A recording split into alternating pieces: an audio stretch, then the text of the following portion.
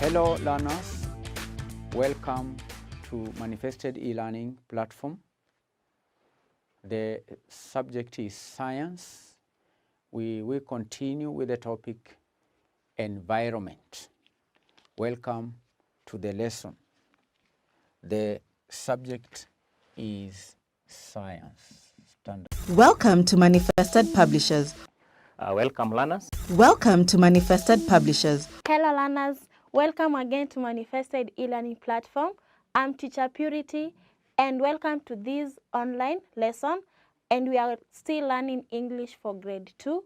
The topic is still language structure, and under language structure we are going to talk about the use of the verb wa. So this is the same thing we discussed in our previous lesson. We still learn the use of the verb wa. So we are still going to learn it again because maybe you have forgotten or there are people who did not understand. So welcome to the lesson and hope you are going to enjoy.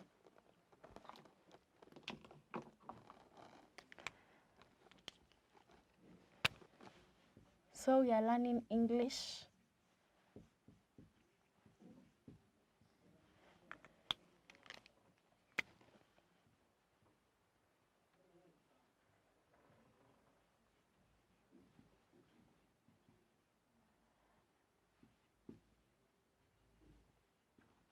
So under language structure, we had started on the use of the verb wa.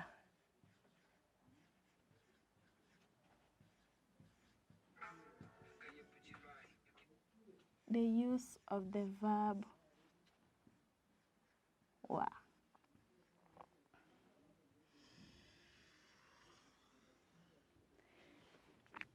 Now, if you can remember, during our previous lesson, we learned the use of the verb wa, and we said that wa is used in the past tense to represent when you are talking about something that is done by another person or other people. So, wa is used to represent something done by another person, who is one, or other people. So we use wa. We use the verb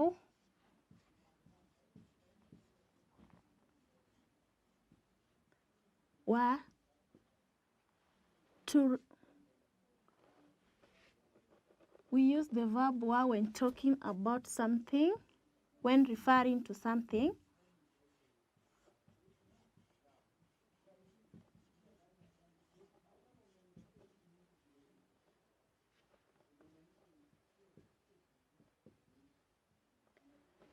When referring to something done by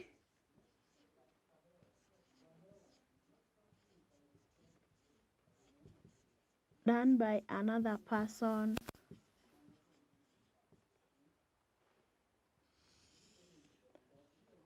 or other people.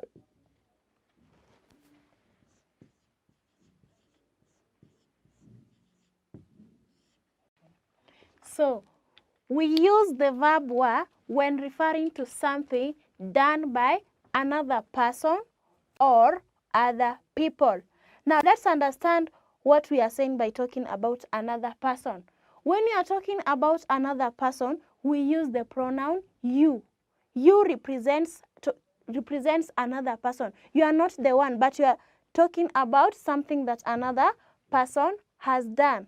Then other people. Now other people can be represented by they. They were going to the school. They represents other people who are more than one. We can still use the verb wa with the pronoun we.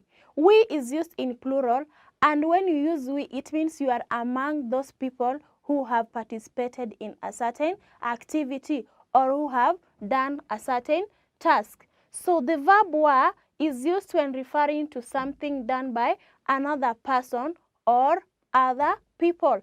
Another person is represented by you. So let's see how we can use the verb wa in examples.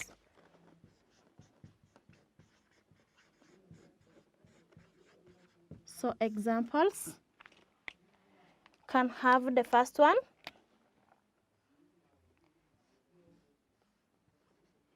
You are sweeping the house.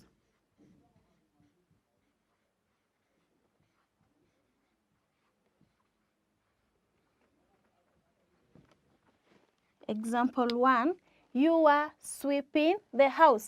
Now you is representing another person. You are talking about another person who was sweeping the house. Another example can have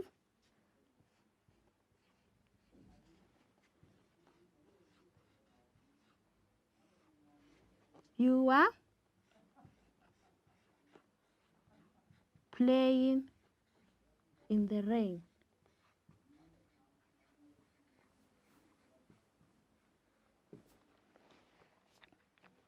You are playing in the rain. So you are talking about another person who was playing in the rain, and it is something that already happened in the past. Now we have said that the verb were is used when referring to something done by another person, which is represented by you or other people. Under other people, I've said you can use they or we. We is when you are among those people. Now let's see how we can use the verb were with the pronoun we. So you can have an example. We were sitting under the shade.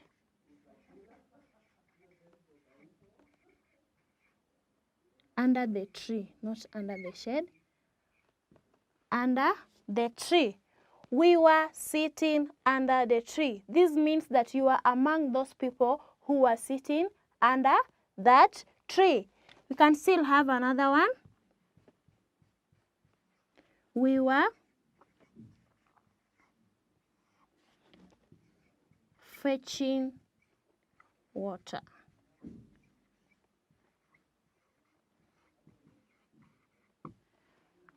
We were fetching water. You are among those people who went to the river to fetch water. And lastly, we have they. They now, you are talking about other people. You are not among those people. So you can have a sentence like, they were singing a song.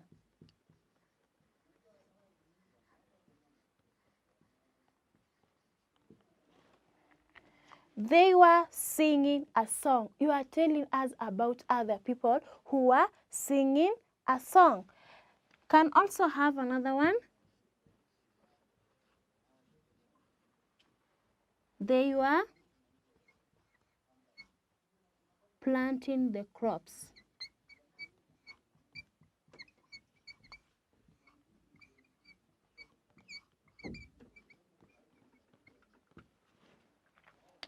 They were planting the crops. You are telling us about other people who are planting the crops. Now, this is what we learned during our previous lesson, the use of the verb were, where it is used when referring to something done by another person or other people.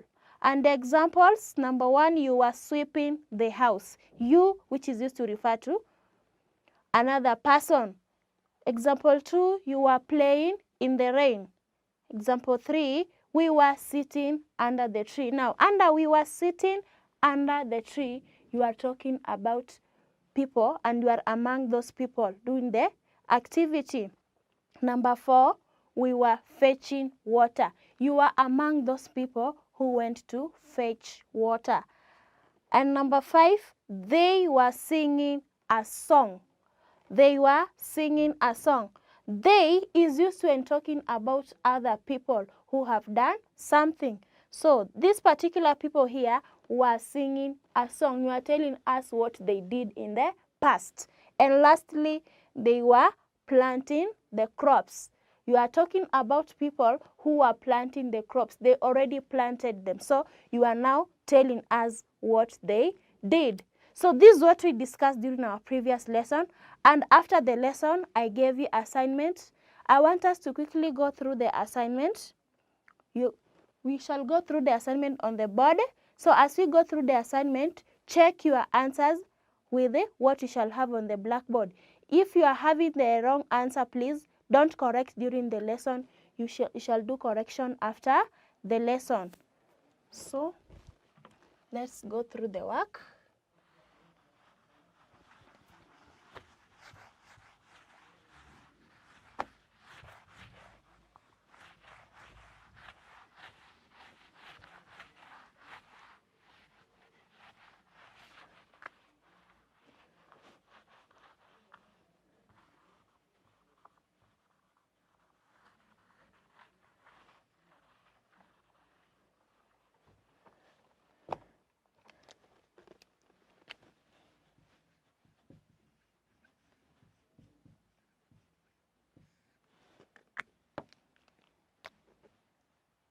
So we are still under language structure.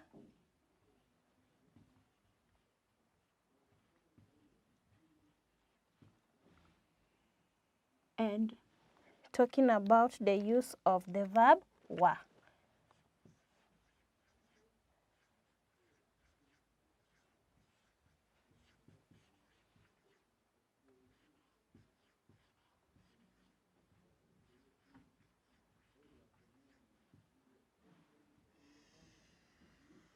The use of the verb wa. So let's go through the work that I gave you. Now, the instruction wa, fill in the gaps using the verb wa.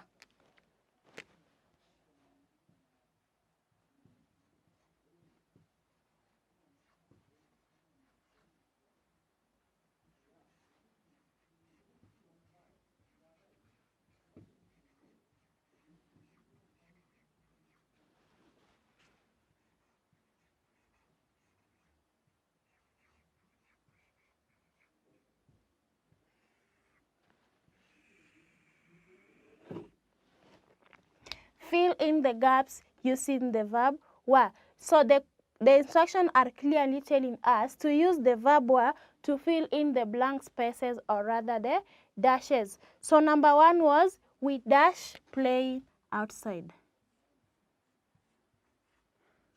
We dash playing outside.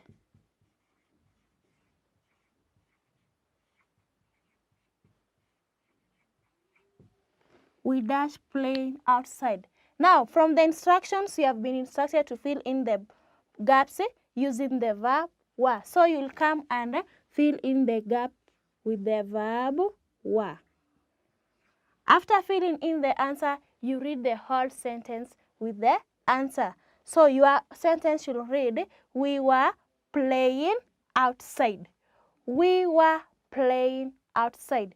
Question 2 was, you dash crying loudly.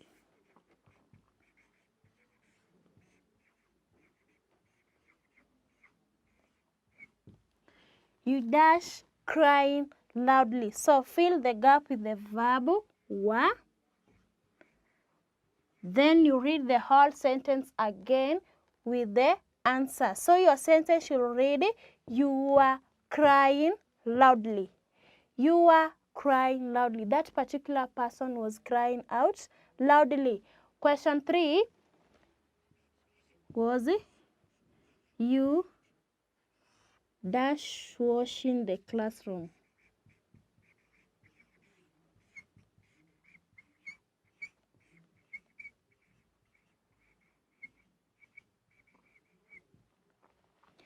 You dash washing the classroom. So fill the blank space with the verb wa and read the whole sentence. So you are washing the classroom. Your sentence should read, you are washing the classroom. Question 4, you dash taking your lunch.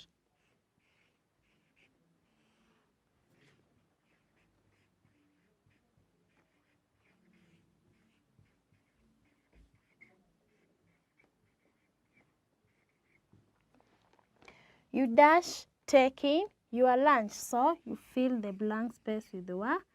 Then you read the whole sentence. You are taking your lunch. And the last one was they dash playing in the rain. Number 5, they dash playing in the rain.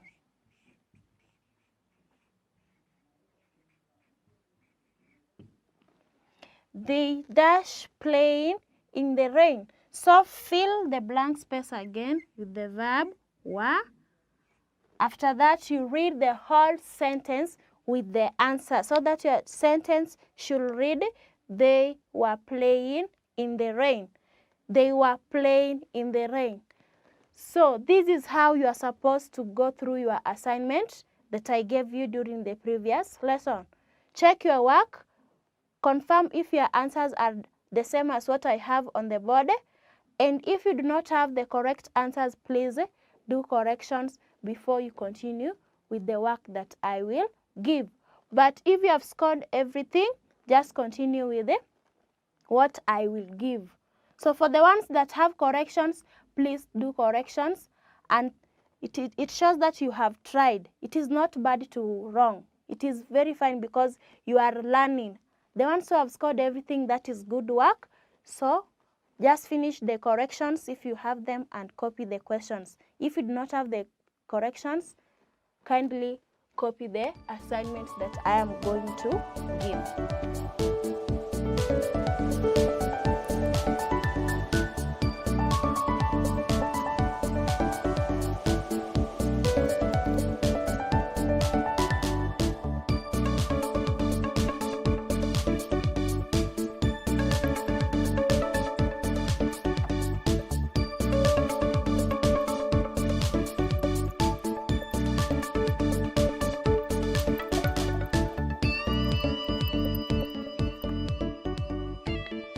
So let's go through the work that I've given you.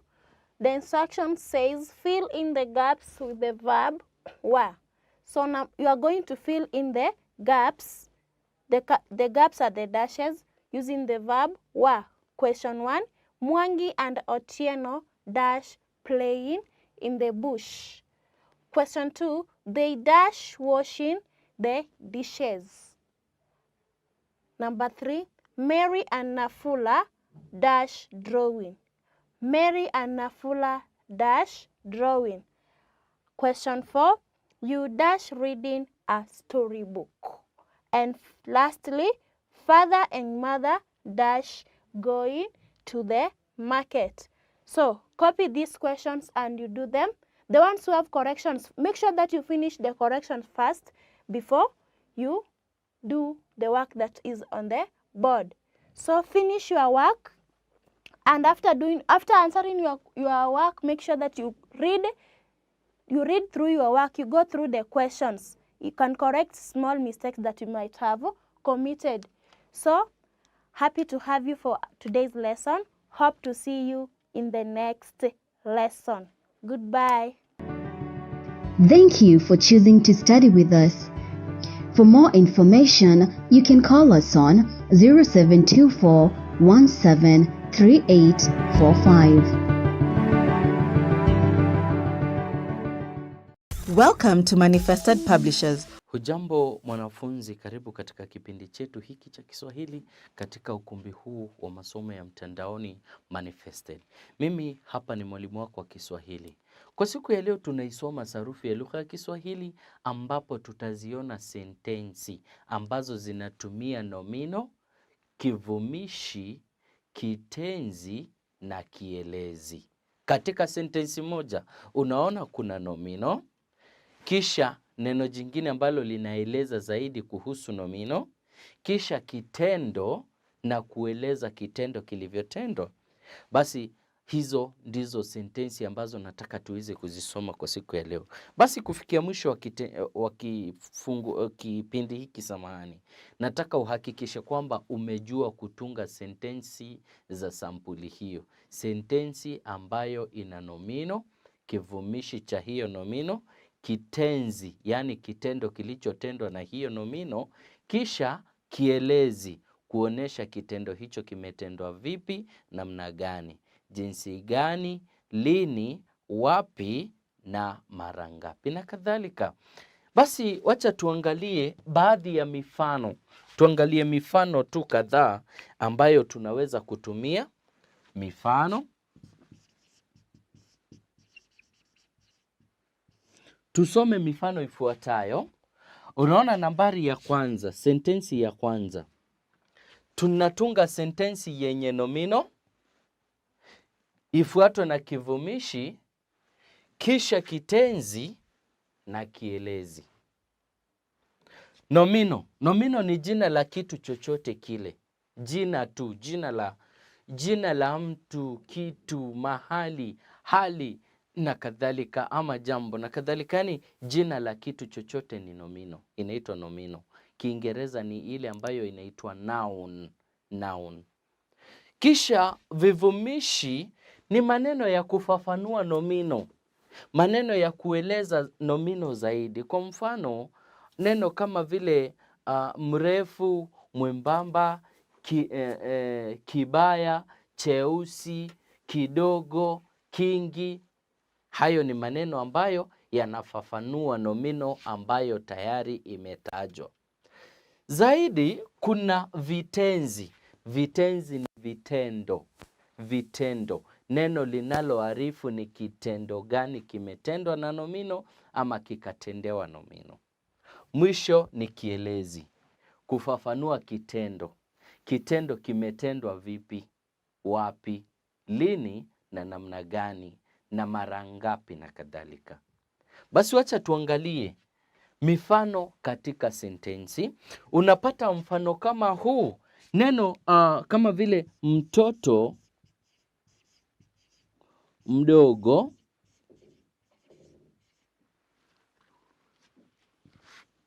analia sana. Hiyo ni sentensi yetu. Angalia, ni sentensi ambayo hii ni nomino. Nomino.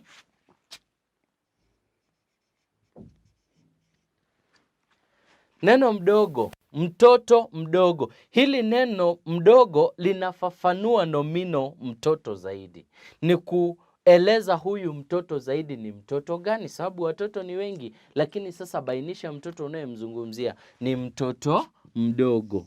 Basi kwa sababu hili neno linafafanua hii nomino zaidi, hapo utasema hiki ni kivumishi.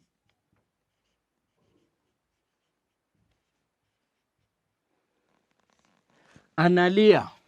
Analia ni kitendo. Basi neno linaloarifu kitendo katika sentensi ndilo ambalo linaitwa kitenzi. Basi hiki ni kitenzi. Kitenzi. Amelia vipi? Namna gani? Kufafanua kitenzi ama kitendo, unapata neno sana ambalo ni kielezi. Neno ambalo lina kielezi. Mtoto mdogo analia sana. Unaona? Aya, sentensi ya pili mfano mwingine. Sentensi ya pili mfano mwingine. Hapa tumekuwa na mtoto mdogo analia sana. Hivyo basi sema hivi. Gari dogo liliwasili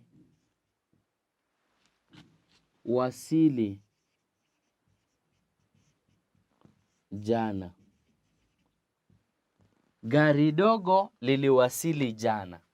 Angalia, gari ni nomino, dogo ni kivumishi, liliwasili ni kitenzi, jana ni kielezi.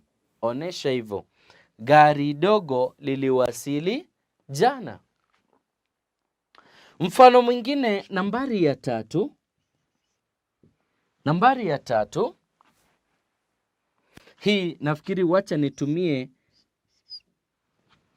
hiyo ishara ya na kuonesha nomino. Nitumie ishara ya va kuonyesha kivumishi.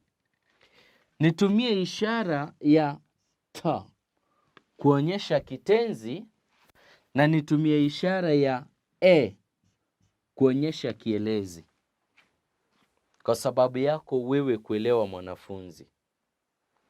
Haya, basi sentensi yetu nambari ya pili ilikuwa na nomino.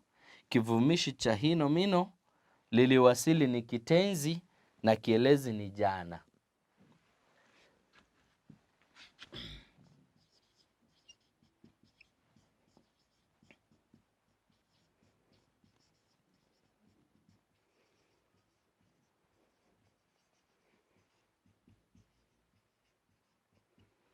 Angalia hiyo sentensi. Baiskeli mpya imeoshwa vizuri. Angalia, baiskeli ni nomino, mpya ni kivumishi, imeoshwa ni kitenzi, vizuri ni kielezi. Hiyo ni nambari ya tatu, samahani. Twende kwenye nambari ya 4. Nambari ya 4. Shamba kubwa. Shamba kubwa litalimwa kesho. Shamba kubwa litalimwa kesho. Angalia hapa, shamba nomino, kubwa ni kivumishi, litalimwa kitenzi, kesho kielezi. Namna hiyo, shamba kubwa litalimwa kesho. Nambari ya 5, mfano mwingine wa sentensi inayotumia nomino, kivumishi, kitenzi na kielezi. Sema mambo kama vile kiatu kidogo hushoneka vizuri. Kiatu kidogo, kiatu kidogo hushoneka vizuri. Kiatu kidogo hushoneka vizuri. Basi onesha nomino. Hii ni nomino yetu hapo. Kidogo kuvumisha hiyo nomino. Hushoneka ni kitenzi. Vizuri ni kielezi. Namna hiyo. Basi mwanafunzi, nafikiri hiyo mifano ni mingi, imetosha kukupatia mifano ama kukupatia ujumbe ambao nataka uweze kuelewa. Utunge sentensi inayotumia nomino, kivumishi, kitenzi na kielezi. Basi yangu ni machache tu, ambapo nitakupa zoezi tu. Zoezi.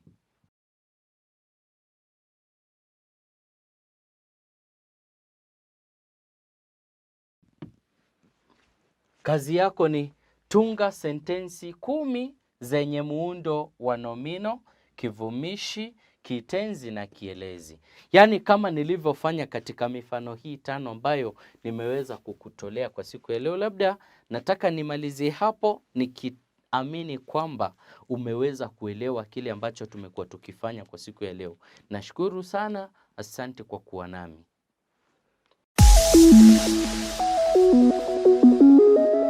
Welcome to Manifested Publishers. Welcome to our today's history and government lesson. Your teacher, Conan Gakure. It's my pleasure to have you in today's lesson. We are going to introduce a new topic, that is the establishment of colonial rule in Kenya. That is the next topic of Form 3 that we are going to be discussing.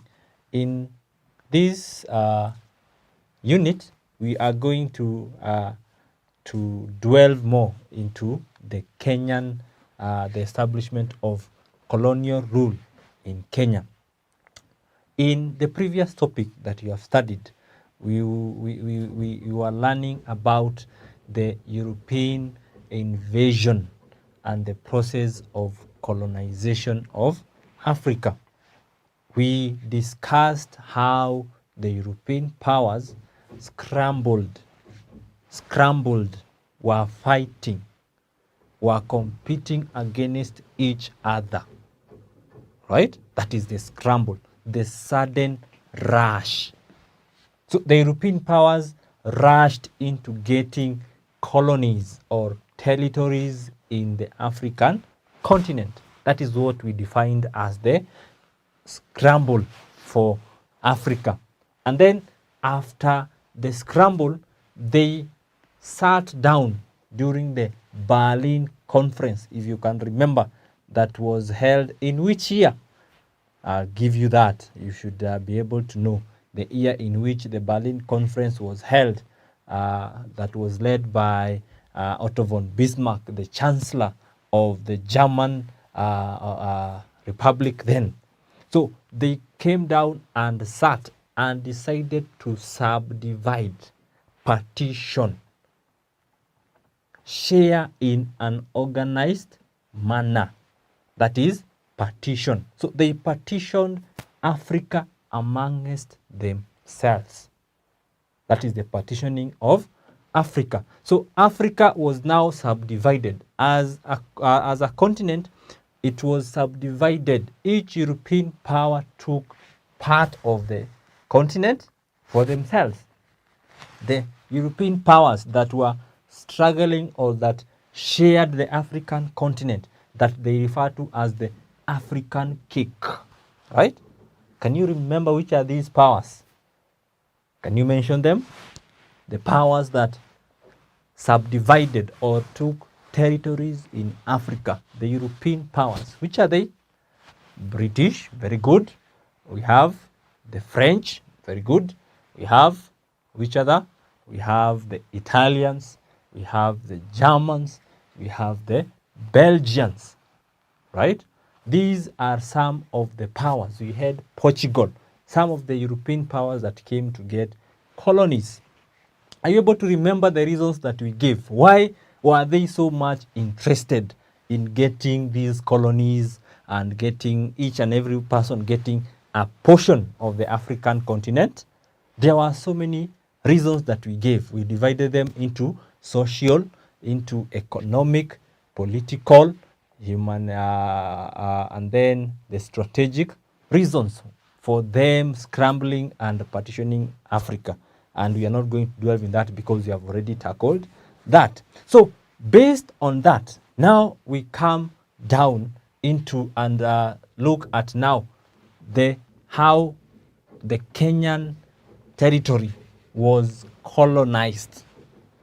And the first thing to mention, it was colonized by the British. The British took control of the Kenyan colony. But before that, I would want to give you a background of how they ended up coming to take position of Africa. So, of Kenya, sorry.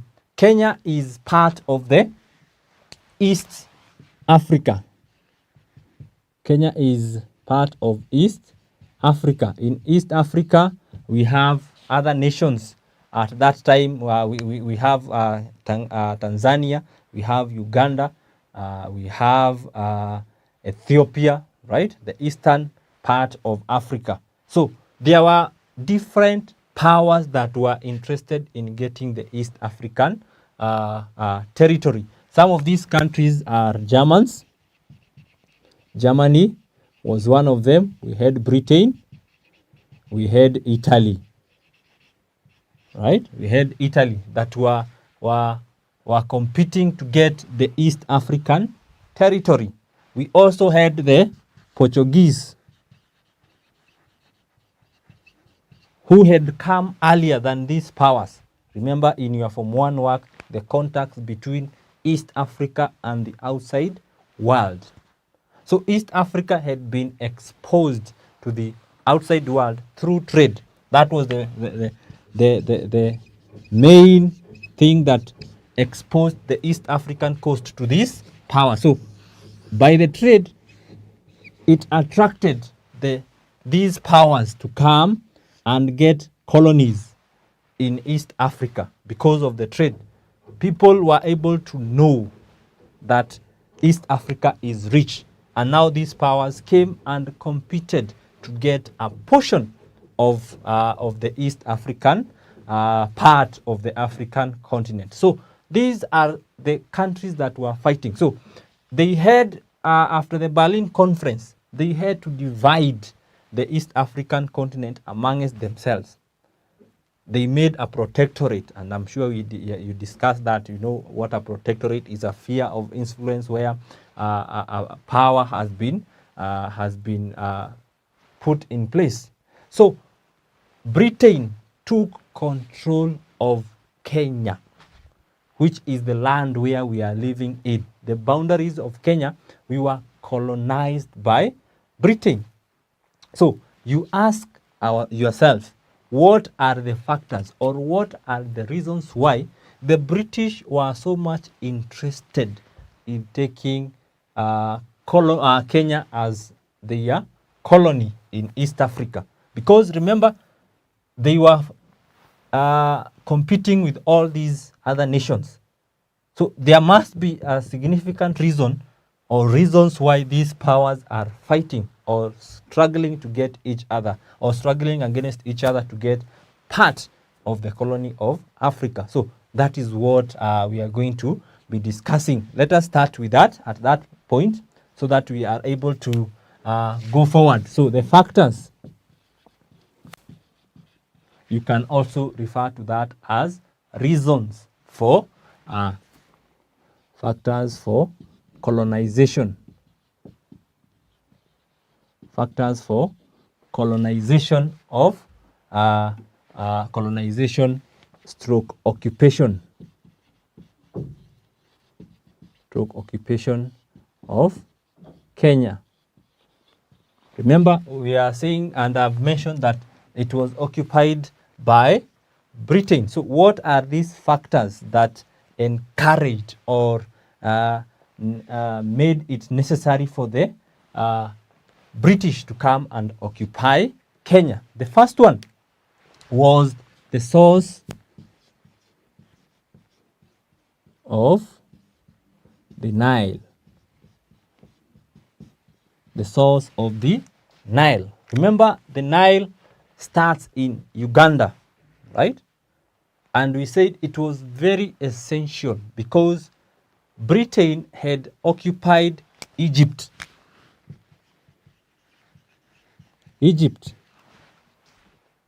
So it was necessary for them to secure where the Nile starts because Egypt is a desert.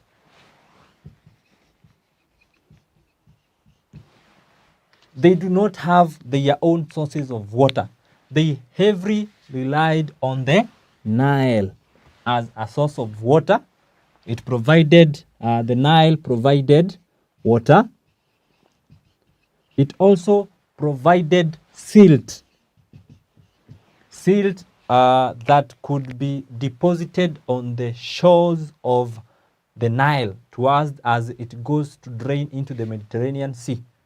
So it carries along the topsoil from the highlands, from the East African highlands, the Ethiopian highlands. So it was very essential for the British to occupy Kenya and Uganda being one, at that time the British protectorate, so that they are able to protect the source of River Nile.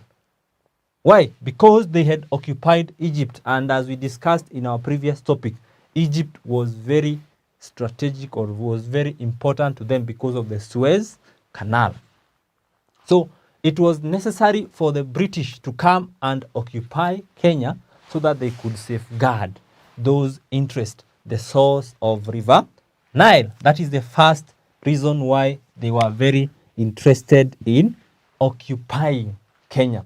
Number two, they had strategic, Kenya had strategic interests, or the strategic position of Kenya on the coast, on the East African coast. So British had interest in India. Right?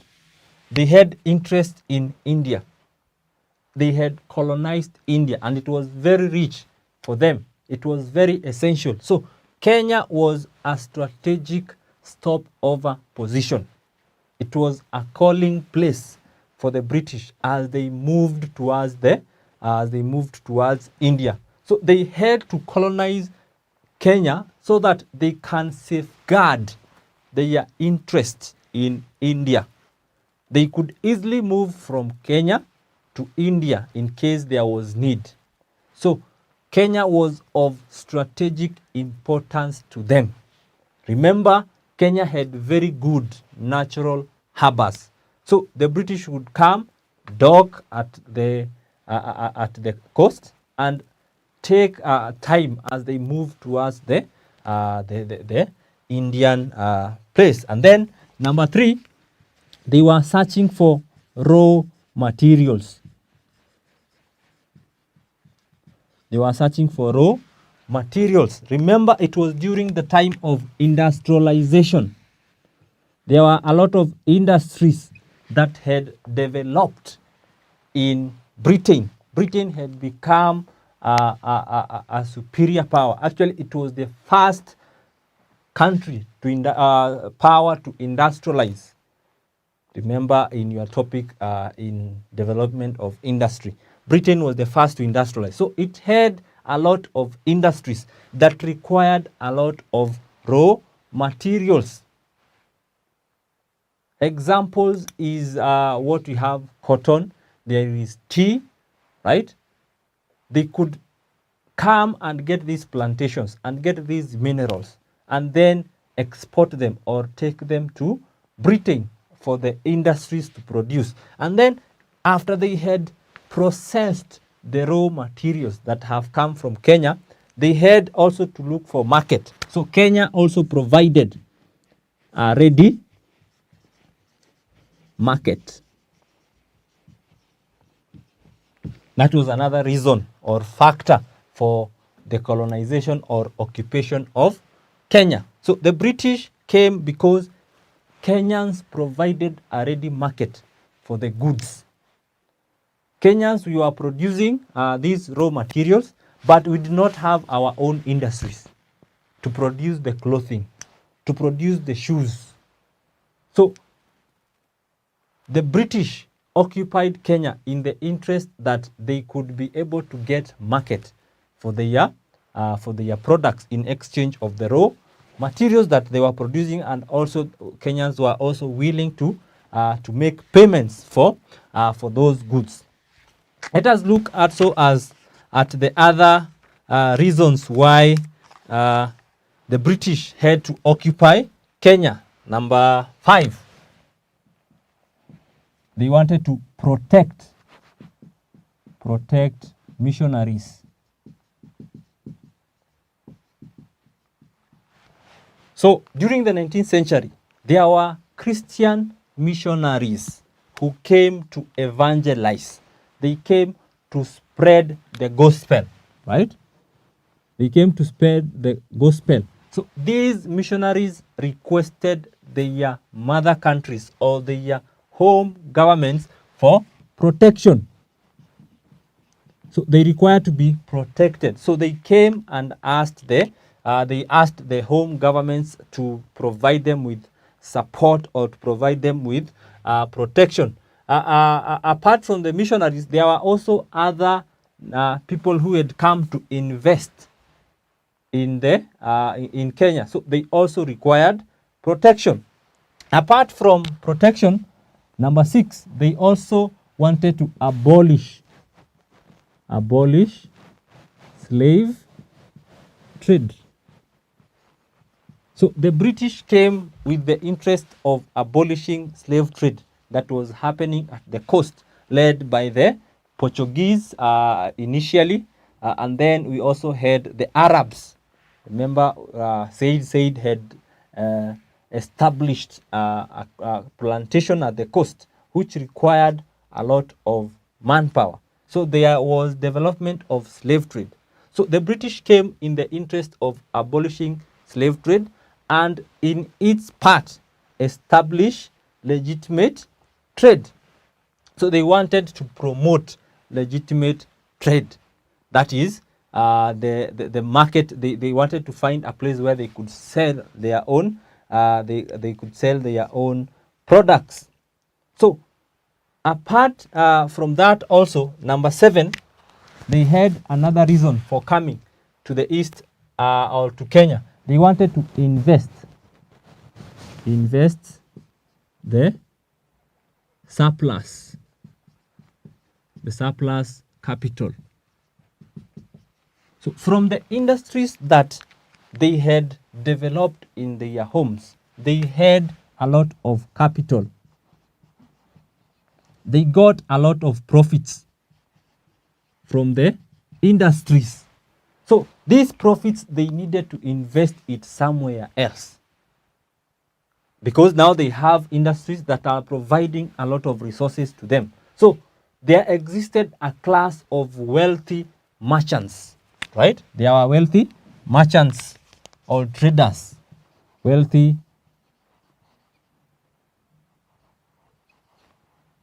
merchants who wanted to advance or get or invest the monies they had gotten in new lands. So they had to come and occupy the Kenyan territory for them to continue enjoying the profits. And then apart from that, there was need or there was prestige. It was prestigious for them to acquire the Kenyan colony. It added to their interest. It added to their self-esteem that they have a new colony. And then the second last reason why they came to the or occupy, or they wanted to colonize the African or the Kenyan territory, was to settle the surplus population.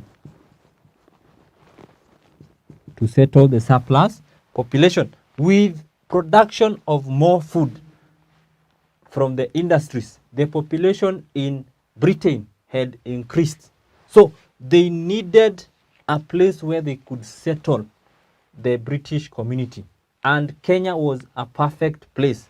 We have a very good climate. That is the first thing, and we have very fertile land. So these Europeans had the opinion that they could come and settle in the Kenyan highlands. That is why they went to the highlands. In the highlands, at the coast, we had very nice beaches where they could relax themselves. They could swim. In Nairobi, we had very fresh water that they could be able to access every now and then. And then lastly, the independence.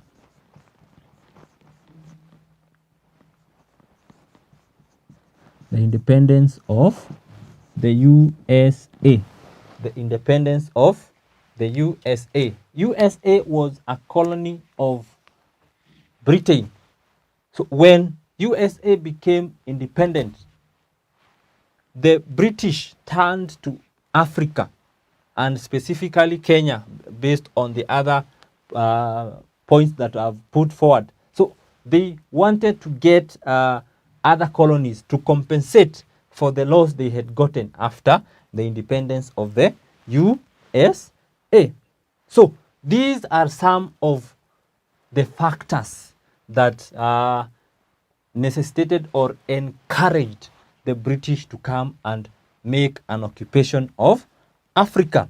So I'm sure you are able to discuss them in detail, and as we have done, and you are able to group them into economic, social, and political reasons. And I'm sure when you are asked to mention political reasons, you are able. For example, when you are told to mention even the economic reasons, you are well able, because you just talk of ready market, you'll talk of raw materials, right? You'll talk of the investment of capital, right? So those are economic. Social, you talk of missionaries and traders. You talk of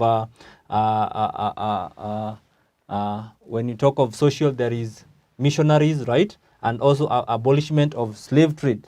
That is humanitarian aspect. Political, you talk of prestige, right? You talk of the independence of the USA, right? You talk of the strategic interests of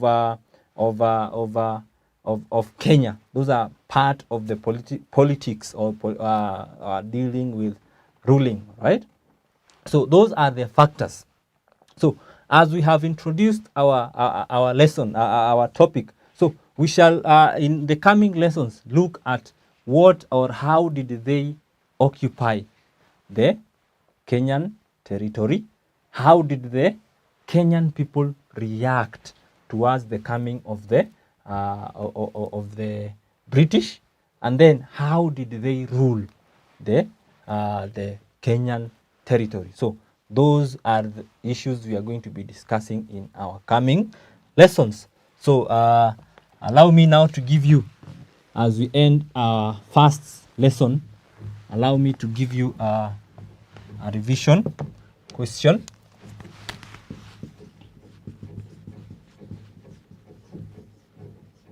A revision question for you. Actually, let me give you two questions, revision questions. Number one, identify the European powers competing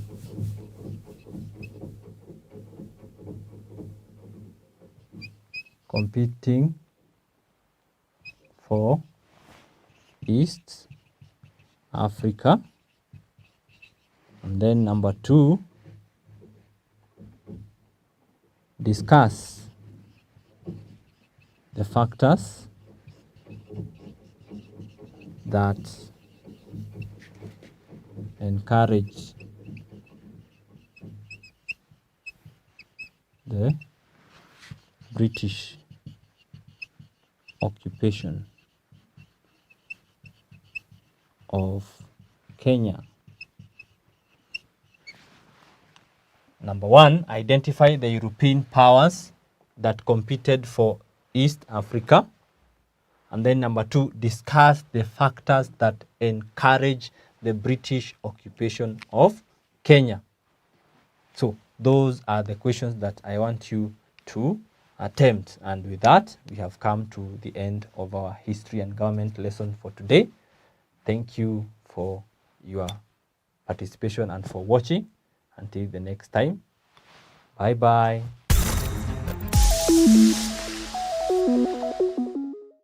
Welcome to Manifested Publishers. Hello, my dear learner. I am so excited to have you again on this platform. I am Teacher Purity and we are still running CRE activities. Remember, you are still tuned into Manifested e-learning platform. So welcome to our today's lesson, and we shall talk about making the right choices every day. Making the right choices every day.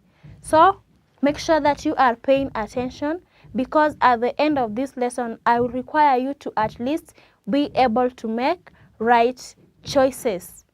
Now, in the previous lesson, we learned about making choices, or rather making choices. So the making choices, we say that a choice is a decision that you make or decide. Something that you decide on is called a choice.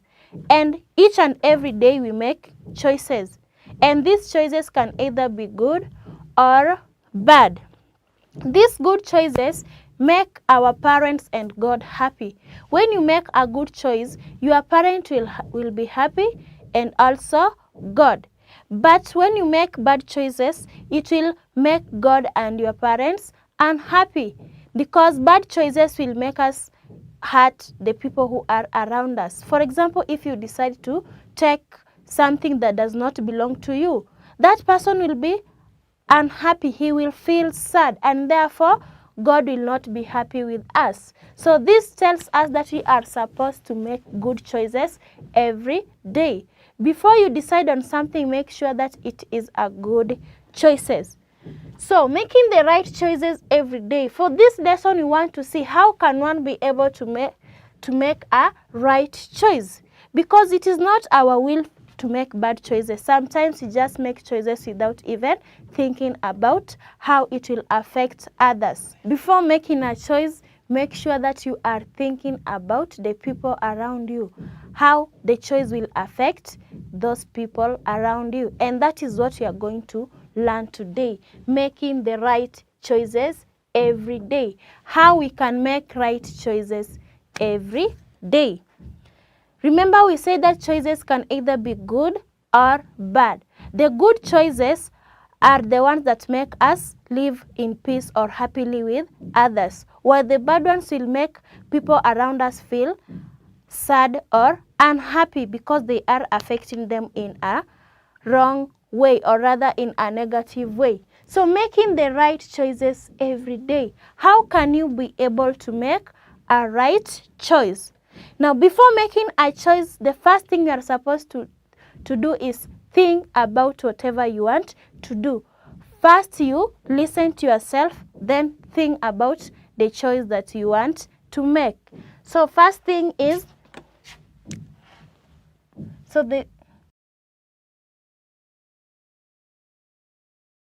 the following are steps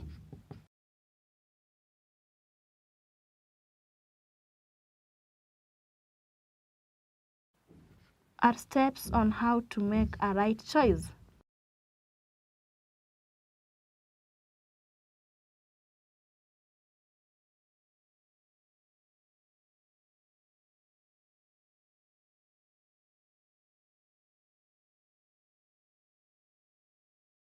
So the first thing you're supposed to do is stop and think about the choice you want to make.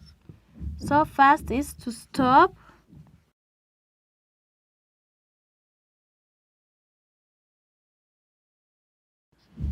and think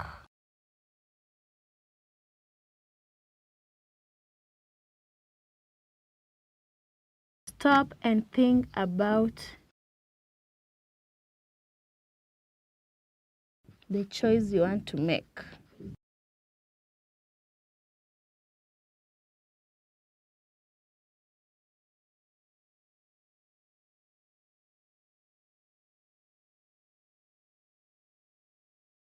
Stop and think about the choice that you want to make. Why are you supposed to stop and think about the choice you want to make? Now, when you stop and think about a choice you want to make, you'll be able to meditate if the choice is a right choice or a bad choice. So it is always good to think before you make a choice. When you have something and you want to share it with others, try to think, if I share this with them, will they be happy? Or if you want to do something, for example, you want to cook or to prepare lunch and you do not know how to use the gas cooker, you will now stop and think, if I use the gas cooker, will I be able to switch it on well, or I will not be able to do that? So you must stop and think first. It gives you a moment of meditation if whatever you are going to do will be right or wrong. Then after stopping and thinking about the choice you want to make, remember we think using our minds. So after stopping and thinking about the choice you want to make, you now ask yourself, how will your choice affect the people around you? So remember that when making a choice, you must make sure that it is not a choice that will hurt those people around you. So the second thing you are supposed to put in mind is the people who are around you. So think of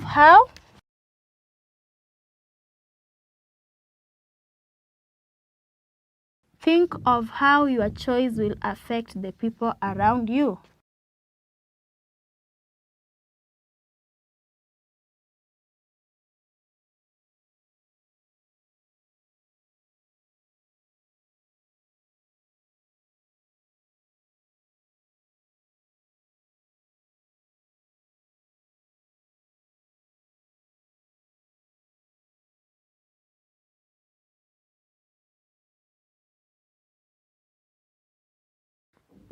So think of how your choice will affect the people around you. Before making a choice, make sure that you are thinking about how the choice will affect the people who are around you.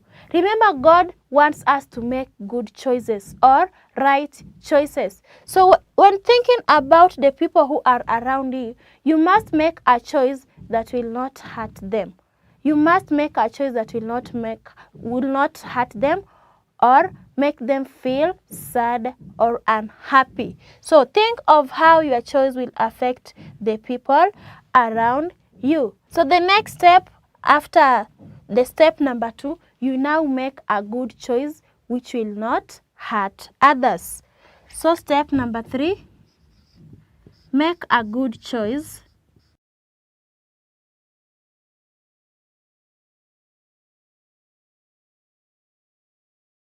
which will not hurt others.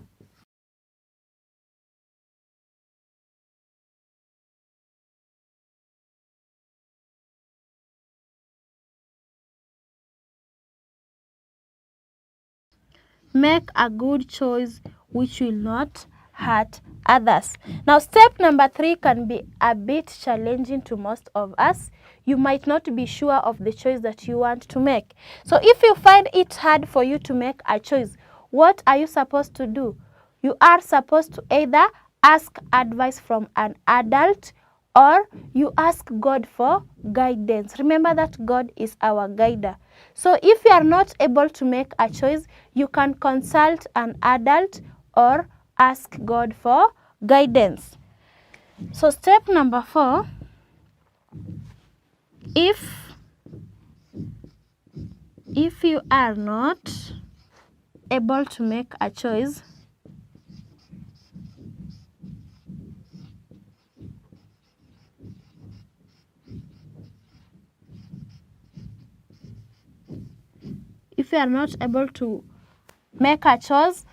ask help from the adults that you trust. Ask help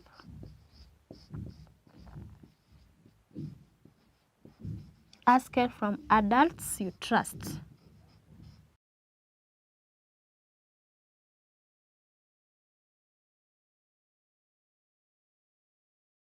If you are not able to make a choice, ask help from adults that you trust. An adult is a person who is older than you.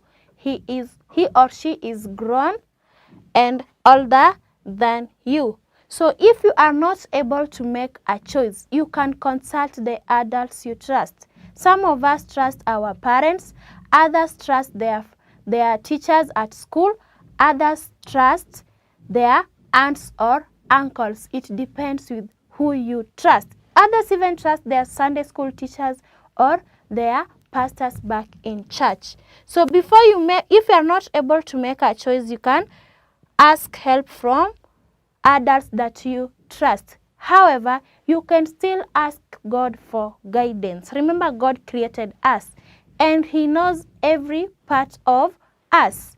That means that He can give us the right way. He can guide us on how to make a good choice or a right choice. So we can also ask God for guidance.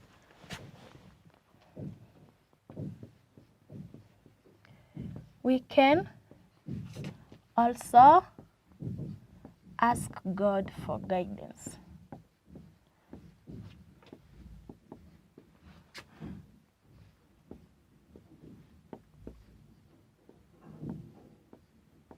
So we can also ask God for guidance. So these are the steps that you follow for you to be able to make a right choice. Remember, the first thing you're supposed to do is to stop and think about the choice you want to make.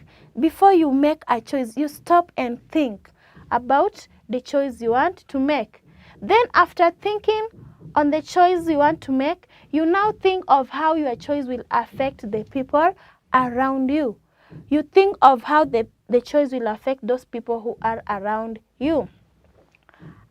Then you make a good choice which will not hurt others. You now make a good choice that will not hurt others. Remember, God is happy when we make good choices. And if you are not able to make a choice, you can ask help from the adults that you trust. Adults are those people who are older than us. Or you can also ask God for guidance. God can guide you on how to make a right choice.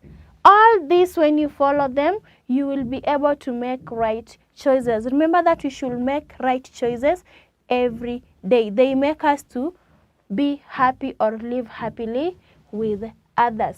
So that's all about making the right choices every day. I'll leave you with some work.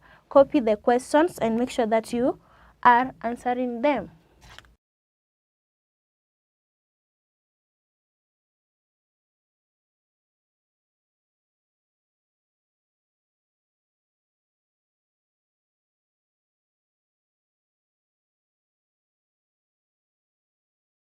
So the assignment, the question says, write down 3 choices you have made in the past week.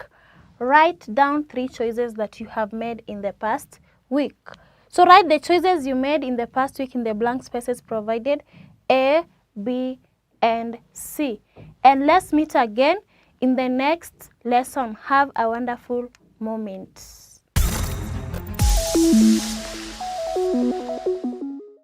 Welcome to Manifested Publishers. Hello learners, my name is Stephen Kariungi. Today we are going to learn biology, and we are going to start with the first topic in Form 1, and this is on Introduction to Biology. So the topic is as indicated there, Introduction to Biology Form 1. Now, we'll start on a very basic foundation in that Form 1s learnt a subject by the name science in primary school. But when you get to secondary school, that science is divided into a number of branches, and one of those branches is biology. So, it is important, first of all, to explain what shall we be learning or what shall we be studying in biology as a new subject. So the question I want us to ask ourselves is, what is biology? That's the question that I want each and every student to ask himself or herself. Biology is a branch of science, and this branch of science deals with the study of living organisms, also known as living things. So we can say that biology is a branch of science that deals with the study of living organisms.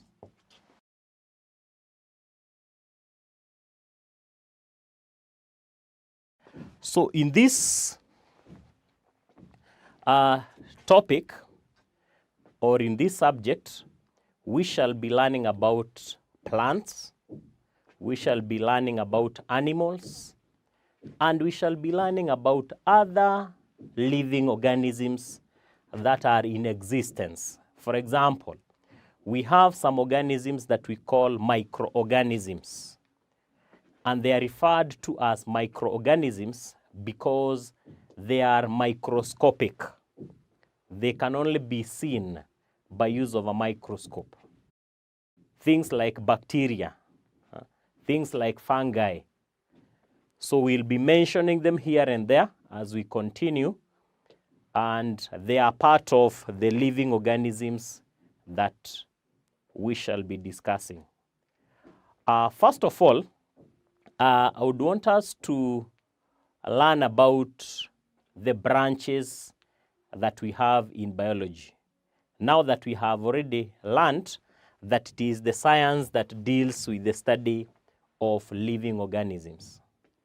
We have two main branches, and these are, one, zoology, which is the study of animals, and botany, which is the study of plants. So we can say branches of biology.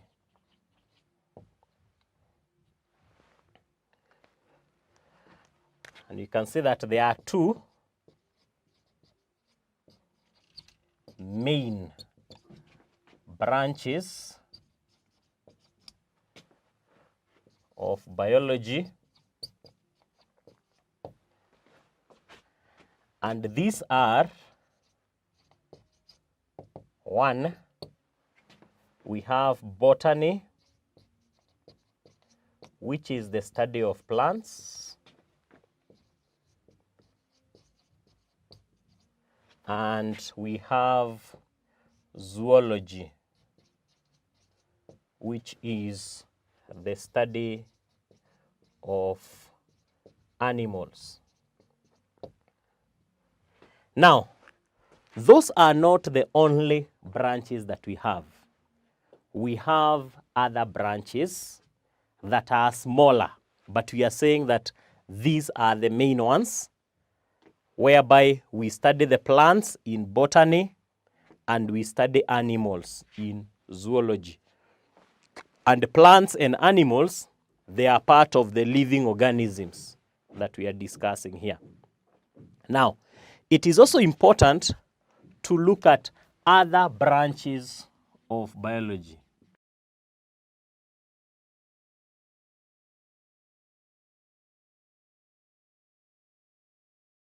The other smaller branches of biology, there are many, very, very many.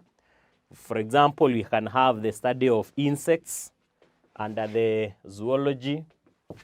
We can have the study of birds, still under the animals. We can have the study of fish. We can have the study of so many things, all of them that are covered by the main branch of science, which is biology. Now, we'll just mention a few. For example, we'll mention a branch of biology called microbiology. And this is the study of microorganisms. The study of microorganisms.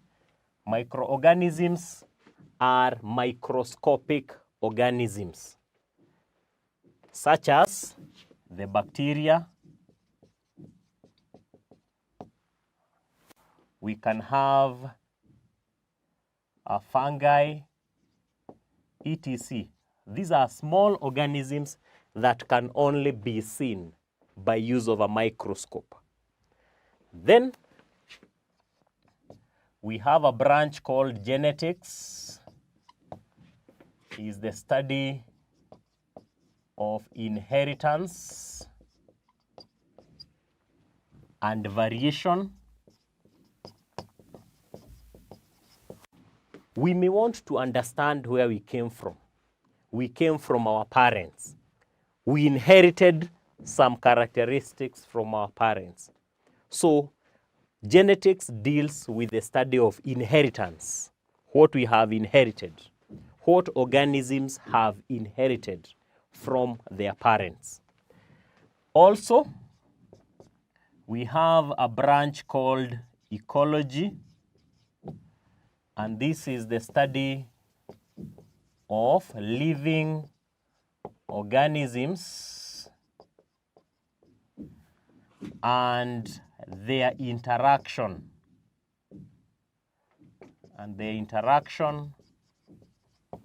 with the environment, with their environment.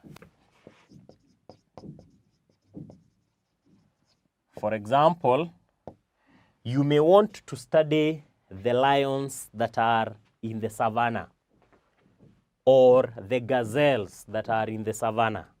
Those are living organisms interacting with the environment that is now in the grassland. So that study is what we call ecology. We have the study of insects. We call it entomology.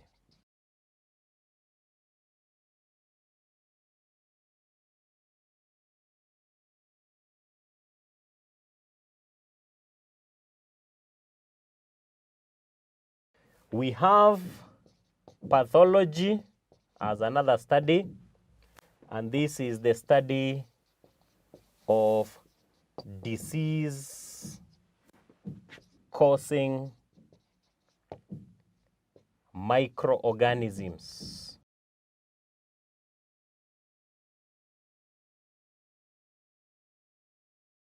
We have the study of birds called ornithology.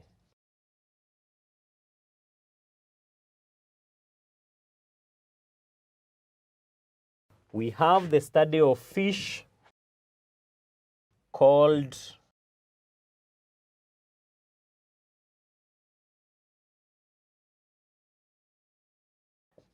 ichthyology.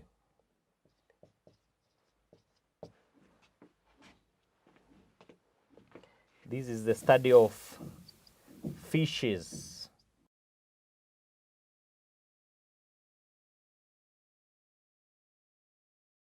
The branches are very, very many. We have cytology, study of cells,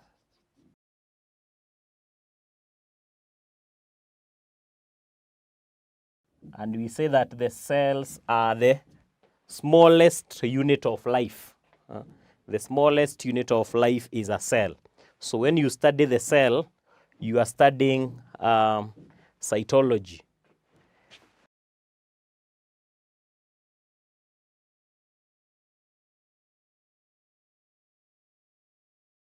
So basically there are so many. We have not even exhausted the list that we have. For example, we even have biotechnology.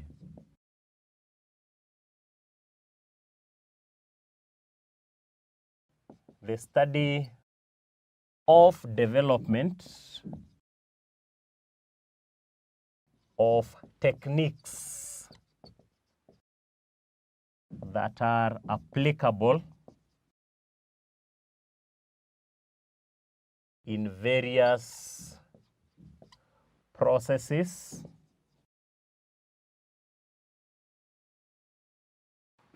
we have biochemistry,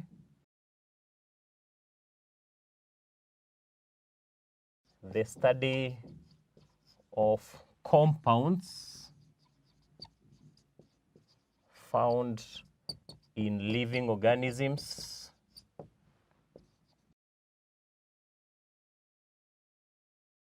study of chemical.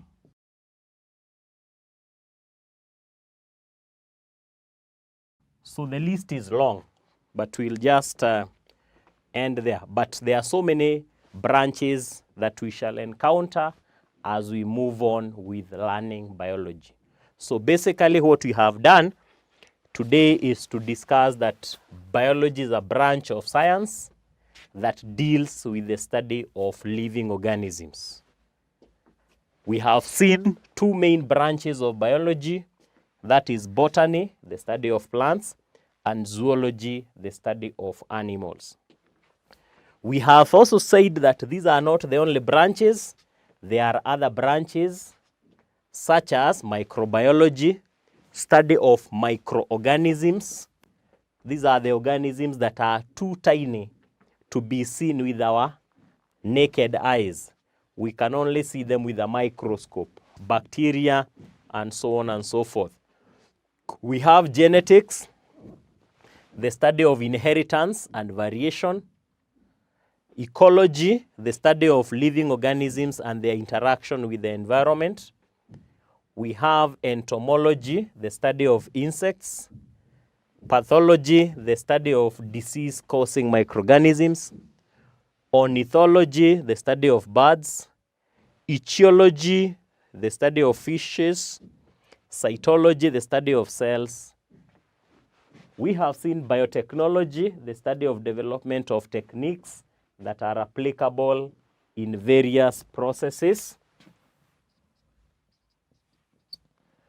And then biochemistry, the study of chemical compounds found in living organisms.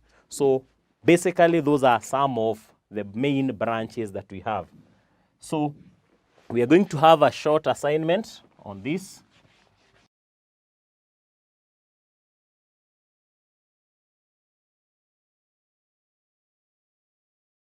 So the first question, what is biology?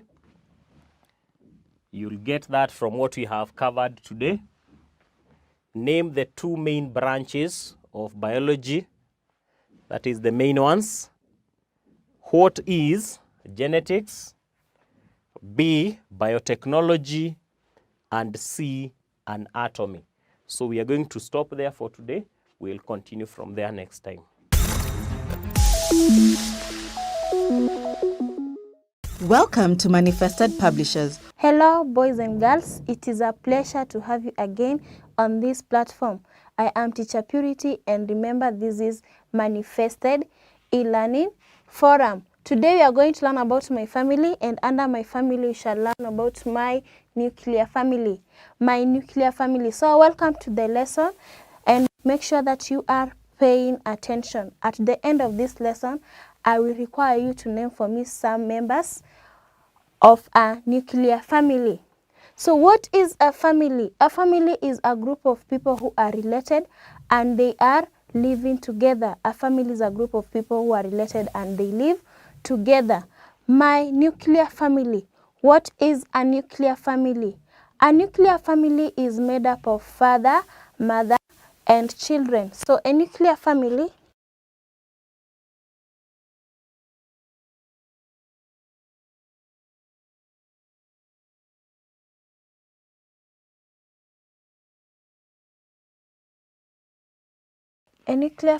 is made up of father.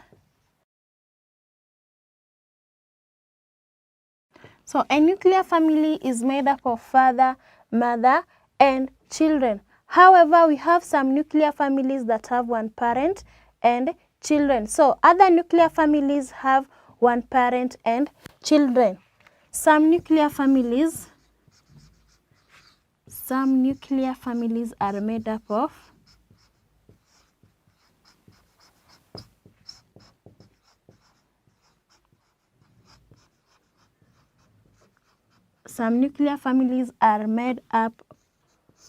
of one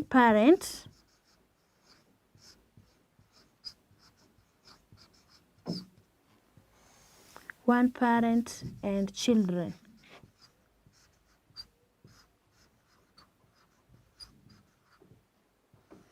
So some nuclear families are made up of one parent and children. One parent meaning it's either a mother or a father.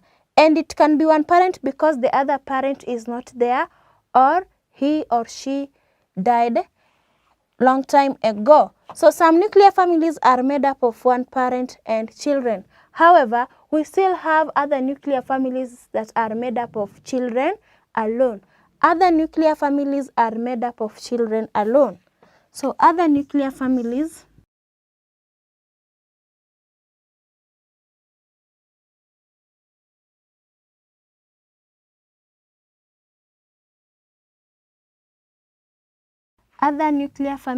are made up of children alone.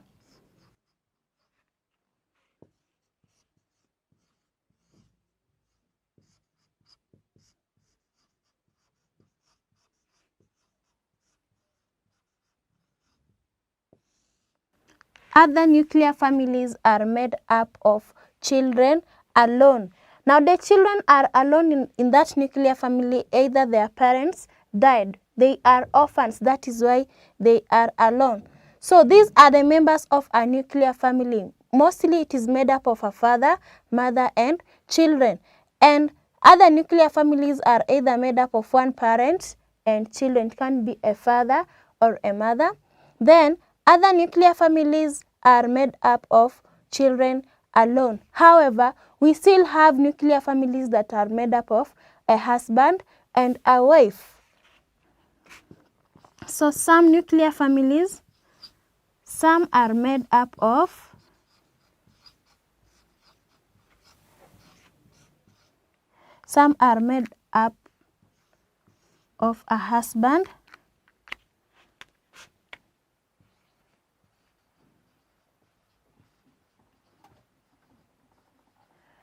a husband and a wife.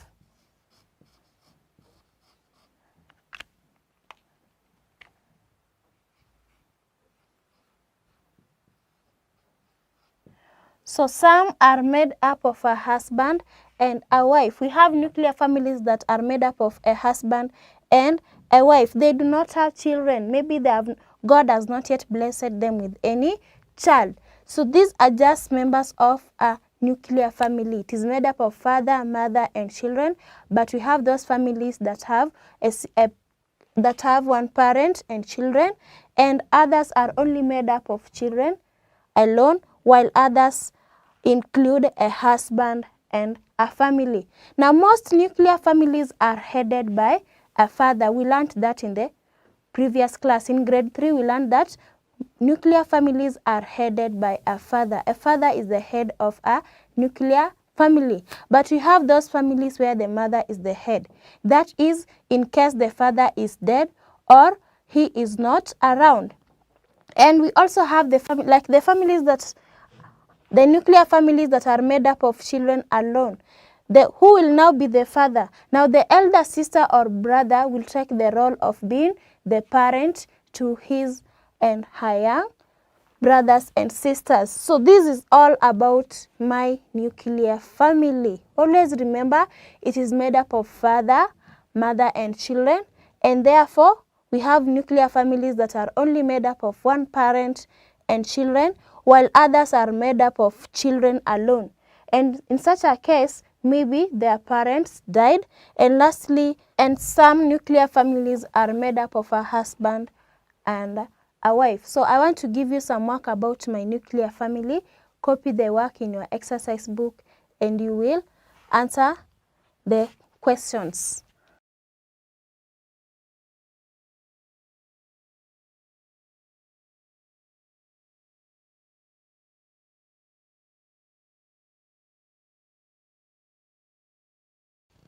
So you have two questions. Question 1, write down the names of members in your nuclear family. Write down the names of members in your nuclear family. So you write the names of members in your nuclear family. Question 2, draw a picture of your nuclear family, then color it. So you are going to draw a picture of your nuclear family, and after drawing, you color the picture. So let's meet again in the next lesson. I have been Teacher Purity.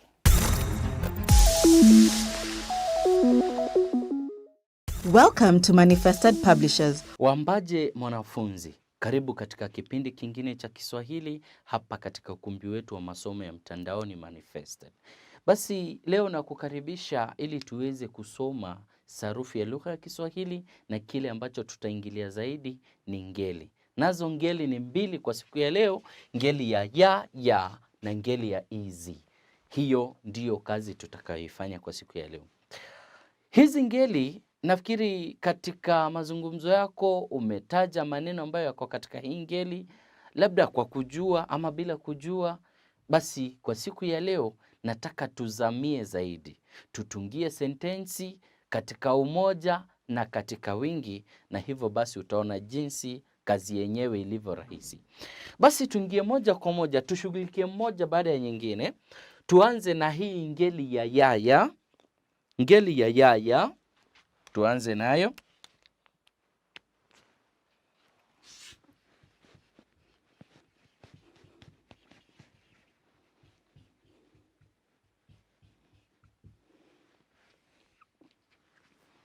Basi maneno katika hii ngeli huchukua kiambishi ya katika umoja na ya katika wingi. Maneno katika hii ngeli huchukua kiambishi ya katika umoja na ya katika wingi kama viambishi ngeli vyake. Hivyo basi nataka tuweze kufikiria baadhi ya maneno ambayo yanapatikana katika hii ngeli, tutunge sentensi katika umoja na katika wingi, tuone jinsi ambavyo hii ya itajitokeza katika umoja na hii ya ijitokeze katika wingi. Fikiria hayo maneno. Nina neno kama vile maziwa. Maziwa. Mfano katika sentensi utasema vipi? Maziwa yamemwagika ama yamemwagwa. Maziwa yamemwagwa. Hiyo ni katika umoja.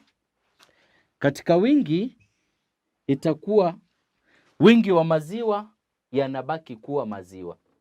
Basi itakuwa maziwa yamemwagwa, na katika wingi iwe hivyo hivyo kwa sababu hakuna wingi. Maziwa yamemwagwa.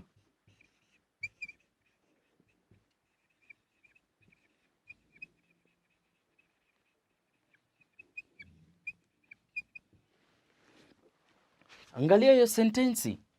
Katika umoja tuna kiambishi ngeli ya. Kiambishi cha ngeli katika umoja ni ya, na katika wingi ni ya. Maziwa yamemwagwa, angalia kiambishi ngeli, na hapa maziwa yamemwagwa. Mbali na maziwa, neno jingine katika hii ngeli ni neno maji. Maji. Maji. Utasema vipi katika umoja hiyo sentensi? Maji yamefanya nini? Maji yamekauka, ama maji yamechafuliwa, ama maji yamechafuka. Maji yamechafuka. Maji yamechafuka, hiyo ni katika umoja, na katika wingi ibaki hivyo hivyo. Katika wingi ni maji yamechafuka.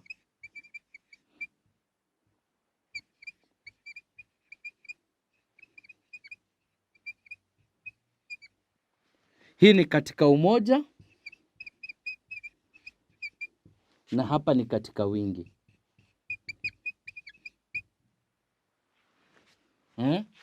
Nafikiri unaelewa kile ambacho kinaendelea. Unaona katika umoja kiambishi ngeli ni ya. Kiambishi ngeli ni ya. Katika wingi vivyo hivyo. Kiambishi ngeli ni hiyo ya. Tunga sentensi nyingine. Tafuta maneno mengine katika hii ngeli. Neno manukato. Manukato. Manukato yalinukia. Yalinukia. Manukato yalinukia. Manukato yalinukia. Na hata katika wingi itabaki vivyo hivyo. Manukato yalinukia. Nataka uelewe zaidi kwamba kiambishi ngeli katika umoja hapa ni ya, na katika wingi ni ya. Kiambishi ngeli katika umoja ni ya, na katika wingi ni ya. Fikiria neno jingine kama vile neno maradhi. Maradhi. Maradhi. Neno maradhi. Maradhi. Neno maradhi. Maradhi yameangamiza watu. Maradhi yameangamiza mtu. Maradhi yameangamiza watu. Basi katika umoja, maradhi yameangamiza mtu.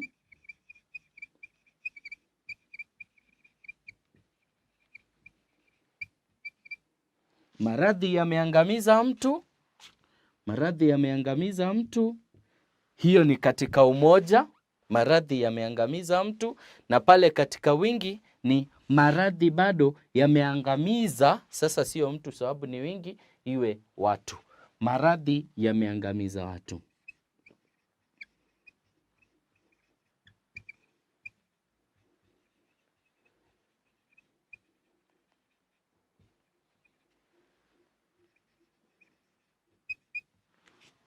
maradhi yameangamiza watu.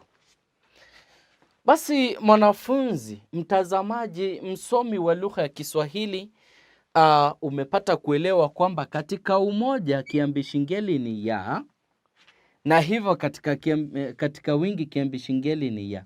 Ndio maana tunasema haya maneno yote yako katika ngeli ya.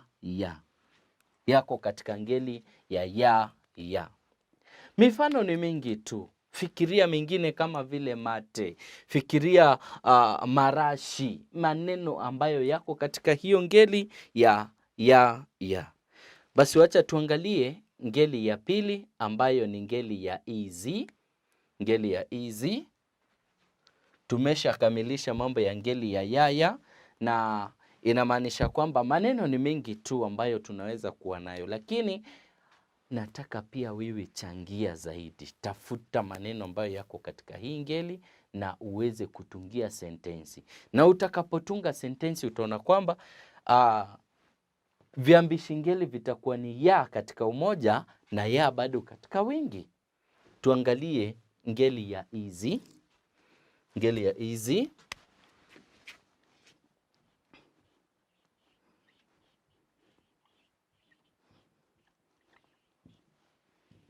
Ngeli ya izi.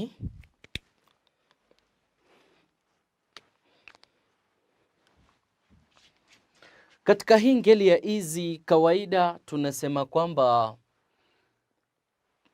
maneno katika hii ngeli viambishi ngeli vyake huwa i katika umoja,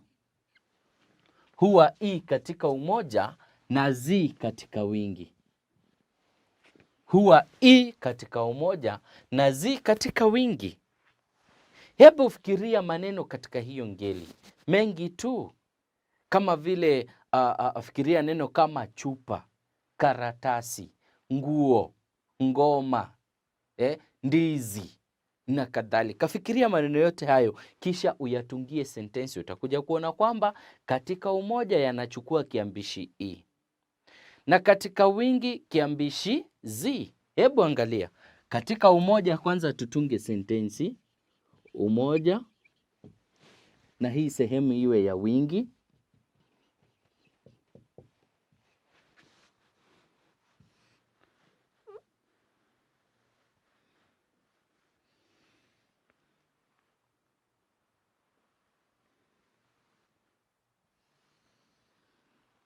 Hebu tuangalie neno kama vile sahani. Neno sahani liko katika hii ngeli ya izi. Hivyo basi tunga sentensi uone jinsi hivyo viambishi ngeli vinavyojidhihirisha. Sahani imenunuliwa.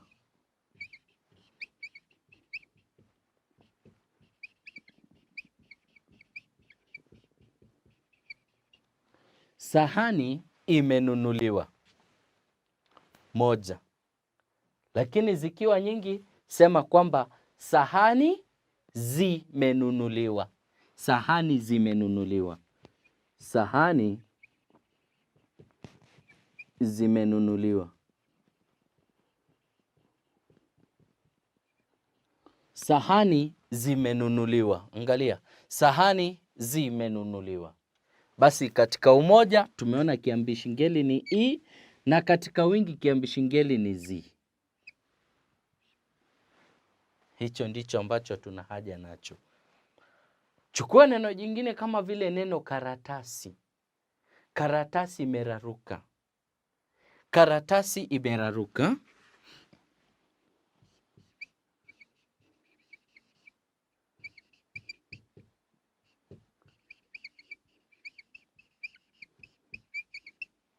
Karatasi imeraruka, na zikiwa nyingi basi sio moja, karatasi imeraruka, lakini zikiwa nyingi ni kwamba karatasi zimeraruka.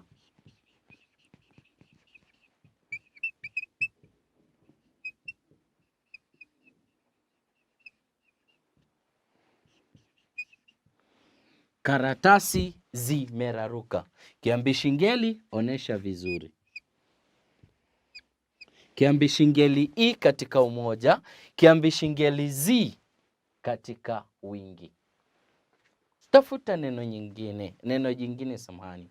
Neno kama vile nguo, nguo imechomwa. Nguo imenunuliwa. Nguo imeraruka na kadhalika. Sema chochote kuhusu nguo. Nguo imechomwa, labda. Nguo imechomwa.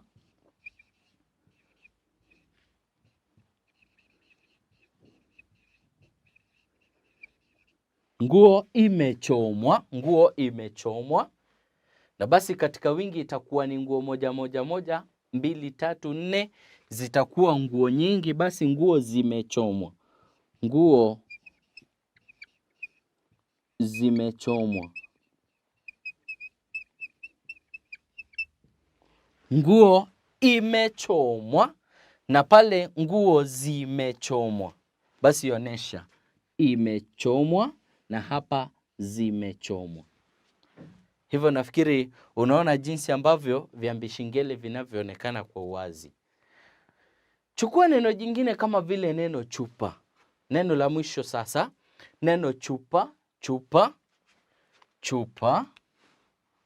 Neno chupa, chupa. Unaweza ukasema nini kuhusu chupa? Chupa moja unasema kwamba labda chupa imejaa. Chupa imejaa, ama chupa ilijaa. Ilijaa. Chupa ilijaa. Zikiwa nyingi basi zilijaa. Chupa zilijaa.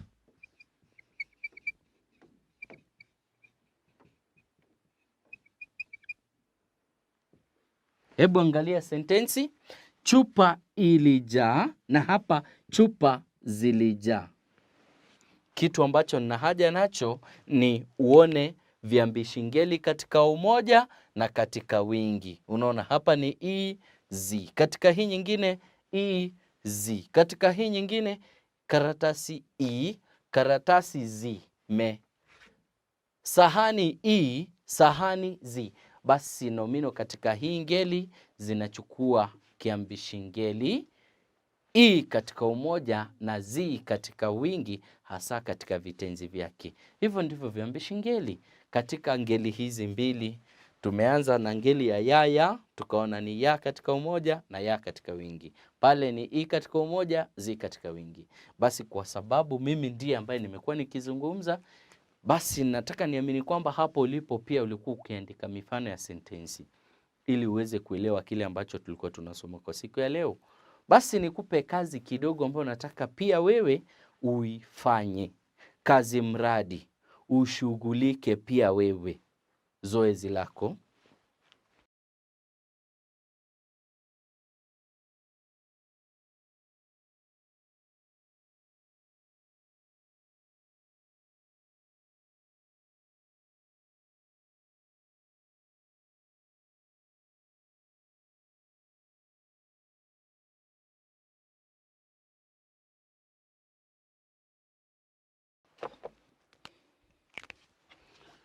Mwanafunzi, kazi yako ndio hiyo, nyepesi zaidi. Andika wingi wa hizi sentensi. Ona, ndizi imeiva ikiwa moja, andika wingi. Dawa imenunuliwa. Zaidi, ndoo ilitoboka. Hapa pengine malipo yalipokelewa.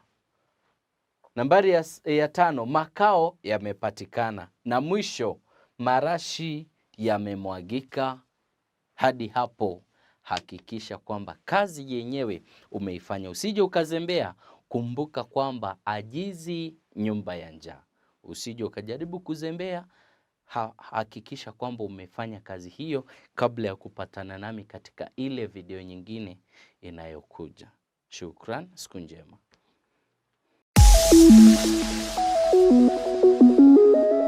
Welcome to Manifested Publishers. Welcome learners, my name is Stephen Kariungi. I am presenting to you a topic in Form 1 Biology, and the topic is cell physiology as indicated here. First of all, I would want us to go through the objectives of this topic. So we look at chapter objectives.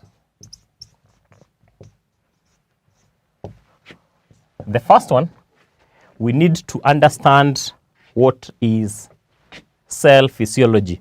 So we need to understand the meaning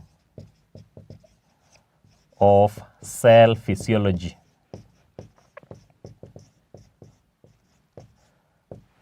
Number two, we should also be in a position to relate the cell physiology and the structure of the cell membrane.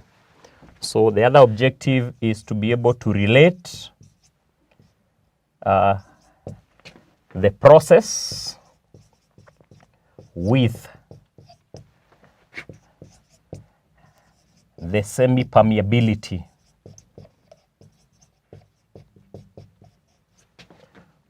of cell membrane.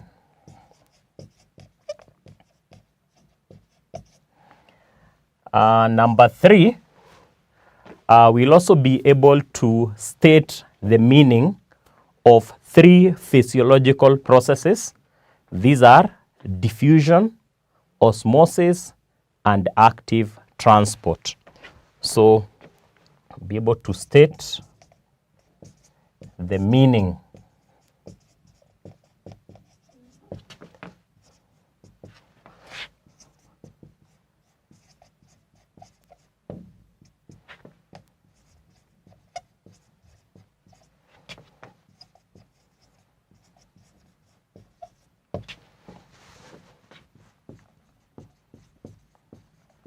So you'll be able to state the meaning of those three terms, the term diffusion, osmosis, and active transport.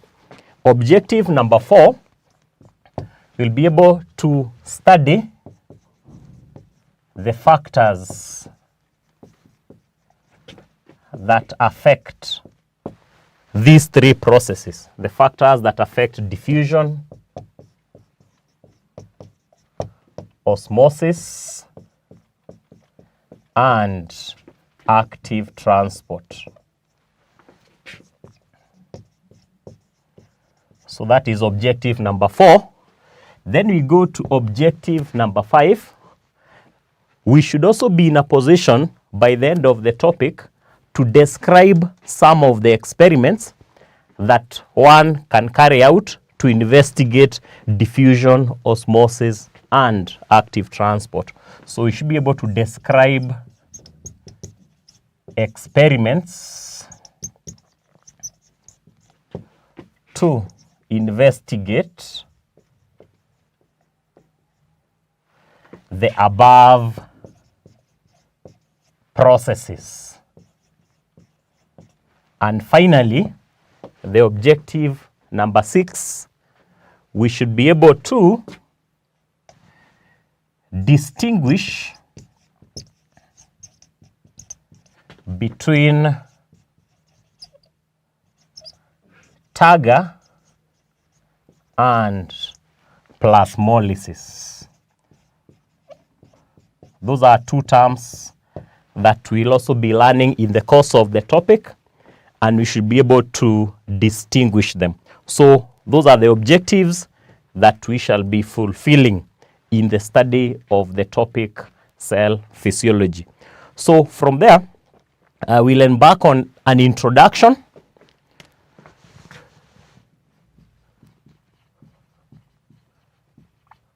And we want to understand what is the meaning of the word cell physiology. As the word suggests, it has something to do with the cell.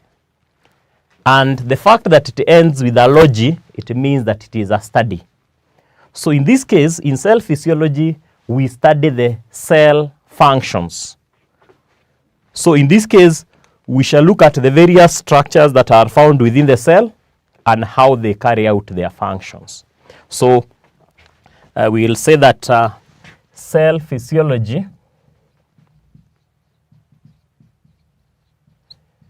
is the study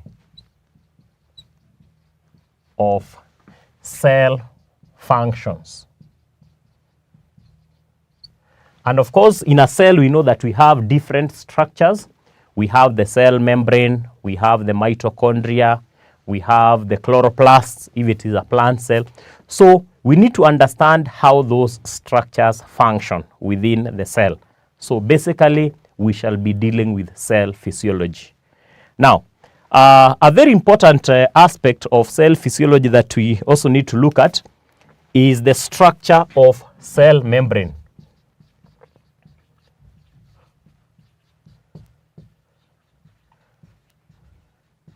We need to look at the structure of the cell membrane, because before something gets into the cell or out of the cell, it has to go through the cell membrane. So the cell membrane is a membrane or a layer that is made up of two things. It's made up of something that is called a phospholipid and a protein layer. So it's made of two layers,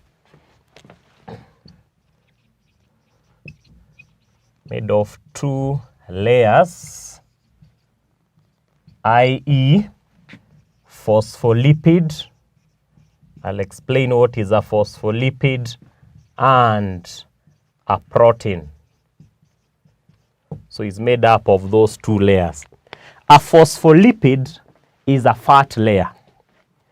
Anything that ends with the word lipid, it means that it's either a fat or an oil layer. Then, of course, the other one is a protein layer. So what we are basically going to do, we are going to have a diagram showing the cell membrane and how it looks like.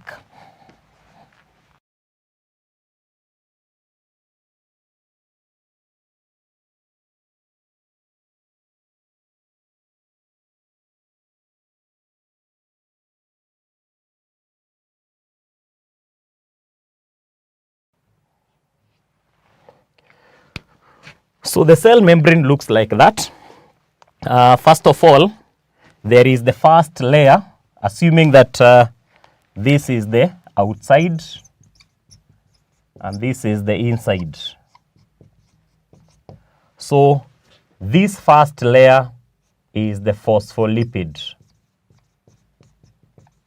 Is the phospholipid layer, and then the one that is marked using a different color, that is red, that is the protein layer. So basically we are saying that a cell membrane is made of a phospholipid layer or a fat layer and a protein layer.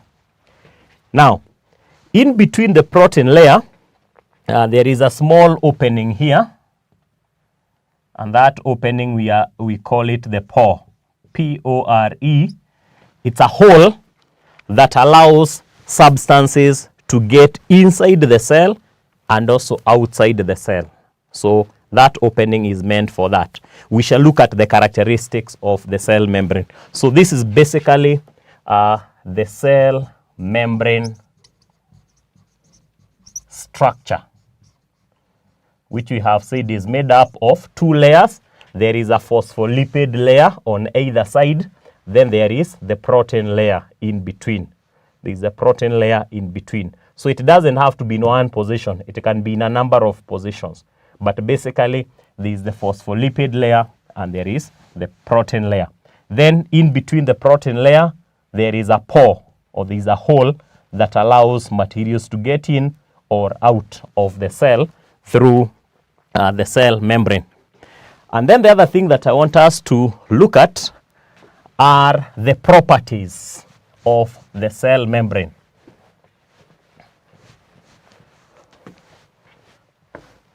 We look at the properties of cell membrane.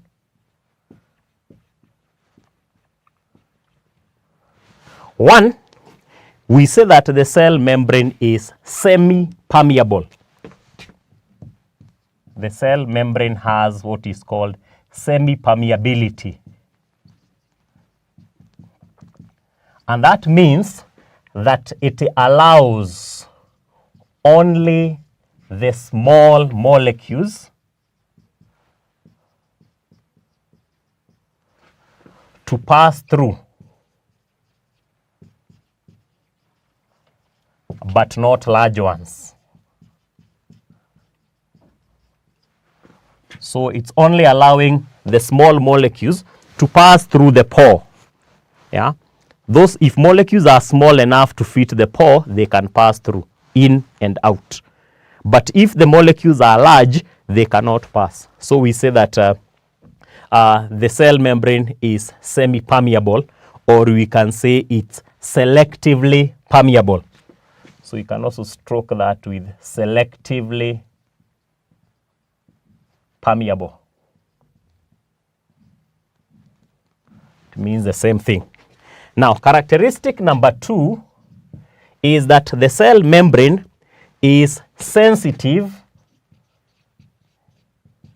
to temperature and pH.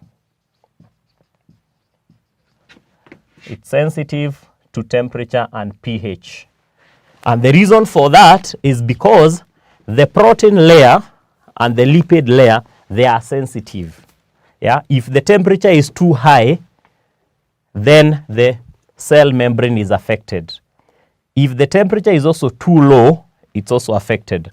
Same case applies to the pH. So pH is the degree of acidity or alkalinity. So it's sensitive to temperature and pH.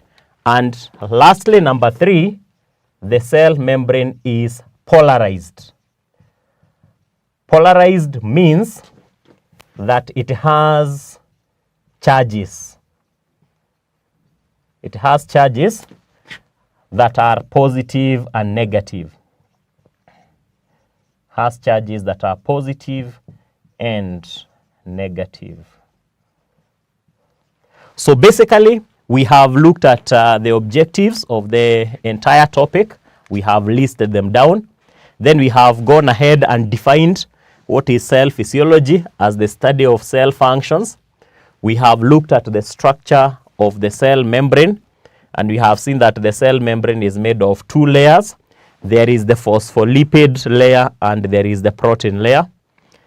And then we have also said that in the protein layer, there is a pore that allows materials to get in and out. Then we have looked at the properties, 3 properties of the cell membrane. One is its semi-permeability or selectively permeable, meaning that it is selective. It selects the small molecules to go through, but not the large ones. It's also sensitive to changes in temperature and also pH. And finally, the cell membrane is polarized. That means that it has both positive and negative charges. So our lesson for today will end there. Then we'll have an assignment based on what we have learned.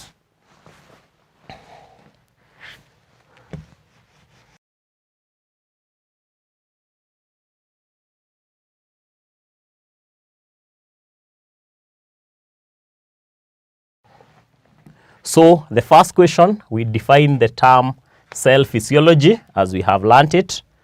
2, we describe the structure of cell membrane, description of that structure. And then number 3, we state 3 properties of cell membrane.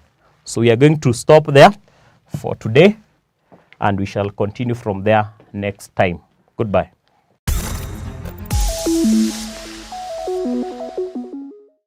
Welcome to Manifested Publishers. Hello learners, my name is Stephen Kariungi.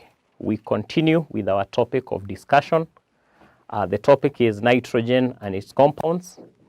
And today we are discussing more chemical properties of ammonia.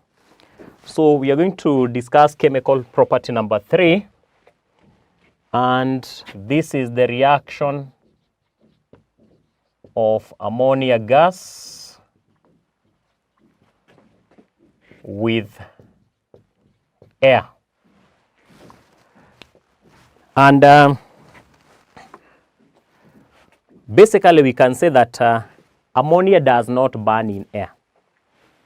Ammonia does not burn in the presence of oxygen in the air.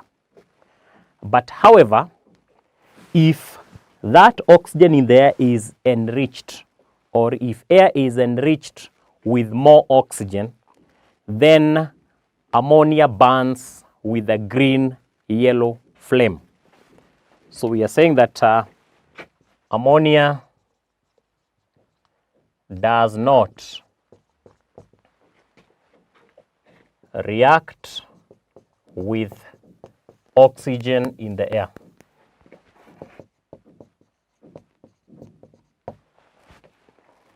However, when air is enriched with oxygen, of course from an external source, when the air is enriched with oxygen,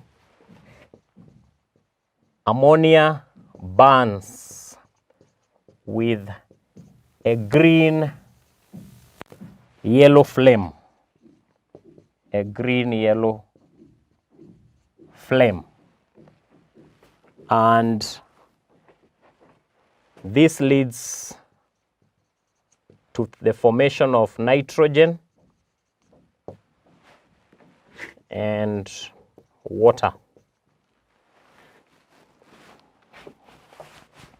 So if the ammonia gas reacts with air that is enriched with oxygen, so we are talking about excess oxygen, then you are saying that it will be oxidized to nitrogen gas and water. So in that case, we can balance the nitrogen. The hydrogen will be 6. So we put 3. These are 2.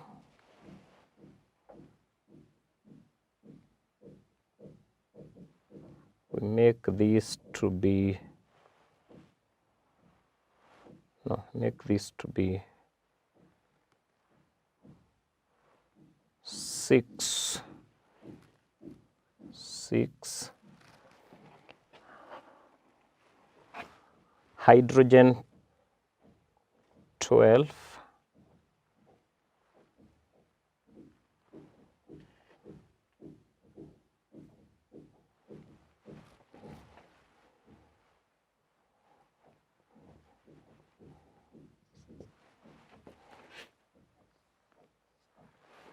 So we can counter check for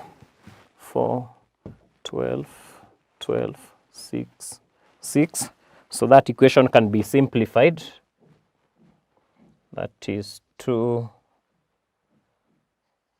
3, 3.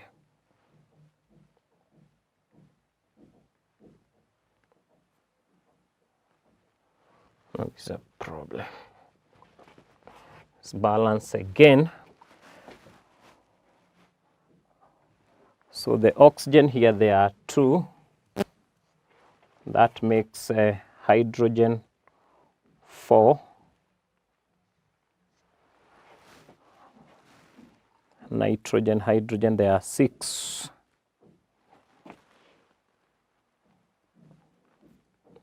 So 3, 6, 6, 2, 2, oxygen 3, 5 times 2, that is 3.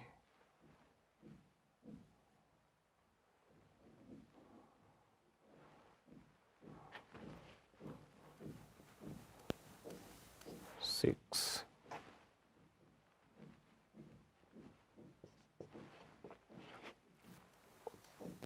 Yeah, so it's supposed to balance like that. So we are saying that ammonia reacts with oxygen or with air that is enriched with oxygen to form nitrogen and water. So that is the reaction with the air. And we can say that in the presence of platinum catalyst, ammonia reacts faster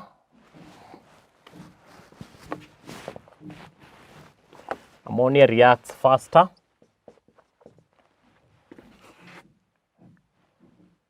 with a highly exothermic reaction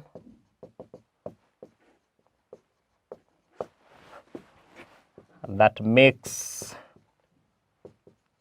the platinum wire to glow. So in this case, platinum acts as a catalyst. So to make the reaction between ammonia and oxygen faster, we use a platinum catalyst. And we are saying that the reaction is highly exothermic. It produces a lot of heat, and that heat makes the platinum wire to glow. And here, nitrogen 2 oxide and water are produced. So here what we are saying is that the same ammonia gas plus oxygen, but now in the presence of platinum, a platinum wire as a catalyst, then ammonia is oxidized to nitrogen 2 oxide plus water. So this shows a further oxidation. So we are saying that the reaction is faster because of the platinum wire catalyst. To balance the equation, nitrogen is okay, oxygen is okay, hydrogen there are 2, and here there are 3. So if you put a 2 here, there are 6, and if you put a 3 here, we balance the hydrogen.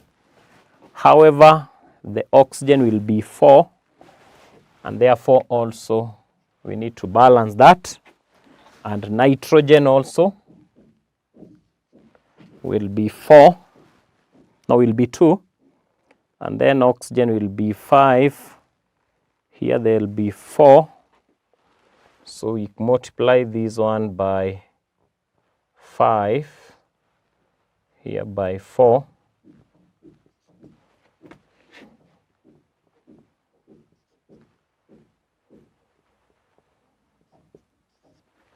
So 4 nitrogen, 12 hydrogen, and 10 oxygen. So that equation is balanced. So that is the reaction of ammonia with air without a catalyst and in the presence of platinum wire catalyst, where the reaction is faster. Number 4, we have the reduction properties of ammonia gas, and we can say that ammonia gas is a reducing agent. Is a reducing agent because it reduces heated copper 2 oxide to copper metal, as can be seen in this equation. So we are saying that ammonia gas passed overheated copper 2 oxide, and you'll find that copper 2 oxide will be reduced to copper metal, plus the hydrogen will be oxidized to water, plus nitrogen gas.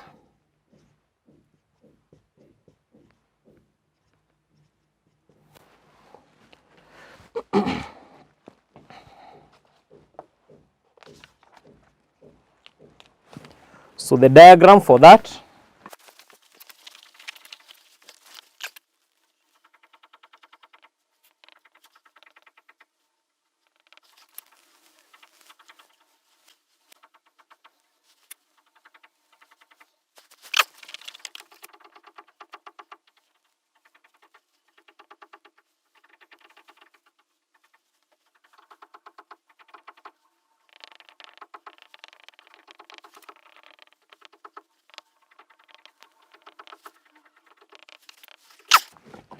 So the diagram here shows ammonia gas pass through heated copper 2 oxide, and what happens is that ammonia reduces copper 2 oxide to copper metal. There is formation of water, so there is a colorless liquid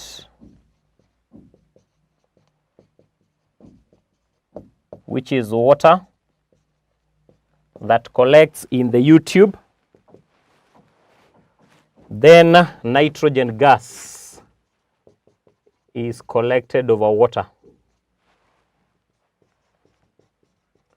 as shown in the diagram. So this is the reduction property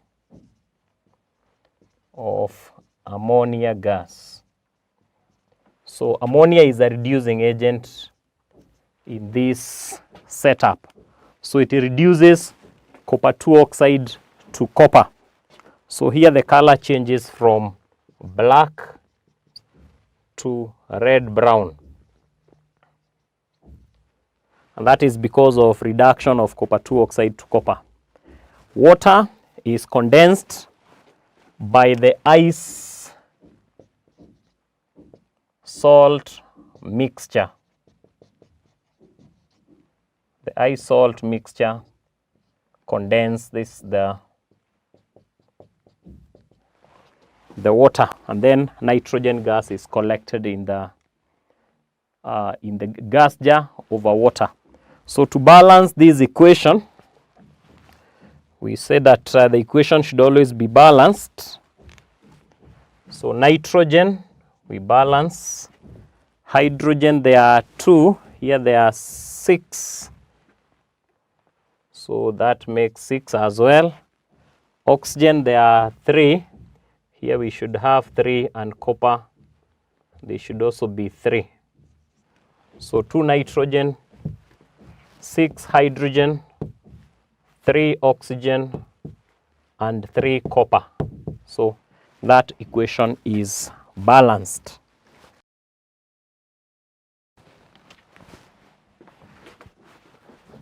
Our assignment,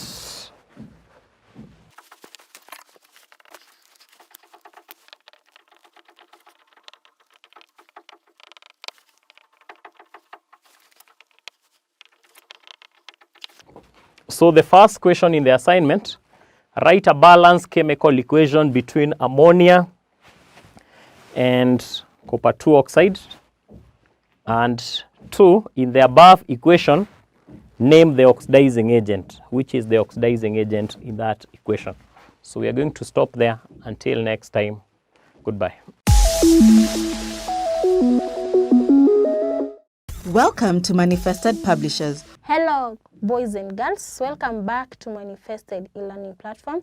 I'm Teacher Purity, and we are still learning about sound dr. If you can remember, in our last lesson, we already talked about this sound dr, and we said sound dr is mostly found at the beginning of words. So for this lesson, we are going to go through the work I gave you. Then later, I will add you more words on sound dr. So the work I gave you, the instructions were guiding us to copy the words in our exercise book, then read them. So copy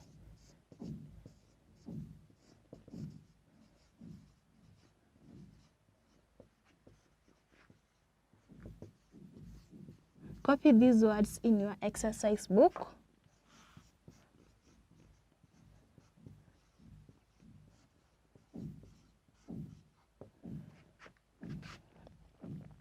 Then practice reading them.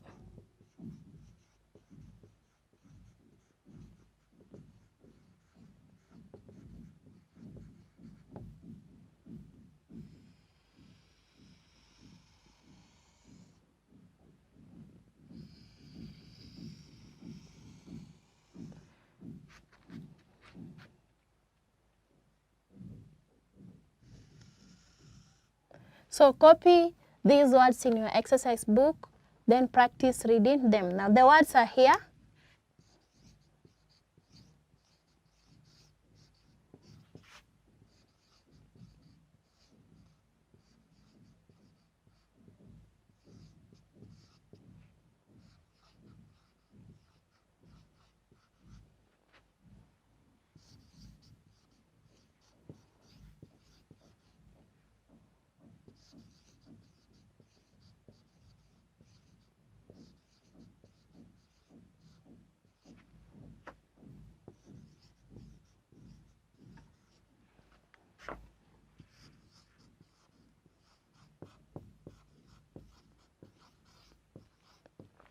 So these are the words that you are supposed to practice reading. I will guide you through the words, then make sure that if there is any word you aren't able to read, you are keenly listening for you to get the correct pronunciation of the word. So let's start with the first word. The first word is drought. Drought. Then the second one, dry. Dry. Then drift. Drift. Drawn. Drawn. Drawer. Drawer.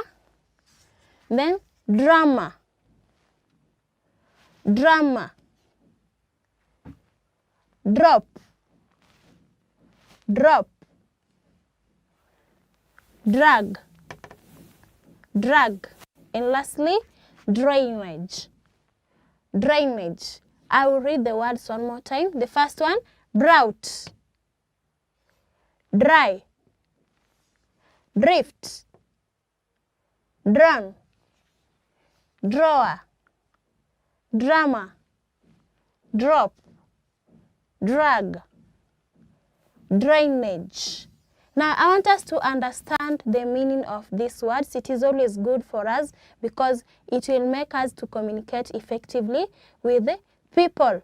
Now, the first word is drought. What is a drought, or what is drought? Now, drought is a condition where there's been a long period without any rainfall. So, a long period without rain brings about drought. And during a drought, many things dry. For example, the plants will wither and later dry. The animals will not have anything to drink and therefore they can even die. Then the second part is dry. Dry is a condition where there is no water. It is very dry. If they are close, you've hung them on the wire line, they have dried. Then drift. What is to drift? Drifting is related to movement, and it is either a forced movement, either pushed by a mass of water or air. For example, on a windy day, sometimes you can see things are moved from one place to other. The winds can even blow away the roofs of houses. That is drifting. It is a movement which is caused by a natural force, either water or air. Then drawn. Drawn is the past tense of the word draw. Then we have a drawer. What is a drawer? A drawer is a topped box which can either be slid in or out, and it can be used either to store clothing or any other material back at home. A drawer, you can open it and close it, and you can use it to store different materials at home. Then we have drama. A drama is a composition of a situation, and it is always acted. You can watch it on a television or a laptop, a phone, a computer, depends with the site that you choose to. So a drama is a composition of a real life situation, and it is acted. Then we have drop. What is a drop? A drop is a small amount of a liquid. Then drug. Drug is a substance which is used to cure an illness or rather to relieve a symptom. For example, if you have a headache, you will visit the drugstore and buy a painkiller. Whatever you'll be given is what you call a drug. It will help you to relieve from the headache. Then lastly, we have drainage. Drainage is the process of draining something. Remember, to drain is to filter. So a drainage is a place where the process of draining takes place. So that's how you are supposed to read these words. In case there is a word you aren't able to read it correctly, make sure that you are practicing it more. So meanwhile, I'm going to give you work on sound dr, more words that start with sound dr. Copy the words and you will also practice reading them. So the words are here.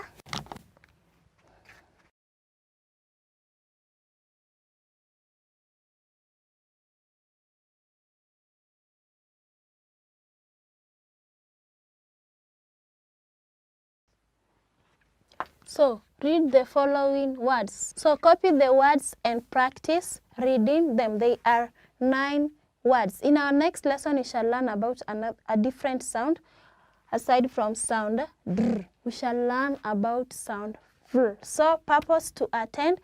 Hope to see you there. Be good girls and boys.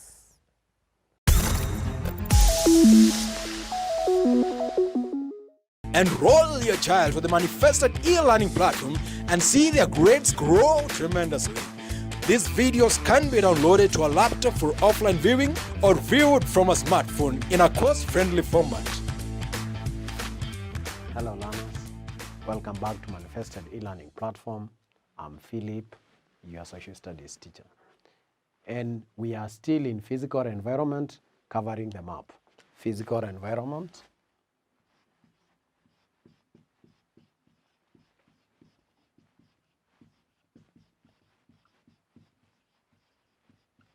We are still in physical environment. Physical environment. And in today's session, we shall be majoring on administration. Administration. Administration. What do I mean by administration? Administration in a map means who's in charge of that area. Remember, each area has to have somebody who is in charge. And those people who are in charge of areas or certain areas of given jurisdiction, we call them administrators.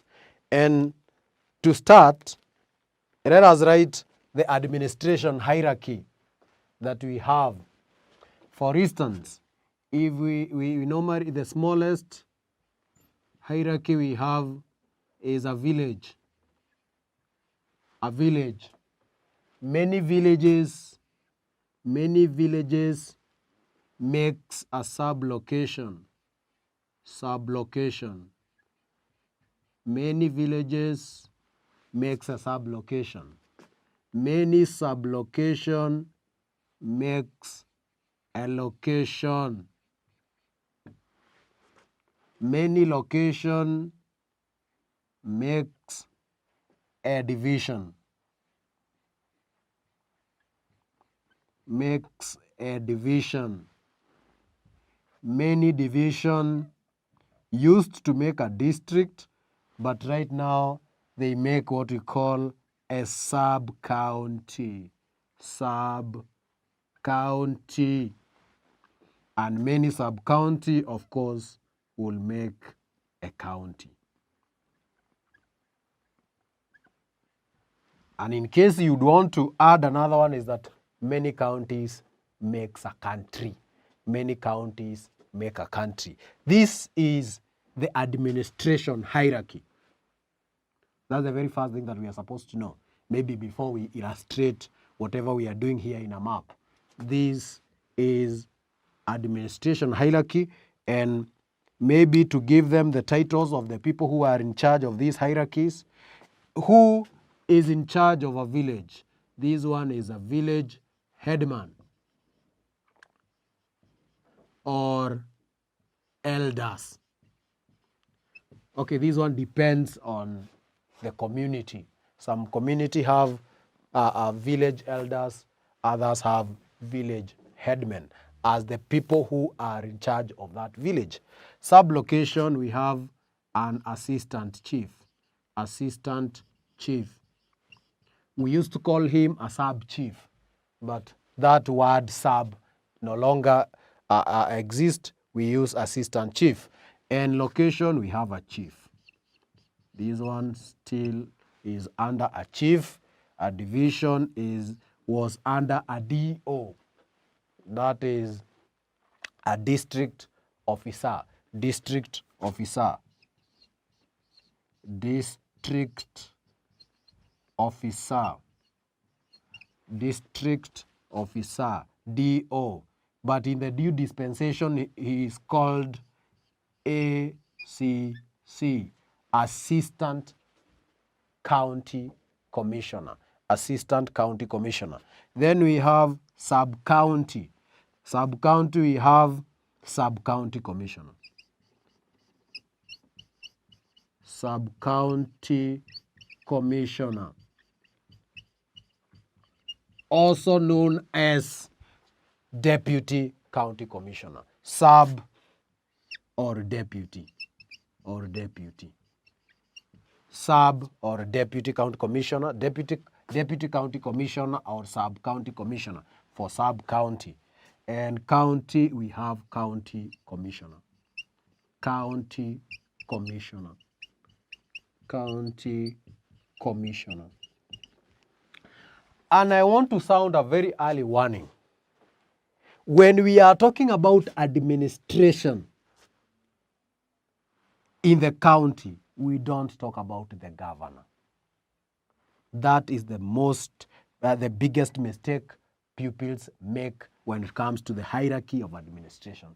Administration are the people who represent the national government in an area. And here they are.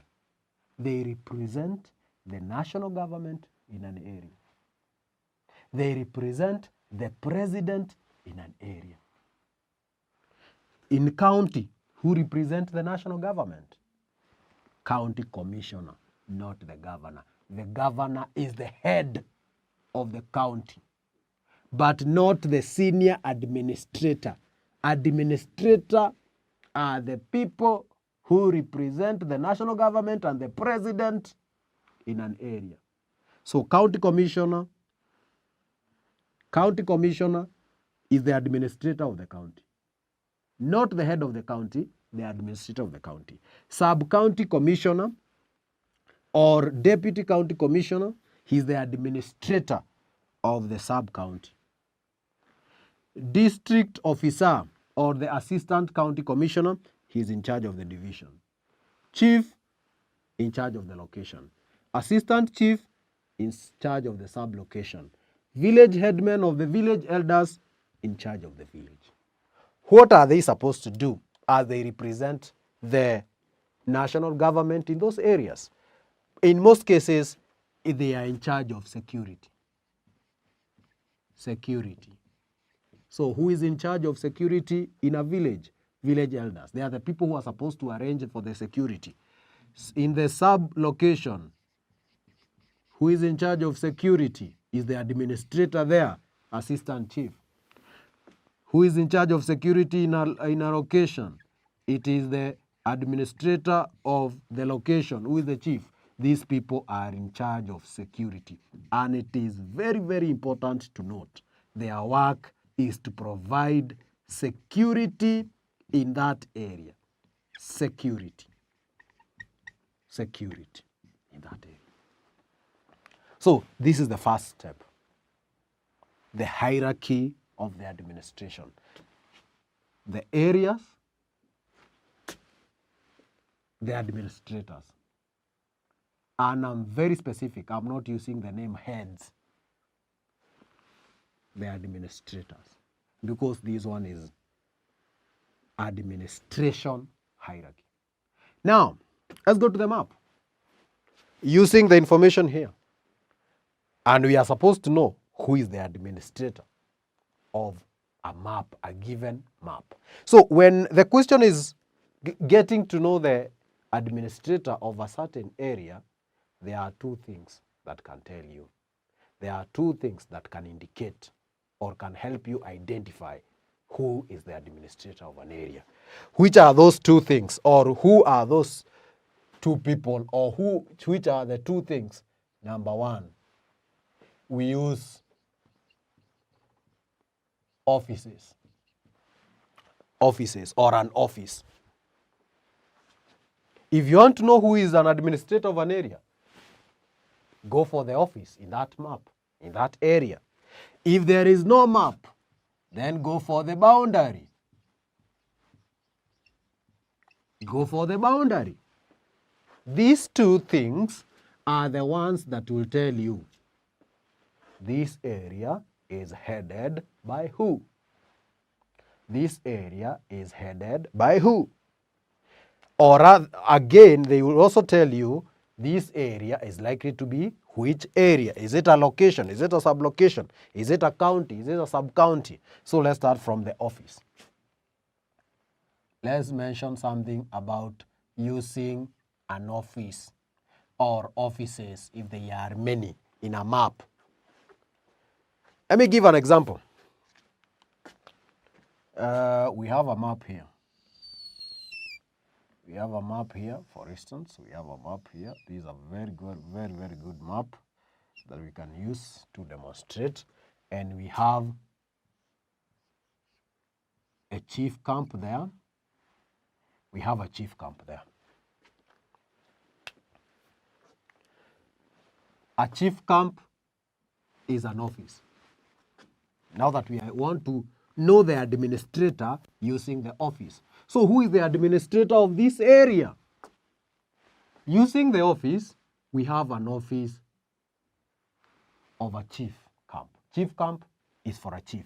So the person in charge, they are in charge of administering this area is a chief, because we have a chief camp. We have used an office. But I have to mention something else about an office. What if there were two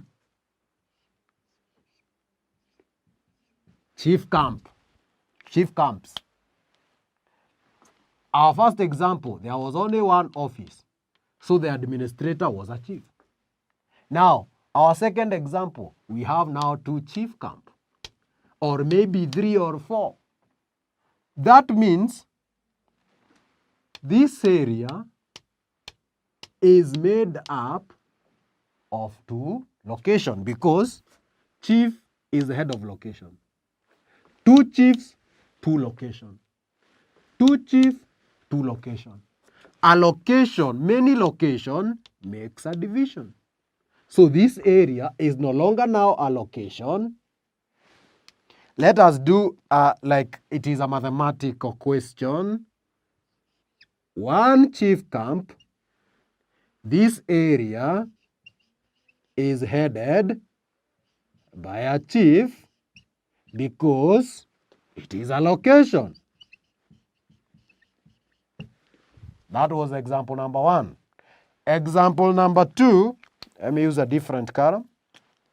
Example number 2, what if there are 2 chief camp? What if there are 2 chief camp?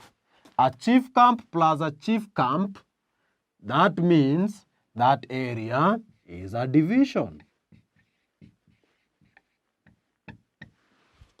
A chief camp plus a chief camp, that's a division. Who is the head of a division?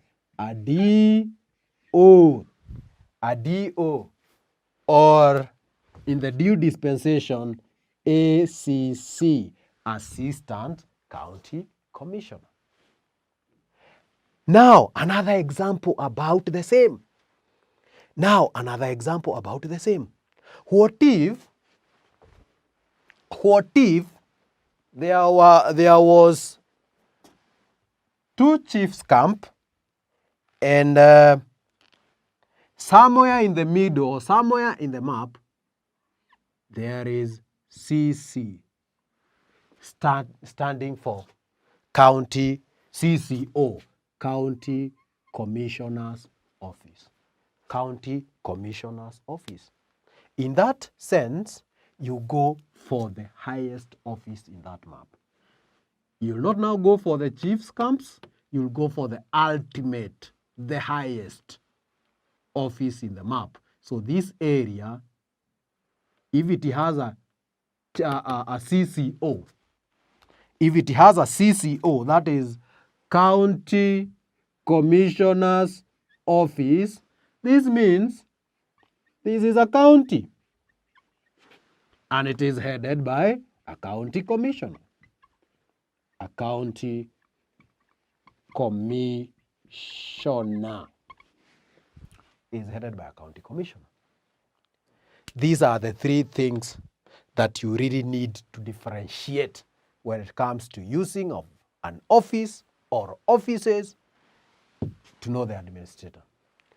We started, if it is one chief camp, the area is a location, the head is a chief. If they are two, you do some mathematical additional. A chief camp plus a chief camp. Or a chief plus a chief, that's a DO. A chief camp plus a chief camp, that's a division. According to the hierarchy. But if there are more than one office, and they are different office, you go for the highest office in the area. You go for the highest office in the area. Now, using a boundary, let's go now to using of a boundary to get the administrator. Using boundaries. Using a boundary. Boundary. Boundary. Boundary. Let us now illustrate. We have illustrated how you use an office to get the administrator and the area. Let us now illustrate how to use a boundary. Number one, for a start, let us have an example of a map. Let me have a simple map. A simple map. Matter of fact, I can have several. Let me have like three maps so that I can demonstrate using different maps. We want to use a boundary, not an office this time round. A boundary to know who is in charge of the administration and also to know that area is likely to be a what? Let us have a boundary there. A boundary there. It doesn't have to be one line of a boundary. It can be like this one, for instance. A boundary can be dividing that area into several subsections. It can be, these are examples of boundaries in an area. Boundaries in an area. And it can be dividing an area into very many sections. Now, this is a boundary, this is another boundary, this is another boundary. This one is dividing this area into 1, 2, 3, 4 sections. 1, 2, 3 sections. 1, 2 sections. These are boundaries. What will you do with the boundary to get to know the administrator? First thing first, go to the key. Remember, each map has a key. Go to the key and identify which type of boundary is this one.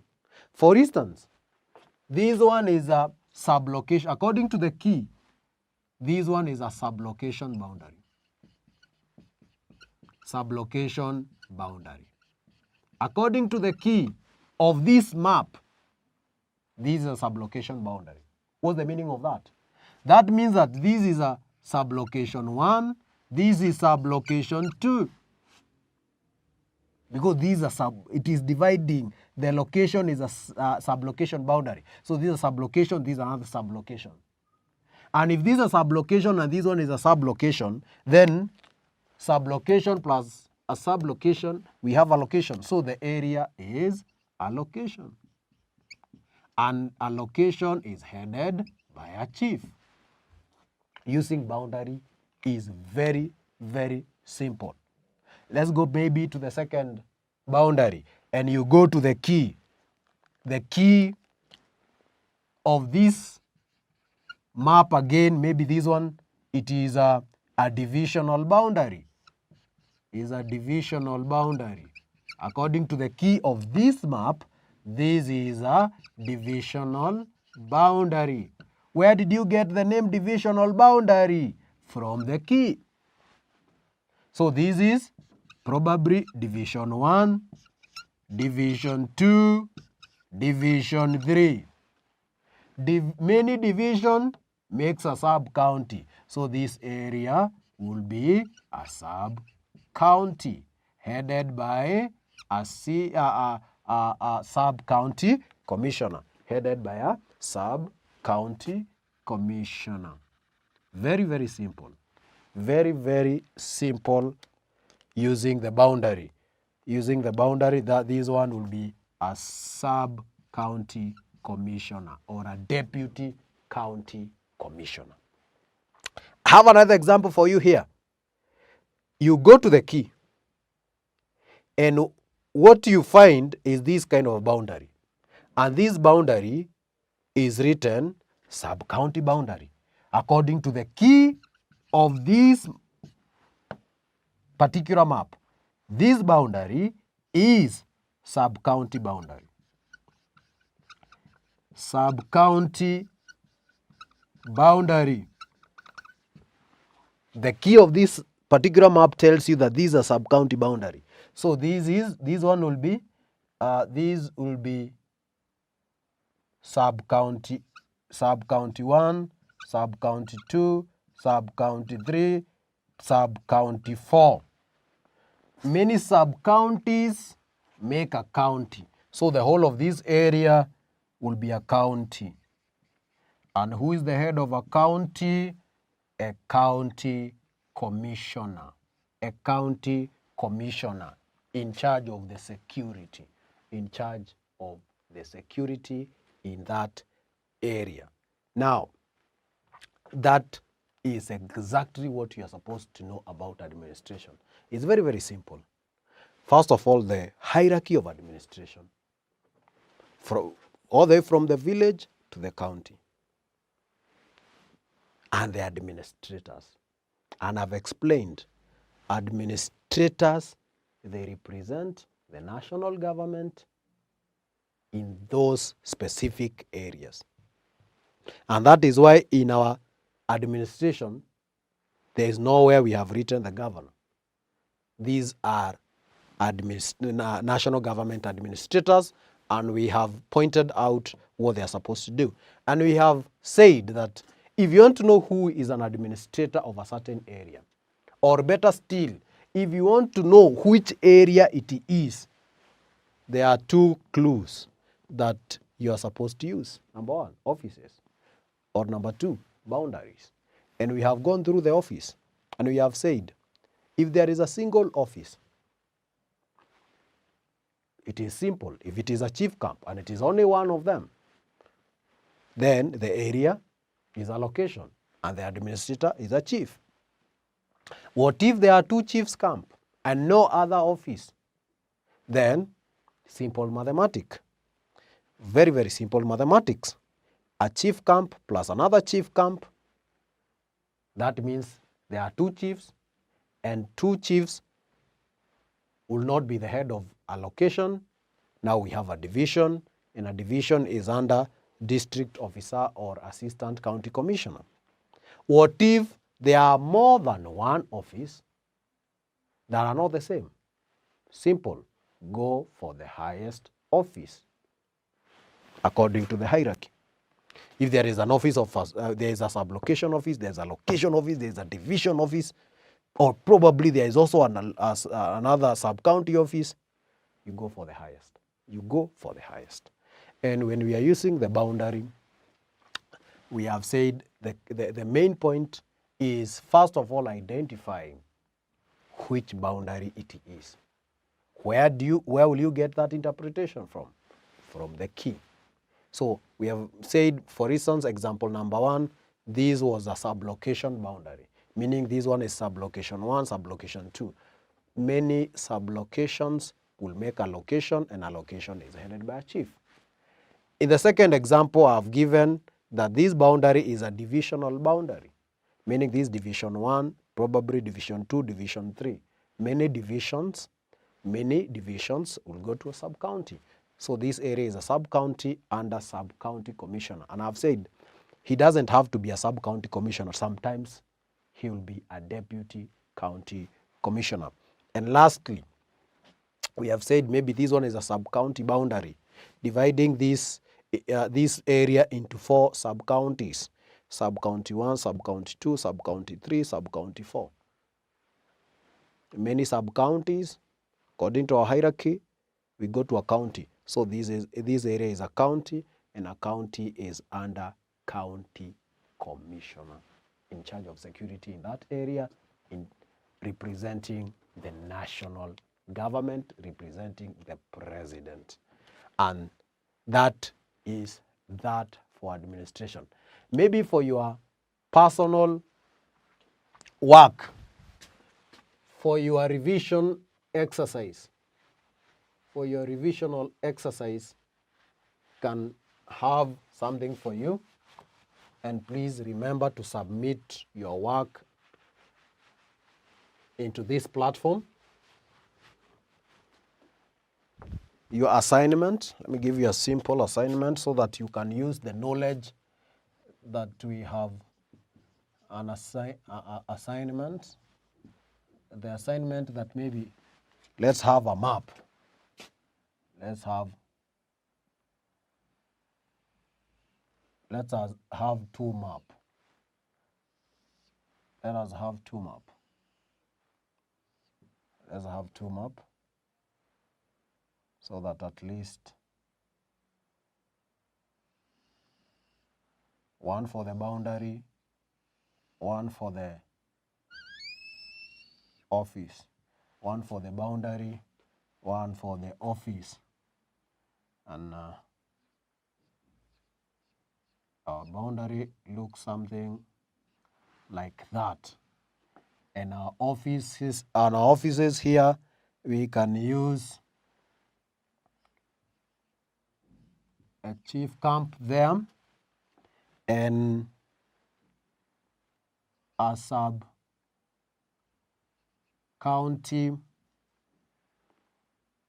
office there.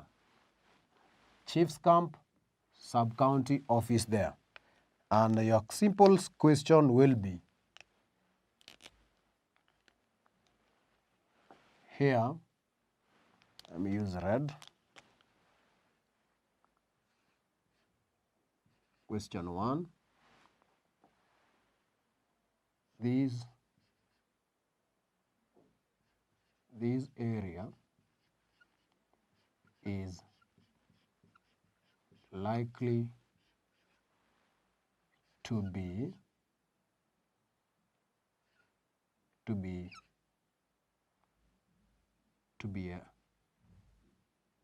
a what? Which kind of an area is this one? Is it a village? Is it a county?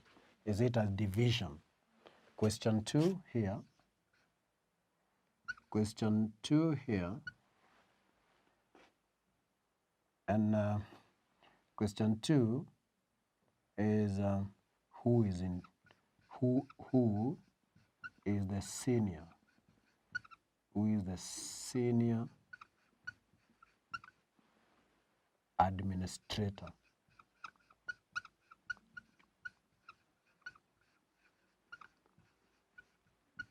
of the above area? Of the above area, who is the senior administrator? But here about the second one, I have to mention maybe this one is a locational boundary. Is a locational boundary. Is a locational boundary. I have to give you, now that there is no key, I have to mention which type of a boundary it is so that you can be able to make your judgment correctly. So these 2 examples are enough to give you an oversight of what we have gone through. Question number 1 this area is likely to be a what? You have the offices. Chief's Camp's office, sub-county offices. So, with the knowledge we have learned, you can be able to get that one at ease. Number 2, using a boundary now. Who is the senior administrator of the above area? Who is in charge of administration in this area? Perhaps I would have said this is area A, area B. And with that, our lesson is over. Please submit this one in our platform. God bless you. See you in our next session. Adios. Welcome to Manifested Publishers. Hello, boys and girls. Welcome back to this lesson. Remember that you are tuned into Manifested e-learning platform. I am Teacher Purity. Now we are going to learn hygiene and nutrition activities for grade 2. Still, we are learning the topic eating habits, and under eating habits, we are going to learn the reasons why people like different foods. Now, during the previous lesson, we have been discussing the foods and drinks that our family members and friends like. So we want to find out why are they liking some foods and not liking other foods. So that is what we are going to deal with. Specifically, reasons why people like different foods. Now, by the end of this lesson, you should be able to state some of the reasons why people like different foods. So, welcome to the lesson and hope that you are going to concentrate. Now, our family members and friends have foods that they like. They also have foods that they do not like. So, our family members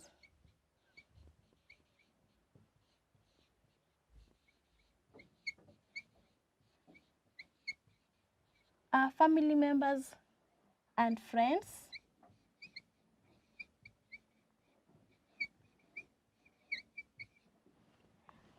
have foods that they like.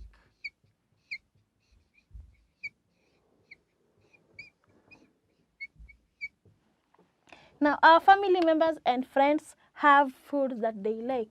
They can like ugali, they can like fish, meat. Others will prefer drinking milk. Now, there are some family members who have foods that they like. However, there are other family members and friends who do not like some foods. So they also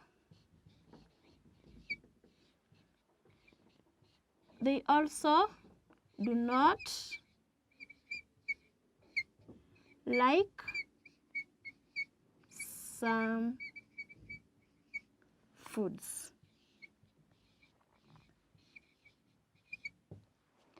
So they also do not like some foods. Apart from them liking other foods, there are foods that they do not like. Now, people tend to like or not like some foods because of various reasons. So people like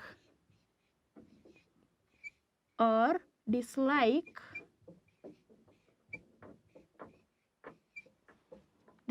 some foods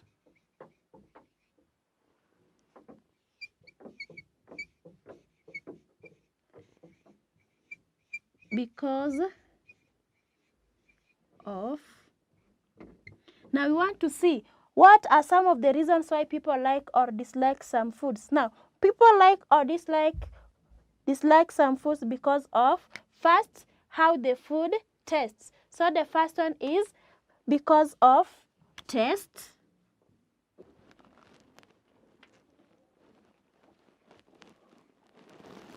Now, because of taste. Now, there are people who prefer taking milk instead of taking juice because of the taste that milk has is different from the taste of juice, the fruit juices. Another reason why people dislike some or dislike or like foods is because of how the food smells. So the second one is smell.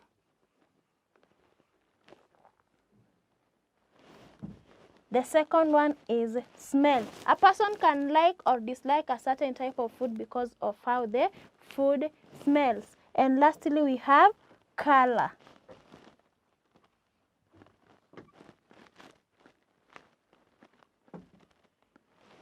We have color.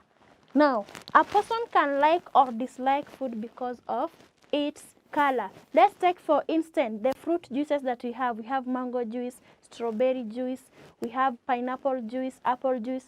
Now there are people who prefer taking an orange juice instead of a strawberry juice because of the color. So people might dislike or like some foods because of taste, smell, and color. However, some people do not like unhealthy foods. Now some people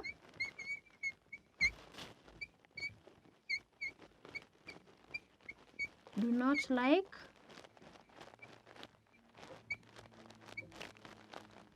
unhealthy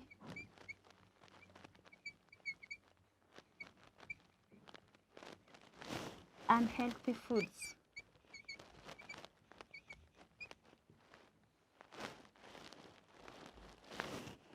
Now some people do not like unhealthy foods. Unhealthy foods are called junk foods. Unhealthy foods are called junk foods.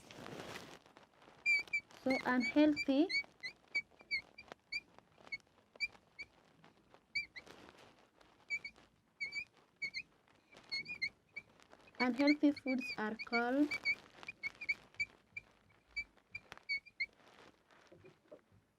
junk foods.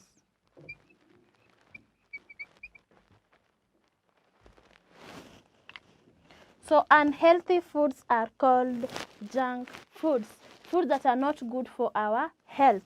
So some people do not like unhealthy foods, and these unhealthy foods are called junk foods. They are always not good for our health.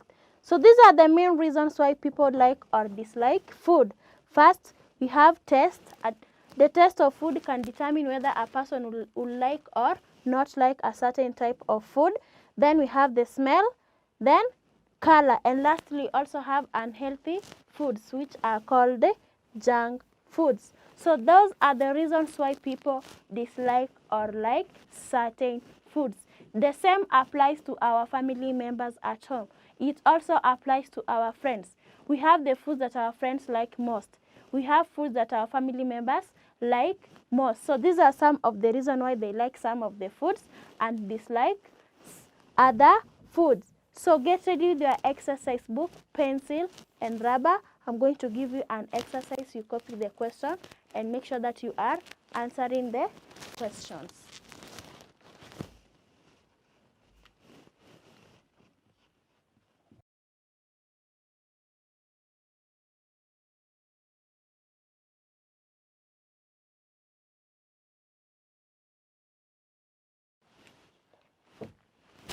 So the exercise, write down 4 reasons why people like or dislike food. So you're going to write for me 4 reasons why people like or dislike food in the blank spaces provided, number 1, 2, 3, and 4. And make sure that you are reading through your answers to ascertain some mistakes that you might have committed. Otherwise, I've been so happy to have you for this lesson. Hope to see you next time. Have a wonderful moment.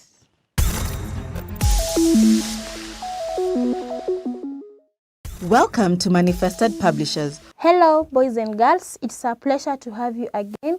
I am Teacher Purity, and this is Manifested e-learning platform. So join me for our today's lesson, and we shall learn about my extended family. My extended family. So in our previous lesson, we talked about my nuclear family. What is a nuclear family? Let's remind ourselves. Now, a nuclear family is made up of father, mother, and children. However, some nuclear families are made up of one parent and children. others are made up of children alone, while others are made up of a husband and a wife. So my extended family. What is an extended family? An extended family is larger than a nuclear family. An extended family is bigger than a nuclear family. So an extended family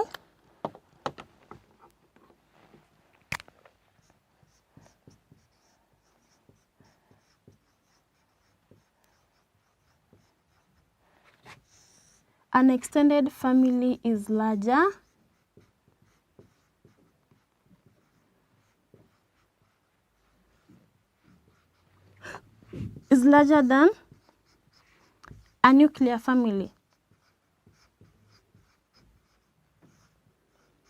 An extended family is larger than a nuclear family. Why is it larger than a nuclear family? Now, it is larger than a nuclear family because it now brings together other members of the family. So, it is larger because it brings together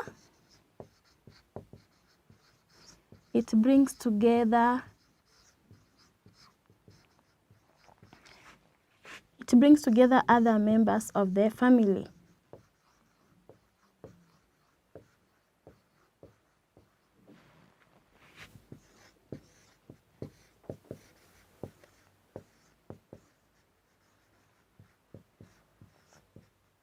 So an extended family is larger than a nuclear family because it brings together other members of the family. And these other members of the family, we call them relatives. They are called relatives.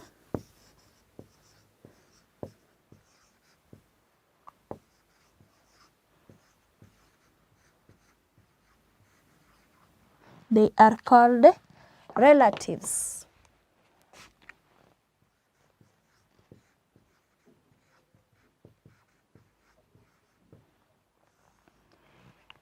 They are called relatives. Now, who is a relative? A relative is a member of a family that you share the same blood. So, relatives are members of a family that we share the same blood. So, relatives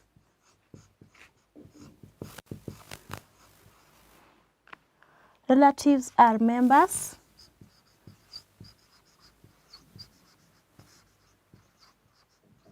of the family that we share the same blood.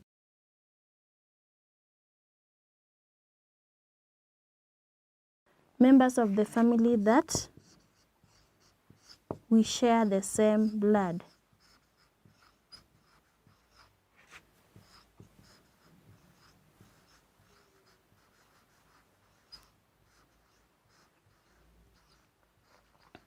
Now, relatives are members of the family that we share the same blood, and our relatives are members of the extended family. So, let's see the members of an extended family. Members of an extended family.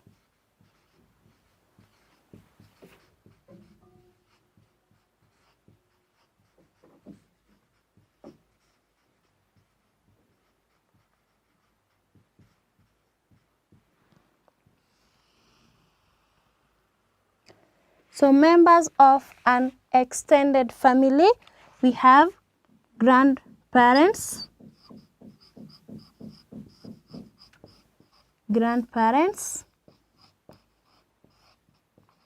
then uncles, aunts, cousins,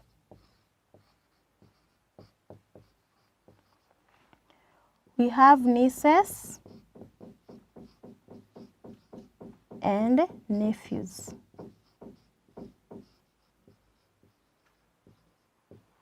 So, members of an extended family include grandparents, then we have uncles, aunts, cousins, nieces, and nephews. So, grandparents, uncles, aunts, cousins, nieces, and nephews are our relatives. They are our relatives and they belong to the extended family. So, this is all about an extended family. Remember that it is larger than a nuclear family.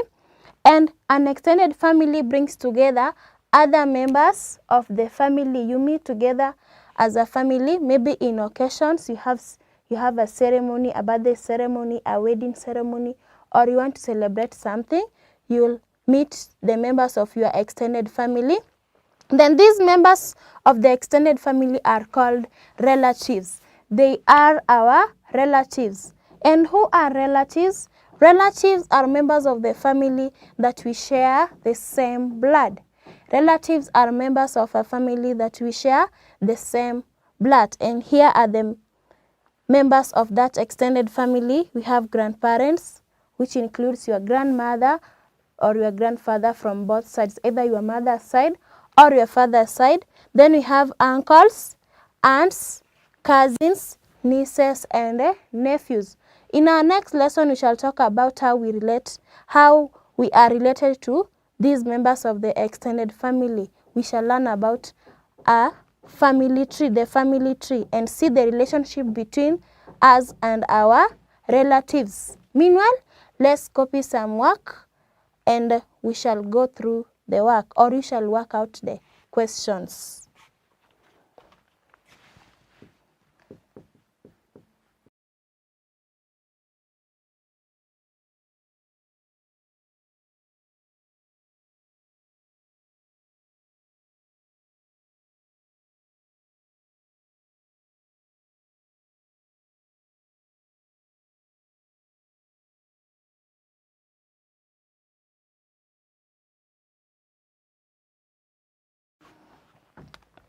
So the first bit, write down 3 members of an extended family.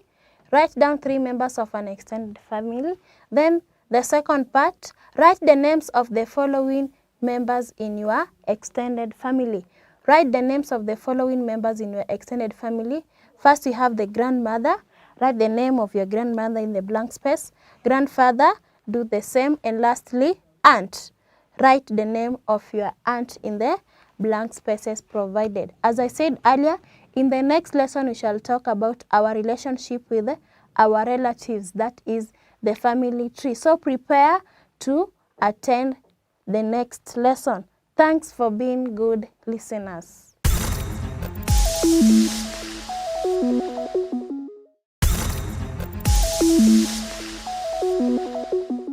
How are you, dear learner?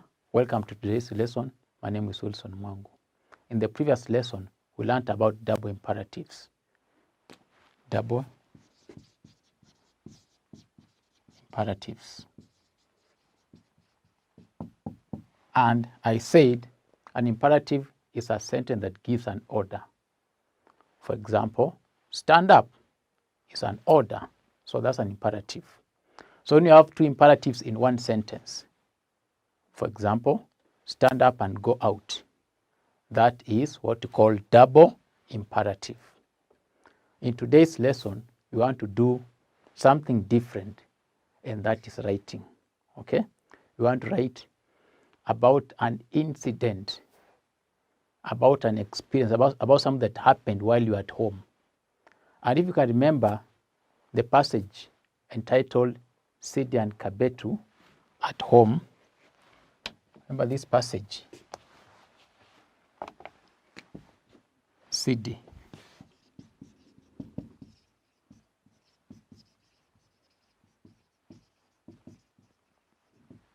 Sidi and Kabetu at home. These are cousins. So while they were at home, they had been left alone at home. They saw some people keeping items in the neighboring compound. There were electronics, very new electronics, TVs, laptops, and all that. And those people who were keeping items there were a bit worried. They were doing things in a hurry. So these 2 children got concerned. They suspected that those people were thieves. So they called the police. Okay? And when the police came, they actually confirmed that those people, actually there were 3 people, were the most wanted criminals in the town. So those criminals were arrested courtesy of Sidi and Kabetu. And in the evening, the policemen came to thank Sidi. They came to Sidi's house and thanked her for her action. So that was Sidi's experience at home. Today, we want to write about your experience at home. Okay? You have been left alone at home. What's your experience? So that will be our lesson objective.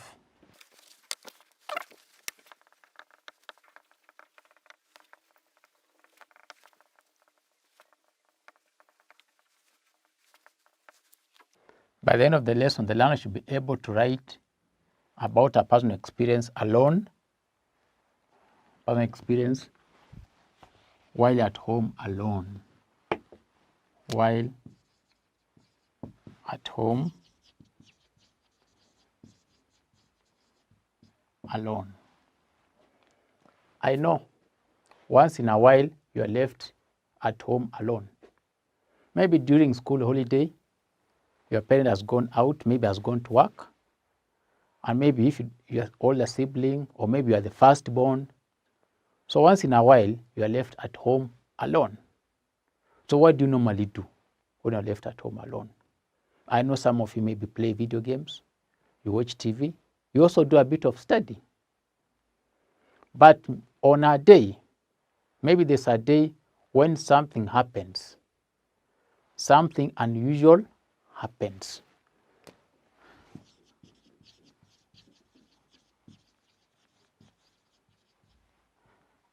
So we want to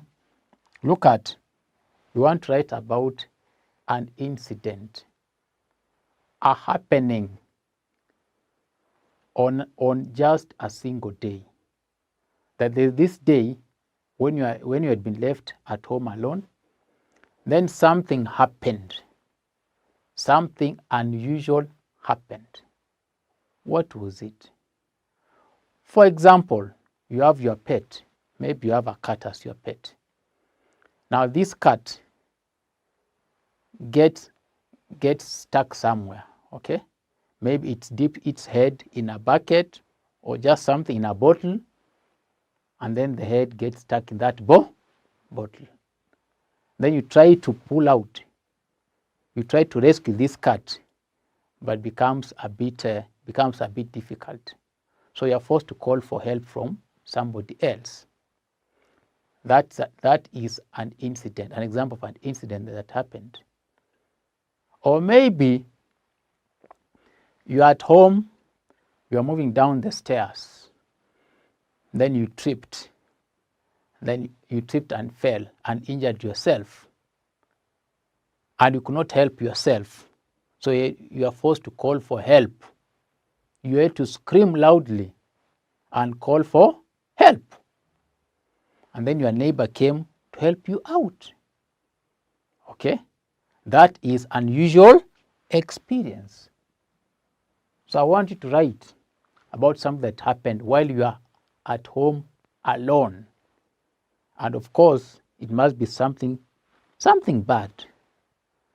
But at the end of the day, somebody else came to help you, and all was well, okay?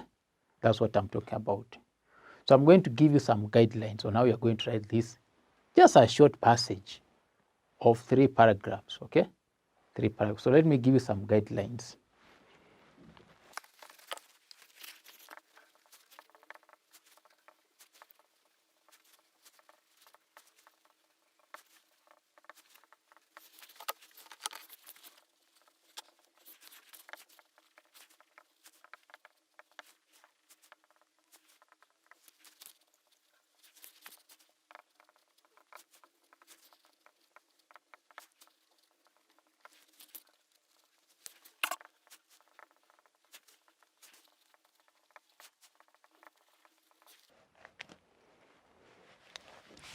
So I told you about something unusual that happened.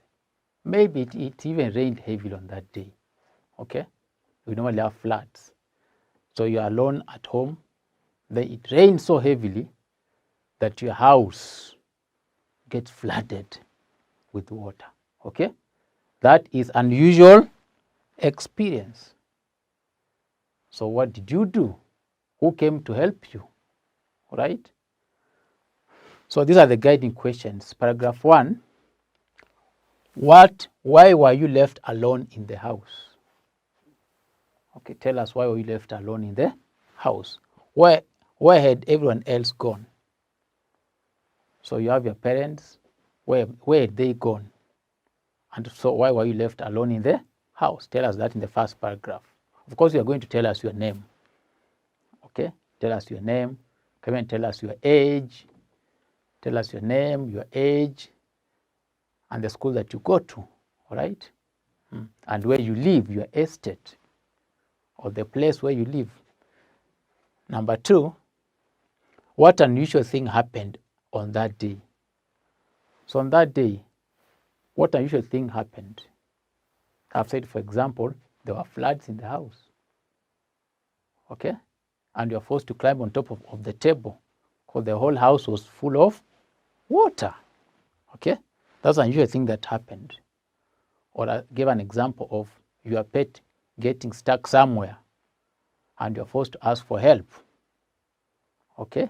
Or you tripped and fell somewhere and you got injured, something like that. The unusual thing that happened on that day. So who helped you? Now here we have for example, the issue of the pet getting stuck somewhere. Your cat is stuck somewhere. Who helped you? Maybe the cat was going somewhere to hide up there in the roof. Then it got stuck it got held up somewhere. So you could not pull it, it could not free itself. So you had to call for help. So who helped you? All right? Maybe your neighbor, maybe you called your cousin, you called your big sister. Who helped you, okay? And where did they come from? Where were they? Paragraph 3, what did your parents say when they came back?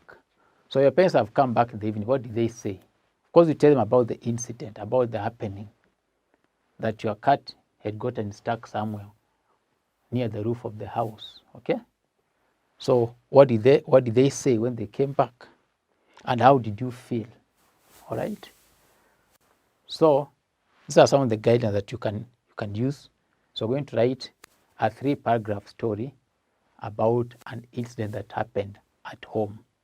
Please be creative enough, be imaginative enough. Tell us what happened, okay? And your reaction and how you are helped. All right?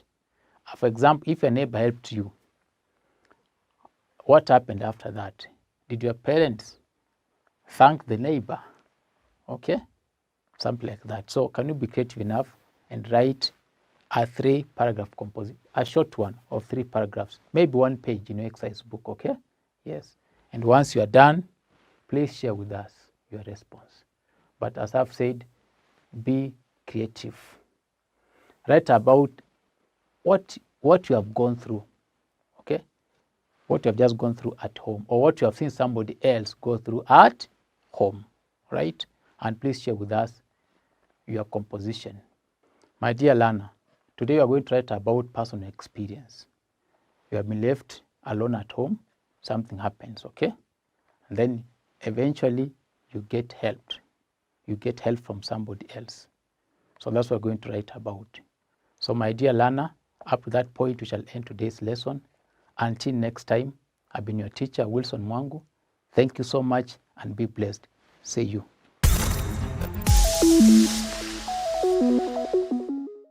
Welcome to Manifested Publishers. Karibu sana mwanafunzi. Tuko pale pale katika masomo ya mtandaoni ya Manifested. Hapo awali tulikuwa tumeshashughulikia ushairi, tukaangalia baadhi ya istilahi zinazotumika katika mashairi. Lakini leo hii nataka tuweze kushughulikia mambo mawili. Hivyo basi lengo letu la leo ni kwamba kufikia mwishoni wa hiki kipindi uweze kuelewa kategoria 2 za mashairi na sifa zake. Jambo la pili ni kuelewa na uweze kueleza bahari mbalimbali za mashairi. Lakini hata kabla ya sisi kuelekea huko kwa bahari na kategoria, wacha tu kidogo tuweze kuangazia kidogo kuhusiana na yale ambayo tulikuwa tumezungumza hapo awali kuhusiana na ushairi, maana yake na baadhi ya istilahi. Iwapo unakumbuka, basi tukasema kwamba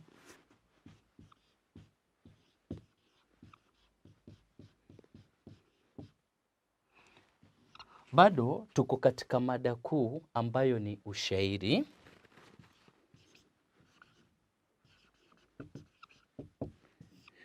Na nikawaeleza kwamba katika kile kipindi kingine tulikuwa tushapata maana ya shairi, ambapo tulisema ni utungo wa kisanaa wacha nitumie, ni utungo wa kisanaa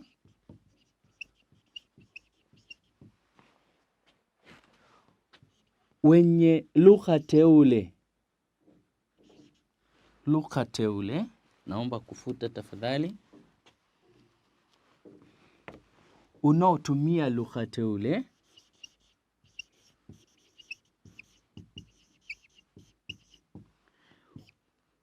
mpangilio maalum wa maneno,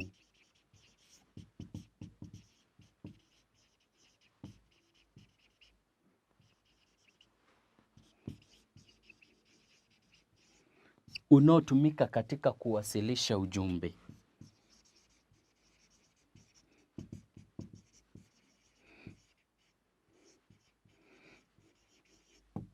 Wanafunzi, kumbuka kwamba hivi ndivyo vitahiniwa. Unapoeleza dhana hii ya shairi, unapoeleza maana yake, kumbuka kutaja kwamba ni utungo wa kisanaa. Kumbuka kutaja kwamba unaotumia lugha teule. Sio lugha tu hivi hivi, lugha yote, la hasha. Ni lugha iliyoteuliwa kwa weledi mkubwa sana, tena zaidi, na mpangilio maalum wa maneno. Maneno yanapangwa kiasi kwamba yanaweza kuwasilisha ujumbe wa msanii. Na basi kazi yenyewe ya huu utungo wa kisanaa wenye lugha teule na mpangilio maalum wa maneno ni kuwasilisha ujumbe. Haya, hapo basi katika hicho kipindi bado tukaangazia baadhi ya istilahi. Istilahi, hili neno istilahi kwa kimombo naweza nikakwambia kwamba ni kama vile terminologies. Terminologies ama terms, yani ule msamiati ambao unatumika katika uwanja wa mashairi. Moja kati ya hizi istilahi ambazo tuliweza kuziangazia ni mishororo. Baada ya mishororo tukasema kwamba mishororo ni ile mistari katika ubeti, ni mistari katika mashairi. Umeangalia shairi tu ukaona kwamba limeundwa kwa mistari. Kuna mstari wa kwanza, wa pili, wa tatu, wa nne. Yani hiyo ndio ambayo tunaita mishororo. Hii mishororo ikiwa miwili, mitatu, minne, mitano inaweza ikaunda beti. Ukiwa mmoja utaitwa ubeti, zikiwa nyingi zitaitwa beti. Aya, tukaangalia tukaona kwamba mishororo hii pia inaweza ikawa na vipande. Kimoja tutakiita kipande, vikiwa vingi viitwe vipande. Na tukaona kwamba hivi vipande vinaweza kuwa kimoja, viwili, vitatu ama vinne katika mshororo mmoja, ambapo tulisema kwamba kipande cha kwanza kitaitwa ukwapi, cha pili kiitwe utao, cha tatu kiitwe mwandamizi, cha nne ukingo. Sio hizo tu, tuliangalia istilahi nyingine nyingi zaidi, ambapo na kutuma rejelea hicho kipindi ili uweze kufahamu zaidi kuhusiana na haya. Tukaangalia vina, tukaangalia mizani, tukaangalia manju ni nani, tukaangalia pia malenga, tukamwangalia shaha. Aya, hivyo basi nafikiri umeweza kupata picha halisi ya yaliyoshughulikiwa hapo awali. Lakini kwa leo, kama nilivyokueleza, ni kwamba tunaweza kushughulikia tafadhali. Haya basi, nafikiri mwanafunzi umepata picha halisi ya yale ambayo yalishughulikiwa katika kipindi hicho ambacho kilitangulia. Haya basi, kwa leo nilikuambia lengo letu kuu leo ni kuangalia kategoria mbili kuu za mashairi, na kila moja yazo tuweze kujua baadhi ya sifa zake ili uweze kupata tofauti kamili. Zaidi tutaweza kushughulikia pia bahari mbalimbali za mashairi ya Kiswahili. Haya basi, wacha ni ufute huu bao tuweze kuanza upya sasa somo letu la leo.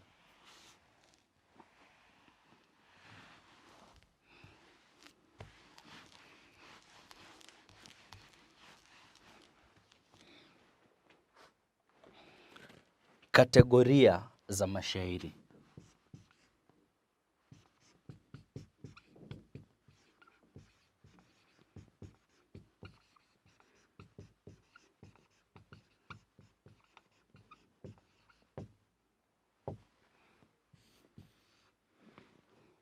Msikilizaji, mwanafunzi, hili neno kategoria nafikiri unaona kwamba limetoholewa tu. Kategoria kutokana na neno category, na unajua category, kategoria ina maana ya aina. Hivyo basi tunazungumzia tu aina za mashairi. Isije kuwa ngumu kwako kuelewa kwamba tunazungumzia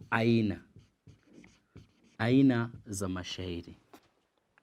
Mashairi yamegawika mara mbili, kwa kigezo cha wakati na muundo wa nje. Kwa kigezo cha wakati na muundo wa nje. Aina ya kwanza ni haya mashairi tunayoyaita mashairi ya jadi. Mashairi ya jadi. Pia haya mashairi utapata pia yanaitwa mashairi ya arudhi. Yana neno jingine, yanaitwa pia mashairi ya kimapokeo. Kimapokeo. Ni mashairi ya arudhi, ni mashairi ya jadi, ni mashairi ya kimapokeo.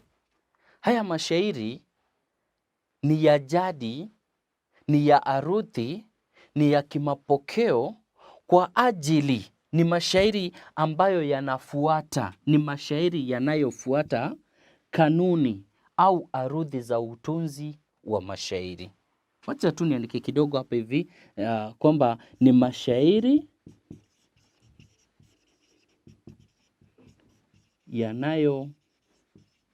yanayofuata kanuni au kaida au sheria za utunzi wa mashairi.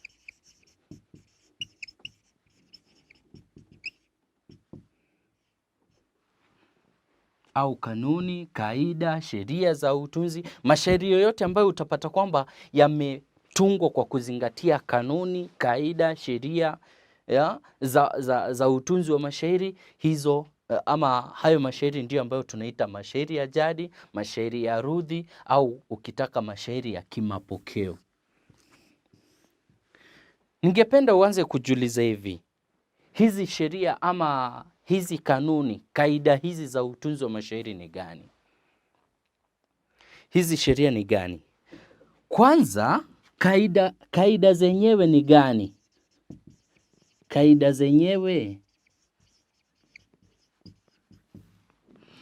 zenyewe ni gani? Kwamba shairi lipangwe katika beti. Shairi lipangwe katika beti. Shairi lipangwe katika beti. Kuwe na kama unakumbuka katika hicho kipindi kingine tulisema kwamba ubeti ni fungu la ama ni kifungu cha mishororo. Ati sasa shairi linafaa liwe na ubeti wa kwanza, wa pili, wa tatu na kuwe na usawa katika beti zenyewe. Pia shairi lipangwe katika mishororo. ubeti uwe umepangwa katika mishororo na mishororo yenyewe ijitosheleze kimizani, kivina. Unaona? Shairi lipangwe katika mishororo. Yaani ubeti wa kwanza uwe na idadi fulani ya mishororo, ubeti wa pili uwe na idadi sawa ya mishororo kama ilivyokuwa katika ubeti wa kwanza, ubeti wa pili hivyo, wa tatu, wa nne, wa tano jinsi hiyo. Ni sheria, ni kanuni, ni kaida ya utunzi. Hizo ndizo zinazoitwa arudhi. Aya, mishororo pia kuzingatia sheria ya mizani. Zaidi wacha tuangalie kanuni nyingine ni vina. Ya? Shairi lako unapolitunga, wana mapokeo walipendekeza kwamba lazima liwe na vina. Na kama unakumbuka vina tulisema ni nini? Ni zile silabi za mwisho katika ukwapi au utao au mwandamizi au ukingo. Hizo silabi za mwisho. Wana mapokeo waliamini kwamba lazima hilo shairi liwe na vina. Pia suala jingine la kibwagizo.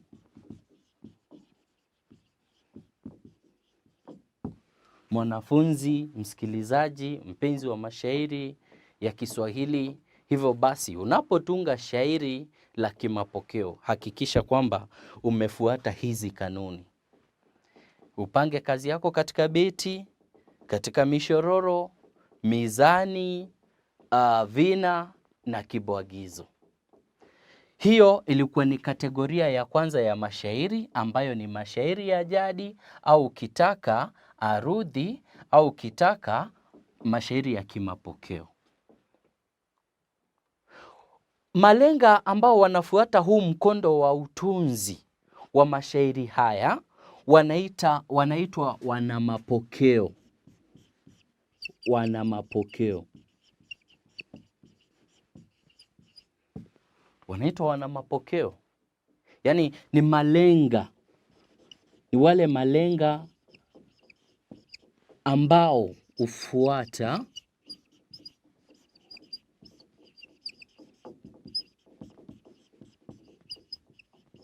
mkondo wa kutunga mashairi kiarudhi.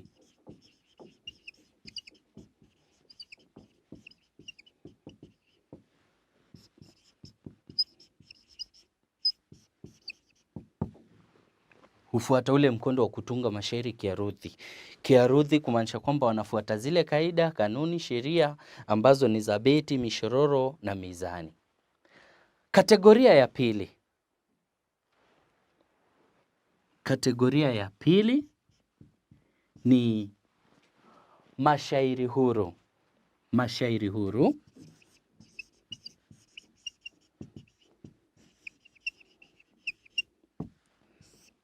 Mashairi huru. Angalia neno kwamba ni huru. Ya? Wakati huu mwingine tulisema kwamba ni mashairi yanayofuata kanuni au kaida au sheria. Haya mengine unasikia ni mashairi huru. Basi bila shaka unajua kwamba ni huru kiasi kwamba huyu mtunzi, huyu malenga anayetunga haya mashairi ako huru kuwasilisha maudhui yake, ujumbe wake bila ya kubanwa na kanuni yoyote ile.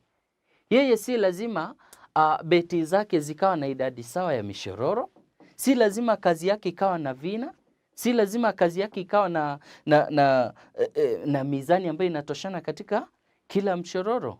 La hasha, huyu ako huru. Na basi haya mashairi huru unaweza ukasema kwamba ni mashairi yanayotungwa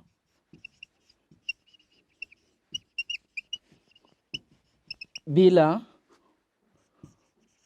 kufuata kanuni au arudhi. Na ndio maana unapata kwamba kuna baadhi ya wataalamu mbalimbali unapata kwamba wako na visawe vya hili neno mashairi huru. Basi utapata kwamba pia huitwa, utapata linaitwa mapingiti. Utasikia naitwa pia mashairi ya kimapinduzi. ya kimapinduzi. Utasikia pia yanaitwa Zuhali, Masivina na kadhalika. Hivyo ni visawe vya mashairi huru. Ningependa uweze kuelewa kwamba haya mashairi huru huwa yana sifa yake ya kipekee. Unapata kwamba ubeti mmoja unaweza kuwa na mshororo wa kwanza uko na mizani 13, mshororo wa 3 uko na mizani 6, mshororo wa 4 una mizani 17, mshororo wa 3 wa 5 una mishororo 4. Yaani kumaanishaje?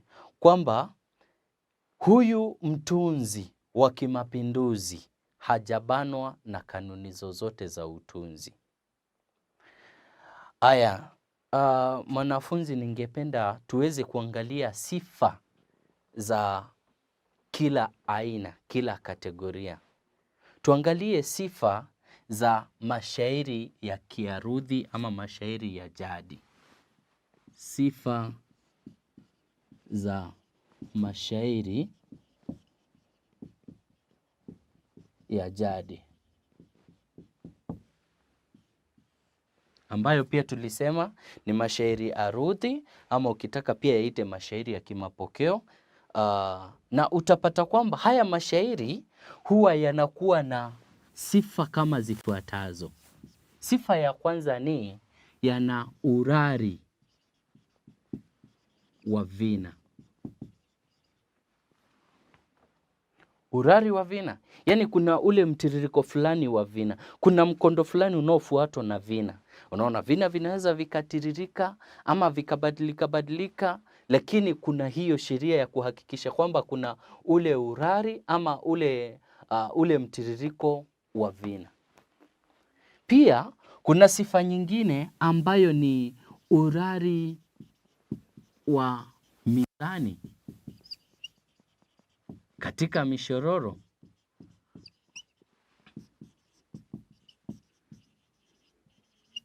Unapata kwamba mshororo wa kwanza una mizani 16, wa pili una mizani 16, wa tatu una mizani 16, wa nne vivyo hivyo mizani 16. Huo ndio tunaita urari wa mizani. Basi kuna sifa ya mishororo. Mishororo sawa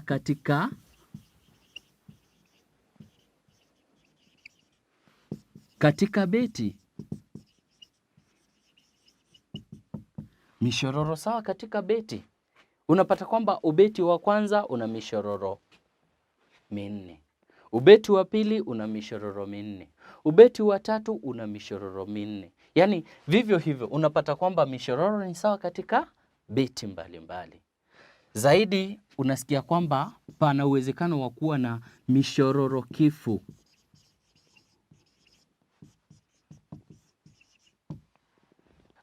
Hii ni mishororo ambayo imejisimamia kimaana. Haihitaji ujumbe kutoka kwenye mshororo unaofuata. La hasha. Mishororo kifu. Ama pia utasikia ikiitwa mishororo toshelezi. Ya, mishororo inayojitosheleza kimaana. Hivyo basi, msikilizaji, mwanafunzi, mpenzi wa mashairi ya Kiswahili, nafikiri umeweza kuangalia ukaona kwamba haya mashairi ya kimapokeo, mashairi ya arudhi, mashairi ya jadi yana sifa kama zifuatazo. Yana ule urari wa vina, urari wa mizani katika mishororo, mishororo inakuwa sawa katika beti, pia kuna mishororo kifu au ukitaka mishororo toshelezi. Naomba pia nikupeleke moja kwa moja hadi kwenye sifa za mashairi ambayo ni huru. Pia tuliyaita mapingiti, iwapo unakumbuka pia tukayapa jina kama vile Zuhali, Masivina au pia ukaita ya kimapinduzi. Sifa za mashairi ya kimapinduzi.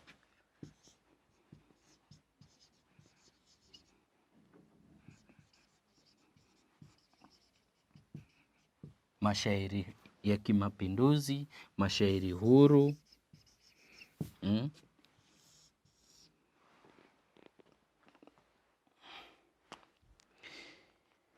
Haya mashairi ambayo ni huru, kama nilivyowaeleza pale hapo awali, ni kwamba malenga wake hajabanwa na zile kanuni za mashairi ya arudhi, la hasha. Hivyo basi sifa ni kama zifuatazo.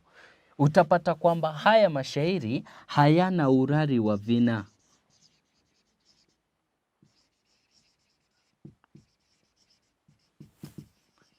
Hayana urari wa vina, hayana vina kabisa. Ya? Pia utapata kwamba haya mashairi hayana ule urari wa mizani.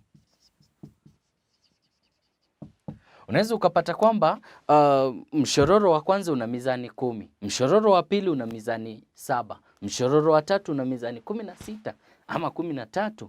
Vivyo hivyo. Yaani hakuna ule mpangilio, ya? Haya, pia mishororo si sawa katika beti.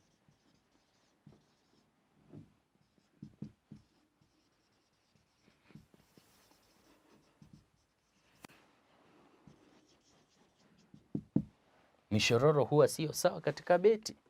Ya? So nafikiri unaweza kupata baadhi ya sifa, na kuna sifa nyingine ambayo ni huwa na mishororo, huwa na mishororo mishata. Huwa na mishororo mishata. Naomba kuliandika hili neno hapa chini kidogo, mishororo mishata. Kidogo naomba kueleza hili neno mishororo mishata. Hili neno mishororo mishata, kama unakumbuka hapo tulipokuwa tukiangalia sifa za mashairi ya jadi, tulisema mishororo yake huwa kifu au ukitaka toshelezi. Basi wacha kidogo nieleze mishororo ambayo inaitwa mishata. Mishororo mishata huwa ni mishororo ambayo haijakamilika kiujumbe. Ni kinyume cha mishororo kifu. Mishororo mishata huwa haijakamilika kiujumbe. Ujumbe wake hukamilika katika mshororo unaofuata. Hata hivyo, ninaposema kwamba huwa na mishororo mishata, haimaanishi kwamba shairi zima lina mishororo mishata, la hasha. Ni mmoja kati ya sifa za mashairi ya kimapinduzi, ama ukitaka mashairi huru. Kumbuka hapo awali tulikuwa tushasema mambo kuhusiana na kwamba mashairi ya jadi huwa na mishororo kifu au toshelezi. Basi katika hii sehemu nyingine ya mashairi huru kunakuwa na mishororo mishata. Wacha kidogo nieleze hii mishororo mishata ni nini. Wakati ambapo mishororo kifu inakuwa imejitosheleza kiujumbe, hii mingine mishata huwa haijakamilika kiujumbe. Ujumbe wake hukamilika katika mshororo unaofuata. Ya? Nafikiri unaelewa hapo. Yaani ujumbe wake unakamilika katika mshororo unaofuata. Basi, na hata kama nimesema kwamba haya mashairi huru ama mashairi ya kimapokeo ya kimapinduzi huwa na sifa ya mishororo mishata, haimaanishi ati shairi lote lina mishororo iliyo mishata, la hasha. Inamaanisha tu ni moja kati ya sifa. Utapata tu kuna ile ambayo imejitosheleza, kuna mingine ambayo haijajitosheleza. Ujumbe wake unakamilika katika mishororo inayofuata. Nafikiri hapo mpaka hapo umeweza kutembea nami tangu mwanzo hadi hapa sasa ambapo tumeangalia sifa za mashairi. Mwanzoni tulianzia kwa kueleza kategoria za mashairi au ukitaka aina, ambapo tulisema aina ni mbili kuu. Aina ya kwanza ni mashairi ya jadi au ukitaka arudhi au kimapokeo. Kisha kuna aina ya pili ambayo ni mashairi huru. Pia tukasema yana visawi ambacho ni mapingiti, pia yanaitwa mashairi ya kimapinduzi. Pia utapata yanaitwa mashairi zuhali au masivina na kadhalika. Mashairi ya jadi ya kimapokeo tulisema yanafuata kanuni, kaida au sheria za utunzi wa mashairi. Basi malenga wa mashairi haya huwa amefungwa, amebanwa. Lazima kazi yake ipange katika beti. Hiyo ni sheria moja yazo. Lazima kazi yake ahakikishe kwamba mishororo ipo tena imefanana. Mizani yake ni sawa na vina na kibwagizo. Amebanwa na hizo sheria. Huyu mwingine anayetunga mashairi huru hajabanwa kwa vyovyote vile. Yeye anaweza akatunga mashairi yake bora yafikishe ujumbe, maudhui yawepo, atumie ile lugha ambayo ni teule, maneno yake ayapange kwa namna fulani ambayo itamsaidia yeye kupata ule ujumbe. Basi haya mashairi yanatungwa bila kufuata kanuni au arudhi zile zinazotumika pale. Hatukuachia hapo. Tulienda tukaangalia sifa za mashairi ya jadi, ambapo tulitaja urari wa vina, yanakuwa na ule urari wa mizani katika mishororo. Kuna mishororo ambayo huwa ni sawa katika kila ubeti. Pia mishororo yake huwa ni kifu ama toshelezi. Zaidi tukasema vipi kwamba kuna sifa nyingine za mashairi huru, mapingiti ya kimapinduzi, zuhali au na kadhalika. Tukasema vipi haya hayana urari wa vina. Si lazima kazi yako kuipanga ati lazima vina viwe vimefanana, la hasha. Pia hayana ule urari wa mizani. Zaidi mishororo huwa si sawa katika beti. Na pia kunakuwa na matumizi ya mishororo ambayo ni mishata. Hivyo basi msikilizaji, mwanafunzi, muda wetu unatupa kisogo, na kama nilivyokuwa nimeahidi kwamba nitashughulikia pia bahari za mashairi. Samahani tafadhali kwa ajili ya muda, wacha tupate hayo katika kipindi kingine hapa katika masomo ya mtandaoni ya Manifested. Lakini sitakuacha hivyo msikilizaji, sitakuacha hivyo tu bila kazi ya kufanya. Kazi mradi kwako ni hii. Nataka nikupe swali moja tu ambalo utalishughulikia.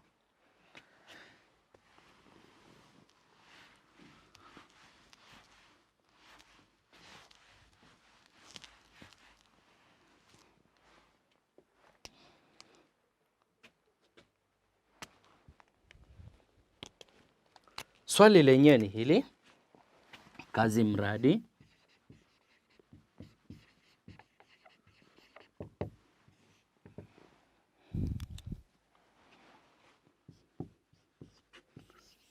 zieleze kategoria mbili kuu.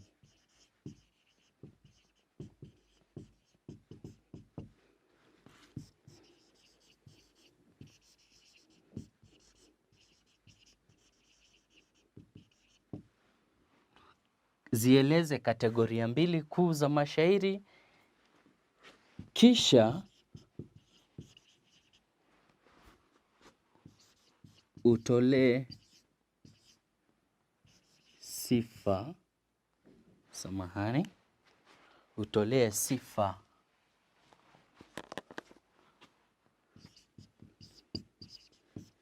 kila moja. Shukran. Kazi hiyo iwe imekamilika katika kipindi kijacho. Asante, siku njema.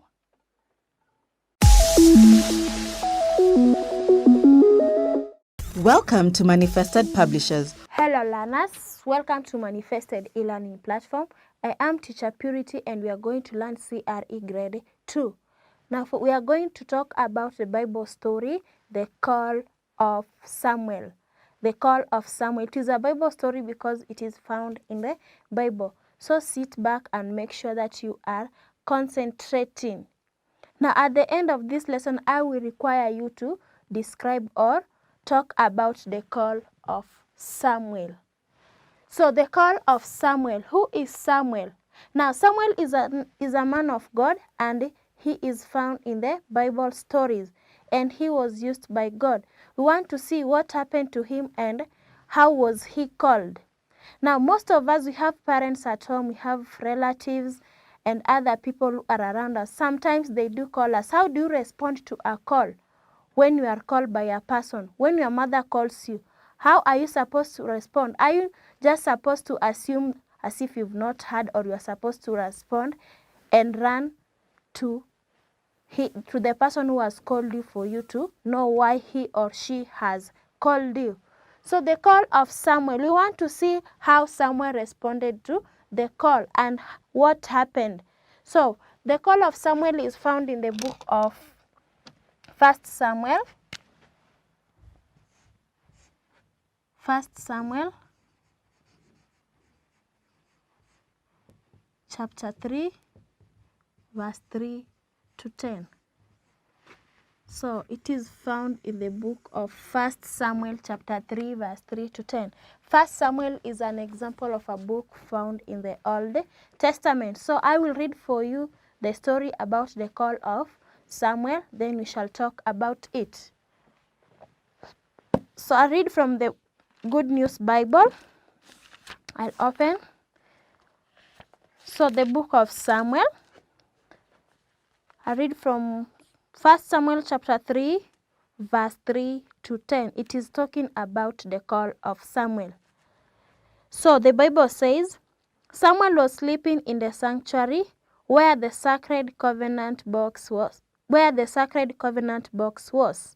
Before dawn, while the lamp was still burning, the Lord called Samuel.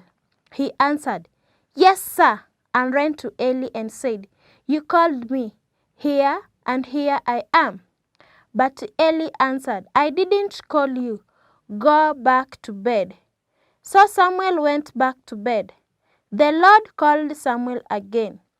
The boy did not know that it was the Lord, because the Lord had never spoken to him before. So he got up, went to Eli and said, "You called me, and here I am."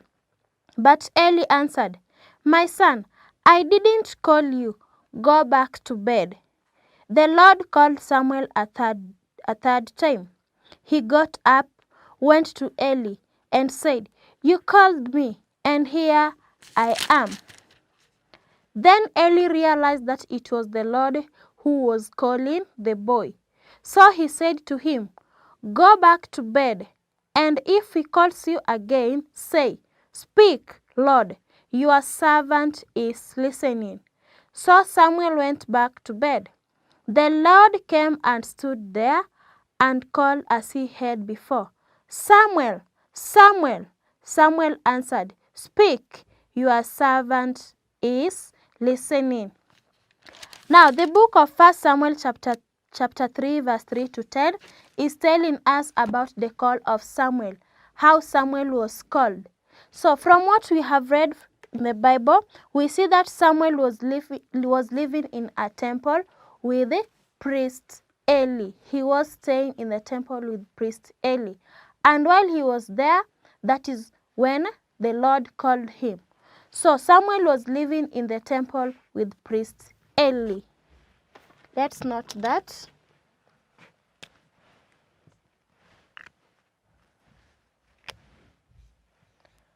Samuel lived in a temple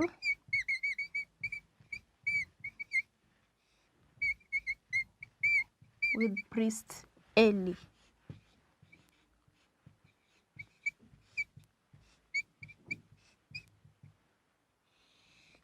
So Samuel lived in a temple with the priest Eli. His parents took him to the temple and he used to live with priest Eli. A temple is a place where you go and worship God. So while Samuel was at the temple, the Lord called him. The Lord called Samuel 4 times.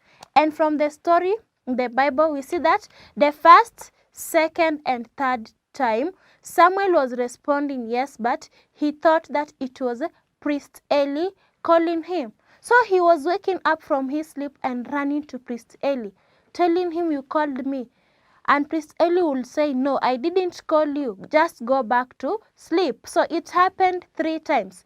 But the third time, Priest Eli realized that it was God who was calling Samuel. So he told Samuel what to do. He told him, when you are called when you go back and sleep, then you are called again. Make sure that you are responding and you say, "Speak, my Lord, your servant is listening." So Samuel obeyed what Priest Eli had told him. He went back to his sleep, and the same voice called him again, but this time round he responded and said that, "Speak to me, my Lord, your servant is listening." So what does that tell us? It tells us that Samuel was called 4 times.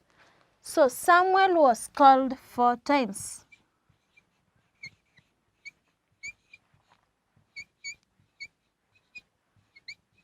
Samuel was called 4 times.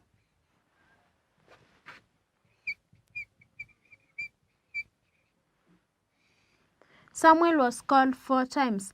And in the 4 times he was called, the 3 times he was running to Priest Eli, thinking that Priest Eli was the one calling him. So 3 times Samuel thought that it was Priest Eli calling him. So 3 times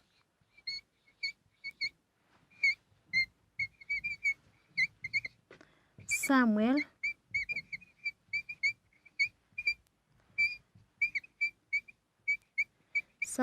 thought it was Priest Eli calling him.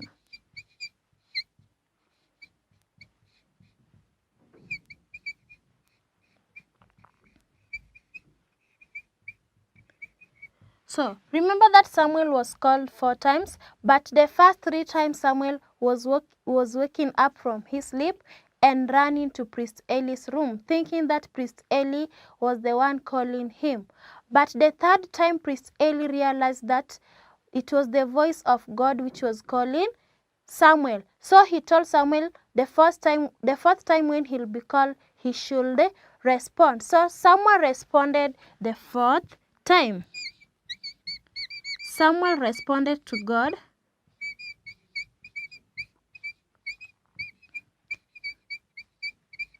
Responded to God's voice or to God's call.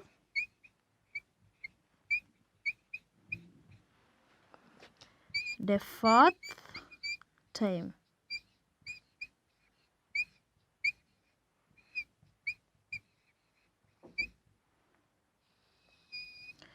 So Samuel responded to God's call the 4th time, and he obeyed God. Samuel obeyed God's call and said that he was ready to do what God would instruct him to. So Samuel obeyed God's call.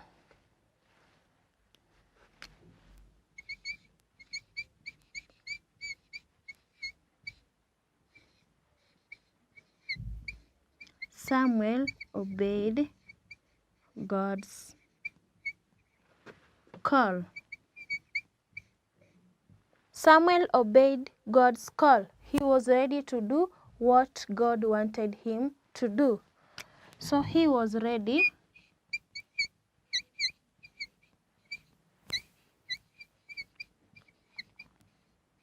He was ready to do what God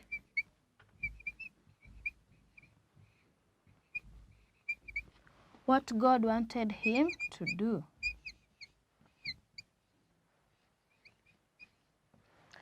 So he was ready to do what God wanted him to do.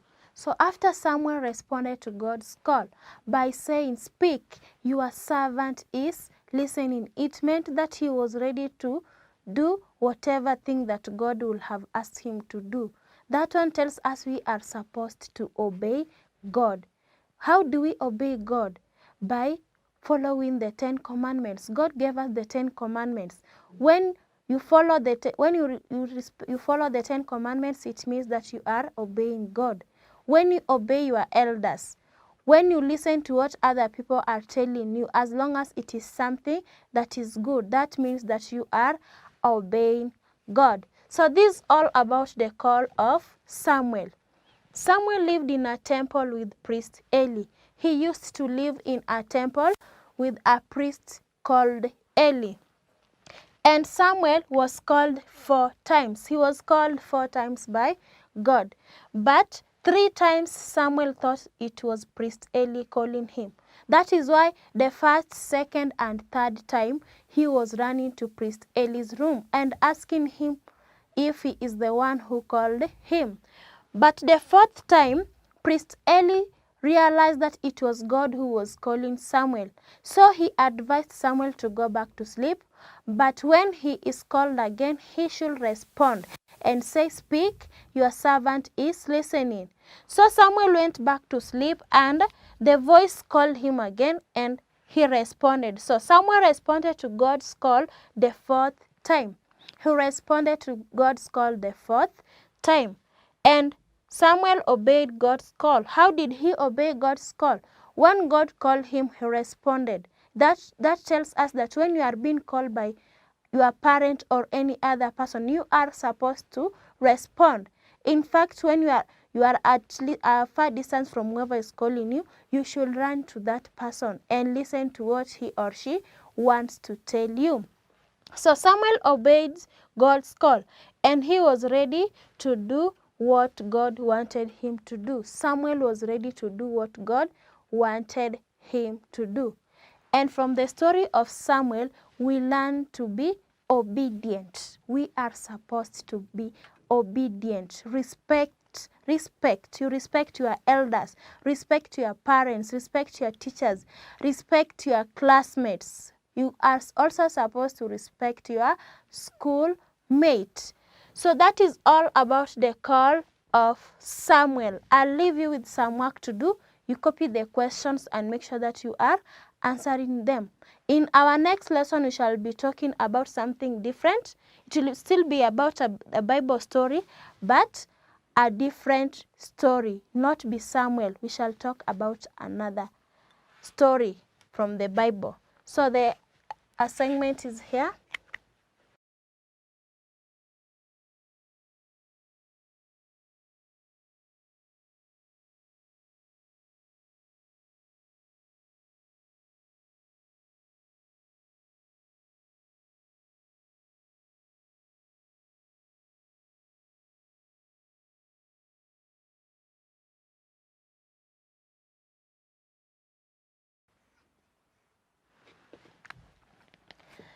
Now we have 4 questions, and the answers are provided in the brackets. So when you are reading the question, make sure you are also reading the answers in the brackets before you choose the correct answer. Now the first question, Samuel lived in a dash. Samuel lived in a dash. The answers in brackets: church, temple, house.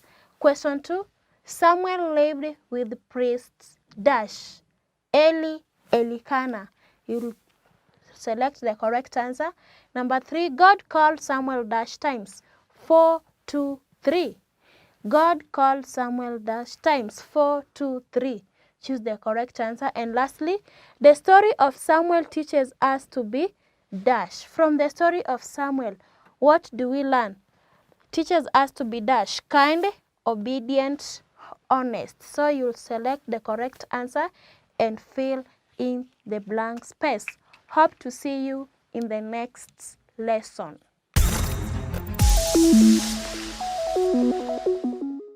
Welcome to Manifested Publishers.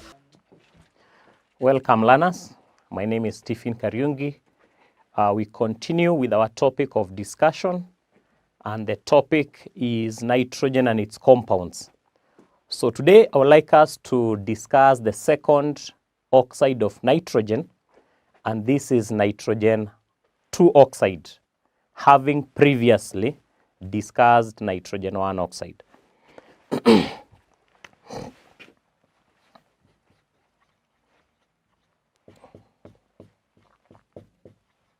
So nitrogen 2 oxide is another oxide of nitrogen, and the formula is NO.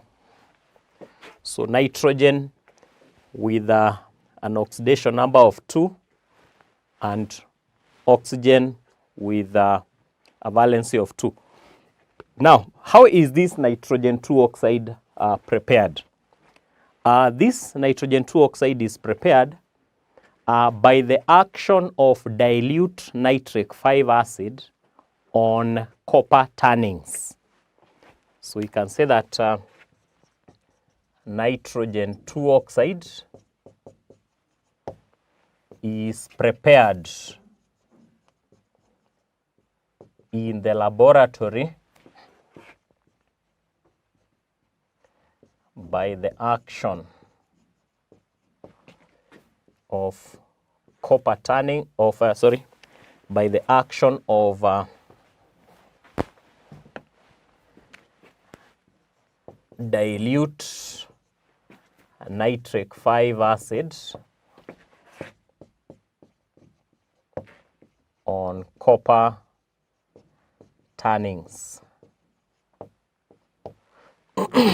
So basically what you're saying is that the reaction between copper tannings plus dilute nitric 5 acid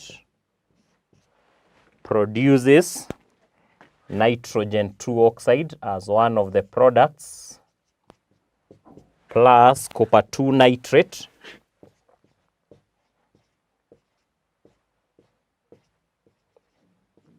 plus water.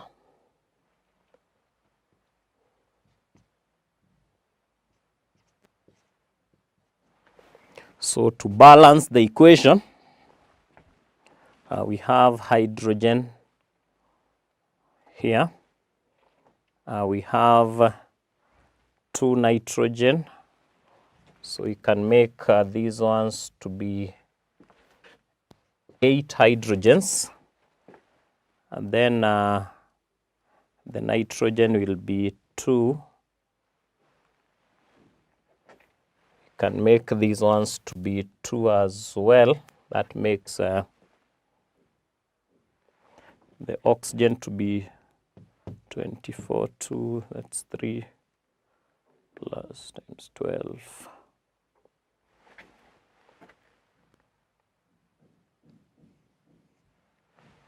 That's 6 to 12. 2. This is 4.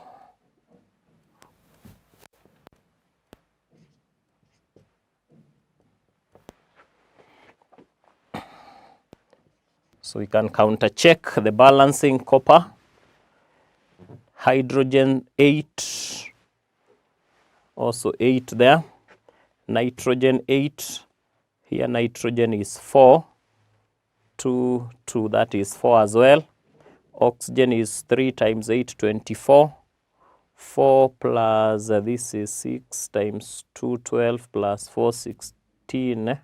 So this is going to be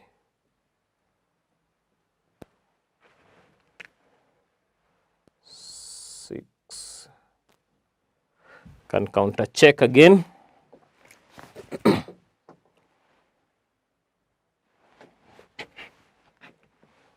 There's a problem somewhere.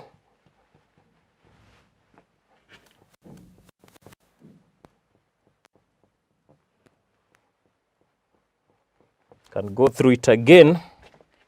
Copper is okay. Hydrogen, there are 2. Nitrogen is 1. Here there are 3. So if you put 3 here and 2, that makes 4 nitrogen. Hydrogen are 4. We make this 2. Oxygen is 12. And this is 6 plus 2, that is 8 plus 2 is 10. So we need to make this one to be 4, and that also changes this. Now, before you do that, soon oxygen is the one that is not balancing. So here there are 12, here there are 10. So if you put a 2 here, that makes 12 plus 2, 14, 16.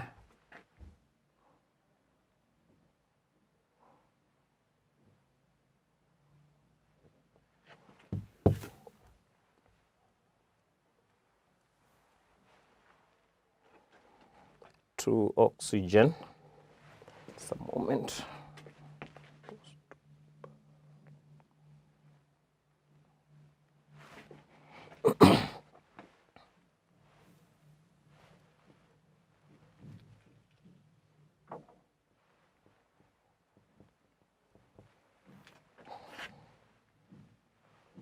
So the copper will be 3. So that is that 24, 12, 18, 20, 24. So nitrogen are 2, 6. Yeah, it's balanced now. To counter check, 3 copper, 8 hydrogen, 8 hydrogen, 8 nitrogen, 2 plus 6 nitrogen, 24 oxygen, that is 2, 12, 24. So we are going to have a diagram showing how the preparation is done.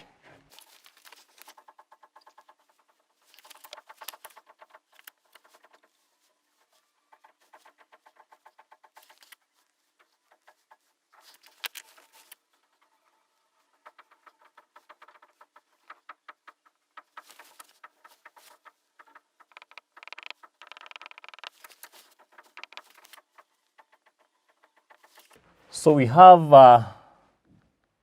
dilute nitric acid, and then we have the copper tannings.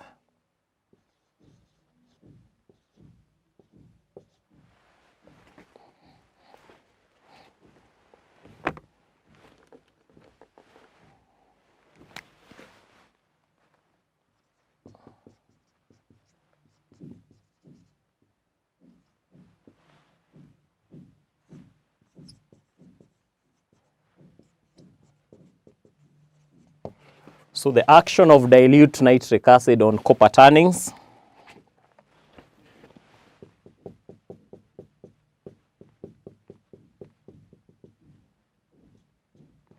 So this funnel should touch the bottom of the flask, and then after preparation, the nitrogen 2 oxide is collected over water.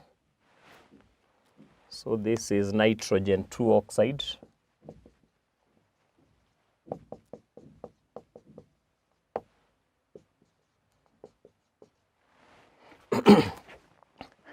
It is slightly soluble in water, so it can be collected over water. So basically we have the diagram as indicated there.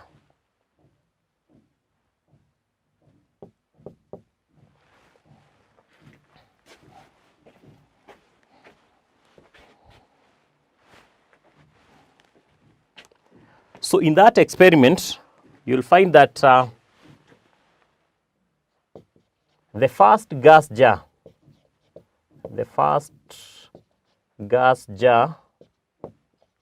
of nitrogen 2 oxide should be discarded.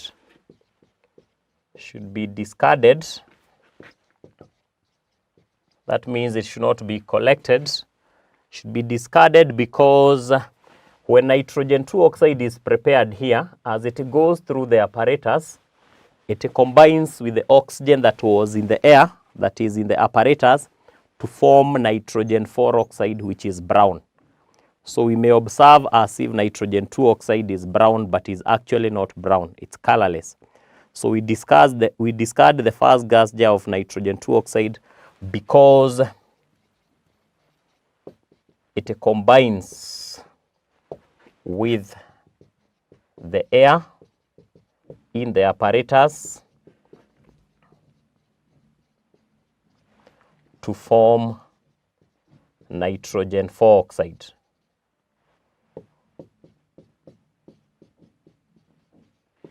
So the equation for that is nitrogen 2 oxide, will combine with oxygen in the air inside the apparatus to form nitrogen 4 oxide.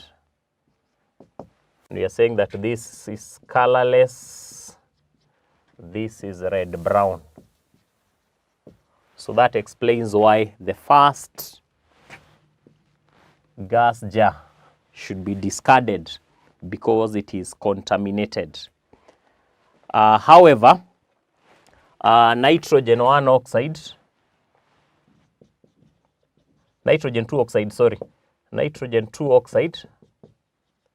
is collected over water as shown by the diagram, because it is slightly soluble in water. It is just slightly soluble in water, hence can be collected over water. The other point to note is that we should not use concentrated nitric 5 acid here, because if you use concentrated nitric 5 acid, again, it is a stronger oxidizing agent, and instead of producing nitrogen 2 oxide, will produce nitrogen 4 oxide. So in this case, it is important that we adhere to that the nitric 5 acid should be dilute.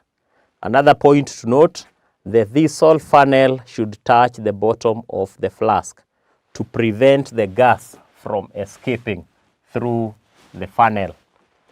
And then we have said that the gas is collected over water because it is slightly soluble in water. So our assignment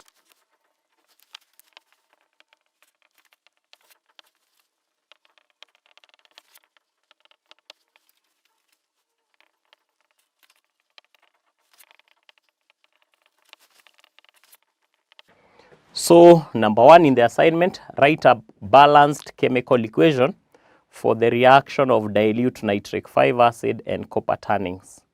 And number 2, explain why the first gas jar of nitrogen 2 oxide should be discarded during the preparation.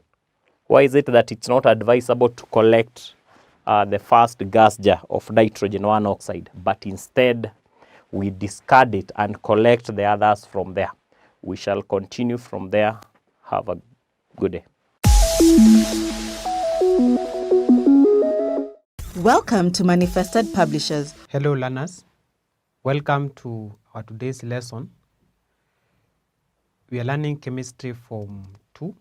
The topic is chemical families and patterns in properties. In our previous lesson, we discussed the reaction of alkali metals with water, where we say that when alkali metals react with water, they lead to formation of an alkaline solution, that is hydroxides of these metals, and hydrogen gas is produced. So I hope you still remember those reactions. You can be able to write the chemical equation. But still remember that I left with the assignment, and the assignment was to write balanced chemical equations for the reaction between lithium and water, sodium and water, and reaction between potassium and water. I hope you have done that. In this lesson, we are going to look at or discuss the reaction between alkali metals and Crolene gas. So reaction between alkali metals and crolene. Therefore, I will start by maybe giving you a small demonstration or illustration on that. So experiment.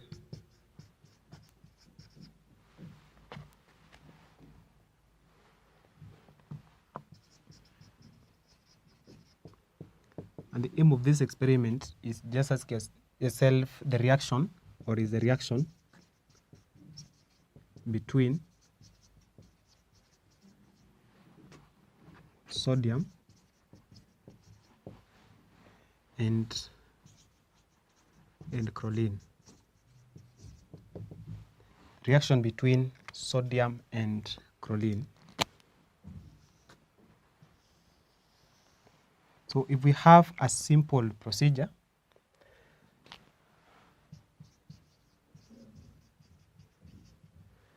the procedure would be first you cut a small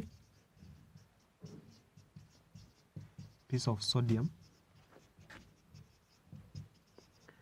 metal and put it on a defraggrating spoon.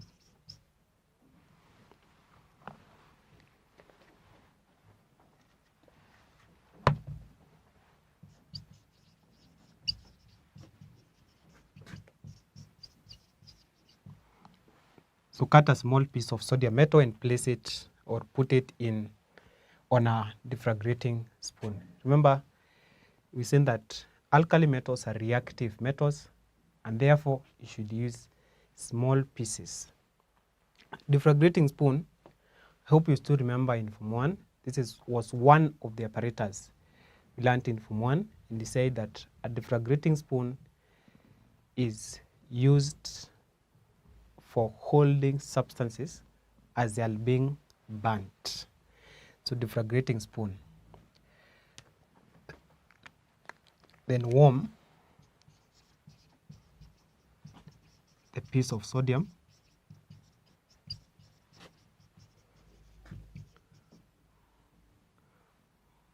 Warm the piece of sodium and lower it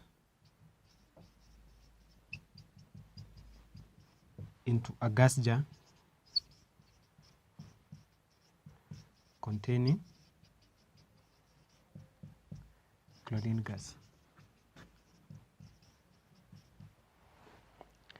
So after warming the piece of sodium metal which is on a defraggrating spoon, there's a pose now to lower it into a gas jar containing chlorine gas. There's a disclaimer here, there's a precaution. This experiment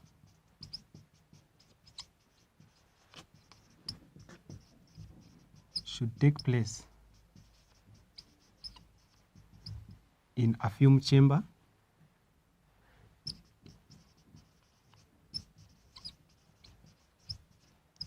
or on an open place. The reason is chlorine gas is very poisonous. Chlorine is a poisonous gas, and therefore this experiment should take place in a fume chamber or in an open place. Remember, this chlorine can affect your respiratory system, and therefore that is why you should not come into contact with it. So carry the experiment in a fume chamber. When sodium, or the warm piece of sodium metal which warmed on a defraggrating spoon, then you lowered it into a gas jar containing chlorine, then a reaction is going to take place, and this reaction will lead to, the reaction leads to formation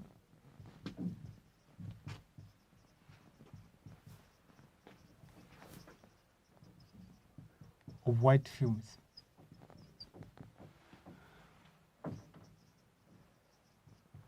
The reaction leads to formation of white fumes, and the white fumes is now sodium chloride.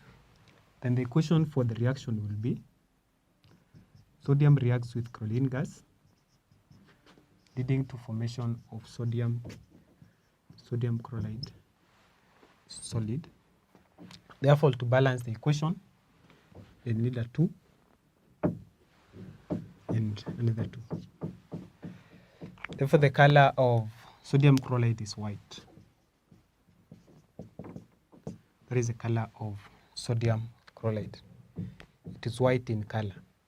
So that's what happens when you do this experiment. Remember again, I've told you that always use small pieces of these metals because sodium is a very reactive metal and it is highly reactive. Remember again, in the previous lesson we said it is very vigorous, or the reaction is more vigorous. Therefore, it can even explode into a flame, and therefore use small pieces. And remember always, experiments involving poisonous gases should take place in a fume chamber.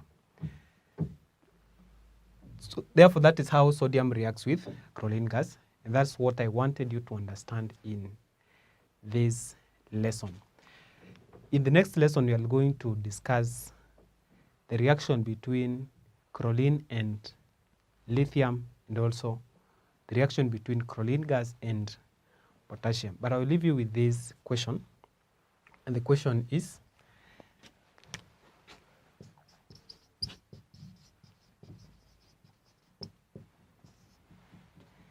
write a balanced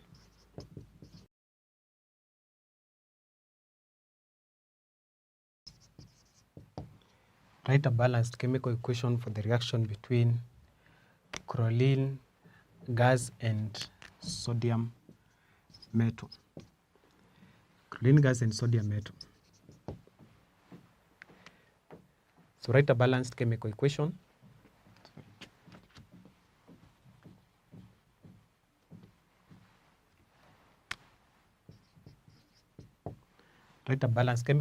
for the reaction between chlorine gas and sodium metal. The next lesson, we are discussing the reaction between lithium and chlorine, and also potassium and chlorine. Meet you in the next lesson.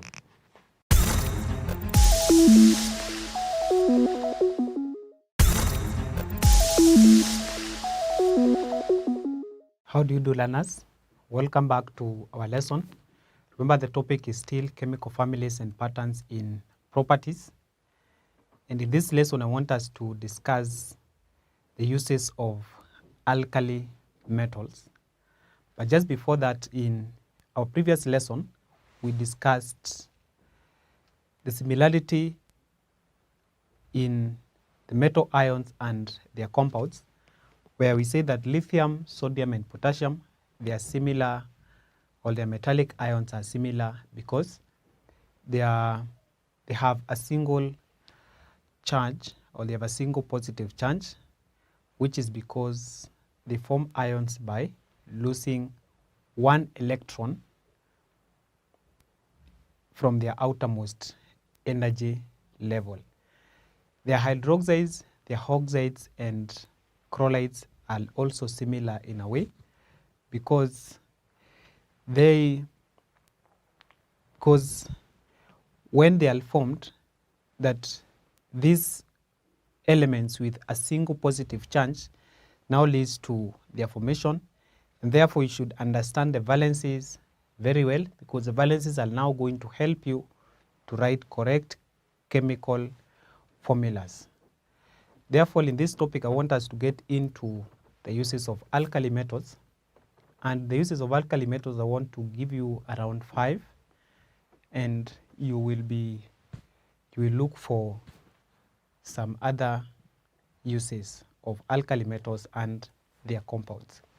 Remember, the subtopic is uses of alkali metals and their compounds. It's not just metals, but also their compounds. And one, we can say that sodium is used in manufacture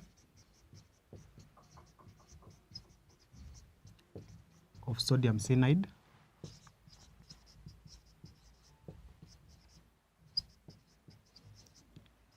which is used in extraction of gold. Sodium is used in manufacture of sodium cyanide, which is used in extraction of gold. Sodium cyanide is used to dissolve gold from its ore. And therefore, if you have the ore of gold, remember this ore is containing other materials, and this sodium cyanide only dissolves gold, and therefore it helps you in extracting gold from its ore. Second, sodium and potassium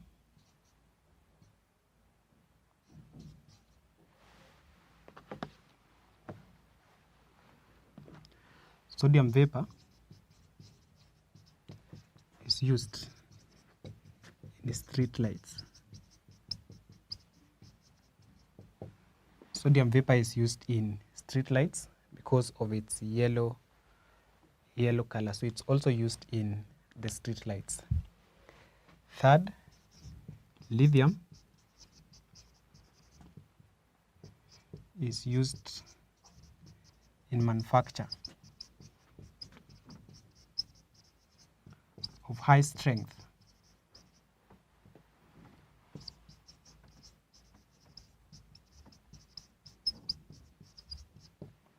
lithium is used in manufacture of high strength glasses and ceramics.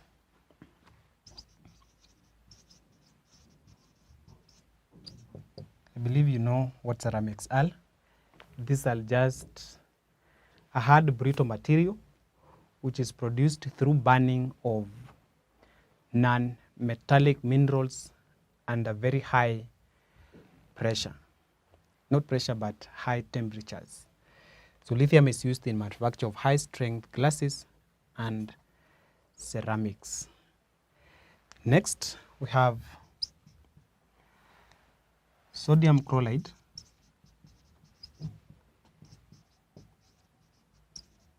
is used as additive in food.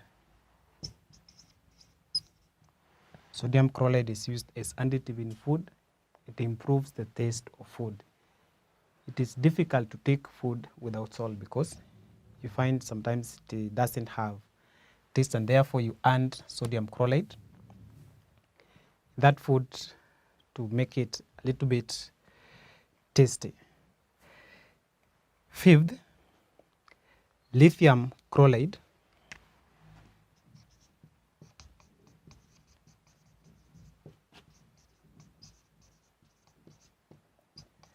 is used in manufacture of dry cells,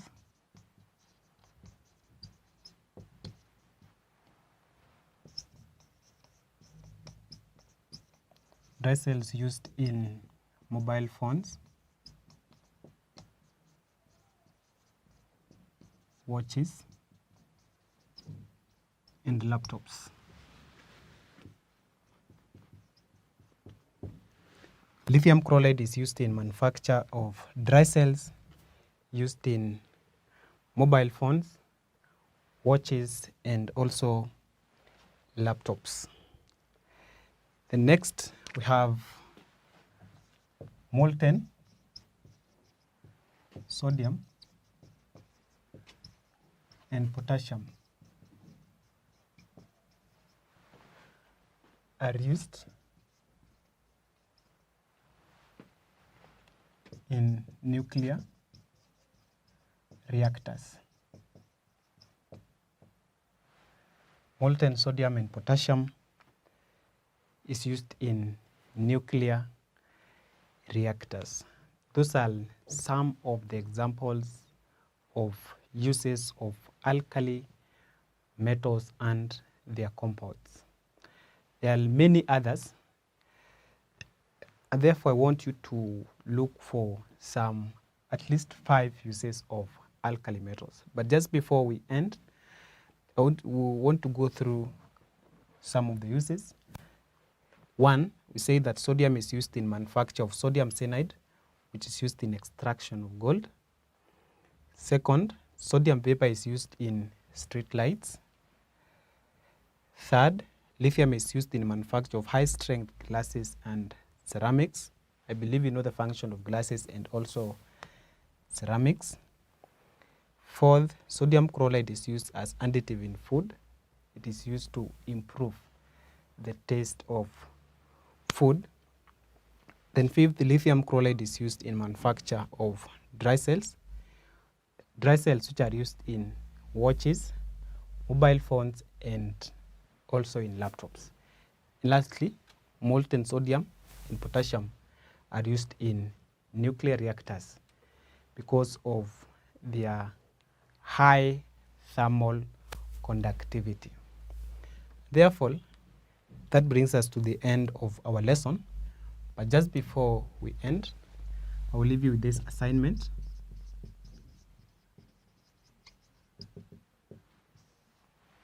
State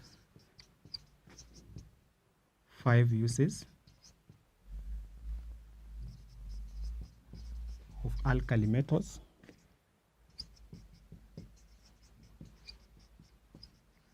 and their compounds.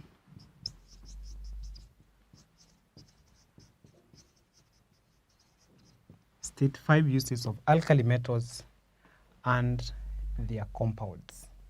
So ensure that you've done that. If possible, look for more uses of alkali metals and their compounds. Next time we are going to discuss alkaline earth metals, which is the second chemical family we will be discussing. Let's meet then, but ensure that you've done the work, this question, before we meet next time.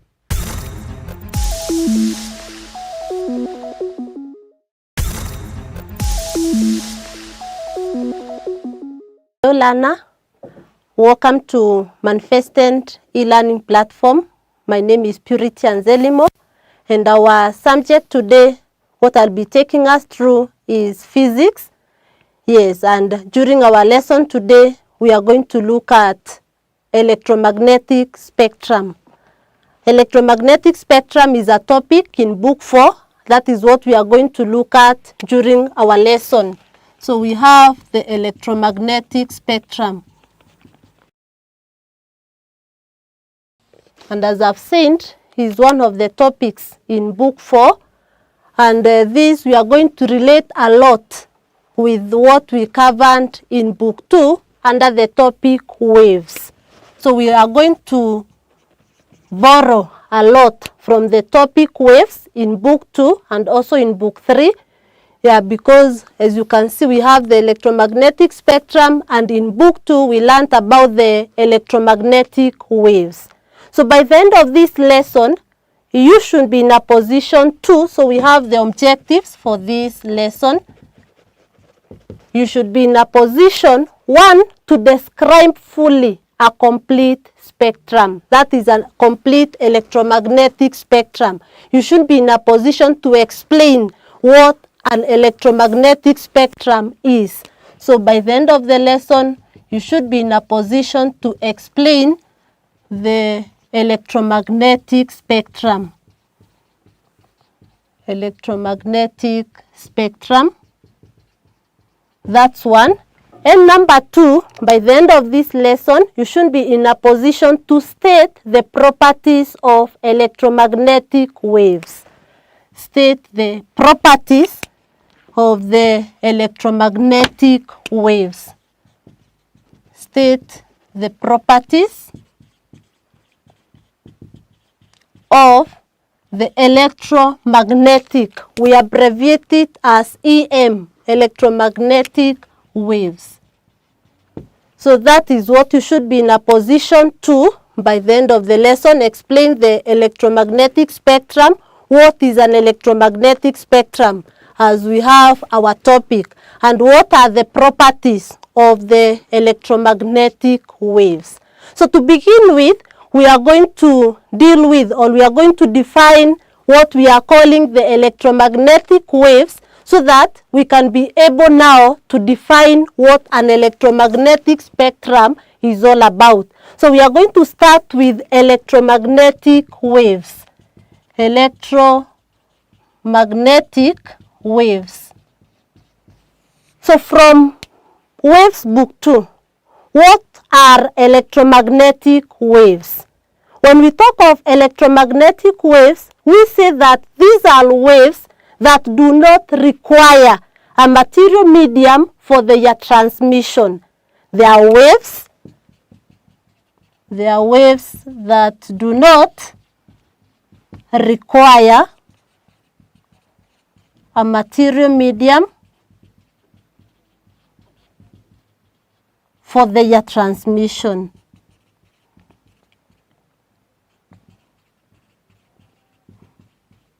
That is simply what we refer to as the electromagnetic waves, or what we call the EM waves. They are waves that do not require a material medium for their transmission. Remember, we gave two categories of waves in Form 2, whereby we looked at the electromagnetic waves and the mechanical waves. And one of the major differences between the electromagnetic waves and the mechanical waves is that for the electromagnetic waves, they do not require a material medium for their transmission, whereas for the mechanical waves, they require a medium for their transmission. And these electromagnetic waves, again, we can define it as, because we say that all electromagnetic waves are transverse in nature. Remember that all the electromagnetic waves are transverse. They are transverse in nature, meaning that the vibration of their particles is at right angle to the direction of wave travel. And therefore, we can also say that electromagnetic waves, we can say that they are produced by the oscillating electric and magnetic fields at right angle to each other. So we can say that they are produced, or they are formed by the oscillating, they are formed by the oscillation or the oscillating magnetic and the electric fields, and electric fields at right angle with each other.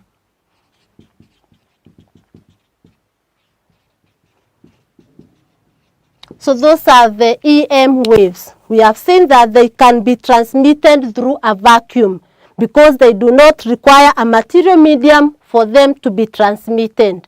Then we are also saying that all the electromagnetic waves are transverse in nature. And we are saying, therefore, it means that the vibration of their particles is at right angle to the direction of the wave travel. And that's why we are saying that they are produced by the oscillating magnetic and electric fields at right angle with each other. So these are the electromagnetic waves, or the EM waves. Now we need to list down those electromagnetic waves that we are talking about. So we list down, they include the electromagnetic waves, or the EM waves include.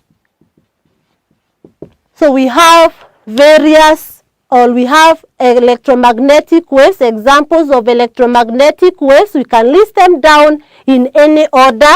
We have what we call the gamma rays. Gamma rays is an example of an electromagnetic wave. We also have what we call the microwaves. The microwaves. We also have the visible light. The visible light. We also have the infrared radiation. The infrared radiation. We also have the ultraviolet radiation, or what we call the UV radiation. The ultraviolet radiation. We also have what we refer to as the X-rays. We have the X-rays as an example of the electromagnetic waves. We have the X-rays. So we have the gamma rays, we have the microwaves, we have the visible light, we have the infrared radiation, we have the ultraviolet radiation, and we also have the radio waves. Radio waves.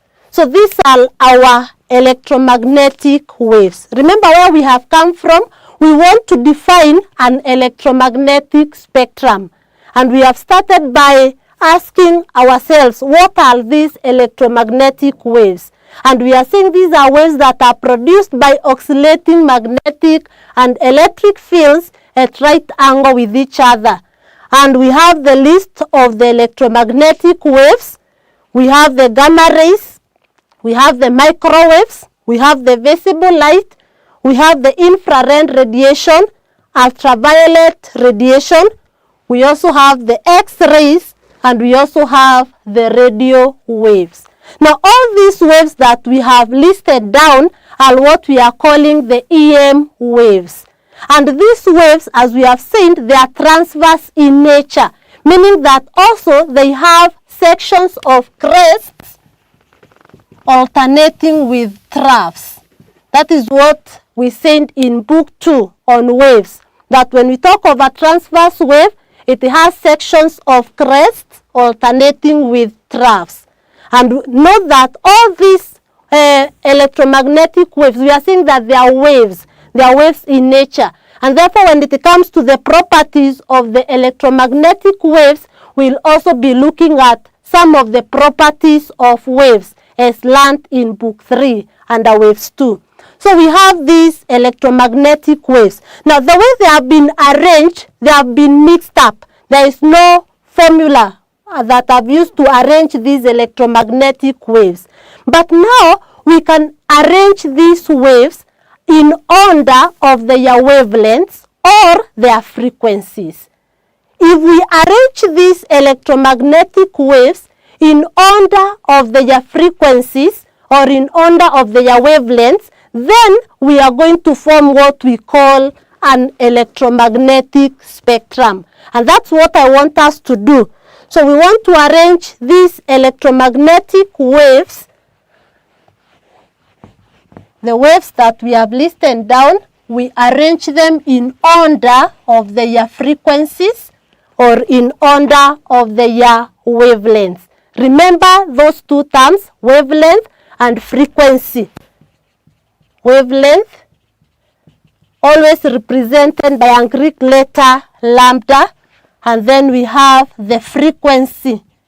Frequency represented by a small letter f. So we have wavelength, and we say that wavelength simply refers to the distance covered in one complete oscillation.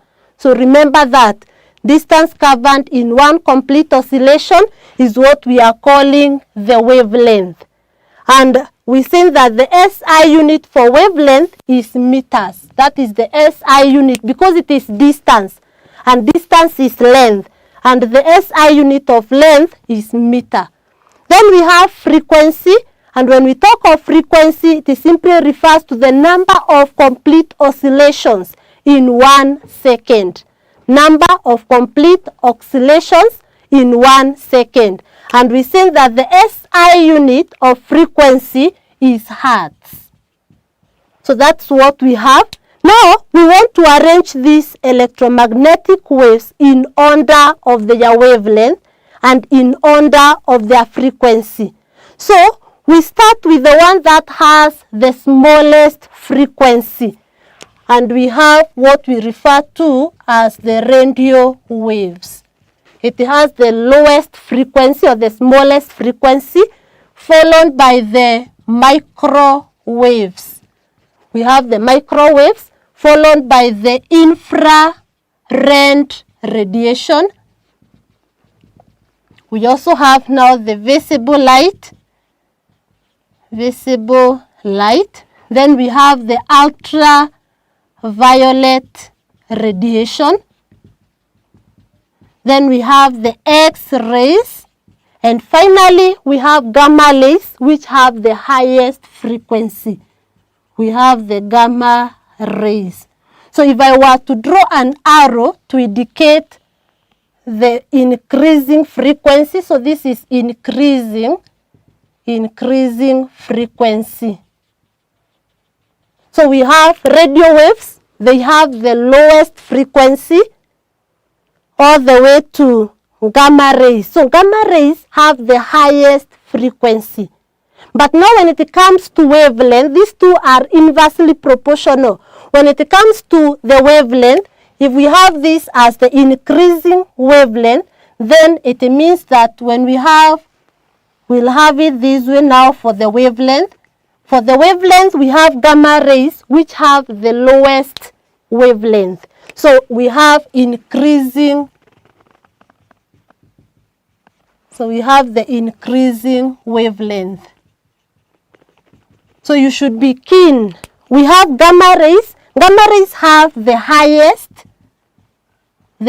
frequency, but have the lowest wavelength. They have the highest frequency, but have the lowest wavelength. Then the radio waves have the highest wavelength. The radio waves have the highest or the largest wavelength, but they have the lowest or the smallest frequency. So that is it. So when these electromagnetic waves have been arranged in order of their frequency or in order of their wavelengths, then what they form is what we refer to as an electromagnetic spectrum. So this that we have here, the radio waves, the microwaves, the infrared, the visible light, the ultraviolet radiation, the X-rays, the gamma rays, the way they have been arranged is what we refer to as an electromagnetic spectrum. So for an electromagnetic spectrum, so for the electromagnetic spectrum, we have the following electromagnetic waves. We have seen that when the electromagnetic waves have been arranged in order of their frequency or in order of their wavelength, they form an EM spectrum. So they can be either maybe the increasing frequency or the decreasing frequency, or the increasing wavelength or the decreasing wavelength. So provided they have been arranged in a certain order of their frequencies or their wavelengths, then we'll say that they form an electromagnetic spectrum. So our electromagnetic spectrum, we are going to have, therefore, if we start with the one that has the lowest frequency, that is the radio wave. So we are going to have radio waves. We have the microwaves. We have the infrared radiation or the infrared. We have the visible light. The visible light. We also have the ultraviolet radiation. We also have the X-rays. And finally, we have the gamma rays. So all these arranged in this order, they form an electromagnetic spectrum. And therefore, we can be able to define what an electromagnetic spectrum is. So an electromagnetic spectrum is simply electromagnetic waves arranged in order of their frequencies or wavelengths. So these are electromagnetic waves. They refers to the electromagnetic waves arranged in order of their frequencies or wavelengths. Electromagnetic spectrum refers to electromagnetic waves arranged in order of their frequencies or wavelengths. And as we continue, we'll be able to see, now that we are seeing that radio waves have the lowest frequency, gamma rays have the highest frequency. Therefore, we'll be able to see that therefore the two or the 7 electromagnetic waves have different energies, or they possess different amounts of energy, because energy depends with the frequency and also the wavelength. So that is the electromagnetic spectrum. So if you are told to define what an electromagnetic spectrum is, then it is simply refers to the electromagnetic waves arranged in order of their frequencies or wavelengths. And we'll continue and get now to the properties. So those are the that is the electromagnetic spectrum, and you should also be in a position to arrange all those electromagnetic waves in order of their wavelengths or in order of their frequencies. So if you know one, for example, you know that the radio waves have the smallest frequency, followed by microwaves all the way to gamma rays. So if you know one of them, the frequency, then you should know that the wavelength is the vice versa, the other way around. So if the radio waves, we are saying that they have the smallest frequency, then it means that they have the largest wavelength. Gamma rays have the highest or the largest frequency, and they have the lowest wavelength. So make note of that, because you can be given in an exam, you are given examples of some electromagnetic waves, and you are told to arrange them maybe in order of their increasing wavelength, or maybe in order of their decreasing frequency. So make note of that. Then something else I want to emphasize on before we go to the properties of the EM waves. At this point here, the visible light, when we talk of this visible light, as you learned in reflection of light, the dispersion of white light, the visible light comprises of the 7 colors of the rainbow. So here in the visible light is where we have the colors like the red, we have the rich, so in the visible light, we have the richant of yolk gained button in vain. So we have the red, we have the orange here, we have the yellow, we have the green here, we have blue, we have indigo, and we have the violet color. So in case maybe you are told that blue light, for example, you are told arrange the following in order of their increasing frequencies. And you are given, for example, infrared, microwaves, X-rays, and you are given blue light. You should know that blue light is one of the visible light, or it's invisible light, because that's what we learned in refraction of light. That's the dispersion of white light, which comprises of the 7 colors of the rainbow. So that is all on the electromagnetic spectrum. You need to know how to arrange these waves in order of their frequencies and wavelengths. So I want us to move on and look at the properties of these waves. Yeah, because we are saying that they are waves in nature, they are transverse waves in nature. So we have various properties of the electromagnetic waves. So let's look at the properties of electromagnetic waves. Properties of electromagnetic waves. And one of the properties that we have just stated when I was introducing the lesson, we have seen that number 1, the electromagnetic waves are transverse in nature. They are transverse waves. So number 1 is that they are transverse in nature. They are transverse in nature. So the EM waves are transverse in nature, and we have seen that they are produced by the oscillating magnetic and electric fields at right angle with each other. So that is one of the properties.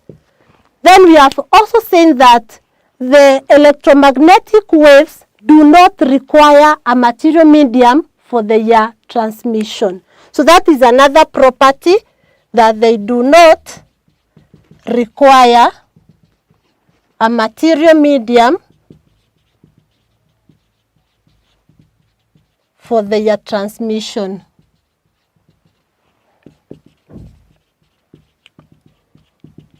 And therefore they can also be able to be transmitted through vacuum or through space. So they do not require a material medium for their transmission. Something else that you need to note about the electromagnetic waves. Electromagnetic waves travel with the speed of light. They travel with the speed of light. And the speed of light, that is the speed of light is 3 times 10 power 8 meters per second. So that is another property. They travel through space with the speed of light. They travel with the speed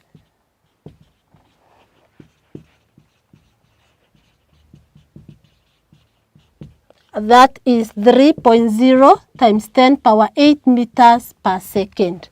So if you are given a question, because we'll now also get into numerical calculations, when you are told, for example, infrared radiation, and you are told maybe to calculate, for example, maybe the energy, you have not been given the speed, always know that the speed of any of the electromagnetic waves is 3.0 times 10 power 8 meters per second.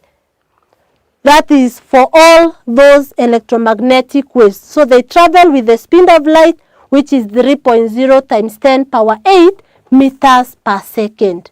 Then something else, because we are saying that these waves, we are saying that they are waves, and therefore they will undergo the following. So they undergo, since they are waves, they undergo diffraction. You talked about diffraction in waves 2. They also undergo reflection. They also undergo interference and polarization effects.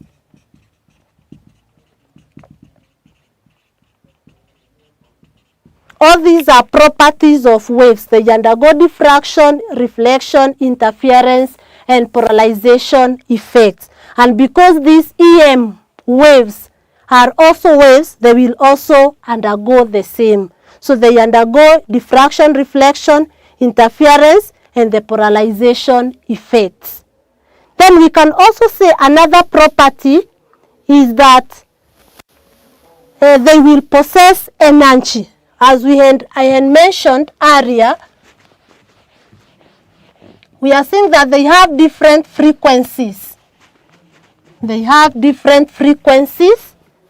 Gamma rays having the highest frequency and radio waves having the smallest frequency. So we can also say number 5 that they possess energy. They possess kinetic energy. We can talk of kinetic energy in different amounts depending with the, just talk of energy. They possess energy in different amounts. We are going to do the calculations. You will get the formula that we use to know which one contains higher amount of energy than the other.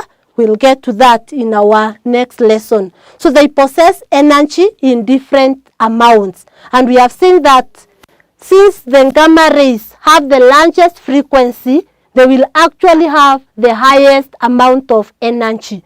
So just know that they possess energy in different amounts. Then finally, we can say that they carry no charge.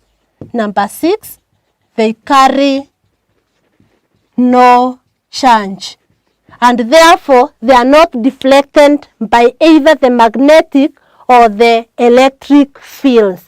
So they are not, we can say that they are not affected by electric and magnetic fields.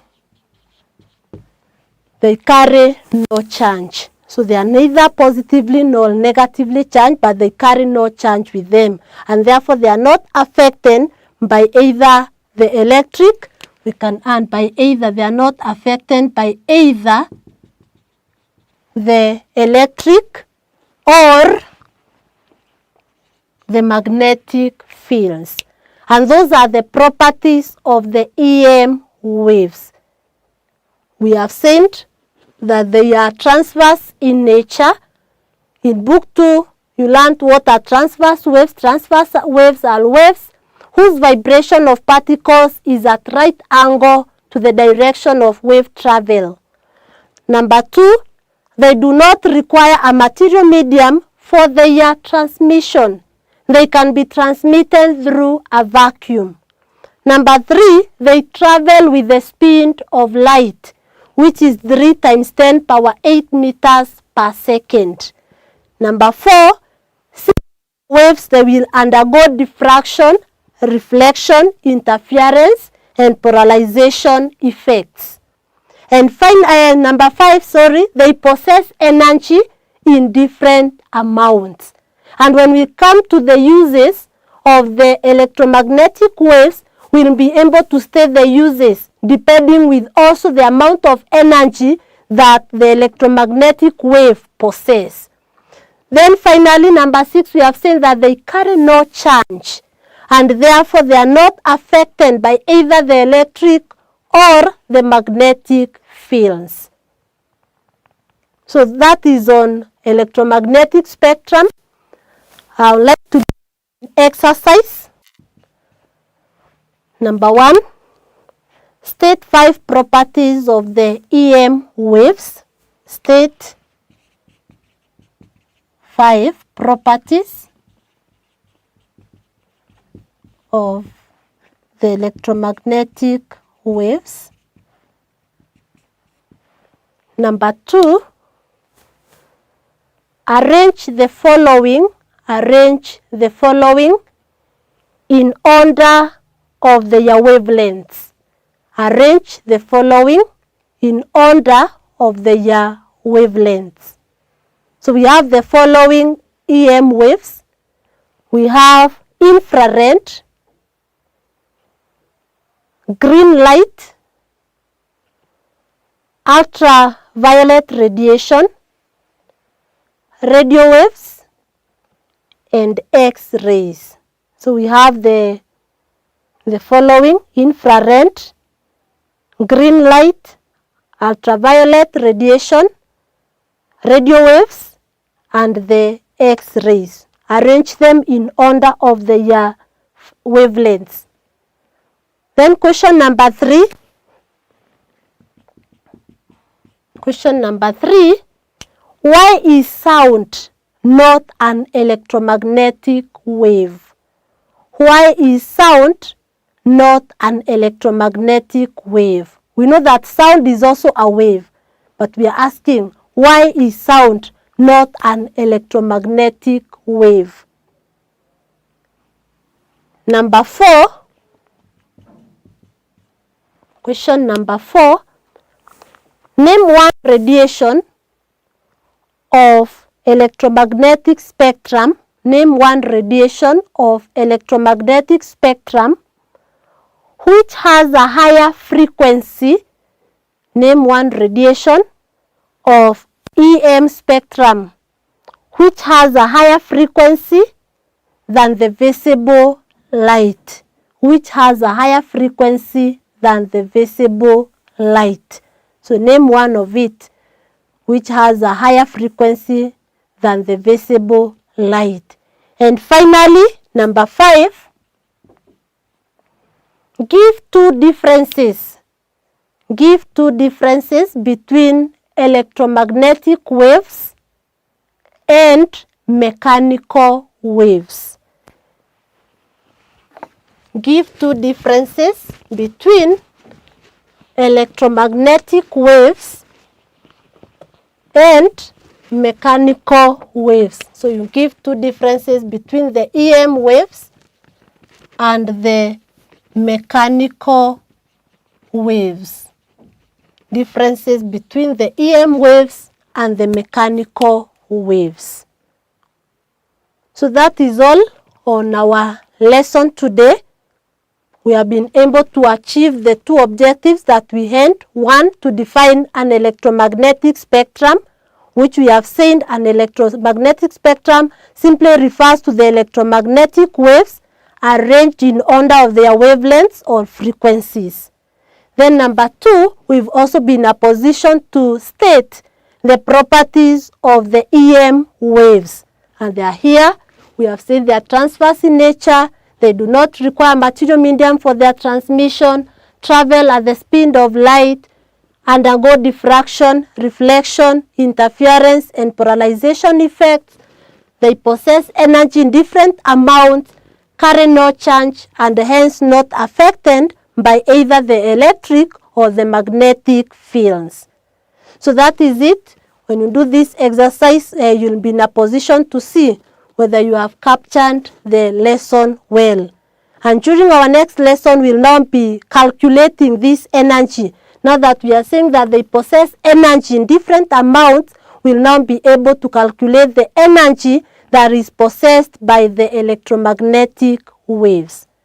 Thank you for following. Till we meet next lesson.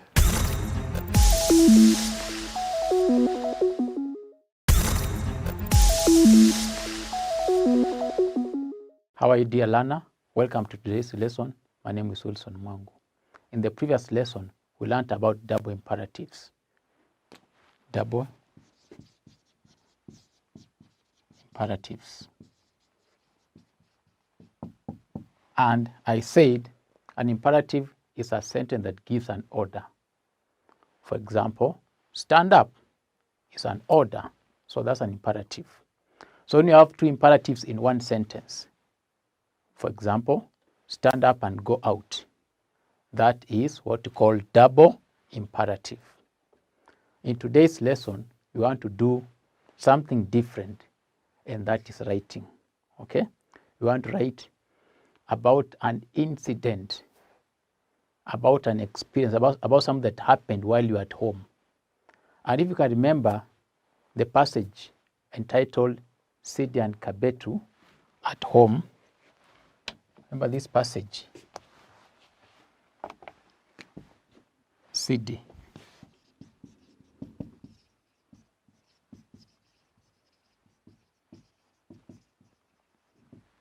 Sidi and Kabetu at home. These are cousins. So while they were at home, they'd been left alone at home. They saw some people keeping items in the neighboring compound. There were electronics, very new electronics, TVs, laptops, and all that. And those people who were keeping items there were a bit worried. They were doing things in a hurry. So these two children got concerned. They suspected that those people were thieves. So they called the police. Okay? And when the police came, they actually confirmed that those people, actually there were 3 people, were the most wanted criminals in the town. So those criminals were arrested courtesy of Sidi and Kabetu. And in the evening, the policemen came to thank Sidi. They came to Sidi's house and thanked her for her action. So that was Sidi's experience at home. Today we want to write about your experience at home.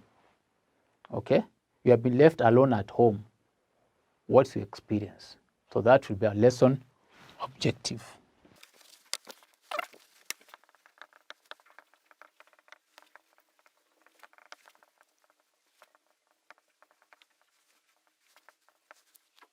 By the end of the lesson, the learner should be able to write about a personal experience alone, personal experience while at home alone, while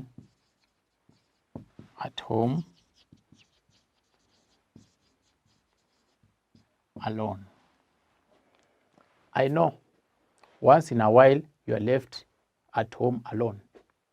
Maybe during school holiday, your parent has gone out, maybe has gone to work, and maybe if you're older sibling, or maybe you are the firstborn, so once in a while you are left at home alone.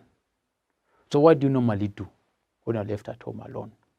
I know some of you maybe play video games, you watch TV, you also do a bit of study.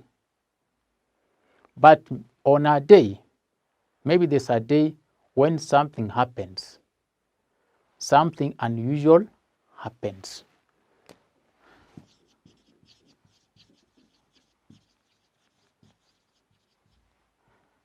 So we want to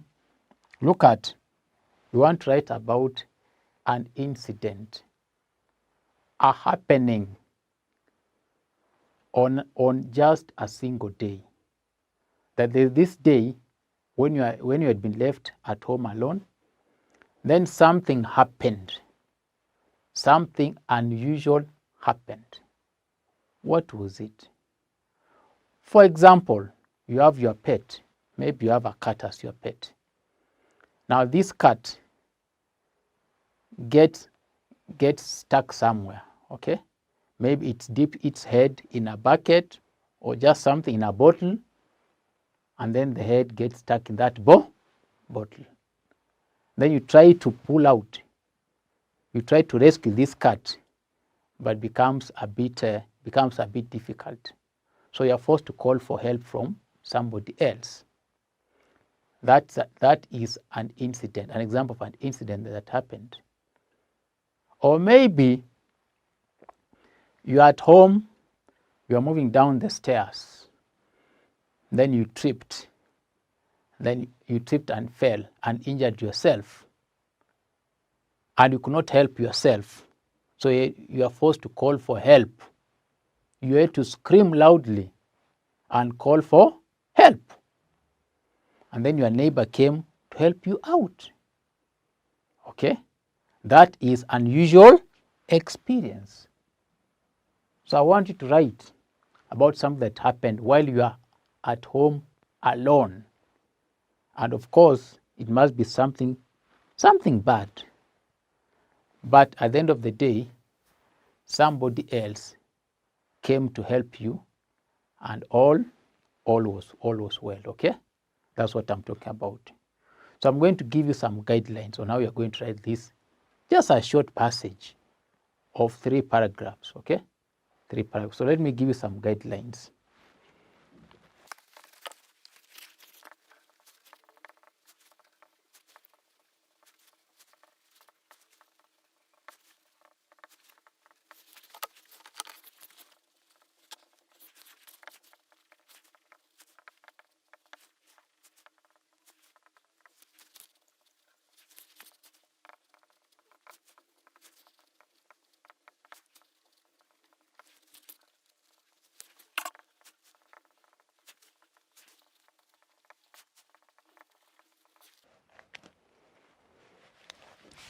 So I told you about something unusual that happened.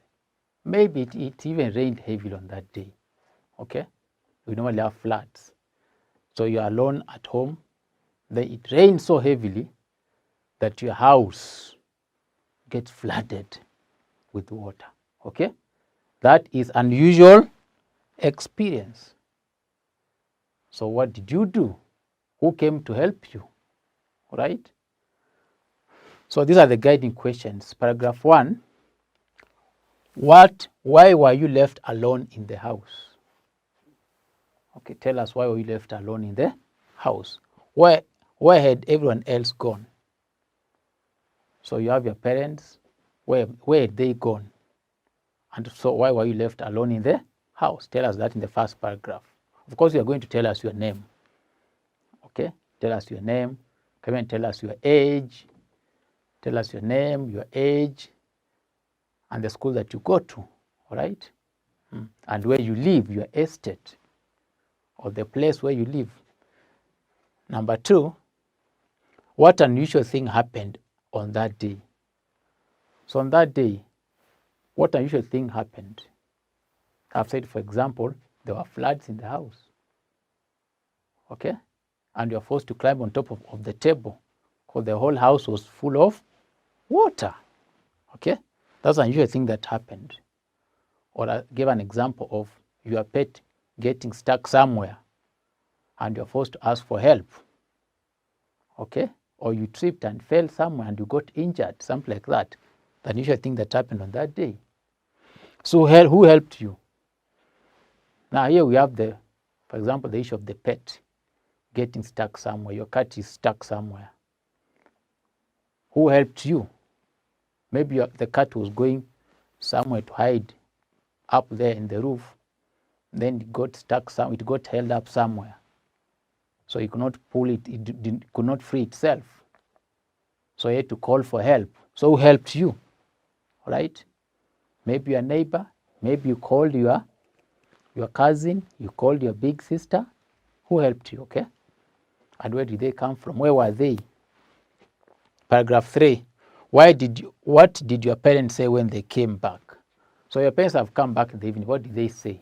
Of course, you tell them about the incident, about the happening, that your cat had gotten stuck somewhere near the roof of the house, okay?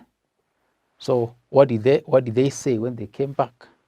And how did you feel? All right? So these are some of the guidelines that you can use. So we're going to write a 3-paragraph story about an incident that happened at home. Please be creative enough, be imaginative enough. Tell us what happened, okay? And your reaction and how you are helped. All right? For example, if a neighbor helped you, what happened after that? Did your parents thank the neighbor? Okay? Something like that. So can you be creative enough and write a 3-paragraph composition, a short one of 3 paragraphs, maybe 1 page in your exercise book, okay? Yes. And once you are done, please share with us your response. But as I've said, be creative. Write about what you have gone through, okay? What you have just gone through at home, or what you have seen somebody else go through at home, right? And please share with us your composition. My dear learner, today we are going to write about personal experience. You have been left alone at home, something happens, okay? And then eventually you get helped. You get help from somebody else. So that's what we're going to write about. So my dear learner, up to that point we shall end today's lesson. Until next time, I've been your teacher, Wilson Mwangu. Thank you so much and be blessed. See you.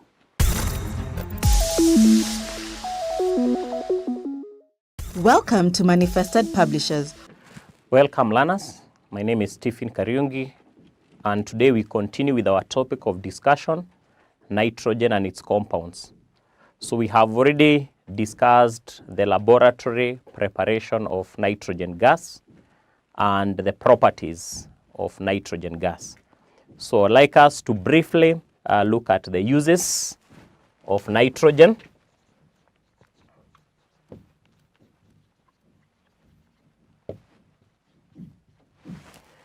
And first of all, nitrogen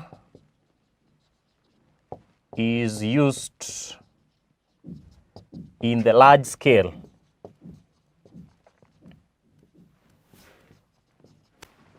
manufacture of ammonia.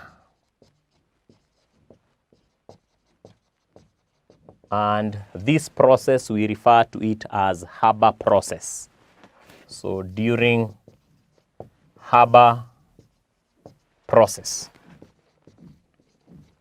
So Haber process is the process that is involved in the large-scale manufacture of ammonia, and nitrogen is used as one of the raw materials. 2, nitrogen is used in light bulbs. The bulbs that we commonly use, due to its inert nature. It is inert. It doesn't oxidize the filaments of the bulb. So because of the inert nature of nitrogen gas, it is used in light bulbs due to its inert nature. It's relatively inert, that prevents oxidation of the filament. Oxidation of the filament. And 3, nitrogen, because of its low boiling point, it is used as a refrigerant.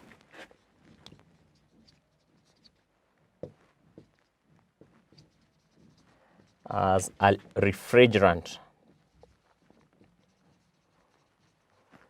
due to its low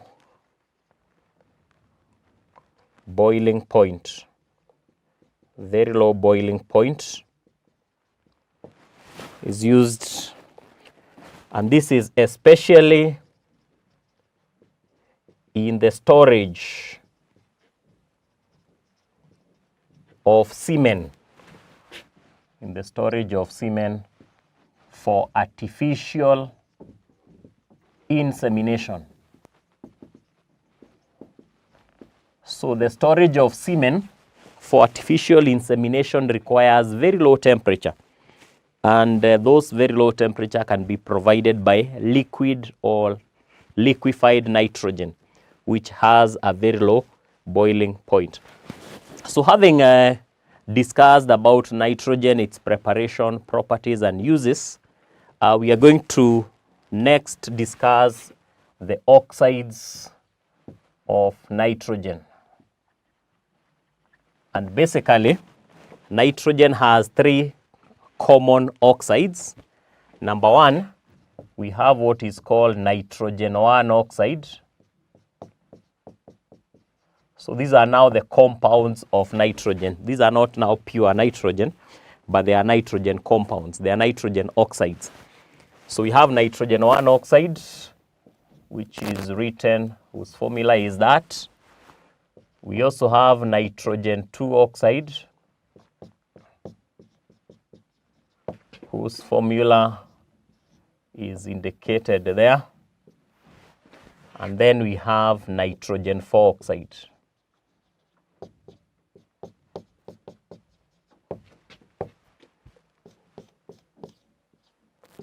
So basically those are the oxides of nitrogen that we have, compounds of nitrogen and oxygen.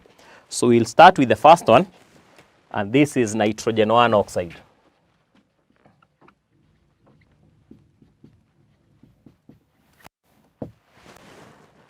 This nitrogen 1 oxide, in its preparation, it is prepared in the laboratory by heating ammonium nitrate. In Form 2, under the topic of salts, there is a place where we learnt about action of heat on nitrates.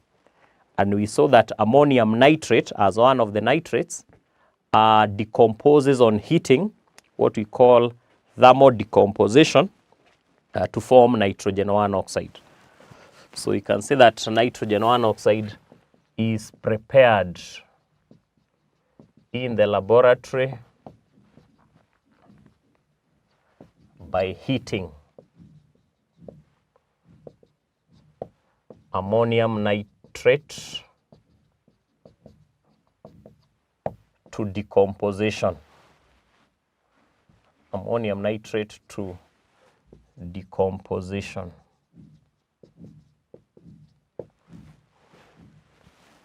So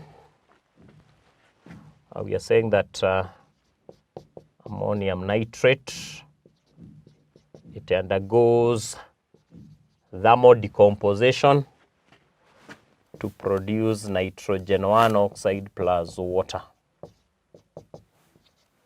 Nitrogen 1 oxide is a gas. So if we balance, those are 4 hydrogens and 3 oxygen, 1 plus 2. And that equation is balanced. And then we can say that nitrogen 1 oxide is collected over warm water. Is collected over warm water because it is soluble in cold water. So once we have prepared the gas, nitrogen 1 oxide, we are supposed to collect it over warm water, and that is the reason that it is soluble in cold water. So if you use cold water, you may not collect much gas. So let's see the diagram that is involved in the preparation of nitrogen 1 oxide.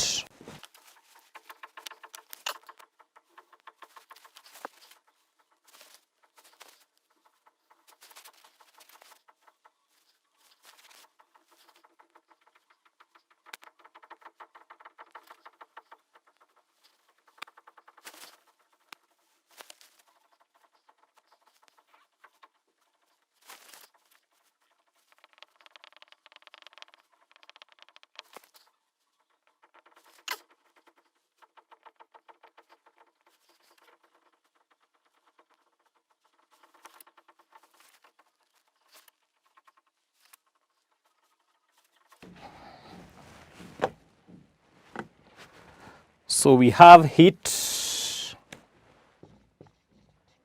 we heat ammonium nitrate, then it's collected over warm water because we've said that the gas is soluble in cold water. Then we have nitrogen 1 oxide.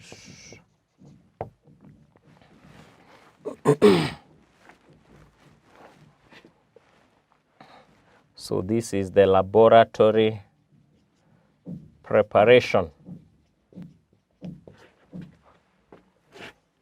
of nitrogen 1 oxide.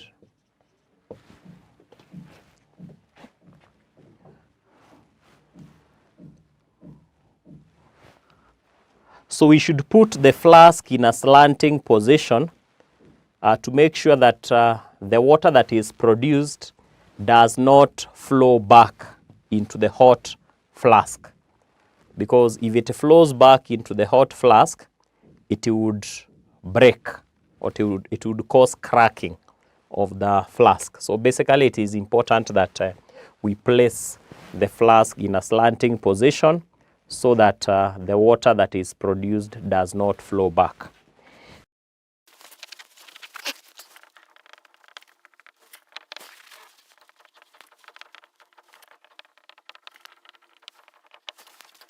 So we are going to have an assignment on nitrogen 1 oxide. So the assignment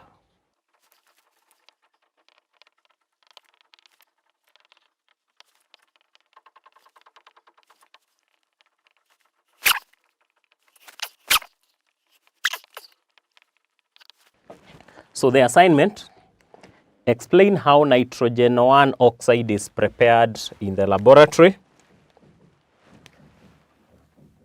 2, write an equation for the reaction. And 3, explain why the flask is placed in a slanting position during preparation. During preparation. So we'll stop there. Until next time, goodbye. Welcome to Manifested Publishers. Hello learners, and welcome back to today's lesson. We will continue with the lesson in social studies. The topic is citizenship. We are studying inclusion of persons with special needs in the society. In our last lesson, we defined persons with special needs in the society, and we stated, gave examples of people with special needs in the society, like those who are visually challenged, those who are mentally challenged, those who face social and economic challenges, and so on. Now, learners, all these people require help so that they can go about their daily activities. They require help. Persons with special needs should be included or be involved in various activities in the society so that their unique talents, their abilities, their interests can be taken care of and also be developed fully. All people with special needs, persons with special needs require help so that they can go about their daily activities with ease. Because they are just as human beings as the rest of the people in the society. They have needs which must be met. So persons with special needs should be included or be involved in various activities in the society so that their unique talents, their unique abilities, their unique interests can be taken care of and be developed fully. They should not be viewed as a burden because persons with special needs have special talents. They have unique talents. Learners, by now you must have learned that every human being is talented. Every human being has unique talents. Every human being has something to offer in this world, including persons with disabilities, those who cannot see, those who cannot walk, those who cannot hear, those who are mentally challenged,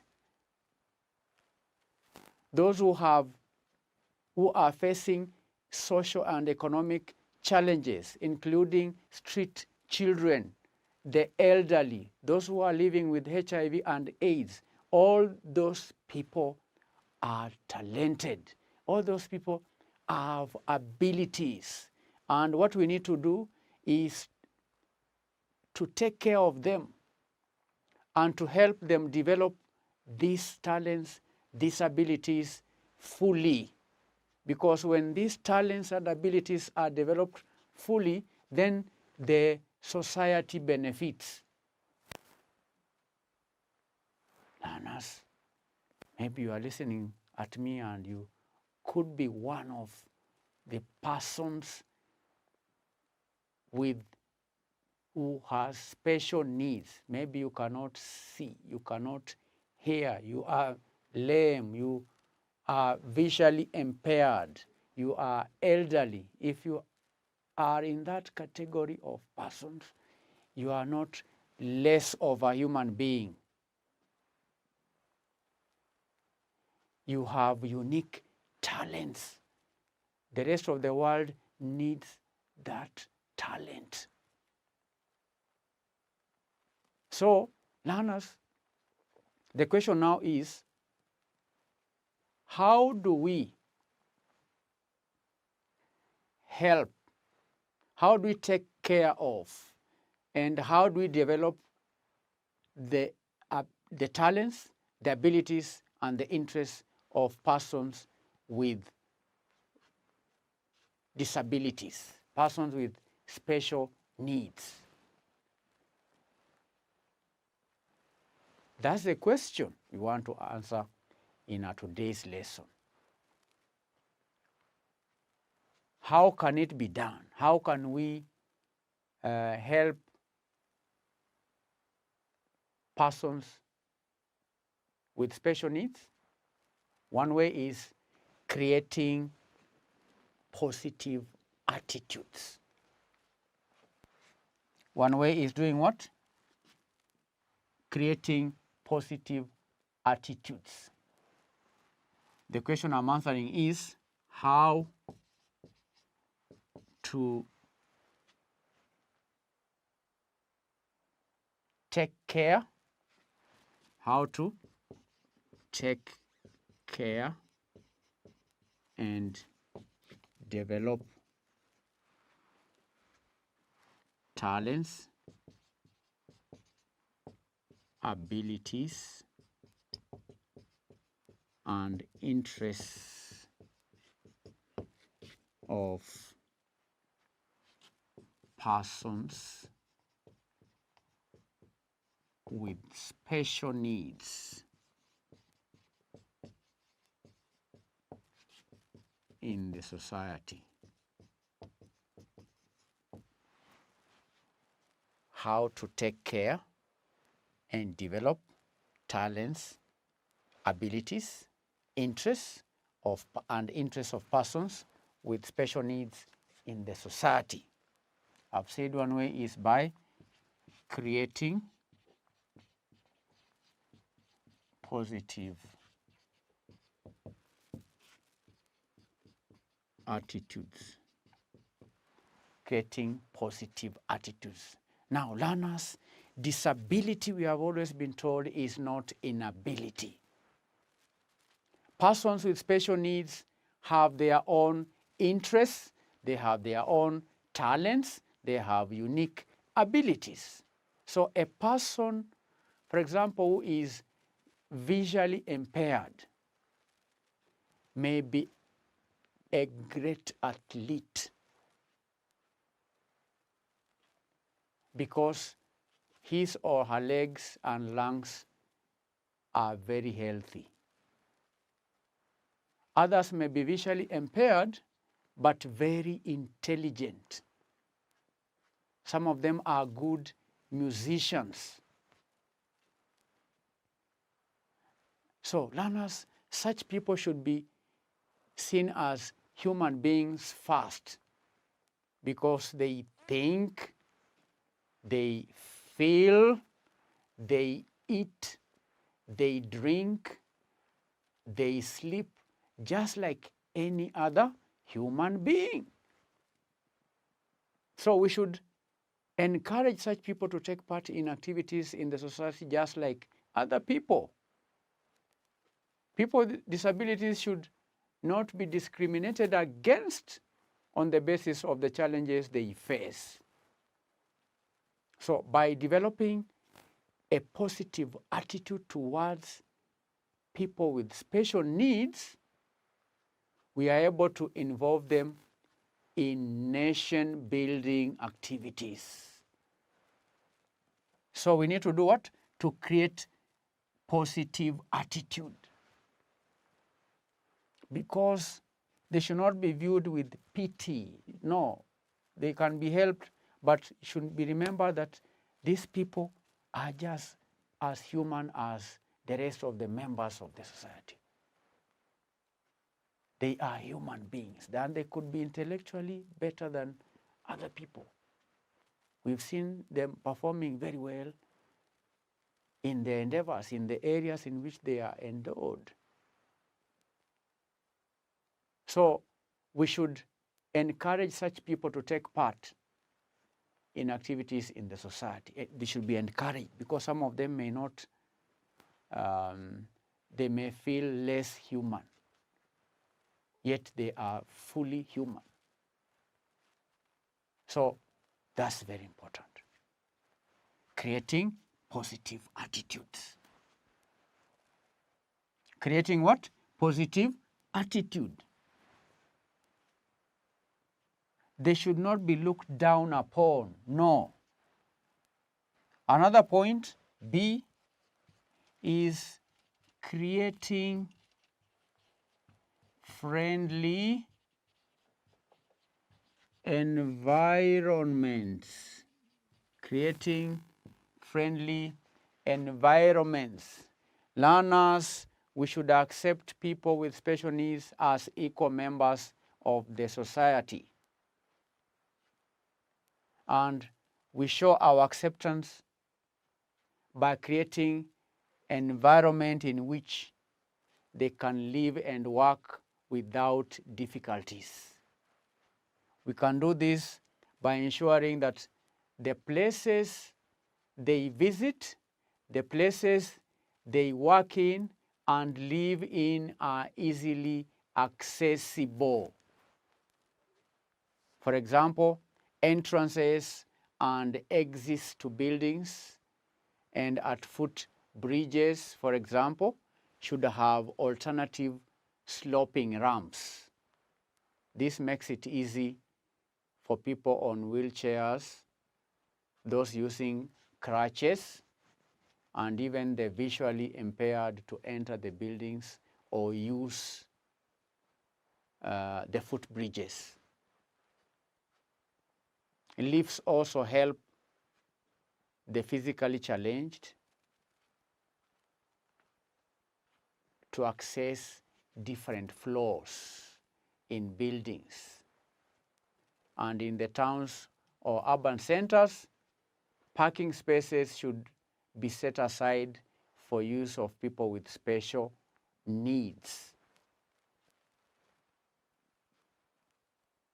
I can also mention drainage trenches. The drainage trenches should be covered, and visual signs or symbols used to mark certain areas and facilities. We need also to have appropriate toilet facilities which should be provided for the physically challenged in the society. There should also be a requirement for public service vehicles to have wide doors and provide ramps at the entrance. This will help easy access for the physically challenged. So learners creating such friendly environments will is one way of taking care and developing talents and interests of persons with special needs. The environment should be friendly when constructing buildings, when constructing drainage systems and all the areas that I've highlighted. The learners, the environment should be friendly. Is one that makes the life of people with disabilities easy. By doing so, we'll be accepting them as equal members of the society, and we show our acceptance by creating an environment in which they can live and work without challenges. Especially the places where they live, the places where they work, and so on. Those places should be easily accessible. So creating friendly environments is one way in which we can take care and develop the talents and the interests of persons with disabilities. C, providing equal opportunities. Providing equal opportunities. All people in the society should get equal opportunities to work and improve their lives. There should be no discrimination on the basis of disability or on the basis of diseases such as HIV and AIDS. There are people with special needs who are great scholars, great athletes, great teachers. These people have made great contributions in the society in different ways.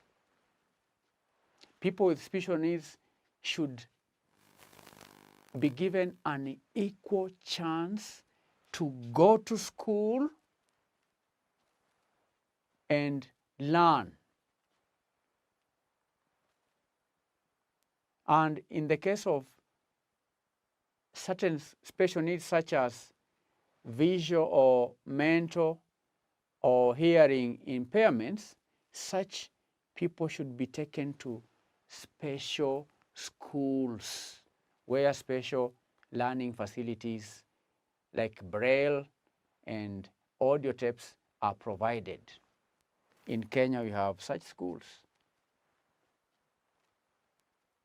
And learners, during national meetings, during conferences, during seminars, the different groups of people with special needs also need to be represented. This is important since this special group of people has a right to be heard. They should therefore be given an opportunity to express themselves and their interests and to actively take part in national development. Providing what?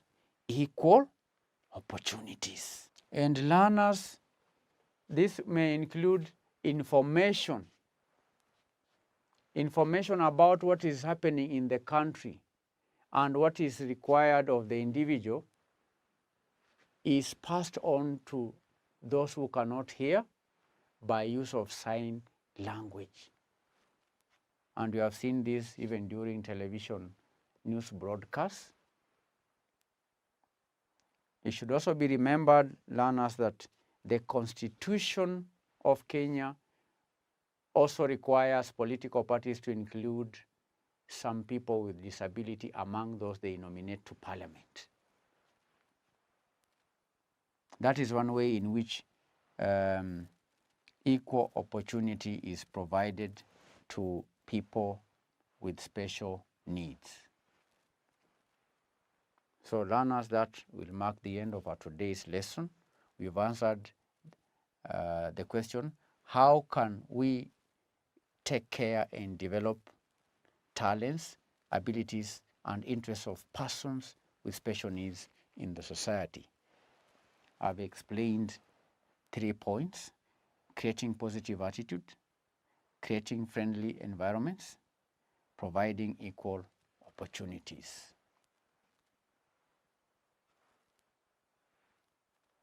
So thank you for being attentive. I want you to go through the lesson one more time. Take notes.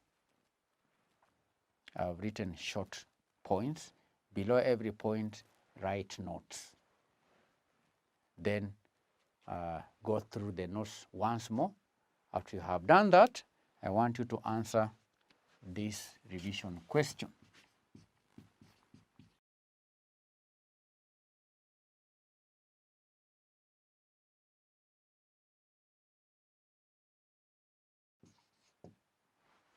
State 3 ways in which we can take care of the interests of persons with special needs in the society. Make sure you answer this question before you attend our next lesson. Thank you and bye-bye.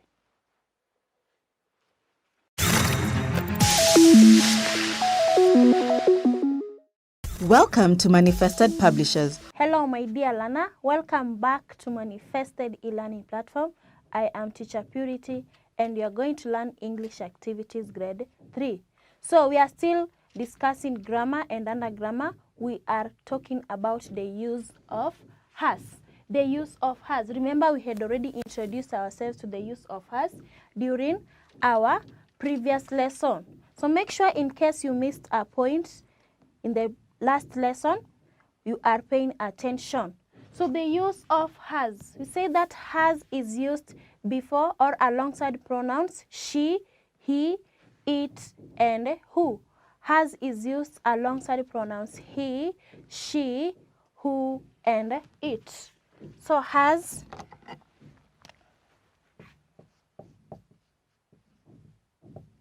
is used alongside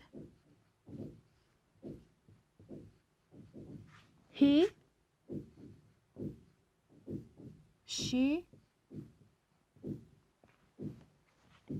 he, who, and it.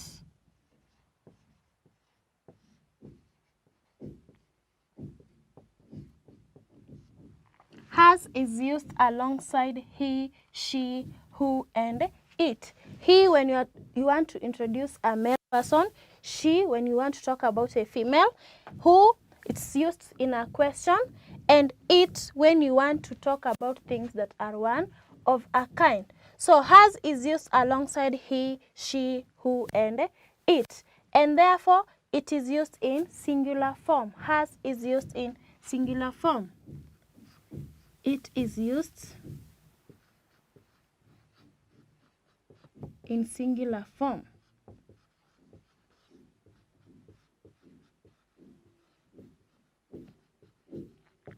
It is used in singular form.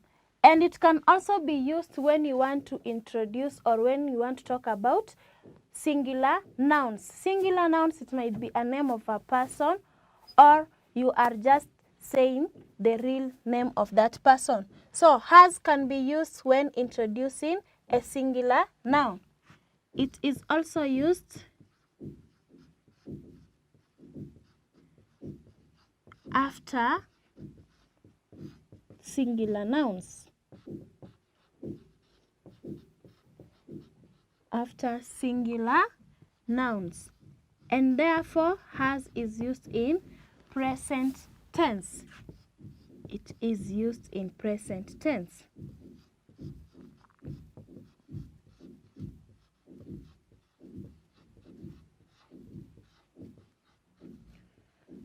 It is used in present tense. Now let's get to know more examples of how we can use has in a sentence. Examples.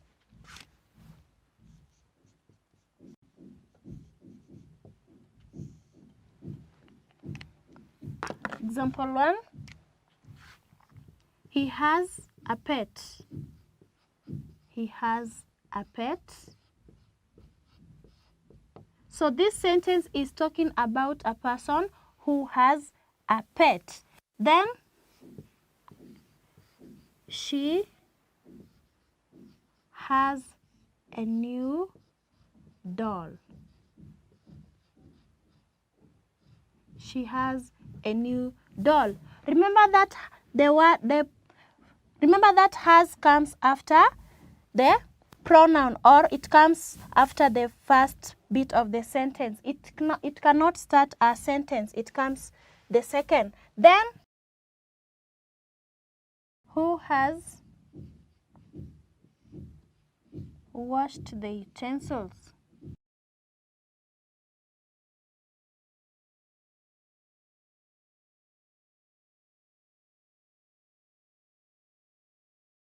Who has washed the utensils? It is a question, and therefore has will come after the word who.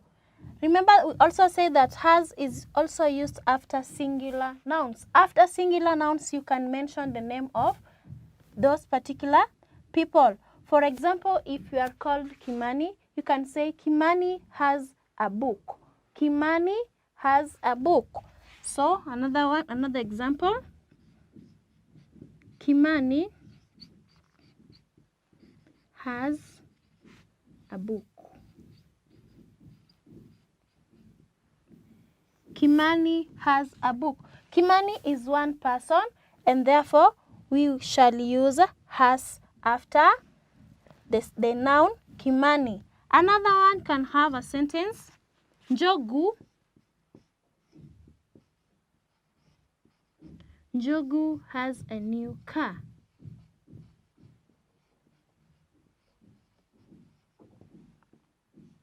Njogu has a new car. So these are just examples of sentences where we can use has. How we can use has. Remember that it is used alongside he, she, who, and it. And mostly has is used in singular form. And it can also be used after singular nouns, and singular nouns are names of people. So I want us to go through or review the exercise that I gave you together, and later I will add you more work on the use of has. So the questions are here.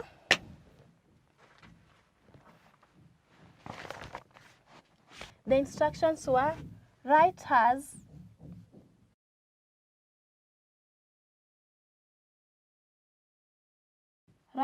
in the blank spaces provided.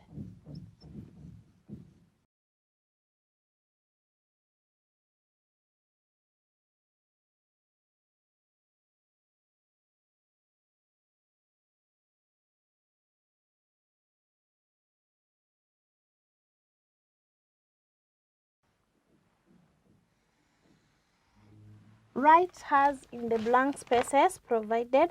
I will write the questions. Question 1. She dash a new dress.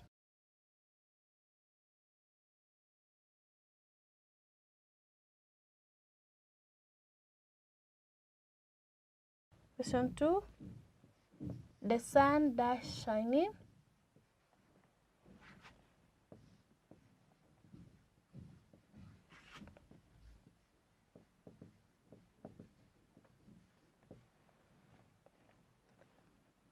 Number 3, he dash a new watch.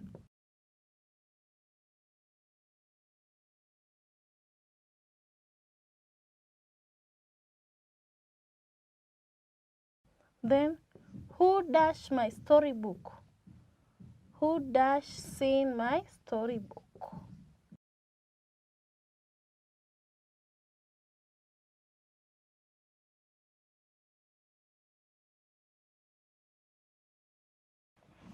The new girl dash a nice name. That's the last question.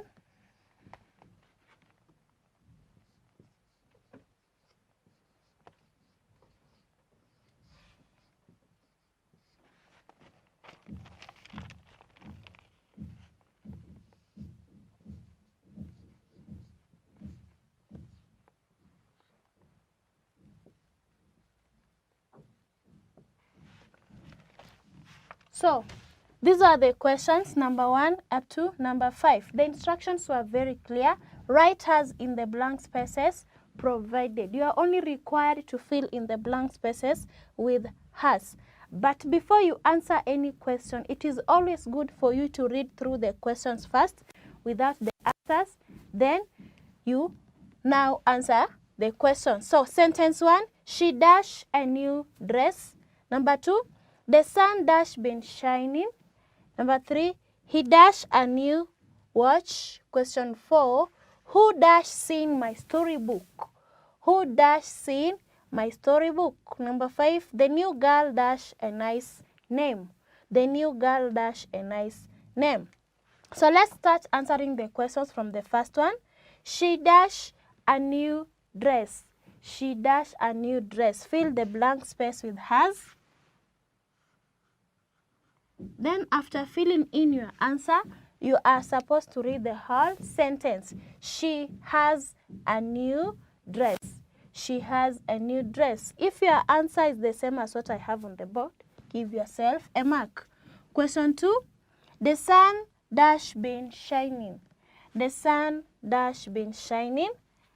Write your answer, has in the blank space, and read the sentence. The sun has been shining. The sun has been shining. So give yourself a mark. Number 3, he dash a new watch. He dash a new watch. So he has a new watch. He has a new watch. Make sure that you are confirming your answers from what you have on the board. If you have the correct answer, give yourself a tick. And in case you didn't fill correctly, just write the correct answer at the top of the blank space that you had been given. Number 4, who dash seen my storybook? Who dash seen my storybook? So fill in the blank space. Who has seen my storybook? Who has seen my storybook? Number 5, the new girl dash a nice name. The new girl dash a nice name. So the new girl has a nice name. The new girl has a nice name. So that's all you're supposed to do, to fill in the blank spaces with has and also read through your work. So if you have everything scored correctly, that is very good work. And in case you didn't get right, make sure that you are doing corrections. I'm going to give you more work on the use of has. So let's copy the work.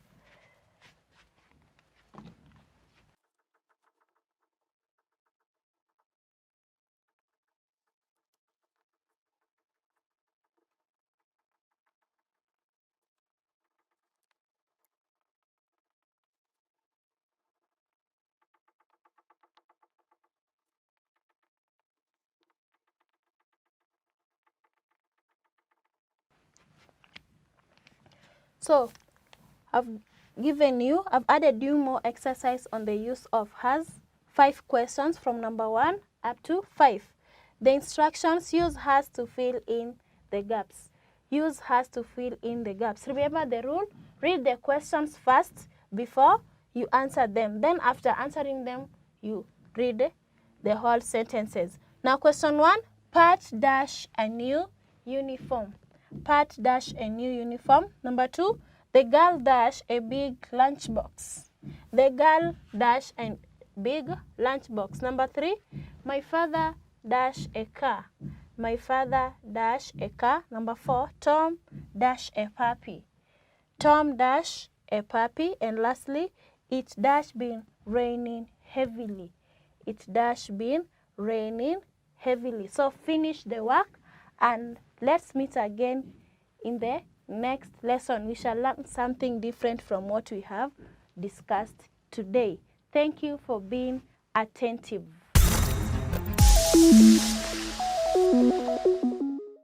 Welcome to Manifested Publishers. Hello learners, welcome to Manifested e-learning platform and join me for our today's English lesson for grade 1. And today we shall learn grammar. Under grammar, the use of this. The use of this. So make sure that you are ready to learn, because at the end of the lesson I will require you to correctly use this in a sentence. Now the use of this.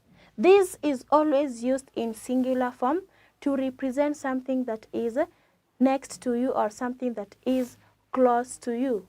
So this is used in singular form to show something that is close to you. So this is used to show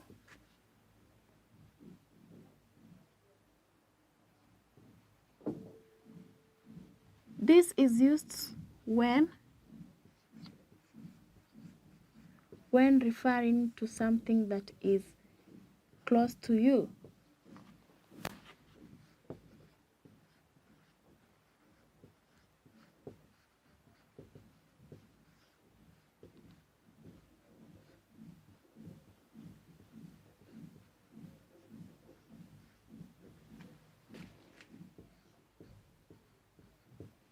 So this is used when referring to something that is close to you, something that is near you, and it is used with is. This is always used with is. So this is used in singular form. It is used in singular form.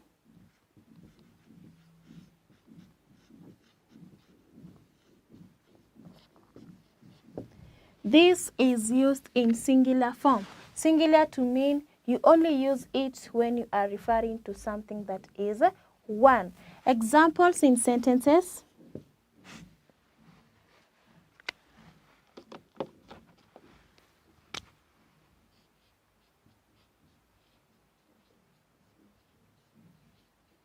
So examples. Let's start with whatever I have with me. Now what am I having in my hands?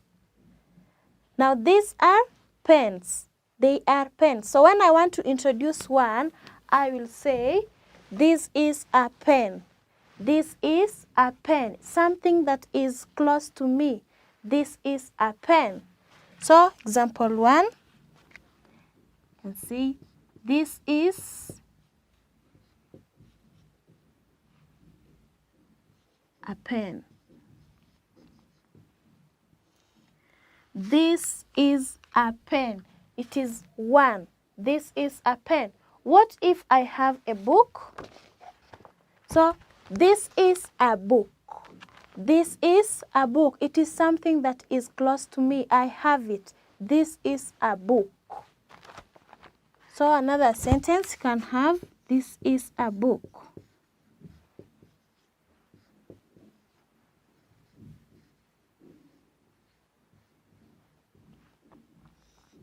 This is a book. Now, I want you to look around you. What is next to you? Maybe it's a table, it's a chair, or it's a desk. So, give me a sentence using this. You can have, this is a desk.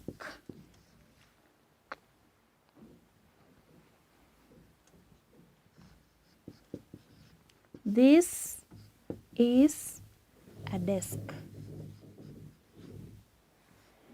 This is a desk. It is 1.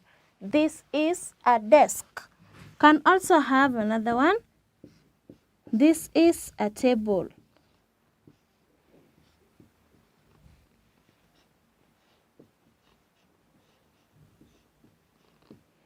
This is a table.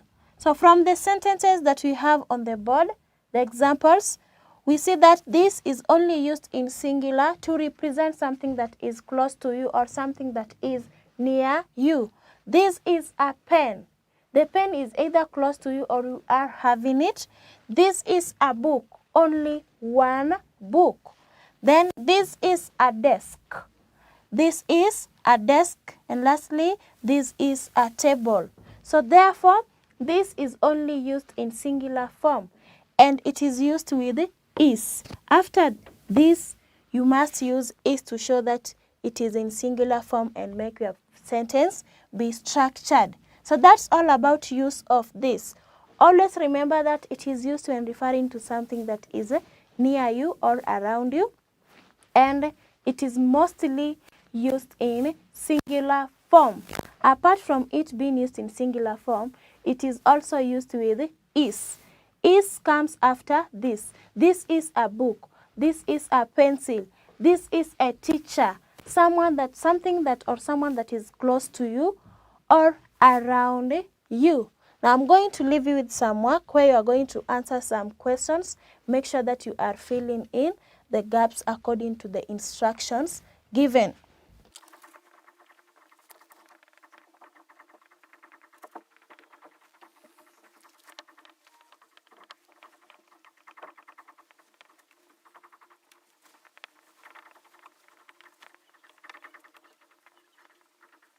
So the exercise, only 5 questions, number 1, 2, 3, 4, and 5. The instructions are saying, fill in the gaps using this.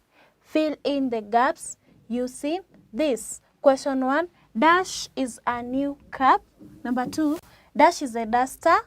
Number 3, dash is my book. Then, dash is a new car. And lastly, dash is Maina's bag. So make sure you are answering the questions, and after answering the questions, you also read through the sentences. And thank you for being good boys and girls. Hope to see you in the next lesson. Welcome to Manifested Publishers. Assalamu alaikum mwanafunzi, mtazamaji wa kipindi hiki cha Kiswahili. Karibu katika ukumbi huu wa masomo ya mtandaoni Manifested. Leo na kukaribisha ili tuweze kusoma. Na tutakachosoma ni taarifa kuhusu bendera yetu. Bendera kama unavyoona kila siku ya Ijumaa, kila siku ya Jumatatu, basi huwa mnaipandisha pale shuleni. Na sijui kama unakumbuka rangi zake, rangi zake lazima mpaka sasa hivi uwe unazikumbuka, rangi za ile bendera. Basi kwa siku ya leo tunafaa tusome na tufafanue zaidi. Zile rangi si kwamba ziko tu hapo bila ya maana yoyote. Lazima zina haja ya kuwa pale. Lazima kuwe na sababu ya ile bendera kuwa na zile rangi zake 4. Tutakuja kuona majina ya rangi zenyewe na kila moja ina haja gani. Tuone wakati ambapo tunapandisha ile bendera, kuna mambo muhimu ya kuzingatia. Basi wacha tupitie, na kufikia mwisho wa kipindi hiki hakikisha kwamba umejua jambo jipya ambalo hukulijua kuhusiana na bendera ya nchi yetu ya Kenya. Basi hayo yote tutayasoma kutokana na kitabu kilichoteuliwa kuwa ndicho mwongozo ambacho kimeteuliwa na taasisi ya KICD.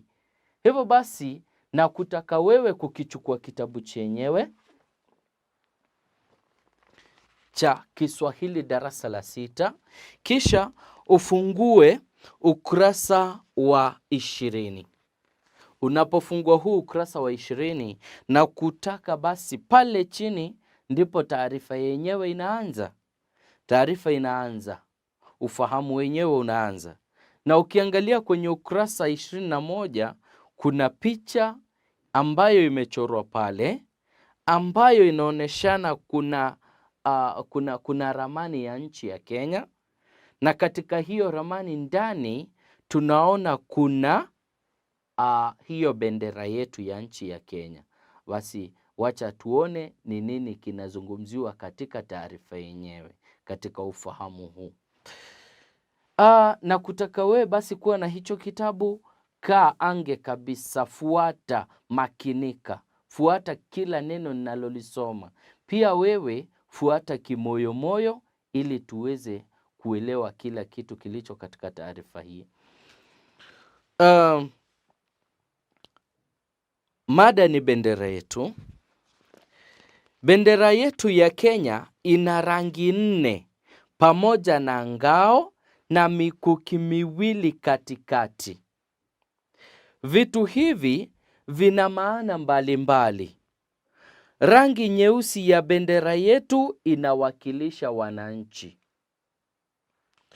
Rangi nyekundu inaonyesha damu yetu iliyomwagika wakati wa harakati zetu za kupigania uhuru wetu. Nayo rangi ya kijani kibichi inaonyesha utajiri wa nchi yetu unaopatikana kutokana na ardhi yetu yenye rutuba.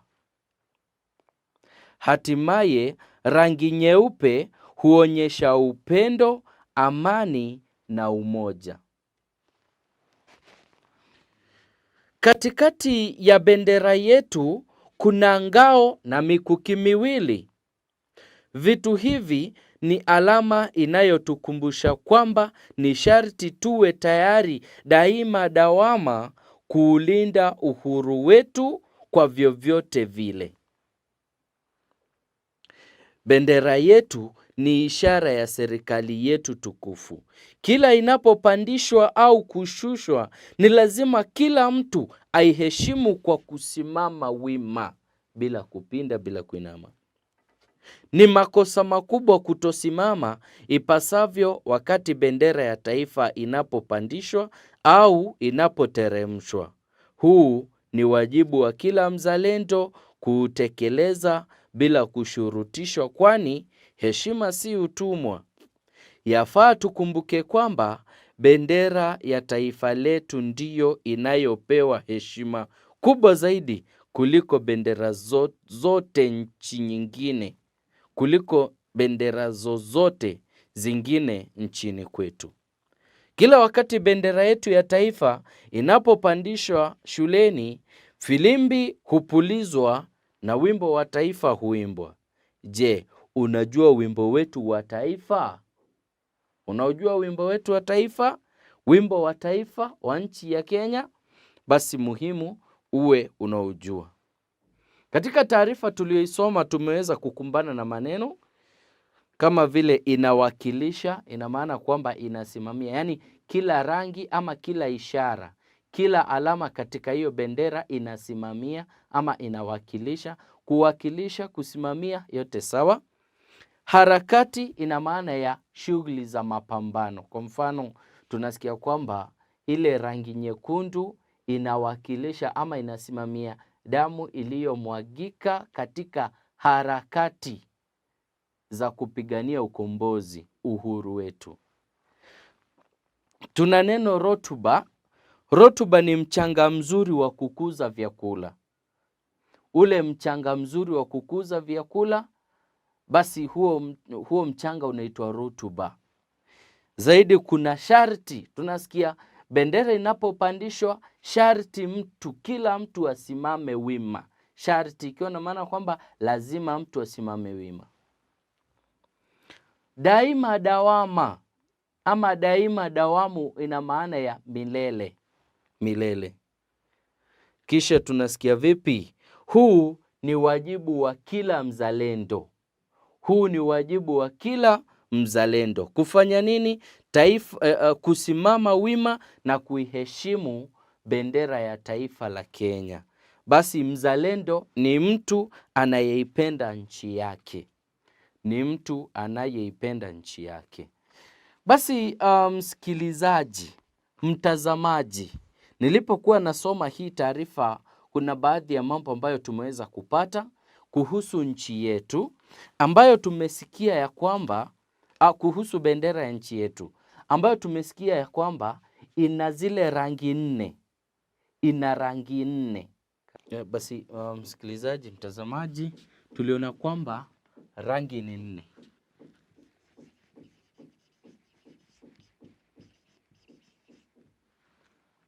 Rangi 4. Tukaona kwamba kuna ile nyeusi.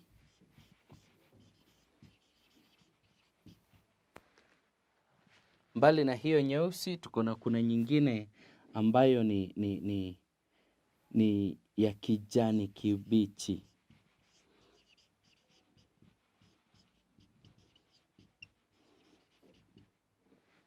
Kijani kibichi. Kisha kuna ile nyingine nyekundu. Nyekundu. Nyekundu. Na mwisho kuna ile nyeupe. Kuna ile nyeupe. Basi katika kila rangi, tunaposema rangi nyeusi, kuna ile rangi, naweza nikatoa mfano wa rangi nyeusi kama tai yangu hapa. Hii ni rangi nyeusi hii. Hii ni rangi nyeusi. Nitumie mfano wa tai yangu. Rangi nyeusi ni kama hii. Ukija kuangalia kwenye bendera utapata hii rangi nyeusi. Rangi nyeusi. Aya, rangi nyeusi tulielezwa kwamba ni rangi ambayo inafanya nini? Inawakilisha wananchi. Ni rangi inayowakilisha wananchi. Ni rangi inayowakilisha wananchi. Hii hapa rangi nyeusi. Na nimekuonesha rangi nyeusi ni hii rangi hii. Hii tai unaweza ukasema hii tai ni ya rangi nyeusi. Kisha niweke kando, tunasikia tena kuna rangi gani? Rangi ya kijani kibichi. Kijani ambacho hakijaiva ni kibichi. Hivyo basi mfano wa kijani kibichi, rangi ya kijani kibichi ndiyo hii. Rangi ya kijani kibichi. Nafikiri unaiona rangi ya kijani kibichi. Hii tai ni ya rangi ya kijani kibichi. Na kijani kibichi nacho tunasikia kinafanya nini? Rangi ya kijani kibichi inaonyesha utajiri wa nchi yetu unaopatikana kutokana na ardhi yenye rutuba. Ina maana ya utajiri wa nchi yetu unaopatikana kutokana na rutuba. Ardhi ambayo ina rutuba, vyakula vingi. Yaani kuwa na maana ya ardhi. Kijani kibichi rangi yake ndiyo hiyo. Mfano ni hii tai.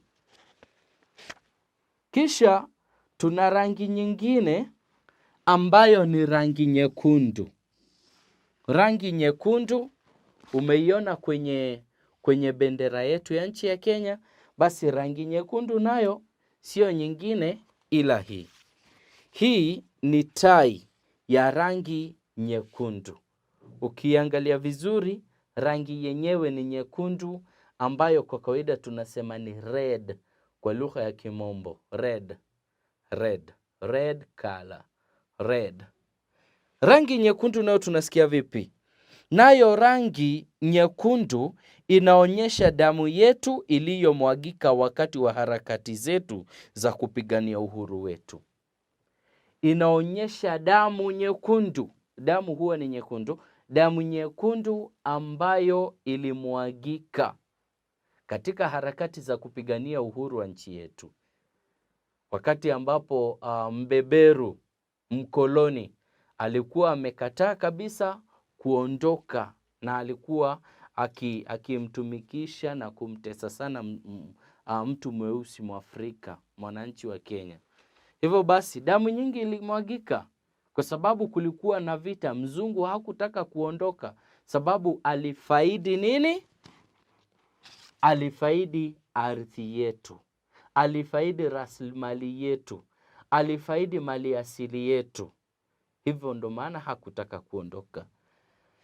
Kisha kuna rangi nyingine, rangi nyeupe. Rangi nyeupe.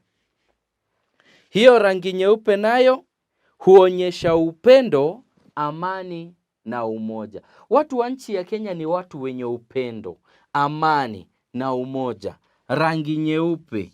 Rangi nyeupe ni kama huu ubao wangu hapa, ninaweza nikasema kwamba ni rangi nyeupe. Hivyo basi wacha tuangalie mfano wa rangi nyeupe tena. Hii tai yangu ninaweza nikasema kwamba ni ya rangi nyeupe. Hii tai ni ya rangi nyeupe. Rangi yake ni nyeupe. Hata ubao wangu hapa ni mweupe. Basi naomba kusitia hapo. Nikitaka kwanza nikupe zoezi. Maswali tu kidogo ambayo unafaa uyafanye kwa ajili ya kufanya mazoezi zaidi. Zoezi.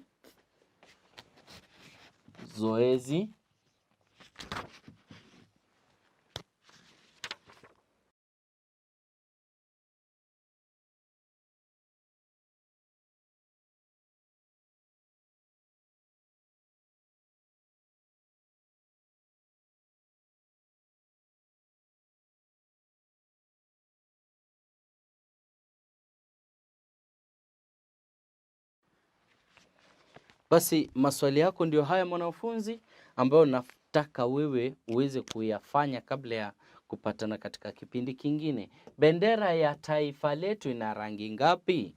Nambari ya pili, ni rangi gani iliyoko juu? Swali la tatu, rangi nyeusi inaonyesha nini? Ama inaonyesha nini? Inaonyesha nini? Swali. Rangi nyeupe kwenye bendera inaonyesha nini? Kisha nambari ya tano, rangi nyekundu inaonyesha nini? Hayo tuliyoyasoma katika taarifa ambayo nilikusomea hapa. Nawe pia ninaamini ulikuwa unafuata kila kitu. Naomba kusitia hapo, nikikushukuru wewe kwa kuwa nami tangia mwanzo hadi sasa hivi. Shukran na kutakia heri njema. Welcome to Manifested Publishers. Hello boys and girls, I am so excited to have you for this lesson. This is Manifested e-learning platform and I am Teacher Purity. Now we are still continuing with reading, but for this lesson we shall learn a different sound, sound A. Sound A. So welcome to the lesson and let's all learn these words that have sound A. Now sound A is a vowel sound and it can be used either at the beginning of a word or within the word or at the end of a word. It depends with the type of word. Now let's look at the examples of words with the sound A.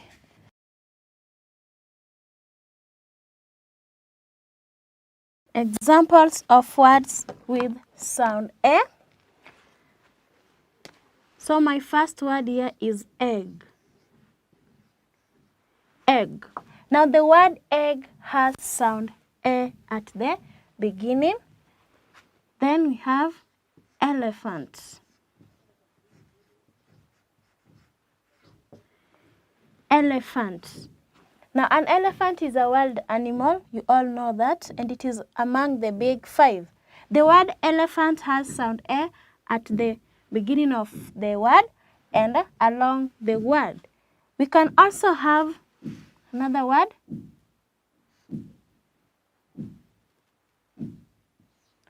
eat. Eat, the past tense of the word eat. The word eat also has sound A. Then we have bell. Bell, look at the word bell. Our sound A is in between the other letters. And we use a bell at a school. It tells us what we are supposed to do to change from one subject to another or from one activity to another. Another word we have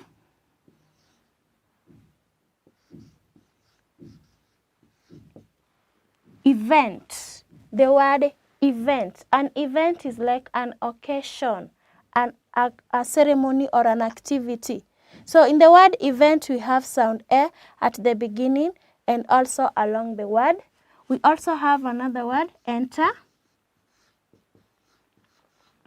Enter. The word enter also has sound A. To enter means you are getting inside. Getting inside. Another word, we have the word pen. Look at the word pen. It has sound A in between. Then best. The word best also has sound A.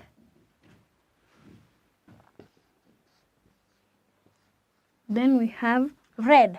Red is a color and our blood is red in color. So the word red also has sound A. Now from what I have on the board, it's just a few examples of these words with sound A. Some of the words that have sound A. The first word is egg, and we get eggs from chicken at home. Then we have elephant. Elephant. The third one, ate. The past tense of the word, eat. Then bell, event, enter, pen, best, red. Now I want to take you through the words. You'll be repeating after each word. So the first word is egg. Egg. Elephant. Elephant. Ate. Ate. Bell. Bell. Event. Event. Enter. Enter. Pen. Pen. Best. Best. And lastly, red. Red. We shall read the words one more time. Egg. Elephant. Ate. Bell. Event. Enter. Pen. Best. Red. So practice reading these words and get to know what they mean and how you can use them in making sentences. Now I'm going to leave you with some work on sound A. Copy the words in your exercise book and practice reading them.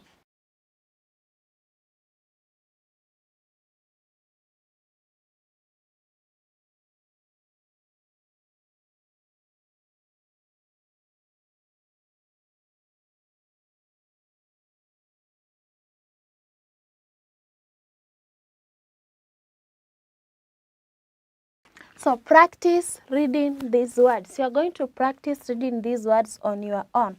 So make sure that you are correctly copying them in your exercise book so that you can have the correct word with you. And let's meet again during our next lesson where we shall together go through the assignments. Have a lovely time.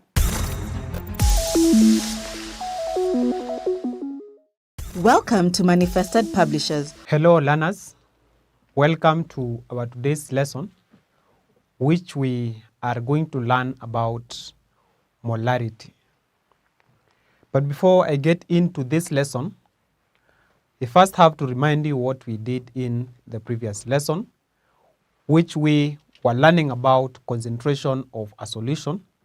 And we said that concentration refers to the amount of a solute in a given amount of a solution. Amount of a solute in a given amount of a solution. For example, if maybe you take 10 grams of sodium carbonate in, let's say, 600 centimeters cubed of distilled water. 10 grams of sodium carbonate in 600 centimeters cubed of distilled water. Therefore, now concentration, since that concentration is now 10 grams per 600 centimeters cubed of distilled water. But now for uniformity purposes, to now ensure we see that this volume should be converted to, the volume should be converted to 1 liter. And therefore, if 10 grams are dissolved in 600 centimeters cubed, how many grams should be dissolved in 1000 centimeters cubed? Or how many grams can dissolve in 1000 centimeters cubed? And therefore, it is 1000 times 10 divided by 600. And then from there, we are going to get the concentration. And the concentration will be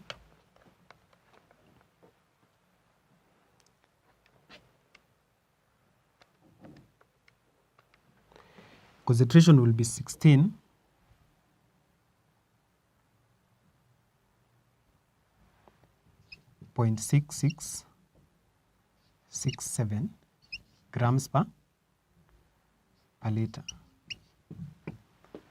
Grams per liter, or 1000 centimeters cubed.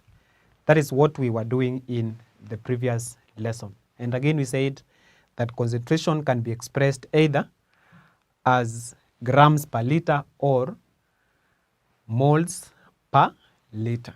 Grams per liter or moles per liter. Therefore, in this lesson, we are now going to focus on the molarity. And I will start by defining what molarity is. And we see that molarity is the number of moles per liter of a solution. Number of moles per liter of a solution.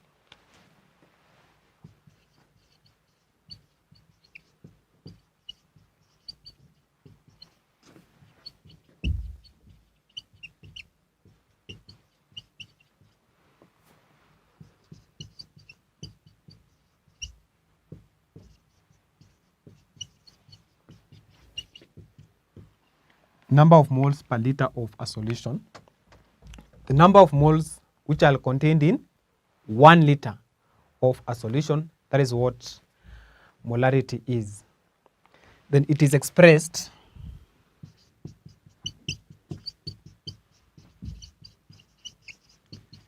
in moles per dm cubed or just molar. Molar, and it is capital M. It is expressed in mole per dm cubed or molar. That is how molarity is expressed. I want us to do some examples on the same, and I will do one.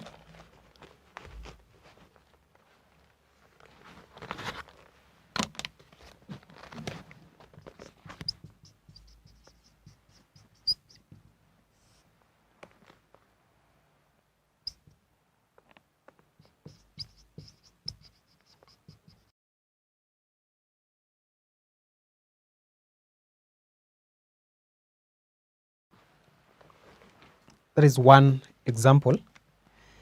Question is, determine the molarity of a solution containing 10 grams of sodium hydroxide dissolved in 250 centimeters cubed of distilled water. I want us now to do it together. In this question, we have now first of all to calculate the number of moles of sodium hydroxide.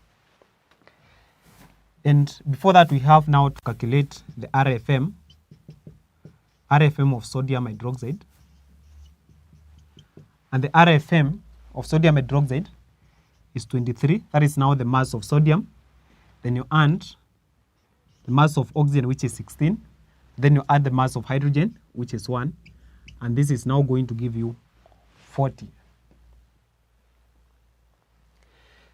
Then we calculate now the number of moles. The number of moles are given by mass divided by the molar mass. Therefore, this will be mass is now 10 grams, which is 10 divided by 40, which is the molar mass. And this is now going to give you 0.4.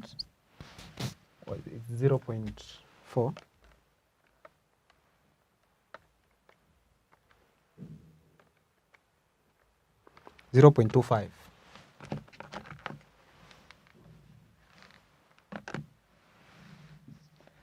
0.25 moles. Those are now the number of moles of sodium hydroxide. The number of moles of sodium hydroxide are 0.25 moles. Therefore, to determine the molarity of this solution, then we'll just say 0.25 moles.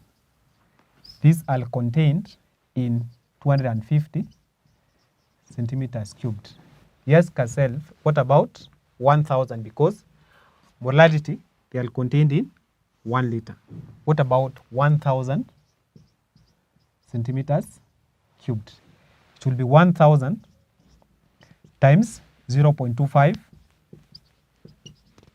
divided by 250.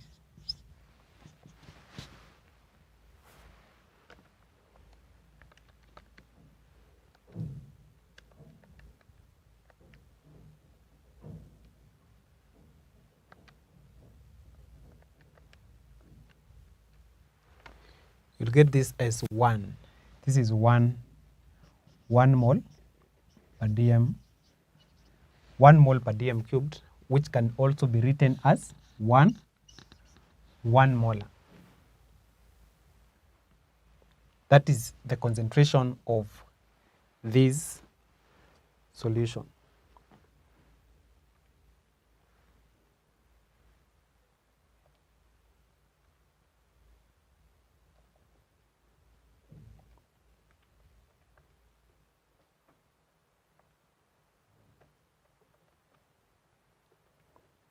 It's now 1 mole per dm cubed, or 1 mole per decimeter cubed, or 1 molar. That is the concentration of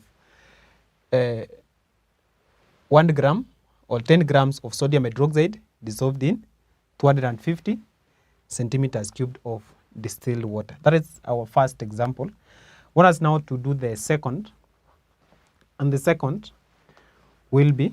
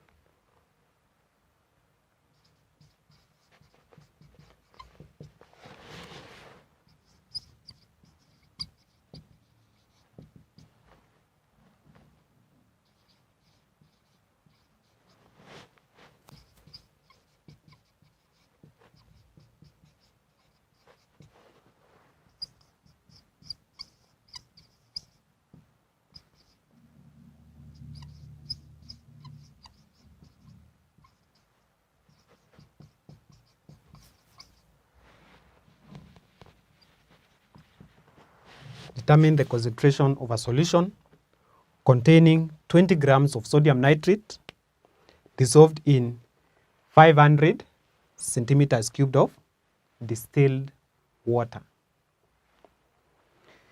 I want us to go through that question and see how we can be able to answer that question.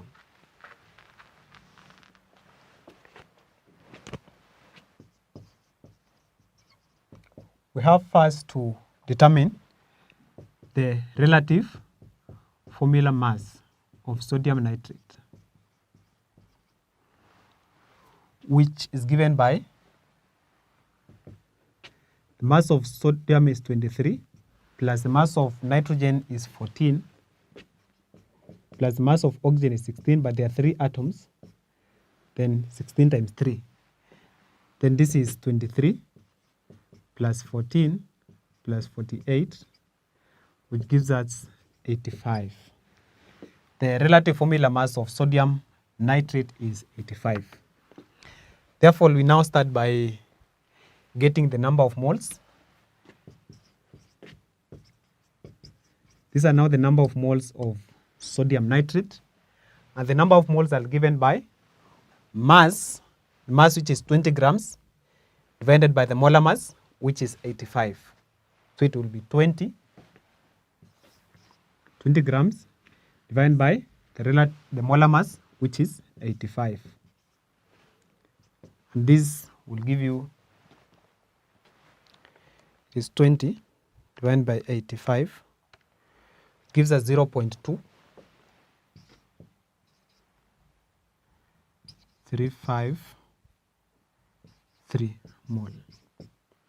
0.2353 mole. That is the number of moles of sodium nitrate, which were dissolved in 500 centimeters cubed of distilled water. 0.2353 moles are the moles of sodium nitrate, which were dissolved in 500 centimeters cubed of distilled water. Therefore, now to calculate the molarity, we just need to ask ourselves if 0.2353 moles are contained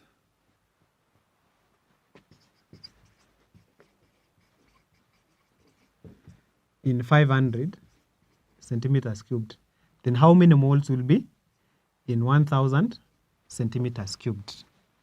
Then this will be 1000, just cross multiply 1000 times 0.2353, you divide by 500, and this will be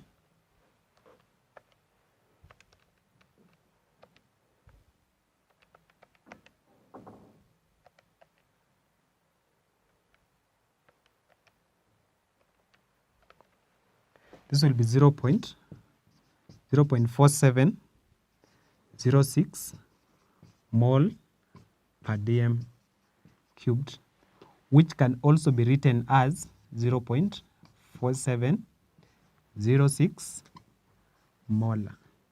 Just capital M will be enough to show molarity. Therefore, that is how we are going about the questions. 1, to calculate the molarity, we are saying that you need to first get the number of moles. When you get the number of moles, then you can now be able to equate. If these moles are in this volume, then now what about 1,000? Because molarity, it is the number of moles which are contained in 1 liter. It must be 1 liter.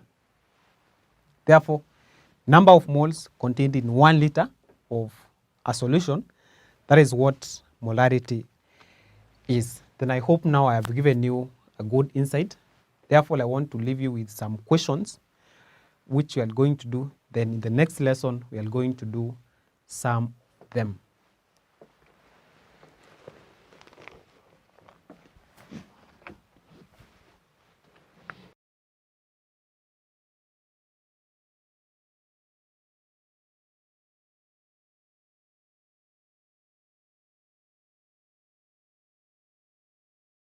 That is the assignment. 1, determine the molarity of a solution containing 10.6 grams of sodium carbonate dissolved in A, 250 centimeters cubed of distilled water, and B, 500 centimeters cubed of distilled water. The second question, when 34.8 grams of potassium sulfate were dissolved in 500 centimeters cubed distilled water, calculate the concentration of potassium sulfate in grams per liter, and 2, the molarity of the solution. That I've given you the relative atomic masses of potassium as 39, sulfur as 32, oxygen as 16. Therefore, ensure that you've done those 2 questions before we meet in the next lesson. And in the next lesson, we are going to revise the 2 questions, and I will give you more questions in the next lesson. Therefore, let's meet in the next lesson.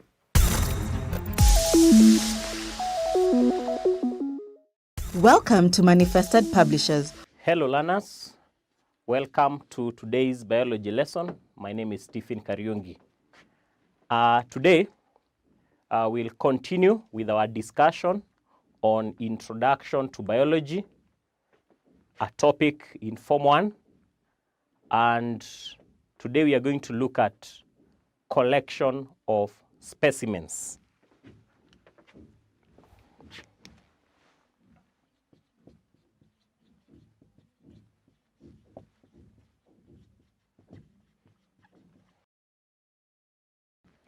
What are specimens? Specimens are materials obtained from living organisms that are used for the study of biology. We can get specimens from plants, from animals, and from other living organisms, so that they can enable us to understand biology better by using those specimens.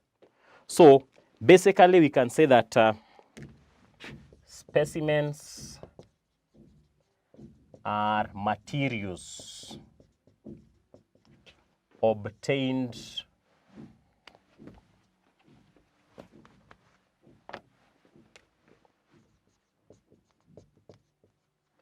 from plants and animals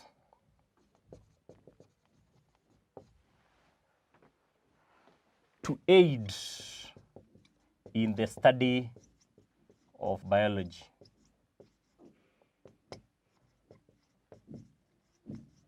Now, these specimens sometimes may be live specimens, whereby we may be required to collect specimens that are alive. For example, insects are live specimens for the study. Other times, we can collect specimens that are not alive, maybe specimens such as leaves, such as roots, and so on and so forth. Now, when collecting specimens, especially the live specimens, there are some precautions that one needs to take. Some of the specimens can cause injuries. Things like the insects, some can sting, others can bite, others are poisonous, and therefore it is important to take precautions. So it is necessary to understand what are the precautions that are required during collection of live specimens.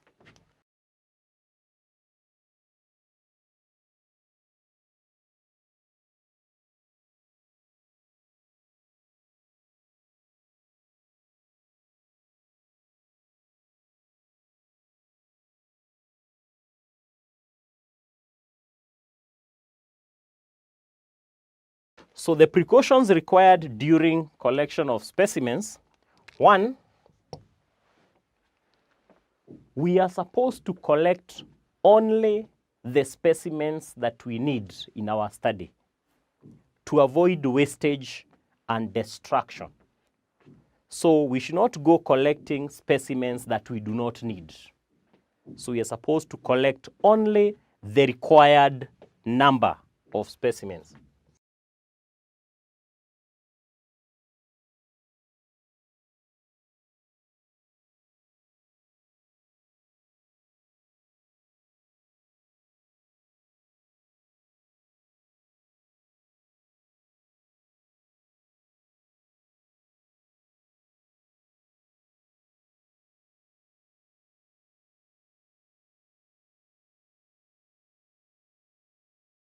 So to avoid wastage, we need to collect only the number that we require.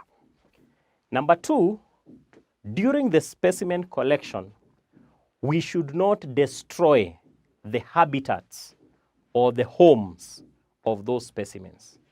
So care should be taken that we should not destroy the habitats. We should not destroy the habitats of specimens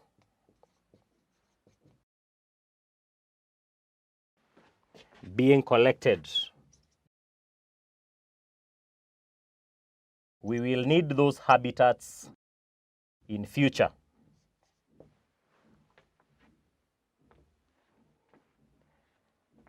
Now, when collecting live specimens, care should be taken about those specimens that can cause injuries. They should be handled with care, and they should be handled with the right equipment. For example, if an insect can sting, it's advisable to use the forceps to hold that particular insect or to collect that particular insect. So when collecting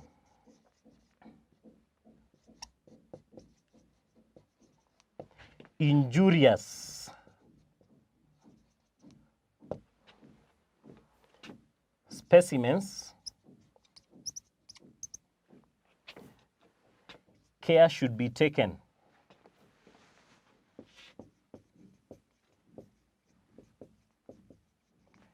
by use of appropriate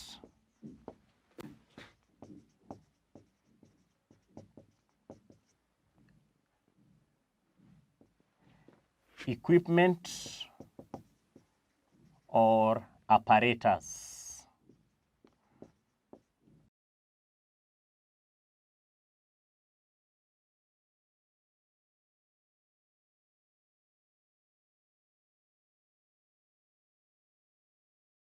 Now, after collecting the specimens and after carrying out the study, live specimens should be returned back to their habitats unharmed, without being harmed at all. So after study, or after the study,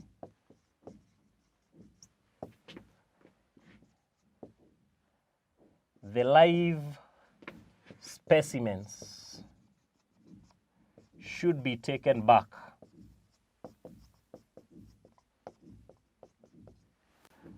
to their habitats unharmed. So we should make sure that those specimens are not harmed at all. Now, we also have some specimens that are highly mobile, that move very fast, like the centipedes. So for those highly mobile specimens, they should be immobilized. They should be slowed down using particular agents so that they can be caught easily.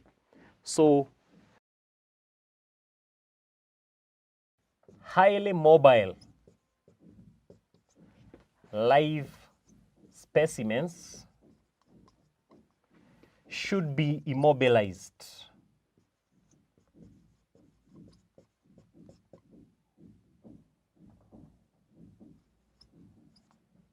Should be immobilized using suitable reagents before collection.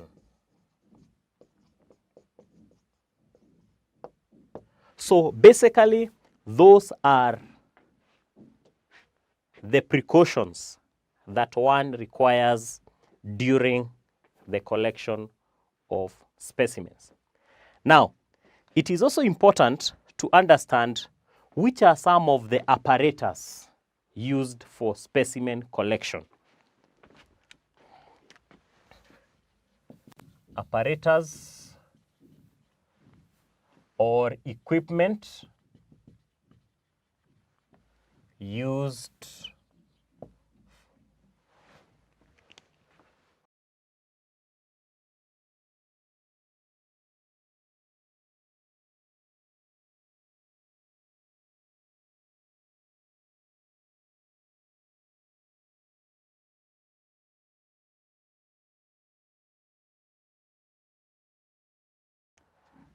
we'll name a few.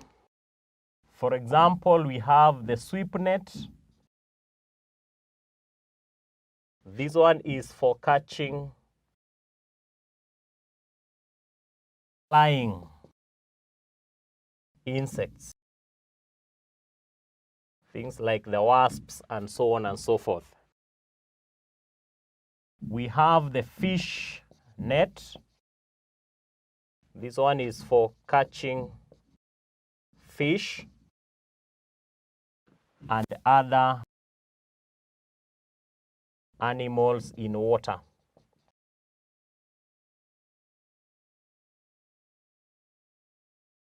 We have the bait trap. This one is for attracting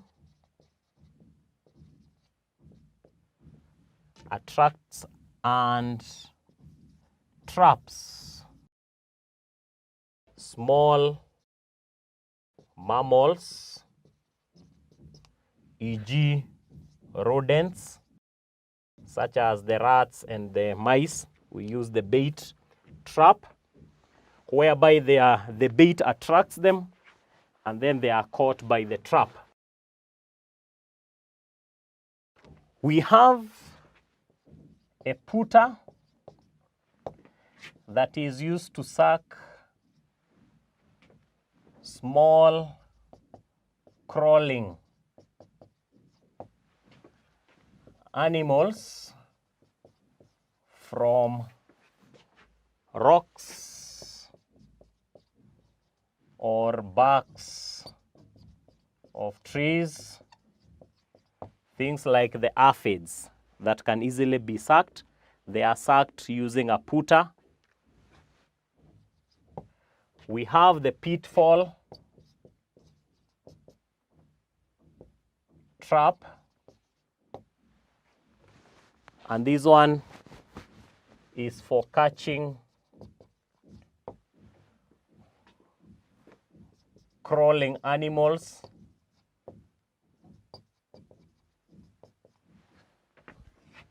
which fall into a pit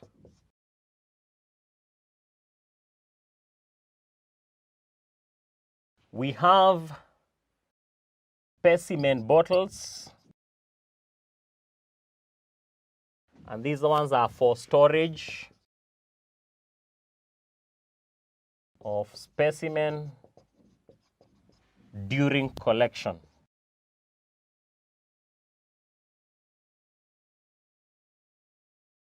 So the list is long. There are many apparatus, many equipment that we use during specimen collection, as we have seen. So basically today we have learnt about the precautions that we need to take during specimen collection, that we should not injure the specimen, we should not destroy their habitats, we should only collect the number that we need to avoid wastage. For those specimens that are highly mobile, they should be immobilized by use of suitable reagents before collection. And then finally, after we have completed the study, the live specimens should be taken back to their habitats to avoid, of course, destruction of the ecosystem. Now, also, we have learnt about the apparatus or equipment that we use for specimen collection. There is a sweep net for catching flying insects, the fish net for catching fish and other animals in water, bait trap, this one attracts and traps. So this one attracting and trapping small mammals, e.g. rodents such as rats and mice. We have a putter for sucking small animals from rocks or barks of trees. We have the pitfall, whereby we catch crawling animals by making them fall into a pit. And then finally, the specimen bottles that are for storage of specimen. So all those are part of the apparatus that we use for specimen collection. So we are going to have an assignment on that.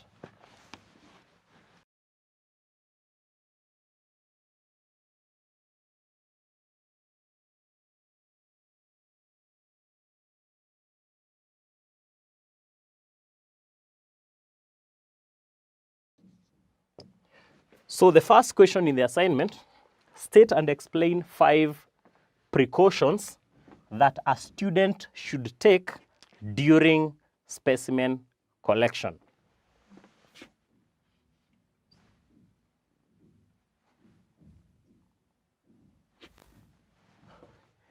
Number 2, draw the following apparatus and state their functions. A, putter, B, forceps, and C, a bait trap. So you're going to stop there. See you next time.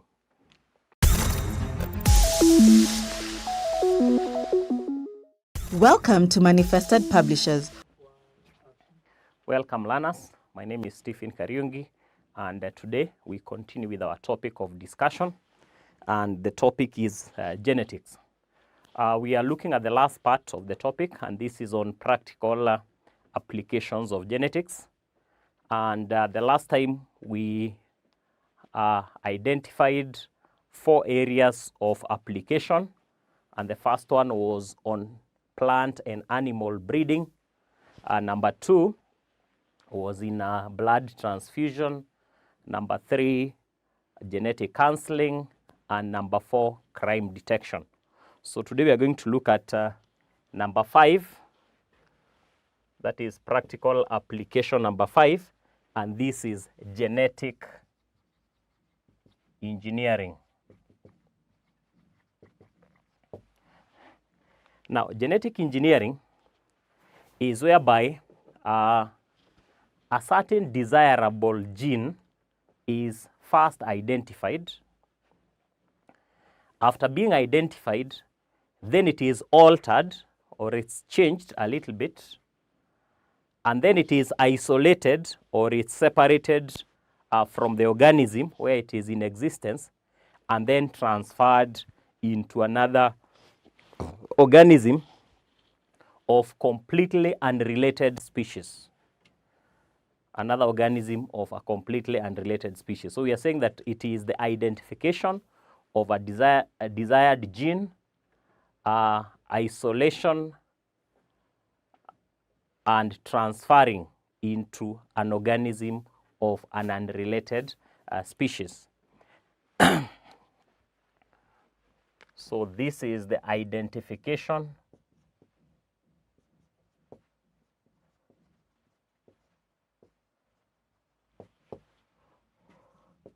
of a desired gene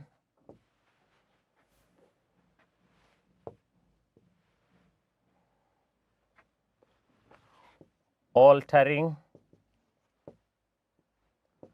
isolation, and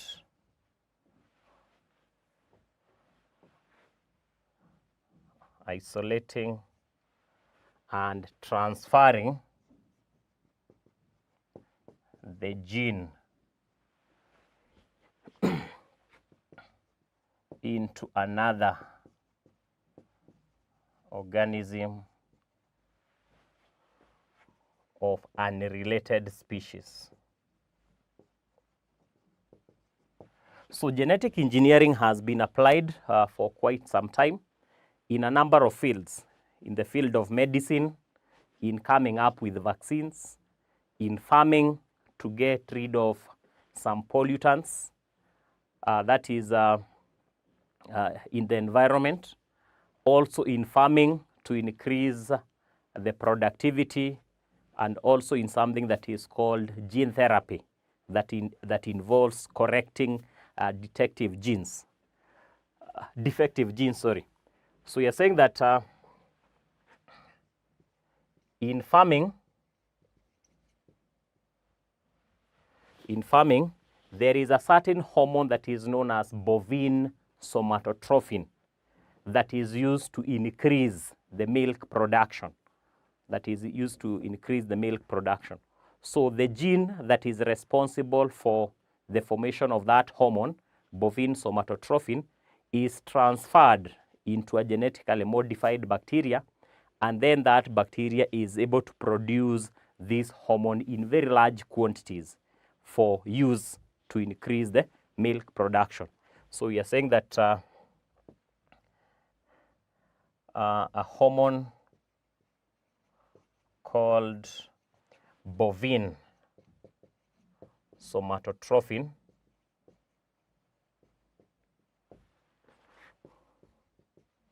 which increases milk yield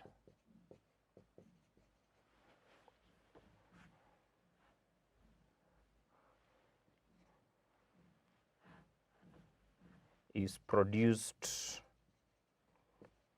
by a genetically modified bacteria.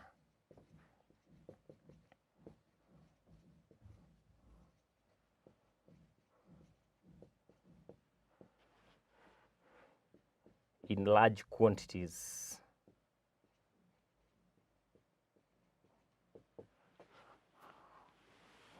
For use in improving milk productivity.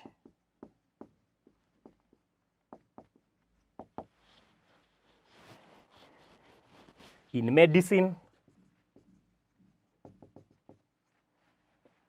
genetic engineering has been used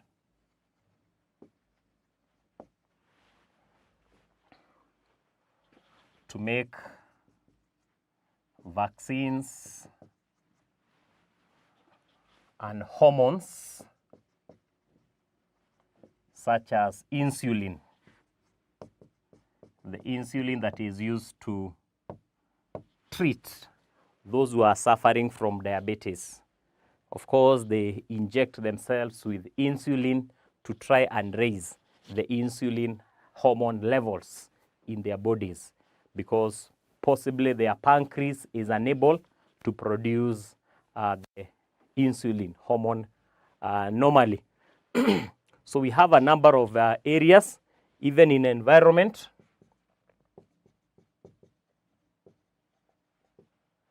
A bacteria, there's a bacteria called Pseudomonas.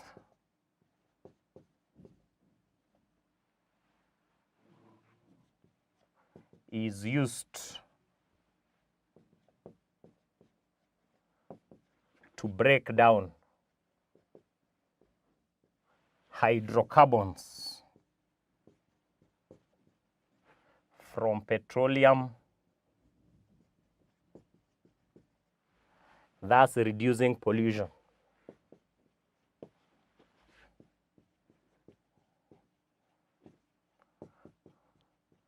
So all those are cases of genetic engineering where a certain desired gene is identified, then it is altered, isolated, and then transferred into another organism so that it can either help to improve the yield, for example, in milk, in farming, in coming up with vaccines and hormones, let's say in medicine for treating various diseases, and also in environment to get rid of certain pollutants.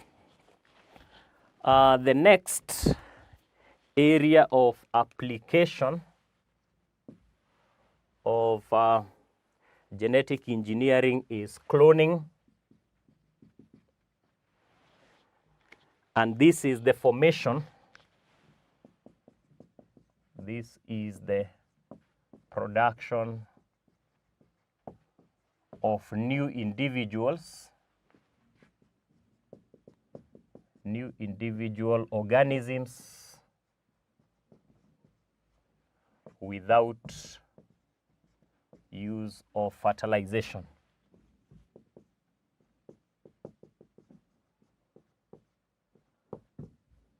And a very good example is Dolly, e.g. Dolly the lamb.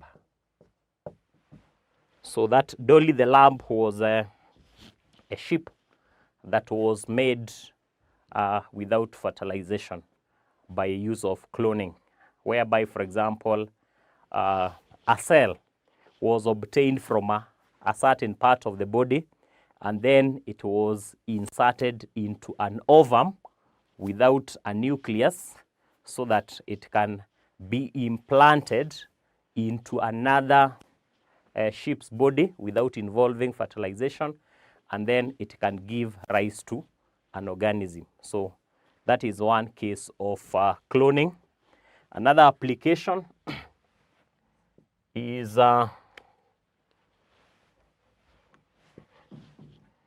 in the human genome,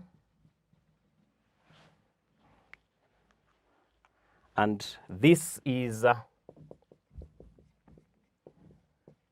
analyzing all the genes in all the chromosomes in the body. Analyzing all the genes in all the chromosomes in the body to know, for example, the position of the gene that causes a particular disorder. For example, the gene that causes cystic fibrosis, the gene that causes maybe sickle cell anemia, where it occurs. And that one will help in, for example, what we call gene mapping or gene sequencing.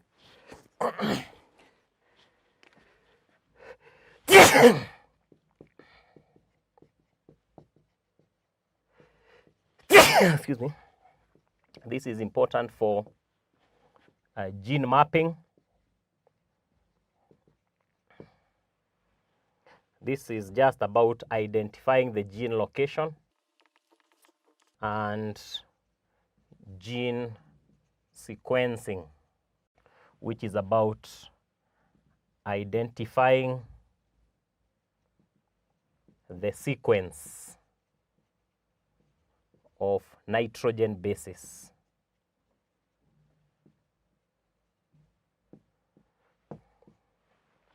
So that marks the end of the topic of genetics, and we'll have an assignment based on what we have discussed.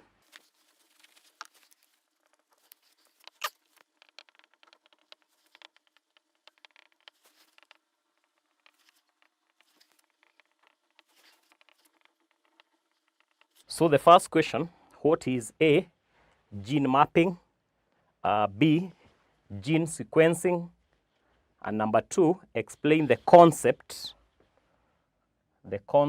of genetic engineering and its application in farming and in medicine.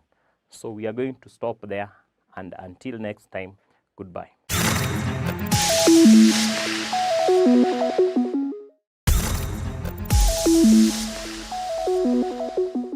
Today's topic is getting the direction of places in a map using a compass. Let us remind ourselves, how does a compass look like? A compass, the first part of a compass is the 4 cardinal points. The 4 cardinal points. The 4 cardinal points. The 4 cardinal points. The 4 cardinal points. Never eat sukuma wiki. This is north. This is east. This is south. And of course, this is west. The 4 points, north, east, south, and west, are known as cardinal points. In between the cardinal points, we have some more compass points. We have some more compass points. This is something that we have learned in previous classes. It's not something new.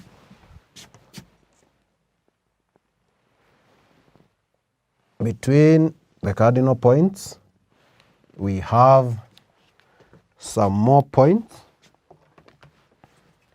Between north and east, we have north-east, abbreviated as N and E. Between south and east, we have south-east, abbreviated as S and E. Between south and west, we have southwest.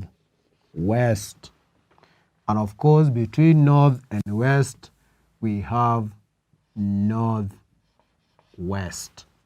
Northwest. So this compass is what we shall be using to get the direction of places. To get the direction of places in a map. To get the direction of places in a map. For instance, for example, this is our map. For instance, this is our map. Is our map. That is an example of our map. And we have a quarry, the symbol of a quarry there, the symbol of a quarry there, and the symbol of a chief camp down here. Chief camp. A quarry and a chief camp. A quarry and a chief camp. And you want to get the direction. For instance, the question is, what is the direction? What is the direction of the chief camp? Of the chief camp. Chief camp from the quarry. from the quarry. What is the direction of the chief camp from the quarry? So the very first thing to note is where are you and where are you going? According to this statement, you are at the quarry. You are at the quarry and you want to get yourself into a chief's camp. You are at the quarry. From the quarry, meaning you are here and you want to come here to the chief camp. So at that point, you are supposed to draw your compass from where you are, and you are at the quarry. You are at the quarry, from the quarry. Then you draw your compass like that and indicate that is north, east, south, west. Never eat sukuma wiki. That's where we are. Where are we heading? We want the direction to get where? To the chief camp. And this is how our movement will be. And our movement and our direction, we shall use direction southeast, because our direction is between south and east. We are not heading to the east. We are not heading to the south. We are heading to southeast. So the direction to the chief camp is southeast. Just to give another example, maybe you want to get to another place. You want to get yourself from the mosque to the church. From the mosque to the church. Another example.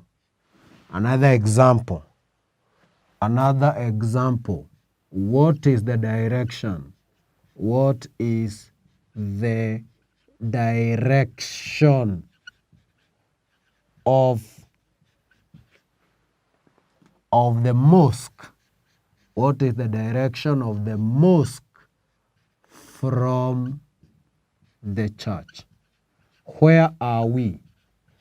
Where are you? Or where are we? We are at the church. From the church. From the church.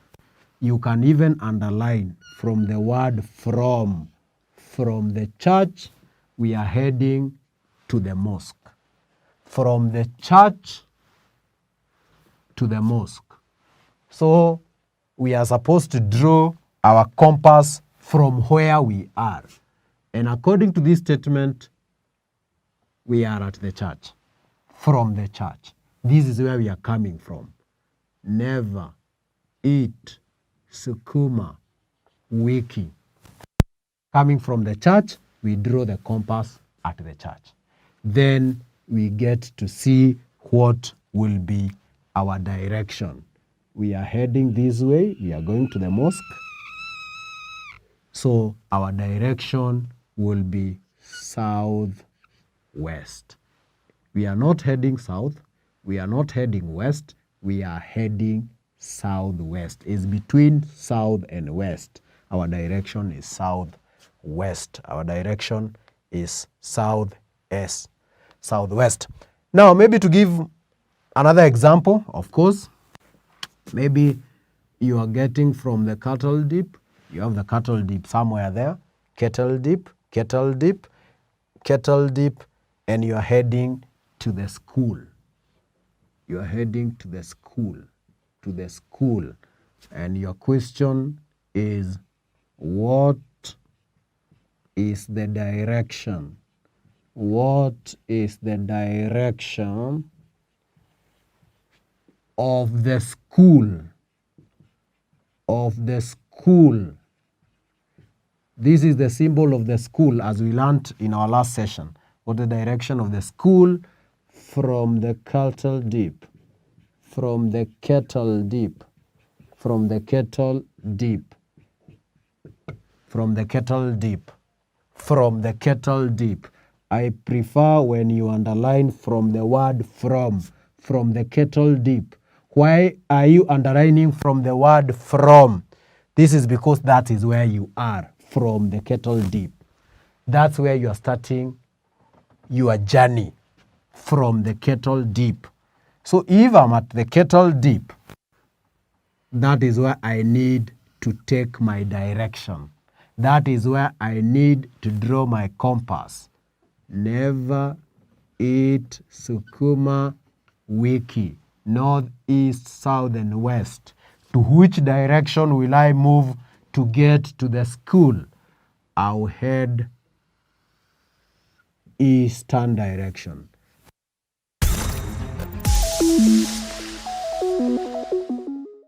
Welcome to Manifested Publishers. Hello learners, my name is Stephen Kariungi. I welcome you to today's chemistry lesson. The topic of discussion is structure of the atom, the periodic table. So today we are going to discuss oxidation number.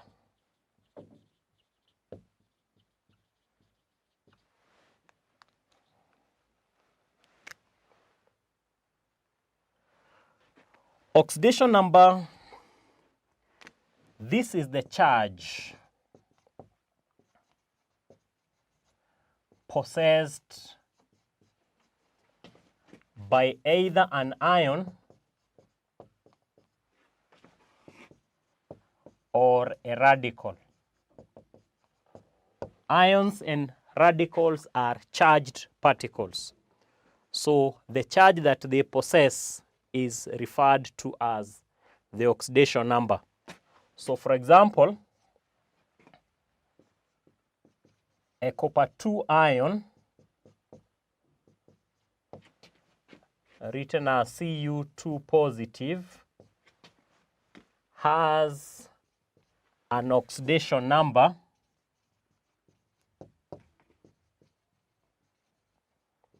of positive 2. So that is the charge that it carries. Another example, a chloride ion, Cl negative, has an oxidation number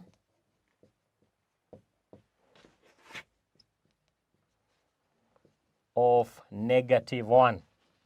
So the charge that is indicated there. If you take an example of a radical, like a carbonate, CO3 2 negative, this one has an oxidation number of -2. So oxidation number is the charge that is possessed either by an ion or a radical. Atoms have an oxidation number of 0. Atoms have an oxidation number of 0.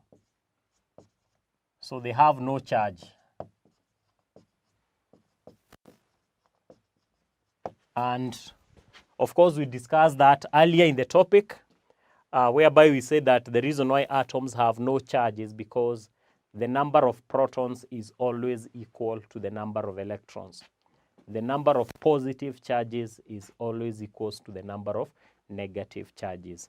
So in this case, the oxidation number is only found in ions and radicals. The other thing I want us to discuss is chemical formula. And the chemical formula represents compounds whose formula is written using the valences. So to write the correct chemical formula,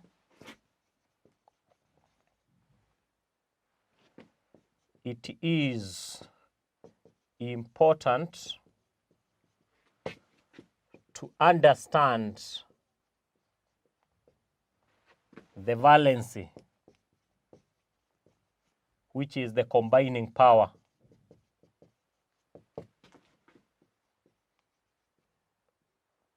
of elements. And we'll take an example.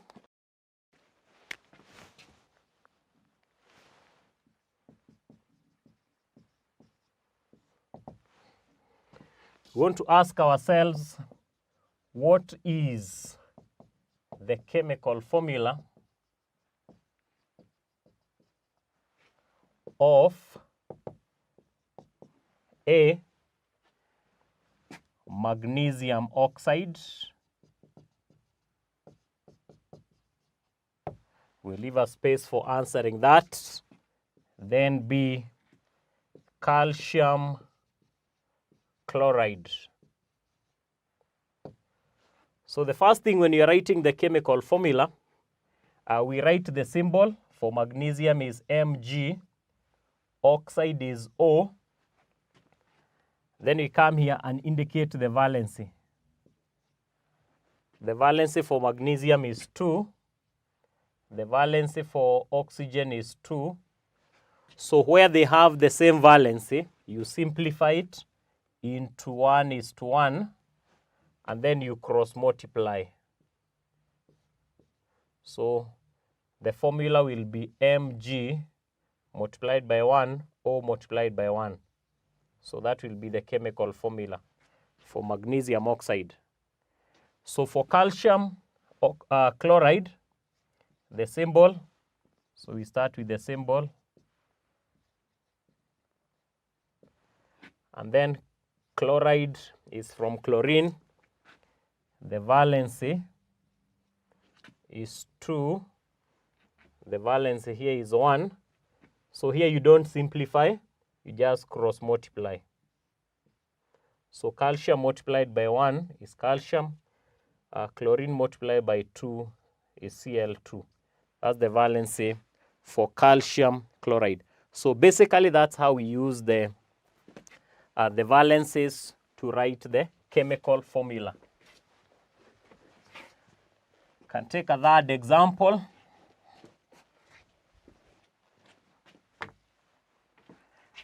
One that is involving a radical.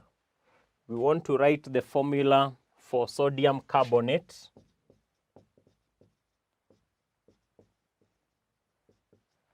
So sodium, the symbol is Na.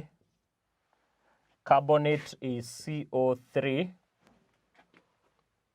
Of course, 2 negative. The valency for sodium is 1. The carbonate, the valency is equivalent to the charge. It's equivalent to the oxidation number, which is 2. So you cross multiply. Sodium you multiply by 2. And then the carbonate you multiply by 1. So that will be the formula for sodium carbonate. So you will only use the charge to get the valency. So in the final answer, you don't put the charge. The charge has already been neutralized. So that's the formula. So we'll have an assignment on that.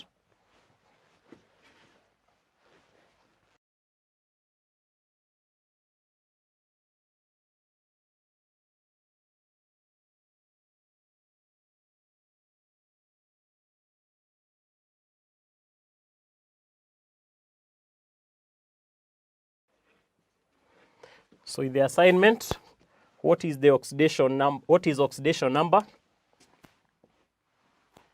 Number 2, determine the chemical formula of calcium nitrate, sodium hydroxide, potassium hydrogen carbonate, and magnesium sulfate using the valencies. So we'll stop there until next time. Goodbye.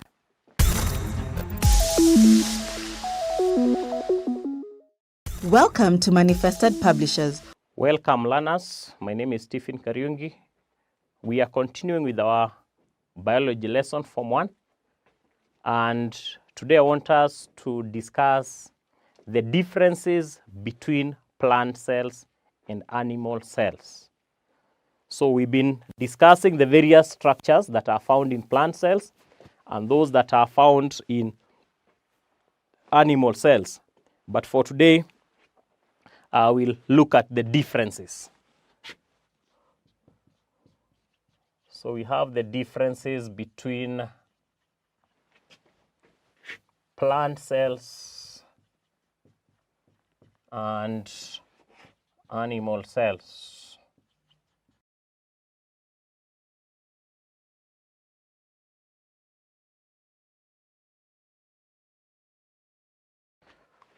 So, one of the differences between a plant cell and an animal cell is in terms of the size, in that a plant cell is usually larger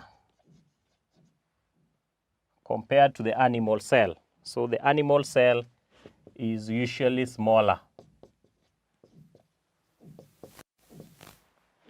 Another difference, the plant cell has a definite shape.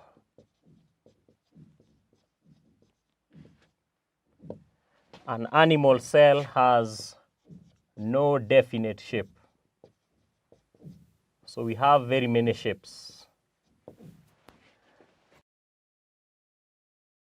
Another very fundamental difference is plant cells have chloroplasts that contain chlorophyll. And that is the chlorophyll that we said is for photosynthesis. Number 3, for animal cells have no chloroplasts. In terms of the cell wall, the plant cell have cell wall. Animal cells have no cell wall.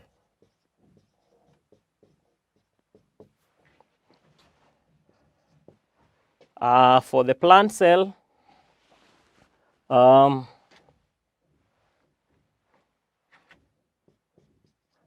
it has a large and centrally located vacuole, but the animal cell has no vacuoles,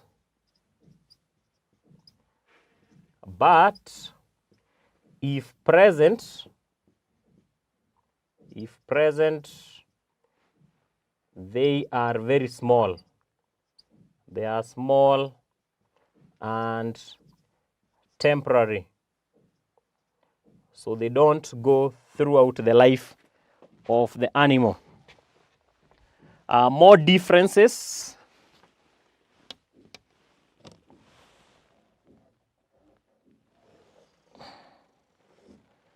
As a continuation, number 6 is in terms of the nucleus. In the plant cell,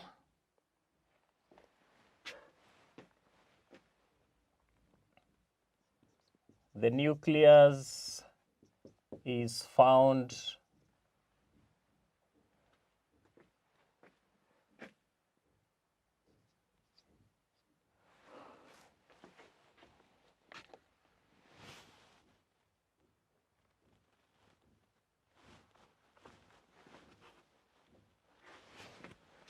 towards the periphery,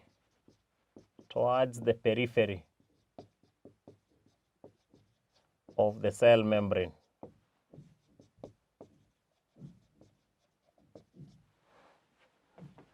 For the case of the animal cell, nucleus is centrally located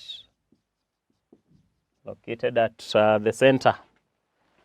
Plant cells have no centrioles. Animal cells have centrioles.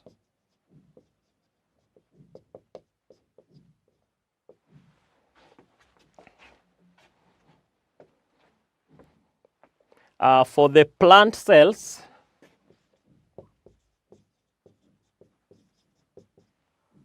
they store starch, oils, basically the starch and oils.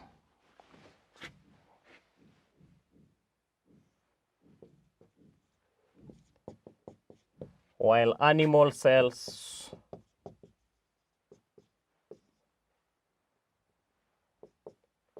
they store glycogen and fats.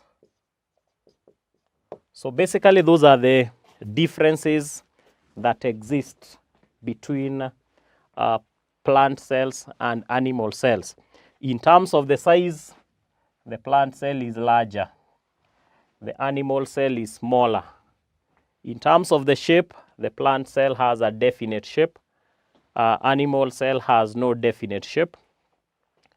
Plant cells have chloroplasts that contain chlorophyll for photosynthesis.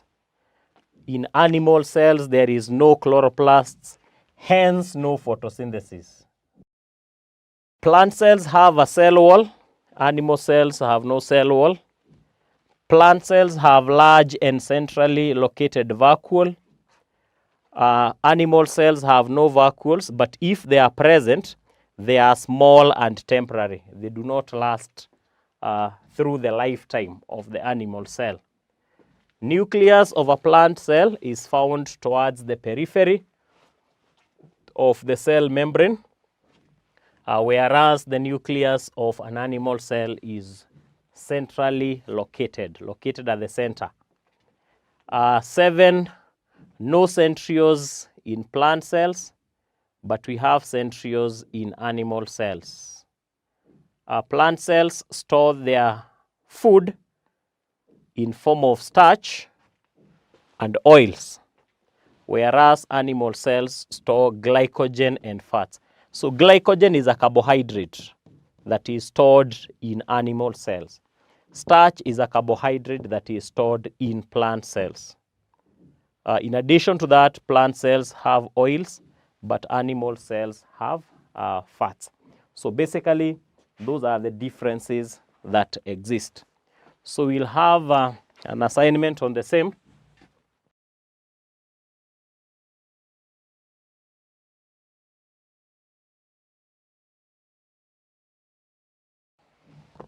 So the first question, name 3 food substances that are stored in A, animal cells, and B, plant cells. And number 2, give 2 main differences between an animal cell and a plant cell. So we'll stop there and continue next time from there. Goodbye.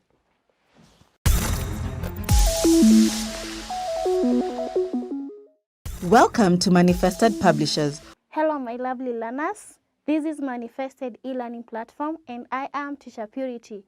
We are going to learn hygiene and nutrition activities for grade 1. So we are starting on a new topic, personal hygiene, and under personal hygiene, we are going to learn about the use of toilets, latrines, and urinals. So welcome to the lesson and hope that you are going to enjoy. Now the use of toilets, latrines, and urinals. What are toilets? What are latrines? And what are urinals? Now toilets, latrines, and urinals are the places where we go to relieve ourselves from our long calls and short calls. So toilets, latrines, and urinals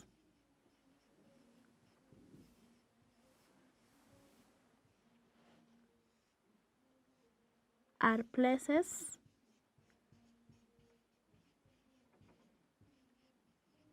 we go for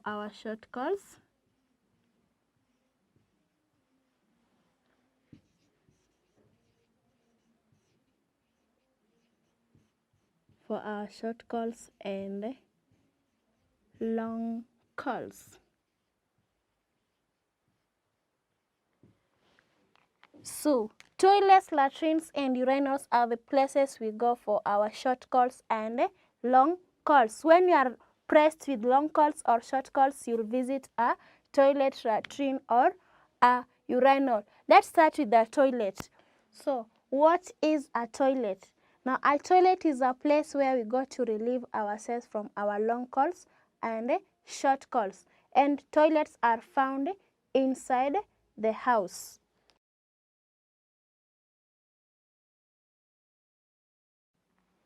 So toilets are found inside the house, and most toilets have a large round bowl. So take a look of a picture of a toilet. Look at it very well. That's a toilet. And we flush toilets after use. So now after you've used the toilets, you are going to flush it. What is to flush? To flush is pouring a lot of water after you have used the toilet. We flush toilets after use. Then we have latrines. Now latrines are found outside the house. So latrines are found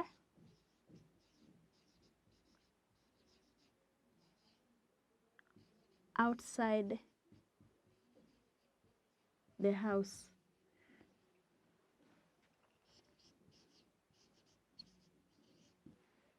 So latrines are found outside the house, and a latrine is an open pit where you go and relieve yourself from your long call and short call, and they are always found outside the house. They are built outside the house. Now latrines have an open pit. Now latrines have an open pit. We have said that we flush toilets after use. What about latrines? After you've used your latrine, what are you supposed to do? Now after using a latrine, you cover it. We cover latrines after using them. So we cover latrines. We cover latrines after use.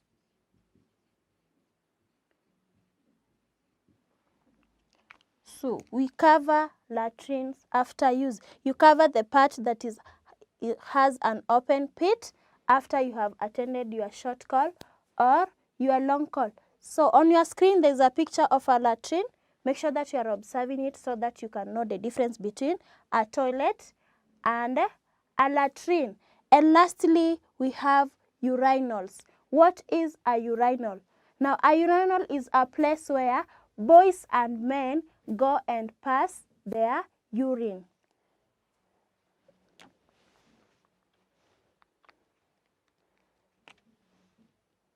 So, urinals are places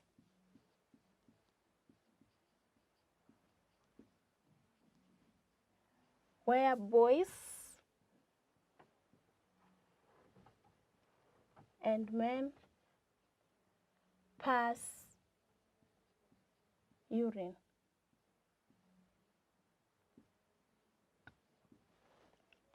So urinals are places where boys and men pass urine. It is strictly for boys and men, and they are only supposed to pass urine in the urinals. You cannot go for long calls in a urinal. You only go for short calls in a urinal. And boys alone and men are the ones who use urinals. Girls can use a toilet or a latrine. So this is how we are supposed to use toilets, latrines, and urinals. First, toilets are found inside the house, and we flush toilets after use. I said flushing is pouring water after you relieved yourself from your short call or your long call.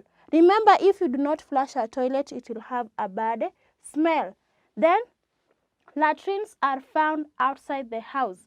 Latrines are always built outside the house, and they have an open pit. After using a latrine, you are also supposed to cover it after use. You cover the pit. to avoid the bad smell which can come from the latrine. And lastly, we have urinals, which are used by boys and men to pass urine alone. So if you are a boy, make sure that if you visit a urinal, don't pass your long course in the urinal. That is a very, very bad habit. Pass urine alone in a urinal. Girls, use a toilet or a latrine. So that's all for this lesson. I'm going to give you some questions. You will answer them and meet you next time.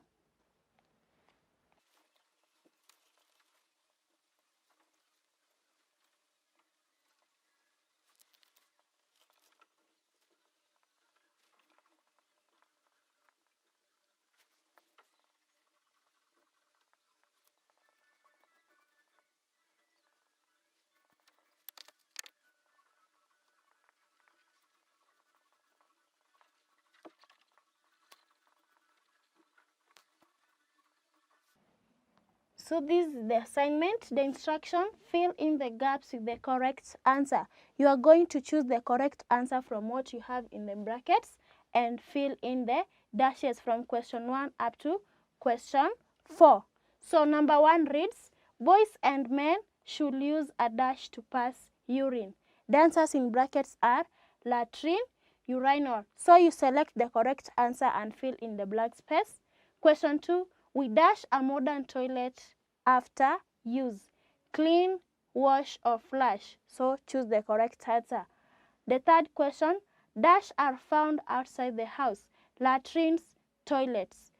You write for me the answer. And lastly, it is a dash habit to use a toilet.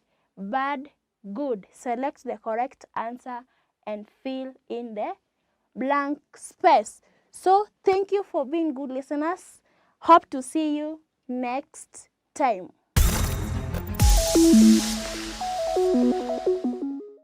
Welcome to Manifested Publishers. Salamu alaikum mwanafunzi, mtazamaji, msomi wa lugha ya Kiswahili. Ni matumaini yangu kwamba hapo ulipo ubuheri wa afya, mzima kabisa kama kigongo. Mimi pia hapa nilipo niko mzima. Basi karibu katika kipindi hiki cha leo cha Kiswahili. Tutajifunza kuandika. Na kile ambacho tutajifunza kuandika ni insha. Ni zile insha za kubuni. Yani creative writing. Uandike insha ya kubuni.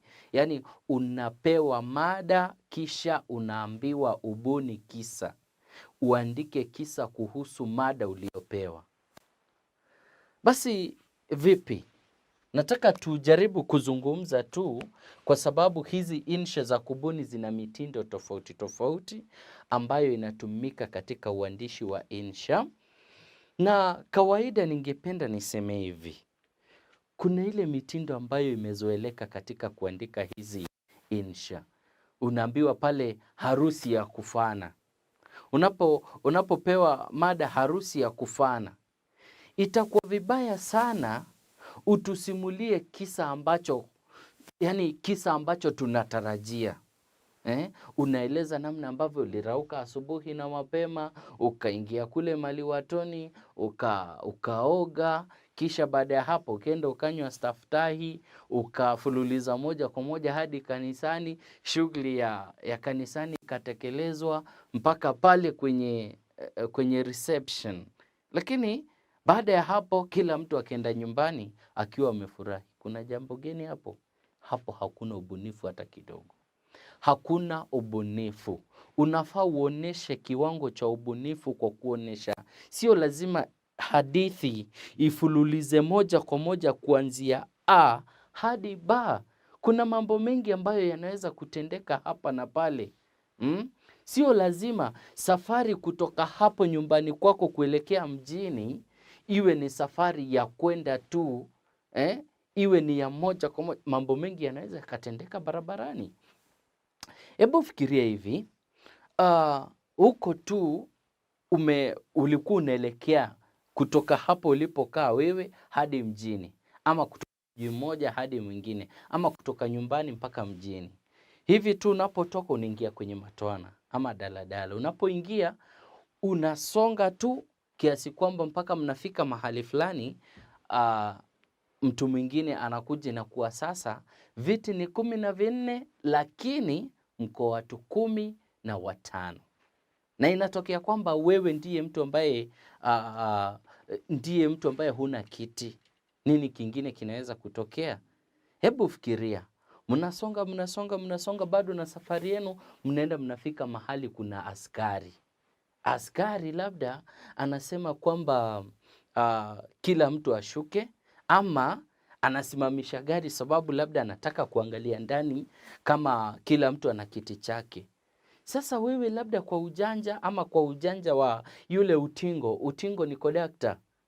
Utingo anakuambia vipi? Wewe basi hebu jifanye mgonjwa, hao wengine wakupakate hapo nyuma ya kiti. Kwa ujanja pia nawe unajifanya wewe mgonjwa. Hivyo basi unalala hapo. Ukishalala, nini kinaweza kutendeka? Kumbuka ulikuwa unaelekea mjini. Haya, ukilala hapo, askari wanauliza, vipi, mbona naona mna mgonjwa hapo nyuma? Tunaye. Vipi tena? Askari kwa sababu ya moyo. Askari pia marafiki zetu, ni ndugu zetu pia, ni baba zetu, kaka zetu. Kwa moyo, wanajitolea moyo, wanajitolea sabili kukuchukua wewe, wanatumia gari lao, wanakukimbiza hadi hospitalini sababu ya kukuhurumia. Hapo ndipo unafika hospitalini. Unaanza kushughulikiwa hapa na pale na madaktari, unachukuliwa kwenye machelo, unasukumwa moja kwa moja hadi kwenye chumba cha daktari mwenyewe. Anataka sasa kujua nini kinakuuguza wewe, nini kinakufanya ugue. Mara anachukua karatasi, ananakili karatasi za udodosi hapo, anataka kujua nini kinakufanya wewe ugue. Unaeleza, lakini anakuja anakufanyia vipimo hapa na pale kwa kutumia stethoscope yake. Wewe huonekani kuwa na ugonjwa wowote. Kisha unasikia nesi anaitwa, anaambiwa, nesi basi njoo hapa nitayarishie huyu mgonjwa, nataka kumfanyia hata kama ni upasuaji mara moja. Ukisikia mambo ya upasuaji, hebu niambie, hadithi inaweza kuchukua mikondo tofauti. Nataka nikueleze kwamba bado ulikuwa ukielekea wapi? Mjini. Hebu fikiria, unaweza ukafanya nini kingine kutokana na hapo? Labda kidogo tu unapoingia pale kwenye chumba ambacho ni cha kufanyia upasuaji, unapata kuna baridi nyingi sana. Woga unakuingia. Nesi naye anaweza akaingia labda kule ndani. Alafu wewe ukibaki pale, maswali mkururo wa mambo, mawazo yanakusonga kwenye akili. Mara tu unapata upenyo. Wapi? Kwenye dirisha. Hapo unatokea kwenye dirisha na unatoroka. Hapo ndipo ambapo unaenda unafika mahali kuna magari, labda kwenye stani, unaanza safari yako tena ya kuelekea mjini. Ni hadithi tu, naweza nikaisimulia yangu kama hivyo. Najaribu kukuonesha vipi? Sio lazima ati kwamba safari yako ianze moja kwa moja kutoka sehemu A hadi B, na ukianza kusimulia hadithi kama hiyo hutaonekana mtu mwenye ubunifu. Hivyo basi nataka uelewe, insha ya kubuni lazima ioneshane viwango vya juu vya ubunifu. Niseme kwa kimombo, be creative. Be creative.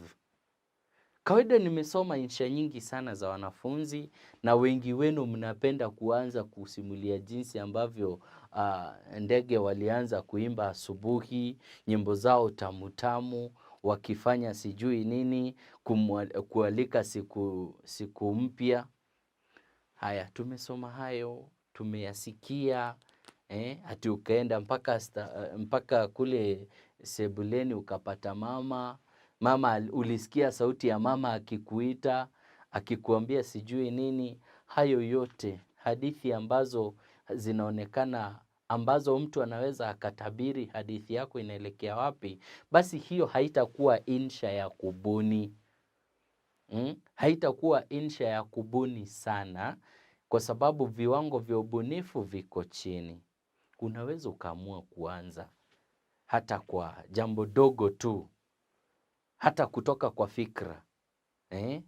ulikaa kando ya mto, akili yako inaangalia kaa ni crab ambaye alikuwa aking'ang'ana kutoka ambaye alikuwa akisombwa na mawimbi ya maji. Kaa huyo akakukumbusha mambo mengi sana wakati ambapo wewe ulikuwa kijana mdogo. Maisha jinsi ambavyo yalikuwa yakikurejesha kwenye ufuo wa maisha, yanakurudisha badala ya kukuachia wewe kusonga mbele, kutamba mbele. Unasimulia tu. Bado, yani nataka nikuoneshe si lazima ikaanza asubuhi unavyoamshwa na mama, anakuamsha, anakuambia ujitayarishe uende shule. Si lazima iwe hivyo. Nataka ufikirie kisa, ukibuni kisa ambacho kinavutia. Nataka nikusomee mfano wa kisa ambacho kuanzia leo basi unaweza ukawa unatumia mtindo kama huu basi. Ama fanya juhudi za kusoma visa vingi. Soma hadithi za Kiswahili. Kuna vitabu fulani ambavyo vinasoma katika shule ya sekondari. Hata ukienda kusoma hivyo vitabu pia ni vizuri. Unapata kitabu kimoja kinakuwa na hadithi kama moja, hadithi 13. Ukisoma hizo pia unaweza ukapata mbinu mpya za kuandika insha mbalimbali. Hasa insha za kubuni. Unapata mitindo mipya ya kubuni insha. Hivyo basi nataka tusome insha moja ambayo imeandikwa kwenye kitabu fulani cha Kiswahili sanifu darasa la 7. Mada ni siku ambayo sitasahau. Siku ambayo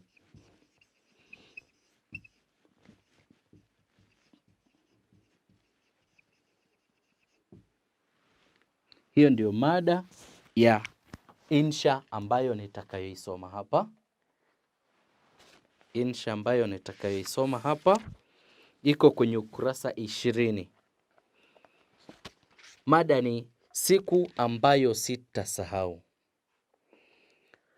Kila siku mama alinihusia nisiandamane na watoto watundu, lakini nasaha hizo hazikuniingia. Nilikuwa nimeyatia masikio nta, nalo sikio la kufa halisikii dawa.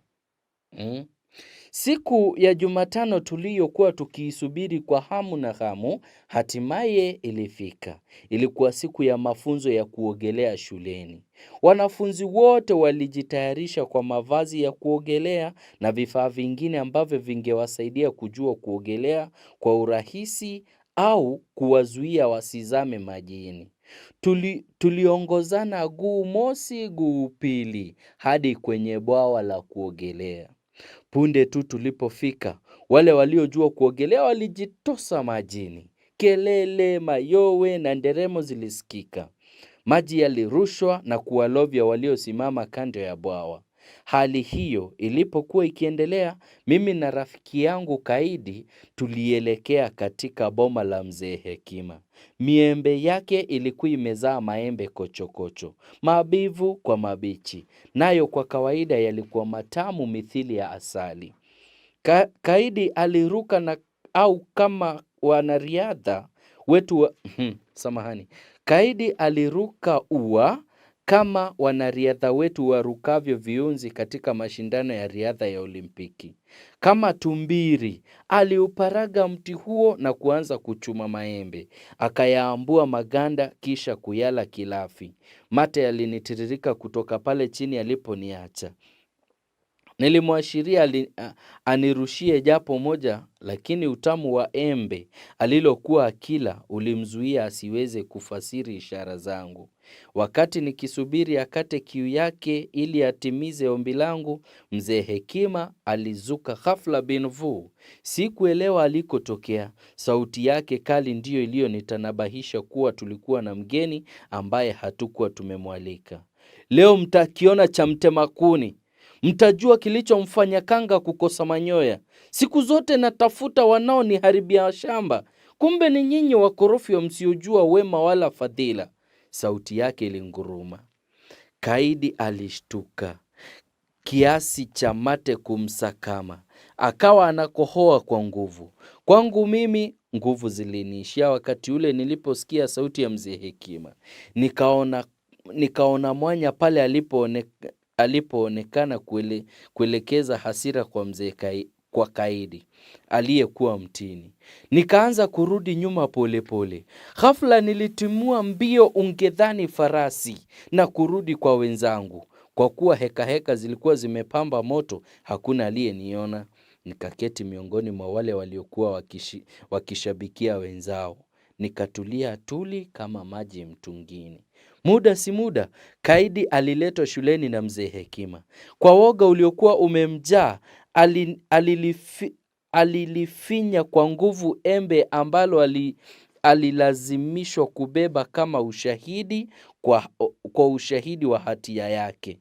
Embe lilivuja maji yake yaliyopita katikati ya vidole vyake kama machozi usoni. Nilihisi kijasho chembamba kikinitiririka tiriri mgongoni mithili ya chemchemi. Nikajua nami nimo mtegoni. Baada ya muda mfupi, mwalimu mkuu aliniita na kunihoji kuhusiana na kisa hicho. Kwa kuwa aliahidi kunisamehe iwapo ningesema ukweli, si kuficha lolote. Nilielezea kila kitu kinagaubaga. Kumbe ulikuwa mtego. Sikuamini nilipokabidhiwa barua ili niwapelekee wazazi wangu. Ama kweli, siku ya kufa nyani miti yote huteleza. Yaliyonipata nyumbani nilipoipeleka barua nayo ni hadithi ya siku nyingine. Hiyo ilikuwa siku ambayo sitaisahau kamwe. Huo ni mfano wa hadithi au insha ya kubuni. Nafikiri wacha tuangalie kama kuna vichwa vingine ambavyo unaweza ukaandika insha kuvihusu, na nataka ujaribu kuandika kisa. Nikupe tu zoezi kidogo ambalo unafaa kuandika.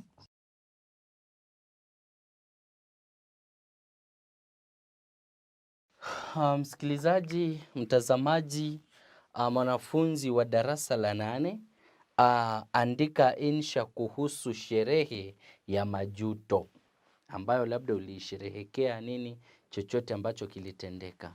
Tafadhali iandike insha hiyo, sherehe ya majuto, na uwe mbunifu zaidi. Kisha utomee vile vitu ambavyo vinatumika katika uandishi.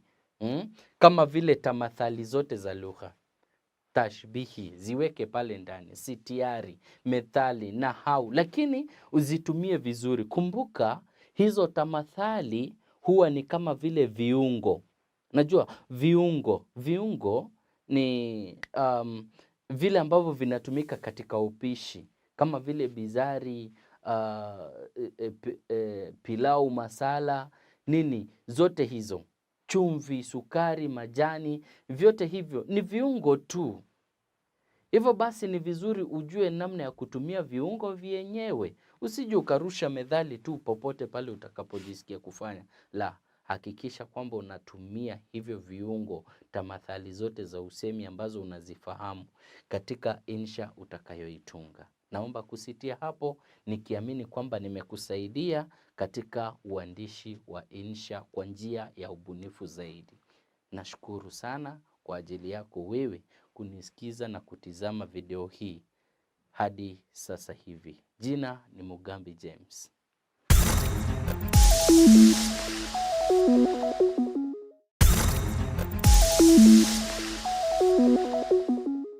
Hello learners. Today we are going to continue with our topic, angle properties of a circle. In the last lesson, I had given you an exercise from the learner's book, exercise 19.1, question 4 and 5. And I hope you had done the questions. So I'm going to write the questions on the board, and before I write them, I'll read question 4, which I'm going to start with. I read question 4. In the figure below, O is the center of the circle.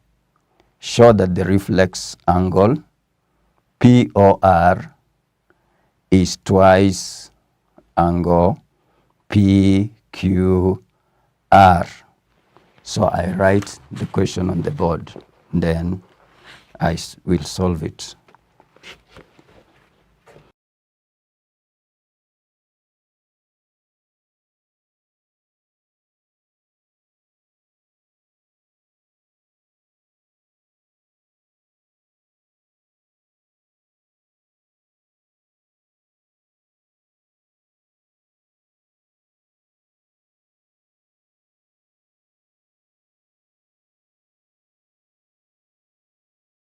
So that is the question. In the figure below, O is the center of the circle. Show that the reflex angle POR is twice angle PQR. So before we go to the solving of the questions, we have to get the underlying concepts before we get the angles. So one of the things we'll do, we'll introduce a chord running from Q right through O to the other edge of the circle. It will actually just be like the diameter.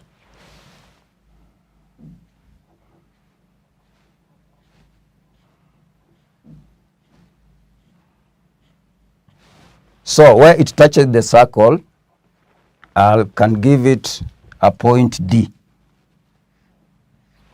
That is point D. After getting that, you'll find when I have that chord QD, QOD or QD, I can get,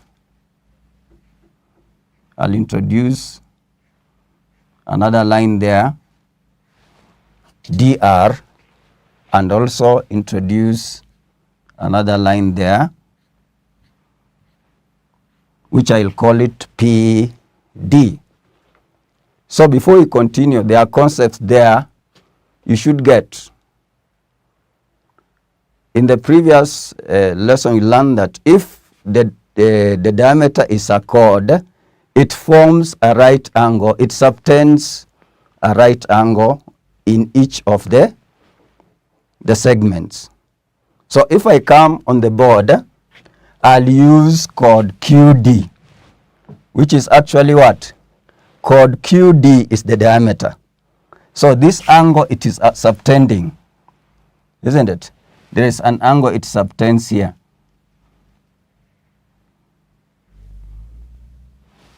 The whole of that angle, isn't it? Angle QRD is a right angle because it is subtended by a chord QD, which is the diameter. But now, meanwhile, I'm interested in angle DRO because it is going to help me to get the reflex angle. So the first thing, I'll get angle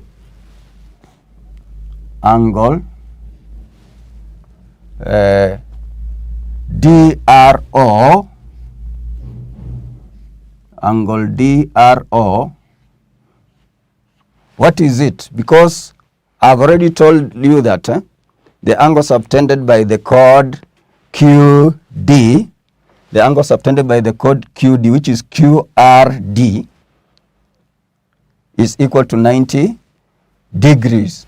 So to get DRO, it will be equal to 90 minus Y.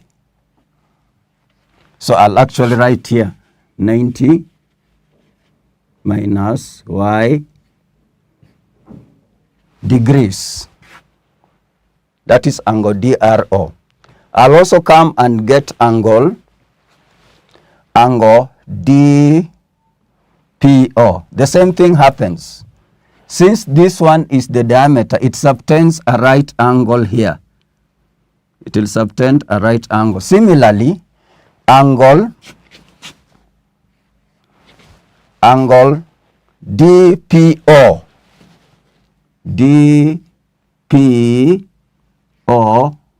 will be equal to what? It will be equal to 90 minus X. I'll get that angle, isn't it? It is 90 minus x. It is right here, this angle. Minus x. So I've now got one of the angles, and if you look well, this is the radius, this is the radius. So this is an triangle POD. Triangle POD is isosceles, and triangle DOR is isosceles. So a pair of the angles is equal. So this angle is equal to that angle. So having got that, I have to prove by getting the actual value of the reflex angle. I'll go straight to getting the reflex angle POR. So the reflex angle they are asking for, POR, it is this angle, POR. For many who do not know, a reflex angle is greater than 180, but less than what? 360 degrees. So let's go straight to getting our reflex angle, POR. If you look well at the diagram, angle POR, that reflex angle, is the sum of two values of angles POD and DOR. Isn't it? From the diagram, you look, if I have POD and I add to ROD, I'll get the value of the reflex angle. So reflex angle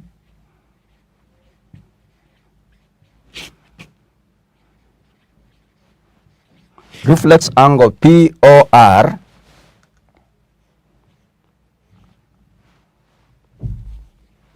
is equal to the value of angle POD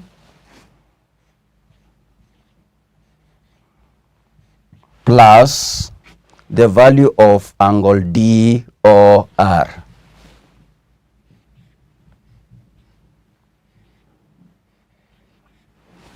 So if you get the value of the two angles, you'll get the value of that reflex angle. So we go back to what I told you about an isosceles triangle. Two pairs, a pair of the angles, two angles are equal in isosceles triangle. So if I have here 90, this is an isosceles triangle. Are we together? So this value is the same as that value. So if I want to get POD, isn't it? If I want to get POD, I'll take the sum of the angles in a triangle, which is 180, subtract the value or the sum of the two values of the isosceles triangle. So I'll start with POD, isn't it? I'll start with this one, POD. POD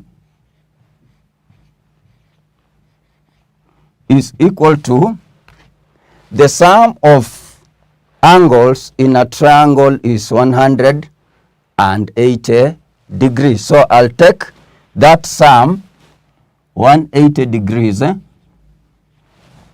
subtract the other pair, which is equal.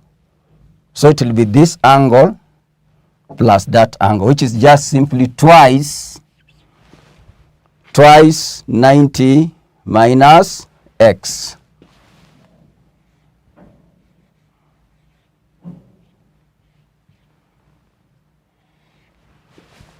Twice this angle subtracted from 180, I'll get POD. So I'll go straight, because they are also testing if you you know how to open your brackets. If you open them wrongly, you'll lead to a wrong answer. So if here we have 180, here we have minus 2 times 90, we get minus 180 degrees. minus 2 outside the bracket multiplied by minus x, you'll get a positive. A minus times a minus, you get a positive. So you'll have minus 2 times minus x will give you what? Positive what? 2. So if you work that, 180 minus 180 is 0 plus 2x. So that gives you which value? 2x. So the value of angle POD is 2x. I have now got one of the angles. I need to work out the other angle. I need to work out angle DOR. So I'll come down here. Angle DOR is equal to, I'll go to the diagram. Where is DOR? You should actually see where the angle is. DOR. The same concept works. The sum of angles in a triangle is 180 and the other pair is equal. So the working will be almost the same as what happened in the other isosceles triangle. So you'll get the sum, which is 180 degrees. Subtract twice. This is 90 minus y. The other one is 90 minus y, and they are equal. So it will be twice 90 minus y. The computation will be the same again here because we still have our 180. So it comes to 180 minus 2 times 90, you get minus 180. Minus 2y times minus y, minus times minus positive. So you get which value? Plus 2y. So the value of angle DOR is equal to what? 2y. Having got the values of the two angles and their sum gives the reflex angle, you'll get now angle POR. You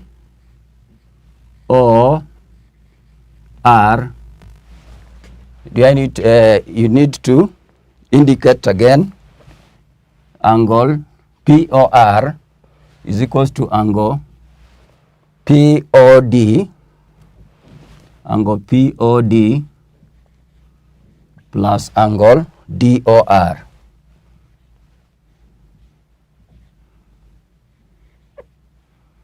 Which gives you 2x plus. Now that is the value of the reflex angle we are looking for. Its value is now 2x plus y. So we have to go back and get the value of PQR so that we prove it is twice the value of the reflex angle we got. So to get that, I have to introduce a chord in my diagram, and that chord is PR. So I'll introduce a chord here. Once you introduce a chord in a circle, it will cut that circle into two regions. And if you look at the regions, we have the region above here is smaller than the region below. So the smaller region acquires the name minor segment, and the bigger region acquires the name major segment. Therefore, from that chord, we get a concept that the angle subtended by that chord in the minor segment added to the angle subtended by that chord in the major segment, they should give you 180 degrees. They should give you 180 degrees. So we should go straight to finding the value of PQR. R.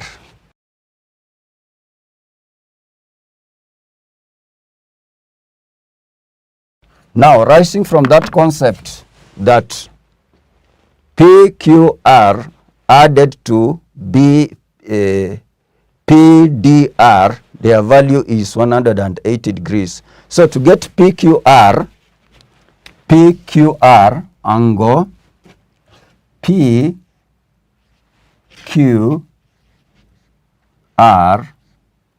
plus angle PDR,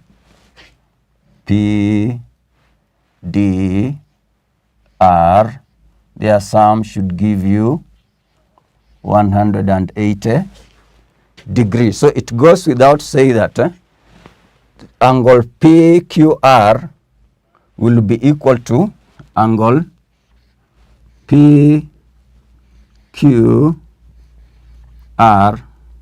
will be equal to 180 degrees subtract angle PDR.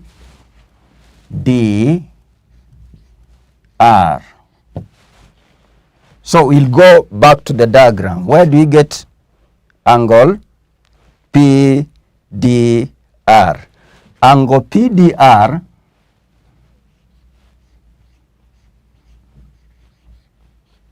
is equal to angle PDO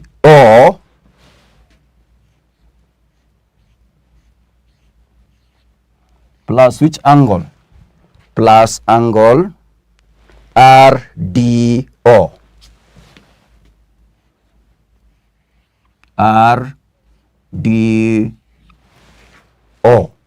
So when we go back to the diagram, we are going back to what we had talked about, the isosceles triangle. So having, if this one is 90 minus x, the other pair is angle PDO.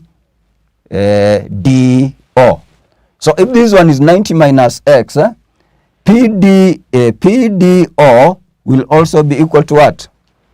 90 minus x. I would have got PDO.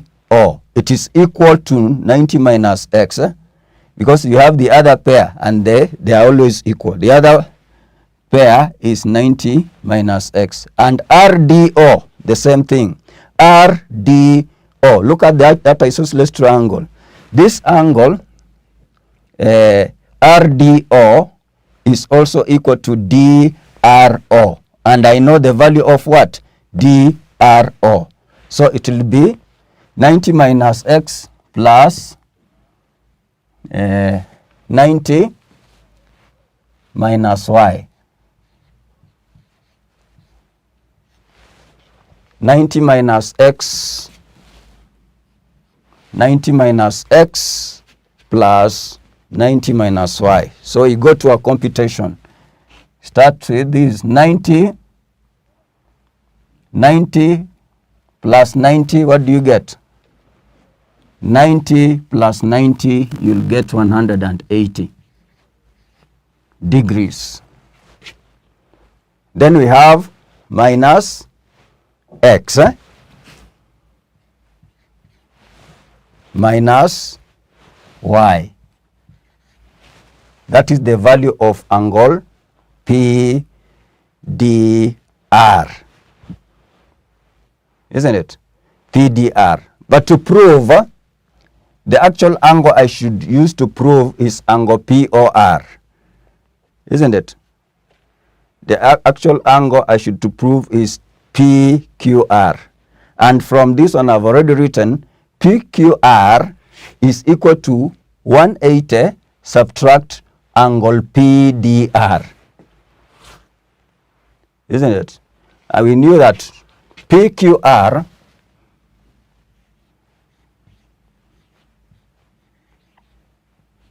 from the previous, whatever we got there, is equal to 180 degrees minus what? Angle PDR.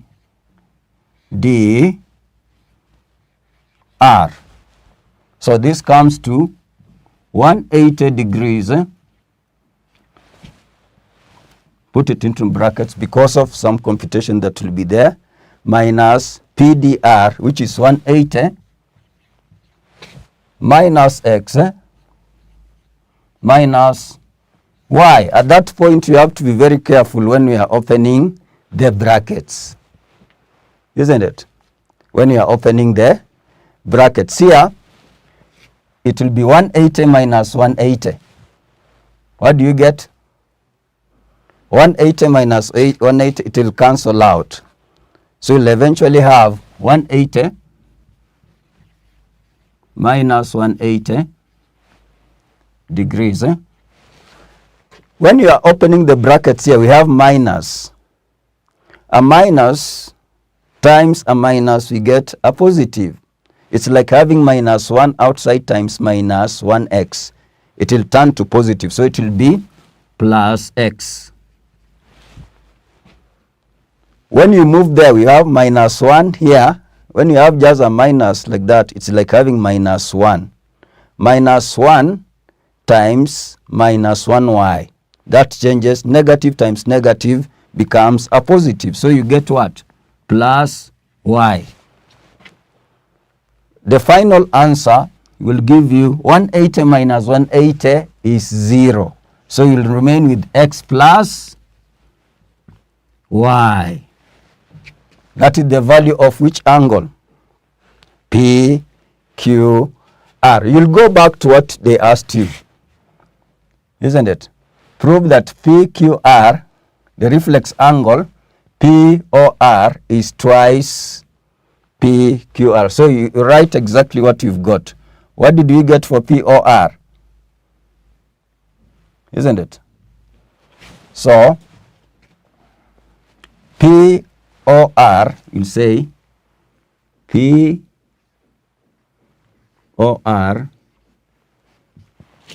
is equal to twice PQR. You'll substitute in whatever you get. We got POR is what? 2x plus 2y is equal to PQR. We have already got that value. It is what? X plus, which is equal to 2x plus 2y.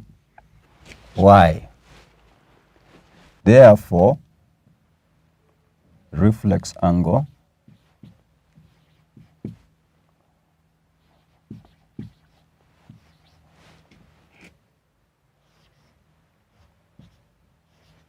POR is equal to twice the value of angle PQR. We've come to the end of the lesson where we solved question number 4 of exercise 19.1 from the learner's book. So in the next lesson, we are going to solve question 5. So make sure before you come for the lesson, make sure you've worked out the question. So have a good day.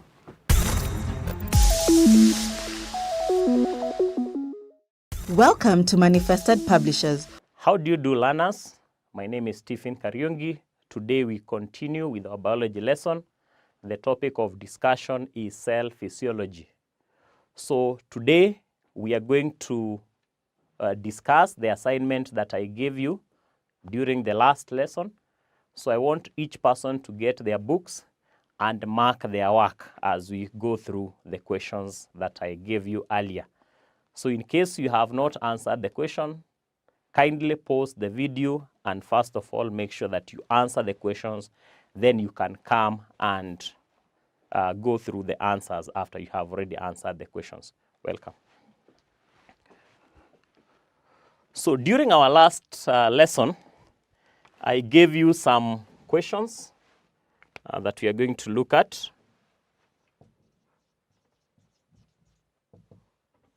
So the first question was, State 3 properties of cell membrane. So you're supposed to state 3 properties of cell membrane. Number 1, we said that the cell membrane is semi-permeable. Semi-permeable. Number 2, we said that the cell membrane is polarized, meaning that it has charges. And point number 3, we said that the cell membrane is sensitive to temperature and pH. So that is how you're supposed to have answered the first question. So mark yourself right if you have those 3 points.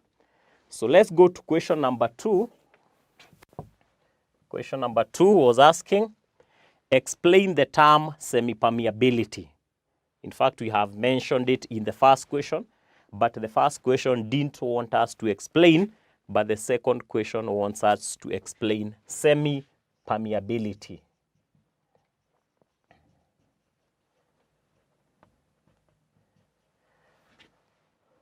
Semi-permeability means that the cell membrane is selective.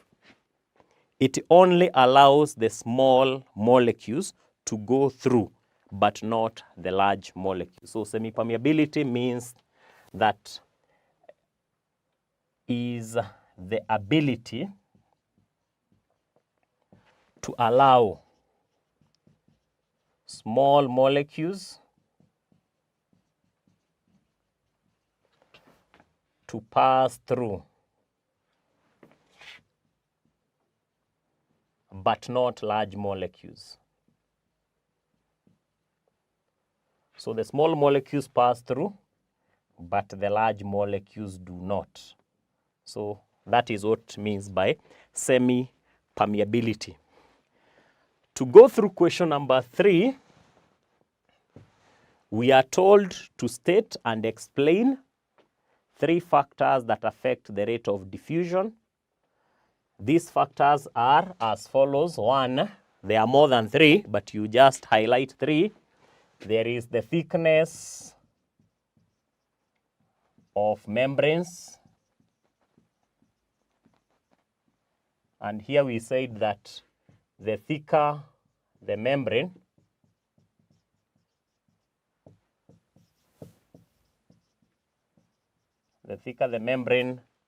the longer the distance. The longer the diffusion distance of the particles.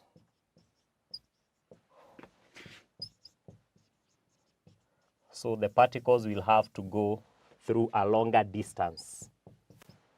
The second point is in the size of the molecules.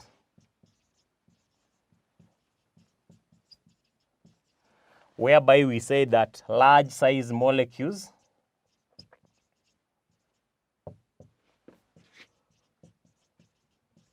take longer to diffuse due to their large size.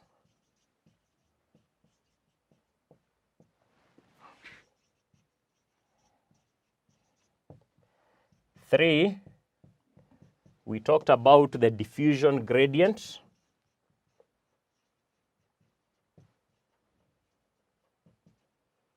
Which we said that the steeper the diffusion gradient,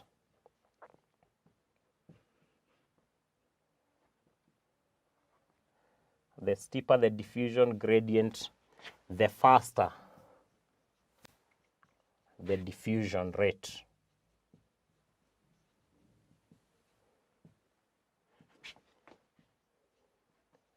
So that is for question number 3. Lastly, we have the fourth question.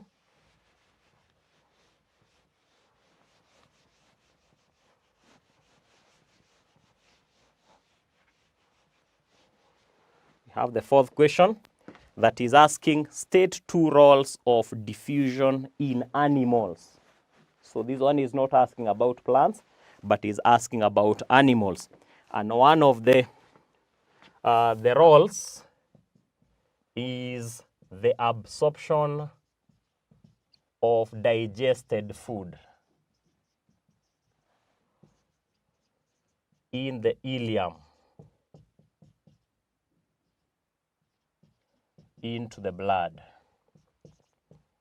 That is by diffusion. Number two, we can talk of gaseous exchange across respiratory surfaces.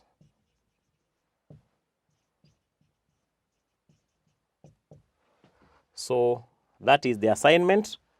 So check what you have not answered correctly and correct your work so that next time you are able to answer those questions effectively. So we'll stop there for today. The next lesson, we shall start at the second physiological process, and that is osmosis. So see you then.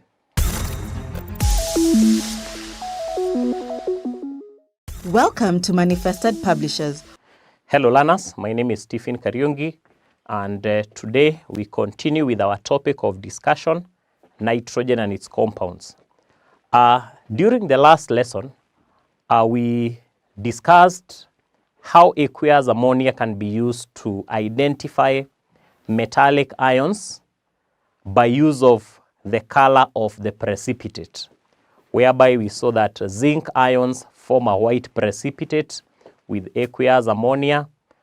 Copper 2 ions form a pale blue precipitate with aqueous ammonia. Iron 2 ions form a pale green precipitate, and iron 3 ions form a brown precipitate. So we'd like us to have a summary of the colors of precipitates formed by different ions when they react with aqueous ammonia.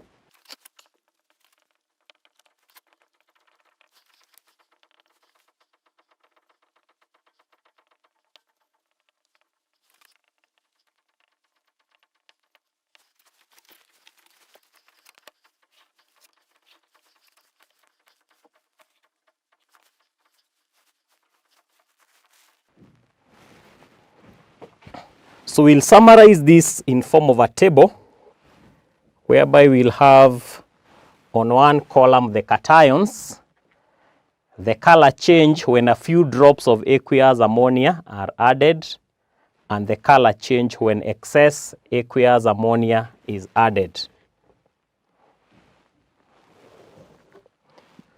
So we'll continue with the same here. So this is continued.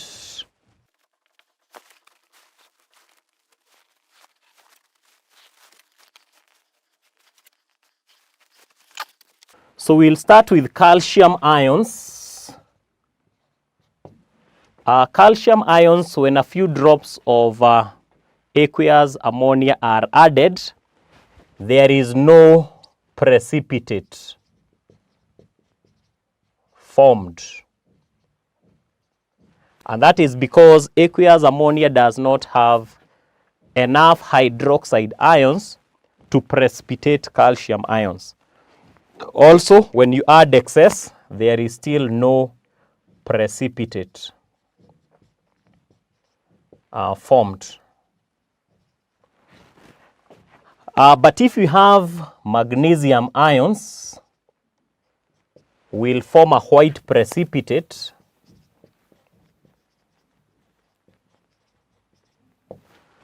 And even on the addition of excess aqueous ammonia, the white precipitate remains. We continue further from magnesium ions and go to aluminium ions. They also form a white precipitate. And on the addition of excess ammonia, the white precipitate remains. Then zinc ions, which also form a white precipitate, but when you add the excess aqueous ammonia, the white precipitate dissolves.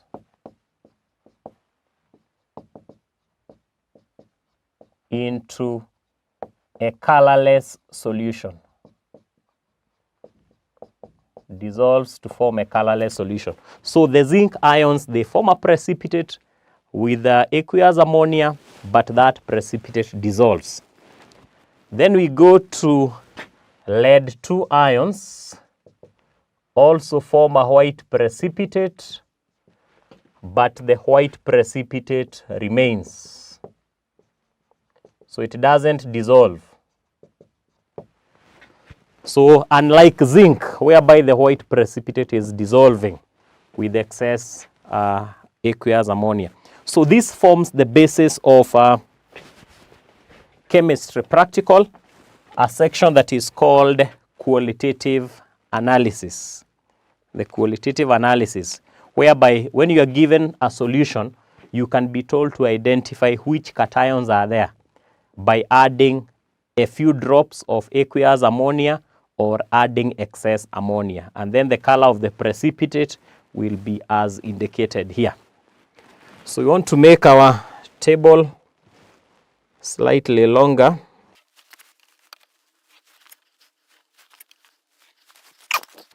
So we are saying that lead 2 ions, then we go to iron 2 ions. Iron 2 ions, we saw that they form a pale green precipitate with a few drops of aqueous ammonia. And when you add excess ammonia, the pale green precipitate remains. The precipitate remains, it doesn't dissolve. Then iron 3 ions, these ones form a brown precipitate, and the brown precipitate remains. Even when you add excess ammonia, it doesn't change. Now, there's something that I want to explain here, that the pale green precipitate is as a result of iron 2 ions. And the brown precipitate is as a result of iron 3 ions. Remember, we have 2 types of ion, or 2 ion cations, 2 positive ions from iron. So if you take this pale green precipitate and you leave it somewhere exposed to the air, it slowly turns brown. It slowly turns brown. And the reason for that is because the green iron 2 ions are oxidized by the atmospheric air to brown iron 3 ions. So that is as a result of oxidation of iron 2 to iron 3. Then copper ions, they form a pale blue precipitate, but when you add excess ammonia, the precipitate dissolves. The precipitate dissolves into a deep blue solution. So the precipitate in the case of copper and zinc is dissolving. And I think we have identified most of the cations using aqueous ammonia and the color of precipitates that they form. Now, I would want us to ask ourselves 2 things. Why the zinc ions and the copper ions form precipitates that later dissolve with excess ammonia. And on that we can say that copper 2 ions and zinc ions form precipitates form precipitates which dissolve with aqueous ammonia. And the reason for that is because this is due to formation of complex ions. Copper 2 ions and zinc ions, they have the ability to form complex ions, and that's why their precipitates are dissolving when you put excess ammonia. So, for example, in the case of copper 2 ions, the white precipitate we saw earlier is copper 2 hydroxide, which is pale blue. When you add excess aqueous ammonia, we form a complex ion that is written as this, a complex ion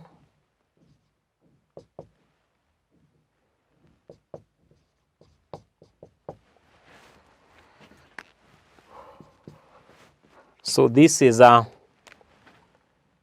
pale blue precipitate of copper. You add excess aqueous ammonia, you form a complex ion that is called tetraamine copper 2 ion. Tetraamine copper 2 ion. And this is a deep blue solution. And that is why we are saying that the blue precipitate in copper dissolves into a deep blue solution.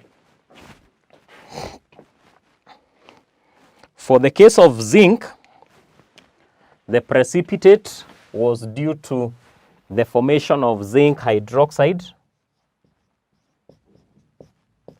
Zinc hydroxide.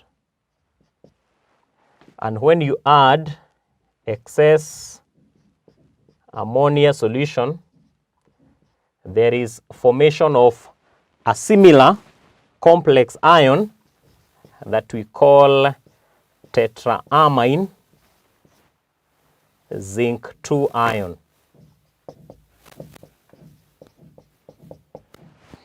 So here zinc is a white precipitate, but when you add excess aqueous ammonia, just like we had done up there, we form tetraamine. Tetraamine is 4 ammonia. Tetraamine zinc 2 ion. And tetraamine zinc 2 ion is a colorless solution. And that explains why the white precipitate is dissolving when you add the excess of ammonia. So it's only copper and zinc that form precipitates when you add a few drops of aqueous ammonia, and then when you add the excess ammonia, those precipitates dissolve into a colorless solution for zinc and into deep blue solution for copper. And that is because of their ability to form complex ions. And you can see that this ion is complex. Tetraamine copper 2 ion. Tetraamine zinc 2 ion. So our assignment for today. So the assignment, the first question, explain why precipitates of zinc and copper ions dissolve in excess ammonia, like we have just seen. Number 2, write a chemical equation to show each of the reactions in A above. The reactions that are taking place here, support each one of them with a chemical equation. So we are going to stop there. Until next time, goodbye. Welcome to Manifested Publishers. Hello learners, welcome back to the lesson. Remember, we are still looking at molar solutions, and in the previous lesson we were discussing about molarity. And we're saying that molarity refers to the number of moles per liter of a solution. Molarity refers to the number of moles per liter of a solution. And we did examples, and I left 2 questions which you are to do. And in this lesson, I want us now to go through the 2 questions and see whether you've done them correctly. Question number 1 was determine the molarity of a solution containing 10.6 grams of sodium carbonate dissolved in A, 250 centimeters cubed of distilled water, B, 500 centimeters cubed of distilled water. Number 1, we are first supposed to get the relative formula mass of sodium carbonate. So this is how you are to go about them.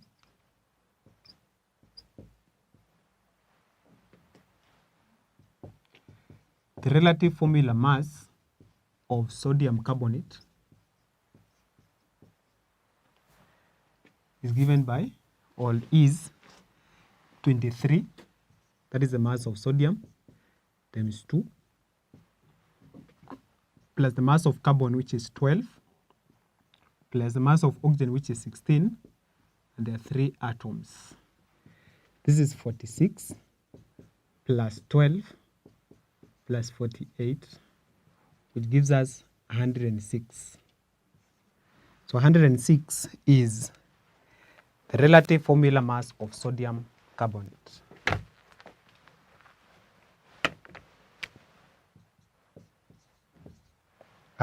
is the relative formula mass of sodium carbonate. Then we'll go into now getting the number of moles. Number of moles which are given by mass divided by the molar mass. The mass is 10.6 divided by the molar mass, which is 106. Then this, we are going to get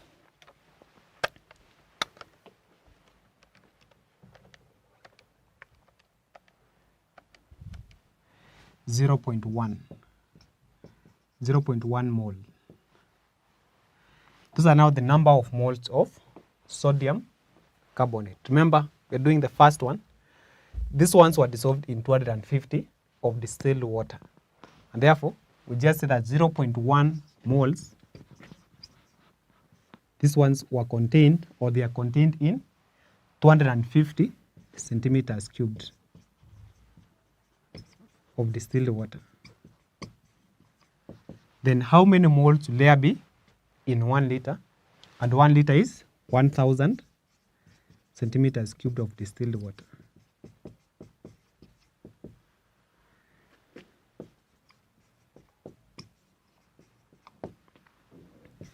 Therefore, this will be 1000 times, you cross multiply, times 0.1, divide by 250, and this will be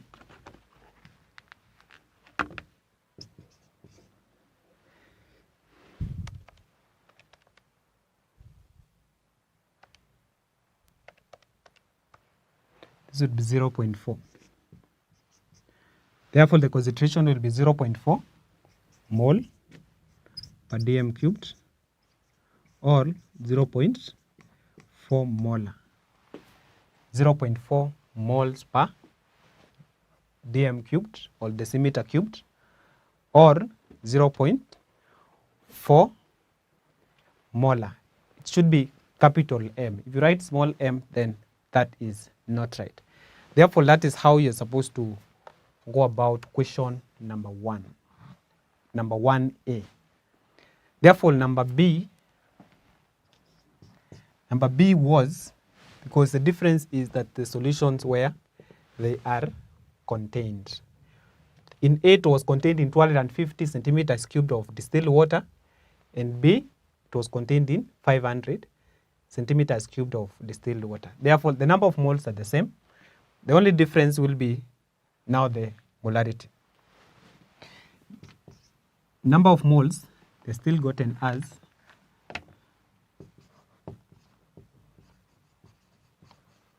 there's still 10.6 divided by 106 is giving us 0.1 mole. Then 0.1 mole, these ones are contained in 500 centimeters cubed of distilled water. Then now what about 1000 centimeters cubed? This will be 1000 times 0.1 divided by 500.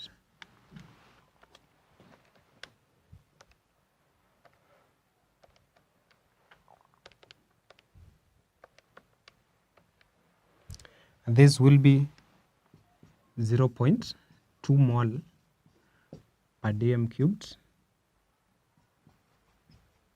or 0.2 molar.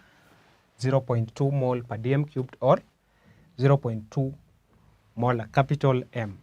That is how you're supposed to go about question number 1. Question number 2.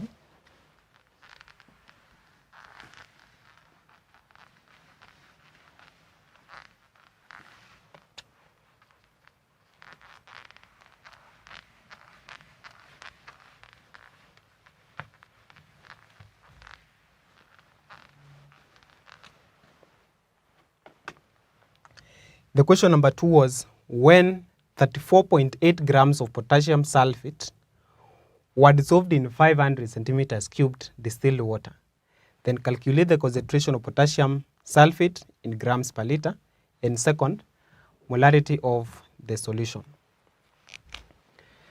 Number 2, this is how you would go about it. We first of all get the concentration in moles per liter, and the concentration would be so easy. In 2:1, we just say that 34.8 grams, these ones are contained in 500 centimeters cubed. Then how many grams will be in 1000 centimeters cubed?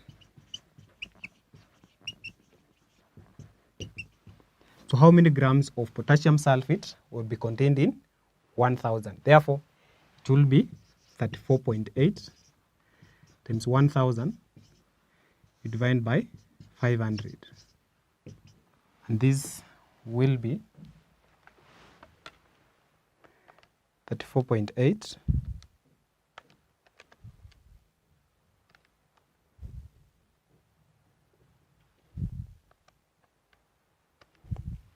it will be 69.6 grams per liter. That is the concentration of potassium sulfate in grams per liter. If 34.8 grams are contained in 500 centimeters cubed, then how many grams are contained in 1 liter? Therefore, it's just like you multiply by 2, 69.6. And second, the molarity of the solution. For us to be able now to calculate the molarity, then we need the RFM first. RFM of potassium sulfate. The RFM of potassium sulfate, we have the relative atomic masses. Potassium is 39. It will be 39 times 2 because of the 2 atoms. Then you add mass of sulfur, which is 32. You add mass of oxygen, which is 16 times 4. Then you now be able to get the relative formula mass. This is 39 times 2 is 78, plus 32, plus 16 times 4 is 64. Then when you add those, when you add 78 plus 32 plus 64, that is now giving you 174. 174, this is the RFM of potassium sulfate. Therefore, we now get the number of moles. The number of moles that are given by mass, you divide by the molar mass. The mass is 34.8. It's now 34.8 divided by 174. This will give you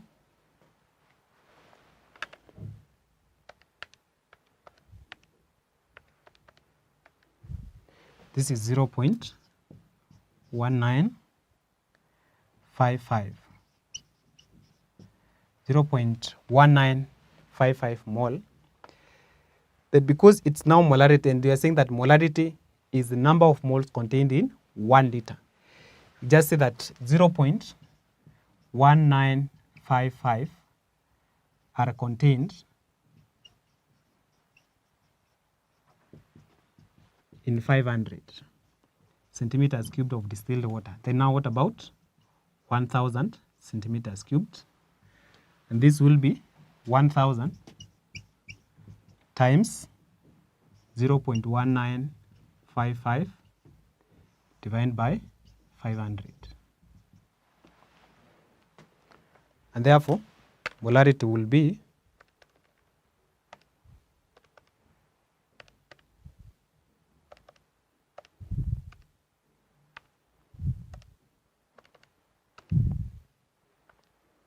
0.391.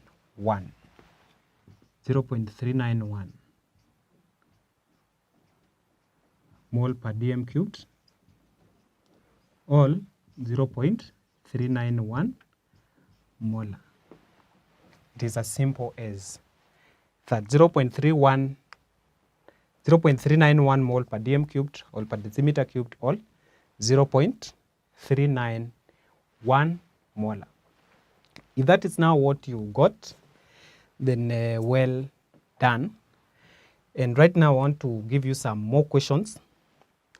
You practice on calculation of concentration, molarity, and getting the mass and all that. Therefore, I'll leave you with these questions.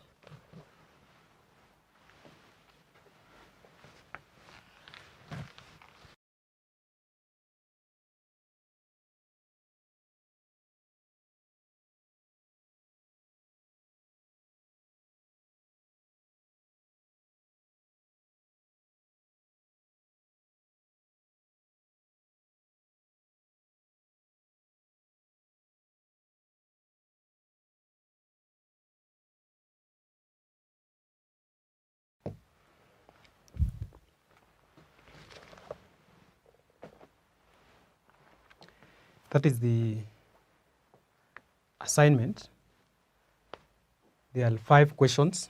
Question number 1, calculate the number of moles of sodium carbonate present in 100 centimeters cubed of 2 molar sodium carbonate solution.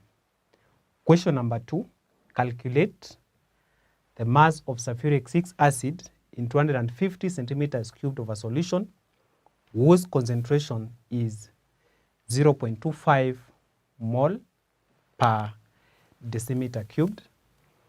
Question number 3, calculate the A, number of moles present in 25 centimeters cubed of 0.2 molar sodium hydroxide solution.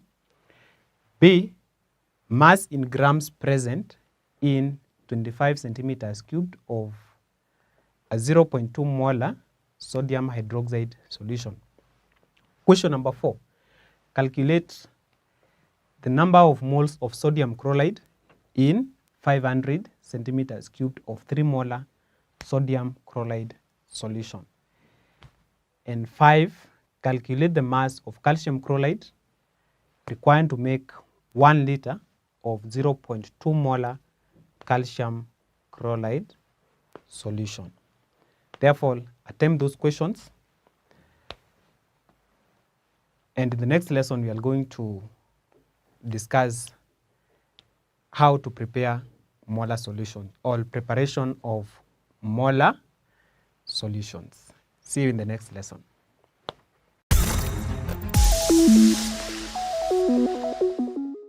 Welcome to Manifested Publishers. Hello, Lana. Welcome to our today's lesson, History and Government. The topic is Establishment of Colonial Rule in Kenya. We are learning how the British instituted their rule in the territory of Kenya. And in today's lesson, we are going to further our learning on the response of the Kenyan communities towards the establishment of colonial rule. We started by asking ourselves what were the different responses that were exhibited by the Kenyan societies or the Kenyan people. And as I mentioned earlier, there were three ways or three responses that the people of Kenya used or brought against the British. The first one was resistance. They totally resisted the incoming of the British. The other one was collaboration. The other response was mixed reaction. That is a mixture of resistance and collaboration. And we started by looking at the resistance in our previous lessons. We studied the Nandi resistance, and also in our last lesson we started the second community, which is the Agiriama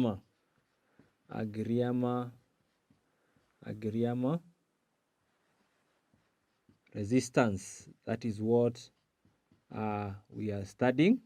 And in our last lesson, we were able to learn about the cause of the Agiriama resistance, how they started to resist the British, and the cause of their resistance, how they fought against the British, and the different activities that they undertook as part of the resistance. And remember, I mentioned that their resistance started by them boycotting or refusing to offer their labor in the plantations that had been established by the British.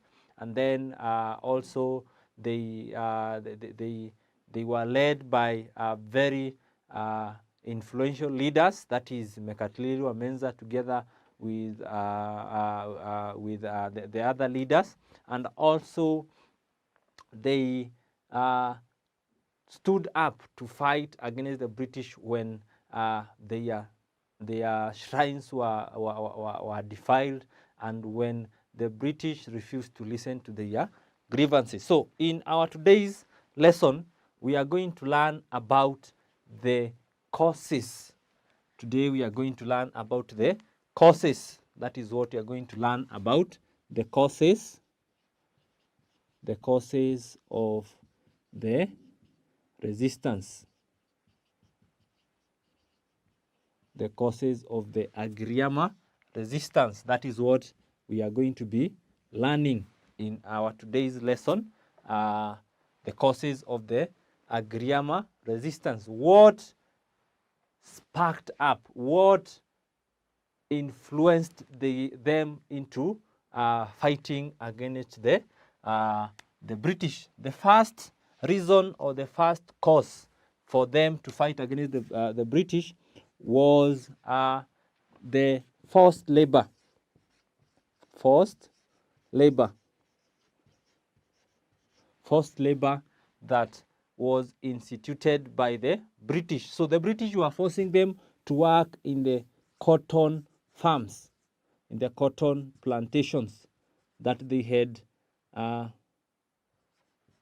established at the coast. So together with the rubber plantation. So they were forcing the Agiriama to give their labor, to give their manual labor into these plantations, and the Agiriama refused to be part of that. Number two, the next reason why they fought against, or they decided to resist, was because of the taxation that had been instituted by the British. So the British required that each and every able-bodied person, able-bodied men, were supposed to give taxes, to pay taxes. It was supposed to be paid in cash. It was supposed to be paid in cash. So this taxation really made the Agriama people very angry, because they are paying tax because of existing. Just because you are well built and you have strength and you have grown, you are mature, you are supposed to pay tax by just the fact that you are there and you are a grown-up man. So that made the people very angry, and they decided to resist the British rule. Taxation had also been imposed on them so that they could be forced to go and work in the cotton farms, so that after you have worked in the cotton farm, you are paid a few rupees, which in turn you are supposed to give to the British government as tax. So that angered the people and made them very angry. The next reason that or factor that made the Agriama people to resist the British rule was conscription. Conscription into the army. Conscription into the army. They were forcing the men to join the army of the British in as part of law enforcers. So these made them to become angry. They were also being used by the British to go and participate in the world wars. So they could see the suffering of the young men, and this made them to rise up in arms against the British. The next reason is that they lost their trade. That is number 4, loss of trade. Remember, as we were discussing the cause of the resistance, we mentioned that I mentioned that the Agriama people were active people in trade. They traded with their neighbors. They traded with other coastal communities. So this was a special trade or a special industry that was bringing them income. So with the coming of the British, they abolished that trade. Remember, they were engaging in ivory.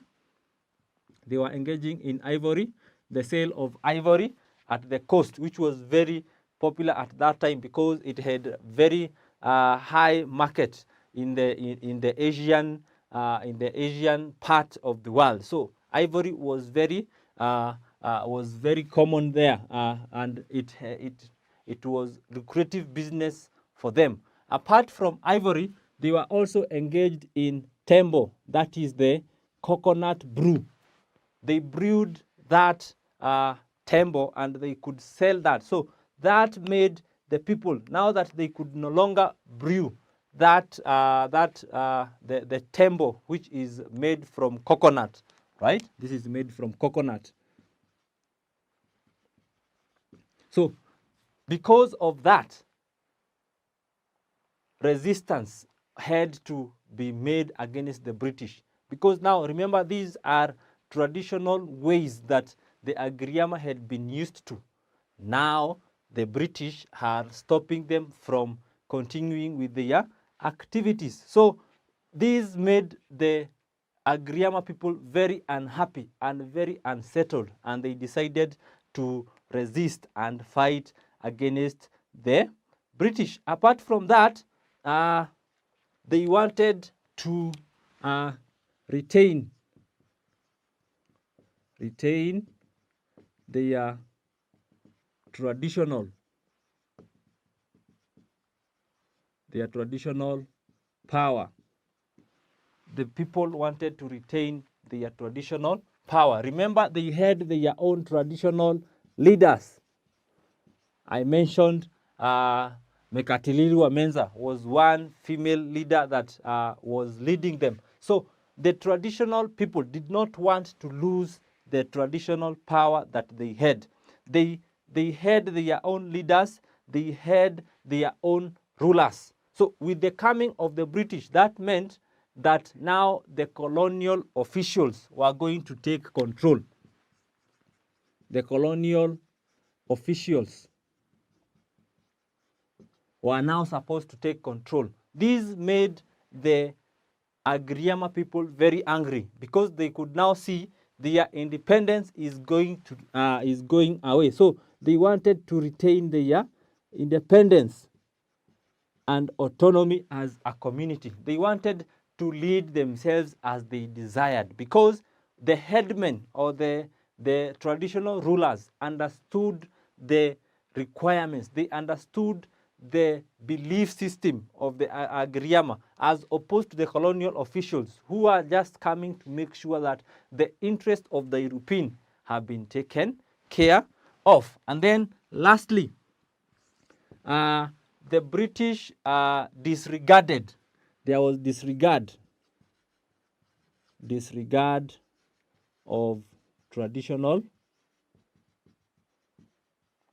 culture. Disregard of traditional culture by the British. So the British demolished. They demolished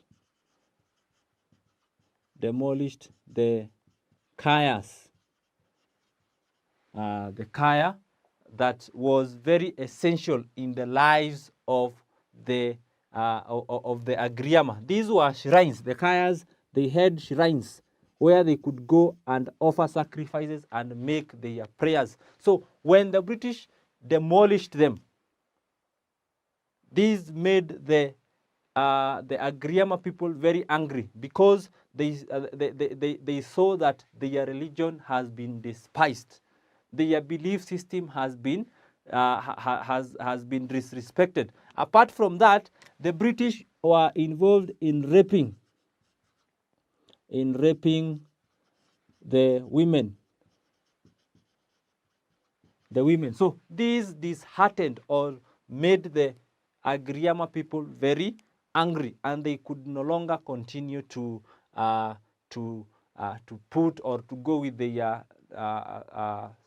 activities as normal. So they had to go and resist against the British. So these are the reasons or the major reasons why the Agriama people resisted the colonial rule. I've said number one, that is they had forced labor. Number two, there was taxation upon the people, and then they were forced to be conscripted into the army, that is to go into the World War and support the British. And then there was laws of trade. The trade activities were being interfered with by the British, and they also wanted to retain their traditional leaders. And lastly, the traditional culture was being disrespected by the British. So as we come towards the end, let us now look at the results or the consequences, the results of the Agriama resistance. What were the results of their resistance? As similar to the other resistance that we studied in Nandi, there was also loss of life. A lot of lives were lost in the course of the resistance. Many people died as they resisted the British rule. Apart from that, there was massive destruction of property. Massive destruction of property. And then also they lost their independence.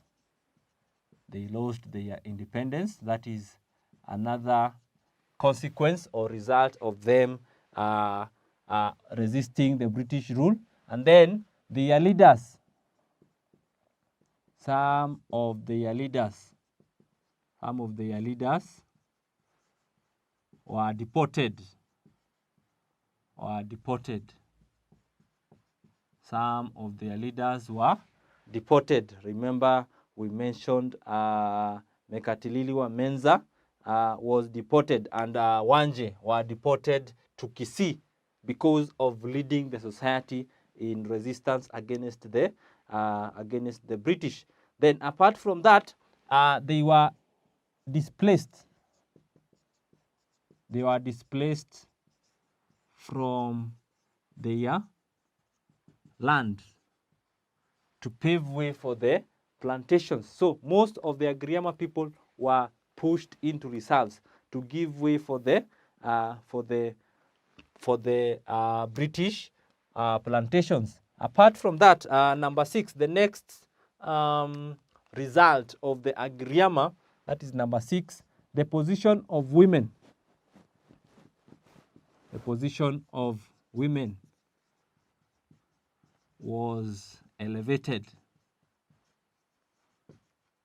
So the activity of Mekatilili Menza as the leader of the Agriama elevated the position of women as they fought for the rights of the African people. So the women were motivated to come up and take leadership positions. So they could be able to fight against the inhumane treatment by the British. Some of them who are raping the women, right? Because of the activities of Mekatilili Menza, it motivated the women to also come and fight against the British. And then lastly, the Agriama lost their land, what we also refer to as land alienation. So their land was taken away and now was used by the British to establish plantations, that is the cotton and rubber. And then lastly, one that I had not mentioned, the economic activities, their economic activities were disrupted. Their economic activities were disrupted. So the activities of the Agriama, that is trading, those who are farming, were now disrupted because there was now a new way of life introduced by the British. So, my dear learner, what have we learned today?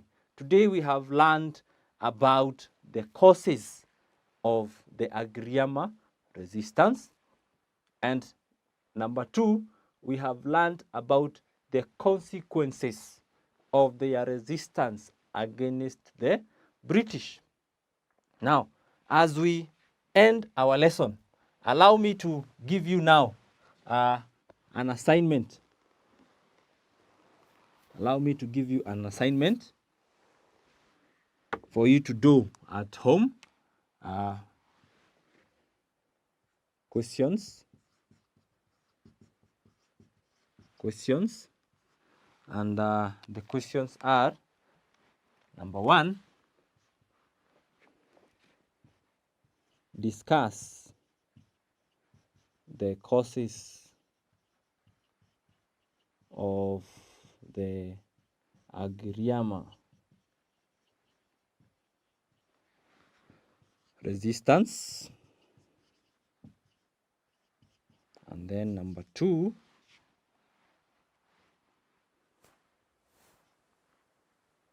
outline the consequences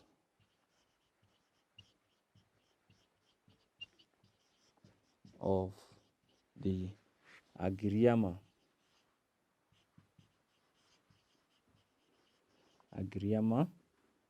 resistance. Number 1, discuss the causes of the Agriama resistance, and number 2, outline the consequences of the Agriama resistance. And that, my dear learner, now we have come to the end of our history and government lesson today. Bye bye until the next time.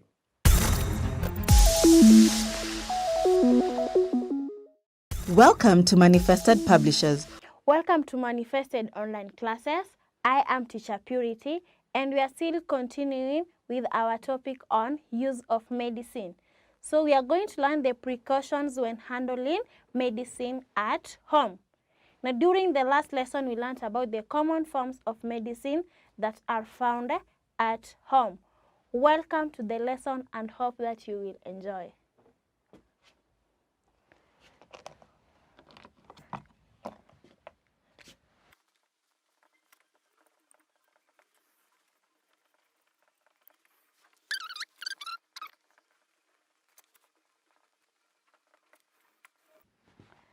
Now, precautions when handling medicine, the things you are supposed to observe when handling medicine.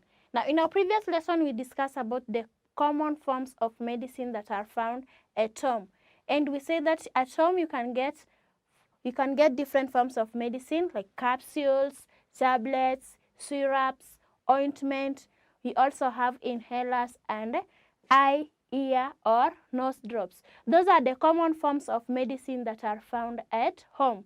Remember that ointment, we apply it on the skin, and we apply it on a skin where you have a bump or a swollen skin. Now, I want to see the precautions when handling medicine. How do you handle medicines at home? You want to take medicine. What are you supposed to do? The first thing, when you want to take your medicine, make sure that you have handled medicine with clean hands. So, number 1,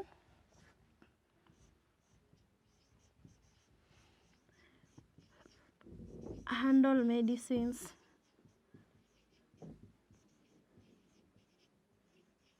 with clean hands. Why are you supposed to handle medicine with clean hands? Remember, if there are tablets, you want to swallow them. And when you handle it when your hands are dirty, you'll swallow the medicine but you'll not get well because you have infected yourself with germs. You can even have more problems instead of getting well. Another precaution that you're supposed to observe when handling medicine is keeping medicine away from children.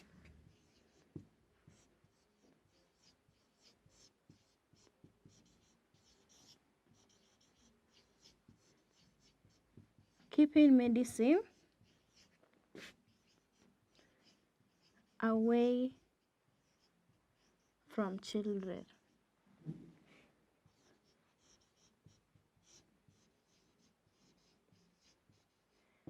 Keeping medicine away from children. Children are very playful at home, and when you do not store your medicine well, they are going to get the medicine and even play with the medicine or take it instead of following the instructions. So keep all medicines away from children. Then another precaution that we observe when handling medicine is not sharing medicine.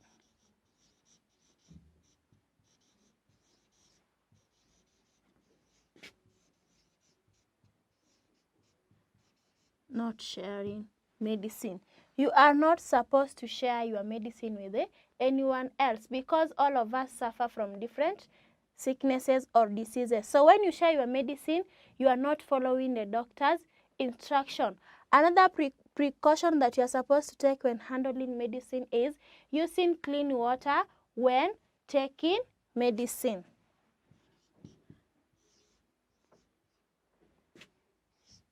Use clean water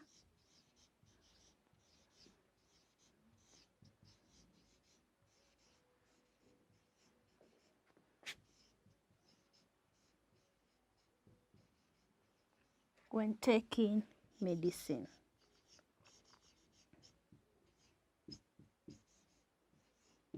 use clean water when taking medicine. If you are supposed to swallow your medicine, make sure that you are using clean water. Another precaution when handling medicine, number 5, is taking the dosage as prescribed. Taking the dosage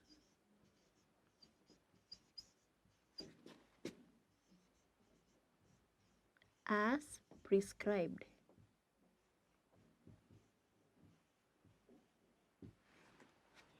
Taking the dosage as prescribed. When the doctor has told you to take 2 tablets in the morning and 2 tablets in the evening, don't take 2 tablets in the morning, then you fail to take in the evening. It is always good to follow the doctor's instruction because you'll get well very soon. So taking the dosage as prescribed. Learn to follow the doctor's instructions. And lastly is proper storage of medicine.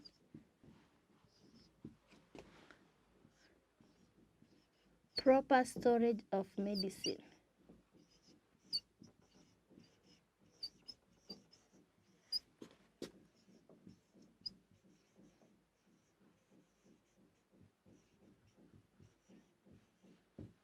So proper storage of medicine. Make sure that you are keeping your medicines at a safer place. Now these are some of the precautions when handling medicine. The first one, make sure that you wash your hands before you handle the medicines.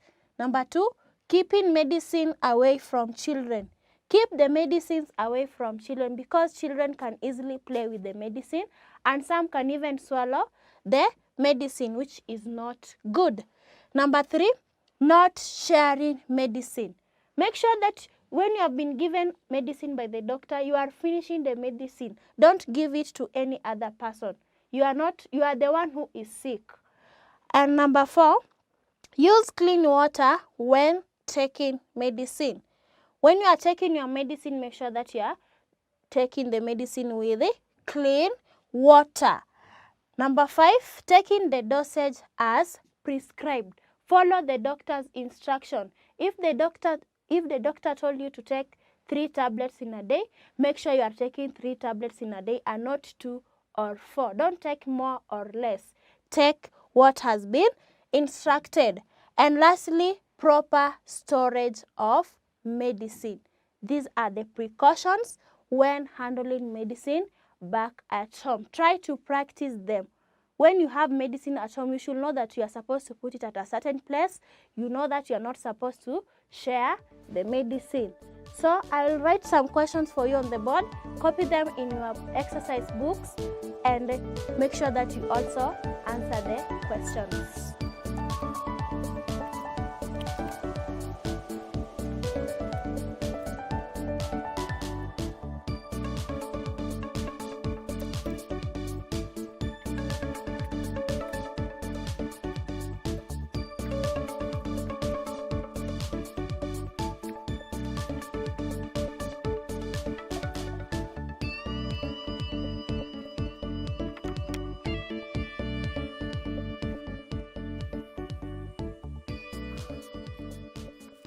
Now the instructions, choose the correct answer from the brackets to fill in the gaps. Number 1, we should use dash water when taking medicine.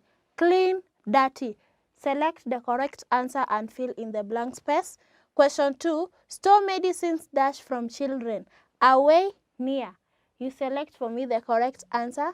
Number 3, we take dash when we are sick. Juice, soda, medicine. So you select for me the correct answer.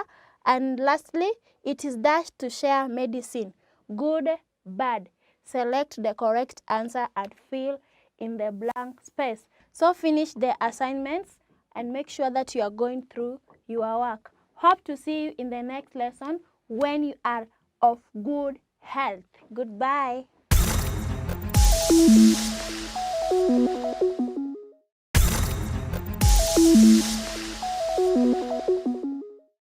Welcome to our physics lesson today. My name is Purity Anzelimo, your teacher of physics, In our lesson today, we continue with the cathode rays and the cathode ray tube. That's our topic. Cathode rays and the cathode ray tube. During our previous lesson, we have been looking at the parts of a cathode ray oscilloscope, and we were able to know that a cathode ray oscilloscope is used in the production of cathode rays, and we were able to see the three major parts of a cathode ray oscilloscope, namely the electron gun. We also have the deflecting system and also the screen or the display system. So those were the major parts, or those are the major parts of a CRO. In the electron gun, we have the cathode, that is the heated cathode, the ground, and the anodes. In the deflecting system, we have the X plates and the Y plates. And in the display system, we have the screen. So during our lesson today, we continue with the cathode ray oscilloscope, but now we want to look at the uses of a CRO. So uses of a CRO, uses of a cathode ray oscilloscope. And we are going to look at two major uses of a cathode ray oscilloscope. We are going to explain each one of them.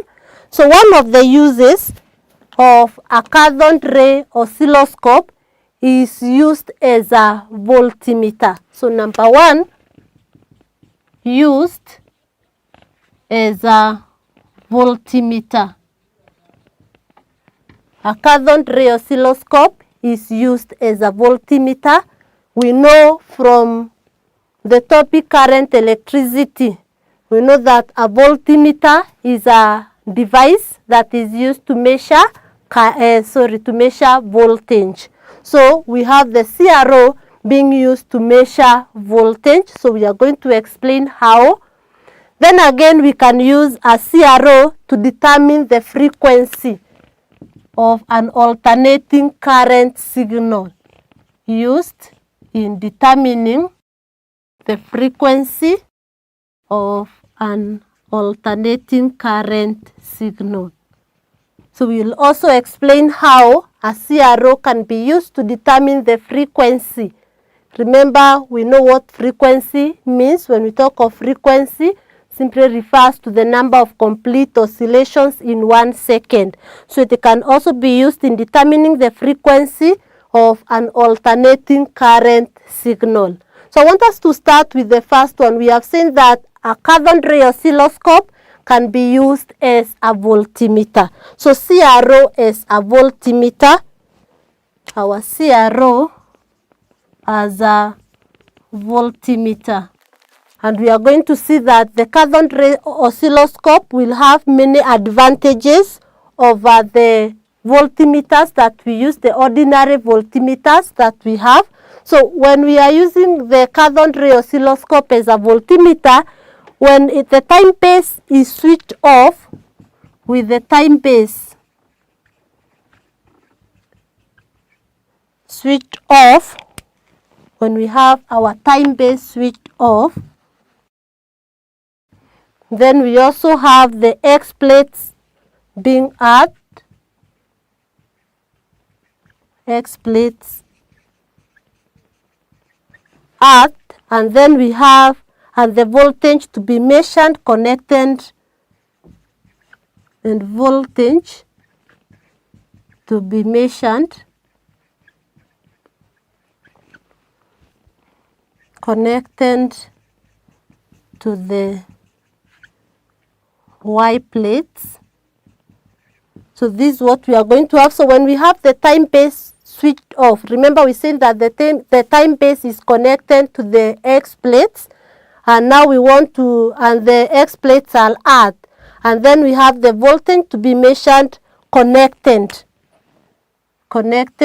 to the Y plates. Then we are going to have that the voltage, these are the Y plates. Remember we said there are two. So the voltage will be given by the displacement displacement multiplied by the sensitivity. And in the sensitivity, that is simply the volts per division. Sensitivity is simply the volts per division. So when we have the time base switched off, the X plates at and the voltage to be measured connected to the Y plates, then we can calculate the voltage as displacement. Remember, we said that in the deflecting system, we have these Y plates which are responsible for the vertical deflection. And that's why we are talking of the displacement. We are going to apply this in our numerical calculations. So voltage will be given by the displacement multiplied by the volts per division. And in this volts per division is also referred to as the sensitivity. So that's how we can use a CRO to calculate the voltage, or that's how a CRO can be used as a voltmeter, and we are going to employ this in our calculations. So note, voltage is equal to displacement multiplied by the volts per division. And as I've said, a voltmeter is a device that is used to measure voltage. And therefore we have our other voltmeters, the ordinary voltmeters. But now we are saying that the CRO is advantageous or has more advantages over the ordinary voltmeter. And we look at those advantages. So we look at advantages of the CRO over the voltmeter. Advantages of the CRO over the ordinary voltmeter. Now, a CRO as a voltmeter, we have seen that can be used as a voltmeter. What are the advantages of the CRO when used as a voltmeter over the ordinary meters?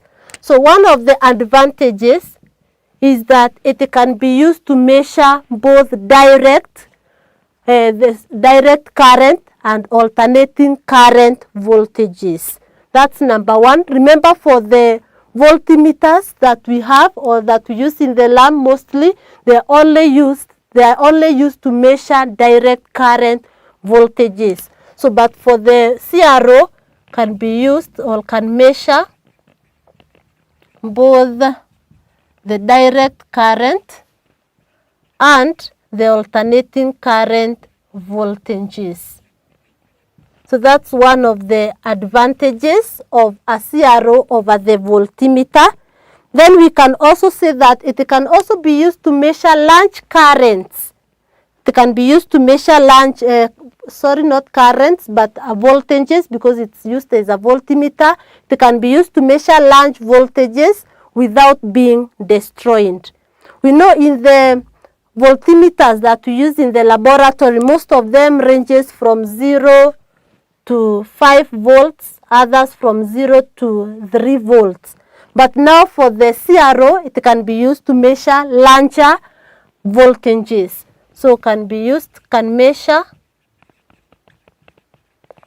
larger voltages compared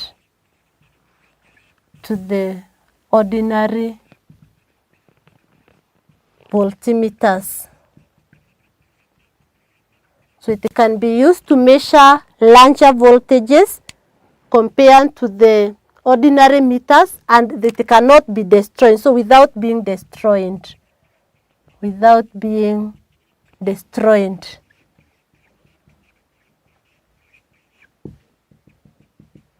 That is another advantage of a CRO over the ordinary voltmeters. Then we know very well when we are using the voltmeters, that is in electricity, when we use the voltmeter, when you want to read the screen or the reading, we usually check where the pointer, how the pointer moves. If, for example, this is my pointer, these are the readings here on the voltmeter. We know very well that this pointer When you want to get the reading, it swings fast. It swings around the reading. It swings and then it points where the reading is to be. And the reason as to why it swings before getting to the point where the reading is due to inertia. Due to inertia, which we discussed also in the Newton's laws of motion. So as a result of inertia, then this pointer will swing momentarily about the point or the actual reading. But for a CRO, it's not affected by inertia. And therefore the reading will just be read directly instead of the pointer having to swing about the point where the reading is to be taken. So that is another advantage of a CRO. So we can say that it responds at an instant or instantaneously responds instantaneously. It responds instantaneously, unlike the ordinary meters which swing, or which, unlike the ordinary meters, we can talk of whose pointers are affected by inertia. So they will sing about the point and before they show the actual reading. But now for a CRO, it will respond instantaneously, unlike the ordinary meters, which we are saying the pointers are affected by inertia. Then we can also say that with the CRO, another advantage over the ordinary meters, another advantage, number 4, we can say that the CRO has a very high resistance. It has an infinite resistance, and therefore it does not take any current. It has very high resistance, any current. It has a high resistance, hence does not take any current. From current electricity, that is on Ohm's law, we know very well that Ohm's law relates voltage to resistance, that is V is equals to IR, and we are saying that a CRO has a very high resistance. This is very high for a CRO, and that means when it is high, it is not going to take any current or even any voltage. The voltage and the current are not going to be affected when the value of the resistance is high, because from this we know that the current will be equal to V all over R, and we are saying that when this is very high, then it's not going to affect this current. It's not going to take any current, because if it were low, it means that then this will be affected. The current will be affected for us to get the voltage, because it's being used to measure the voltage. So it has a high resistance, or what we are calling infinite resistance, and therefore it does not take away any current. So those are the uses of a CRO. That the first use, which we have just discussed, that it is used as a voltmeter, and we are saying that when the time base is switched off and the X plates are at, the voltage can therefore be measured, or can be measured while connected to the Y plate. And voltage, we have seen, will be given by the displacement multiplied by the volts per division. And then we have also explained why the CRO is preferred to the ordinary voltmeters. It has the following advantages. We have mentioned 4 of them. It can measure both direct current and alternating current voltages, unlike the voltmeter, which only measures the direct current voltage. Then it can measure larger voltages compared to the ordinary voltmeters without being destroyed. We have also seen that it is not affected by inertia, so it can respond instantaneously, unlike the other meters. Then we've also seen that it has infinite resistance, and hence it does not take any current away. So we want to look at the other use of a CRO, use number 2, where we have seen that it is used in determining the frequency of an alternating current signal. So used to determine the frequency, CRO to determine the frequency, used in determining frequency that is of an alternating current signal. And in this one, the signal is fed into the Y plates. The signal is fed into the Y plates. The signal is fed into the Y plates with the time base on. The time base is on, with the time base on, and we are saying that the time base control is then adjusted. The time base is controlled. The time base can be controlled. The time base control, is adjusted to give one. It is adjusted. The time base control is adjusted. So this time base, remember, it is on the X plate, is adjusted to give many cycles as possible. It is adjusted to give more cycles,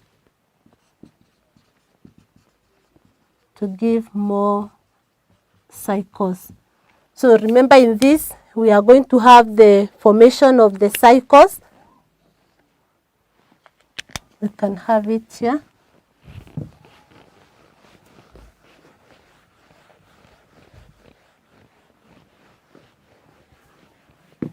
So there will be formation of the cycles. So we can have this. That's what we are going to have. So we are saying that when the time base is on, and this time base control is adjusted to give more cycles, and therefore from this, then we can say that when we want to calculate the frequency, the periodic time is recorded. The time, or what we call the periodic time is the time taken to complete one cycle. This time which is taken to complete this cycle, the time which is there is what we are calling now periodic time, represented using a capital letter T. And we can say that the periodic time is determined. It is determined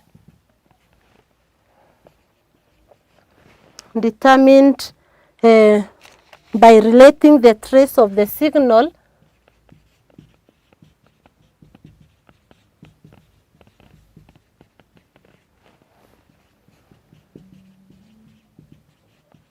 by relating the trace of the signal on the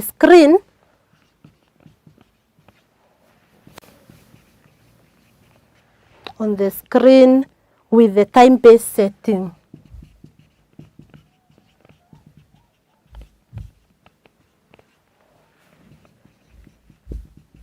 So the periodic time is now being determined by relating the trace of the signal, which you have seen, the trace of the signal on the screen with the time base setting. So we can be able now to get the periodic time because we are saying that the time base is on. So when we get the periodic time, then we can now be able to calculate the frequency F. By the formula, frequency is simply the reciprocal of the periodic time, T. And therefore, we can be able to calculate frequency by getting the reciprocal of the periodic time. So that's how we can use a CRO to determine the frequency of an alternating current signal. Because when we get the periodic time, from the connections whereby we are seeing the signal is fed into the Y plates, then the time base is on. The time base control is adjusted to give cycles many as possible, and therefore the periodic time is determined by relating the trace of the signal, this is the signal on the screen, with the time base setting. So with this we can be able to get the periodic time and hence able to calculate the frequency. So the frequency will be the reciprocal of the periodic time. So those are the two uses of a CRO. One used as a voltmeter, and we have seen that the voltage here will be given by the displacement multiplied by the divisions, that is the sensitivity. And then we have also seen that it is used in determining the frequency of an alternating current signal. So those are the two uses, and you should be able to explain how it is used. In this, we are going to do more calculations. We'll apply this formula in our calculations. We'll also apply the formula on calculation of voltage, which we have seen being given by displacement multiplied by the sensitivity.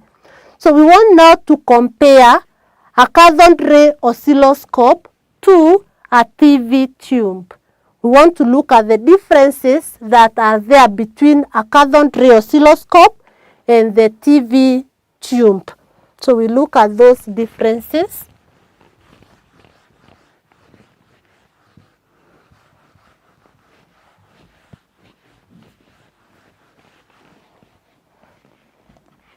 So differences between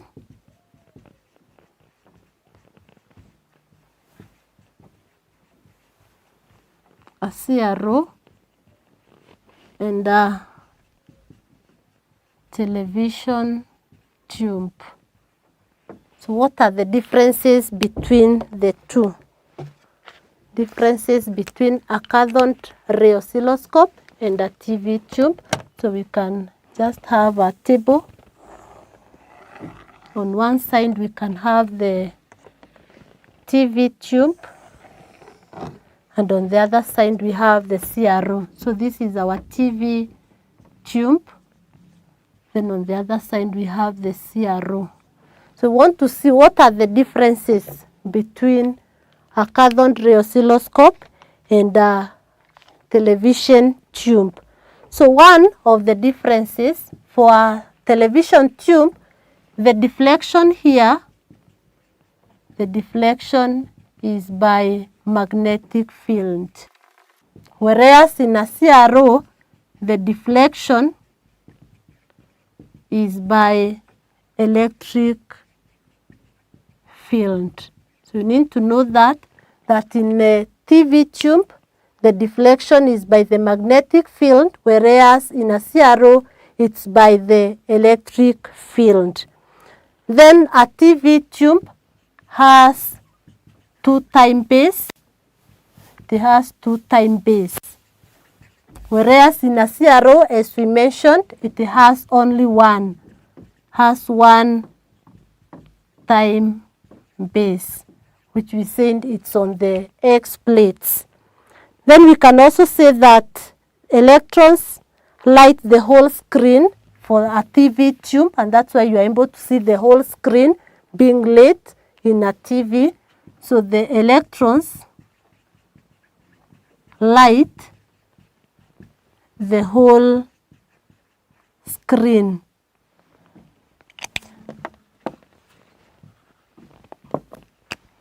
The whole screen. Whereas in a CRO, as we said, the electrons will only form a spot. Electrons form a spot on the screen. This we were able to explain. So the electrons which are being produced in a cathode ray oscilloscope will only form a spot on the screen, unlike in a TV tube where the electrons will light the whole screen.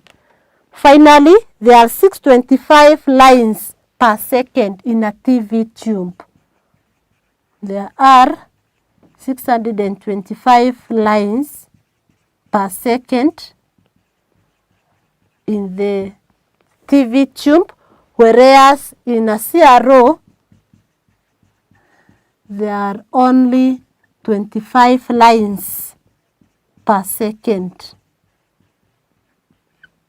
So those are the differences, 4 differences between a TV tube and a CRO. In a TV tube, the deflection is by the magnetic field, and that's why the TV screen is larger than a CRO screen. Then we are saying that a TV tube has 2 time base, whereas a CRO has only 1. In a TV tube, electrons light the whole screen. In a CRO, electrons form a spot on the screen. In a TV tube, there are 625 lines per second, whereas in a CRO, there are only 25 lines per second. So that is it on the CRO, or the cathode ray oscilloscope. In the other lesson, which now will mark the end of this topic, we'll now be looking at the calculations involving the CRO. Now that we have seen we can be able to calculate the voltage, we can be able to calculate the frequency, we can be able to calculate the sensitivity. So that's what we'll engage in. So I'd like to give you some exercise on what we have just covered on the uses of a CRO. So an assignment here for you. Answer the following.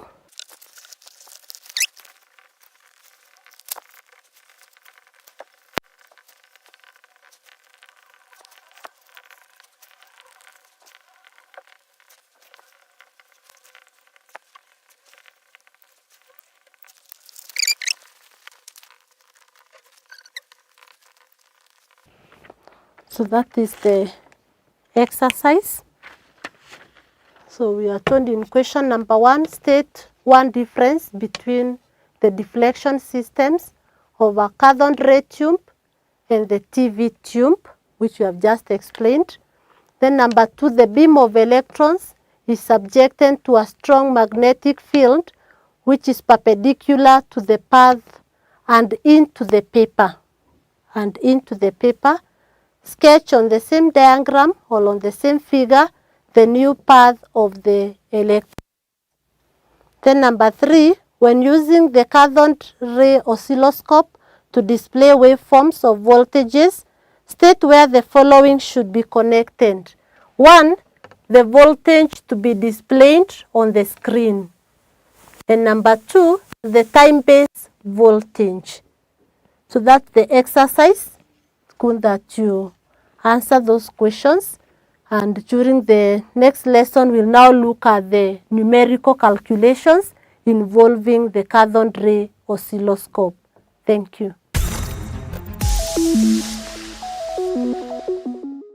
Welcome to Manifested Publishers. Hello learners, welcome to this lesson. It is Chemistry Form 2 and the topic is Chemical Families and Patterns in Properties. If you remember in the previous lesson, we discussed the chemical families and we discussed a brief about the alkali metals. We said they are also called group 1 elements, and we also wrote the electron arrangement of the first 3 group 1 elements. Lithium was the first element. We said the configuration is 2, 1 because it has 3 electrons. The second was sodium. The configuration was 2, 8, 1. And the third was potassium. And the configuration was 2, 8, 8, 1. Since that the reason why they are called group 1 elements is because they are having 1 electron in the outermost energy level.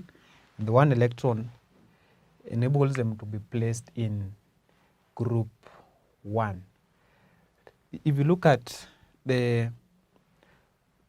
those 3 elements, that the sizes are different, that lithium is the smallest and potassium is the largest, depending on the number of energy levels which are present.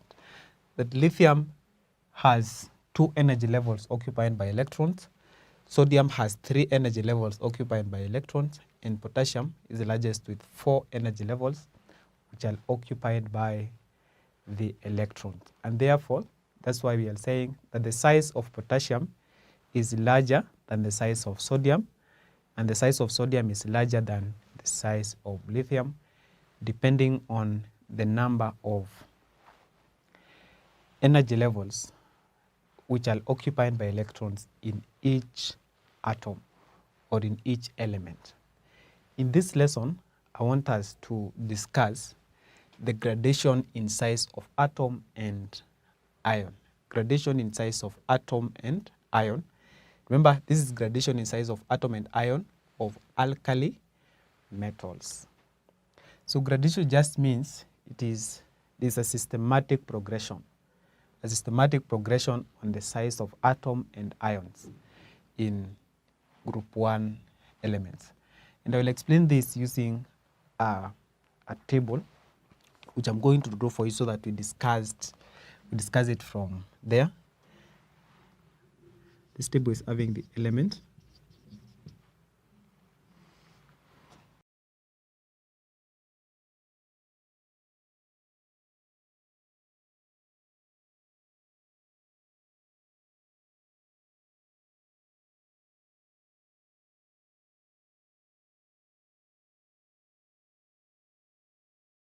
Therefore, that is the table. I want us to look at the gradation in size of the atom and the ion of alkali metals. These are the alkali metals. So the alkali metals are lithium, sodium, and potassium. Then their symbols, the letters are not supposed to be touching one another. So we have lithium, sodium, and potassium. Those are the symbols. The atomic number, lithium has atomic number 3. Sodium has atomic number 11, and potassium has atomic number 19. Then writing the electron arrangement, these ones we have already written or we discussed that in the previous lesson. So lithium has configuration of 2,1, sodium 2,8,1, then potassium 2,8,8,1. Then we look at the atomic radius, that the sizes of the atom and the ion, these ones are too small, and hence you cannot be able to measure them in the laboratory because their sizes are too small. You can see the units of measurements, they are nanometers. Nanometers are very small units. You cannot be able to measure them. It's too difficult because their sizes are too small. The sizes of the atoms of these metals or these elements are too small. So you cannot be able to measure them unless under special places. So the atomic radius are measured in nanometers. If you look at the atomic radius, lithium, the atomic radius 0.133. That is the atomic radius of lithium. Then sodium, the atomic radius is 0.157. Potassium, the atomic radius is 0.203. The ionic radius for lithium is 0.060. Then for sodium, the atomic radius is 0.095. And for potassium, the atomic radius, not atomic, but ionic radius is 0.133. If you look at the atomic size and the ionic radius sizes, then both are increasing down the group. So we can say that atomic radius, we need first of all to define what atomic radius is. This is the distance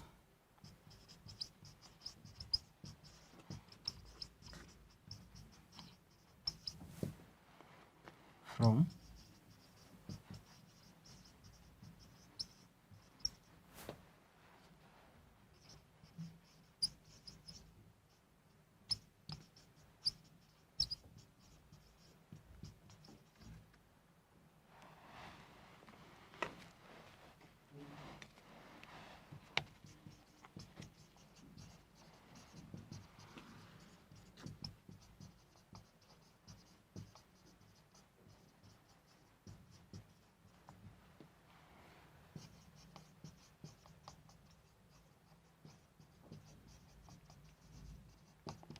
So atomic radius refers to the distance from the center of the nucleus of an atom to the outermost energy level occupied by the electron or electrons. For example, if this is an atom,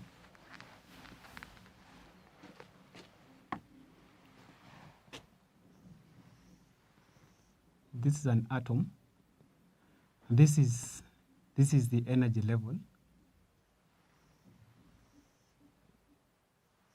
This is the nucleus of that atom. Let's say atom is lithium.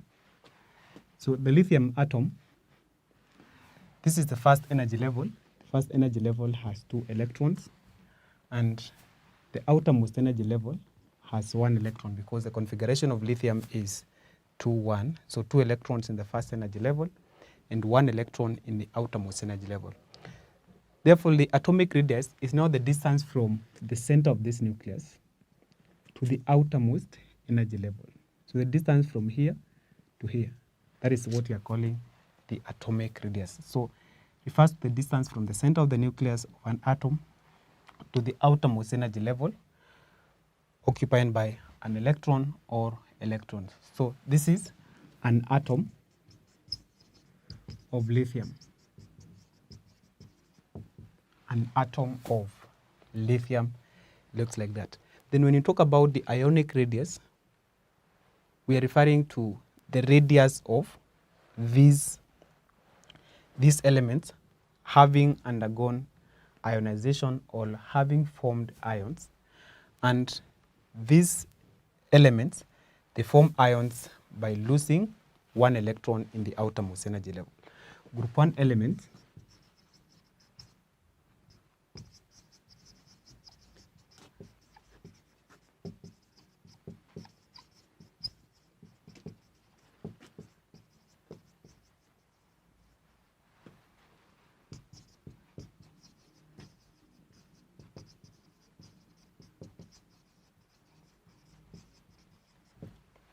group 1 elements form ions by losing 1 electron in the outermost energy level.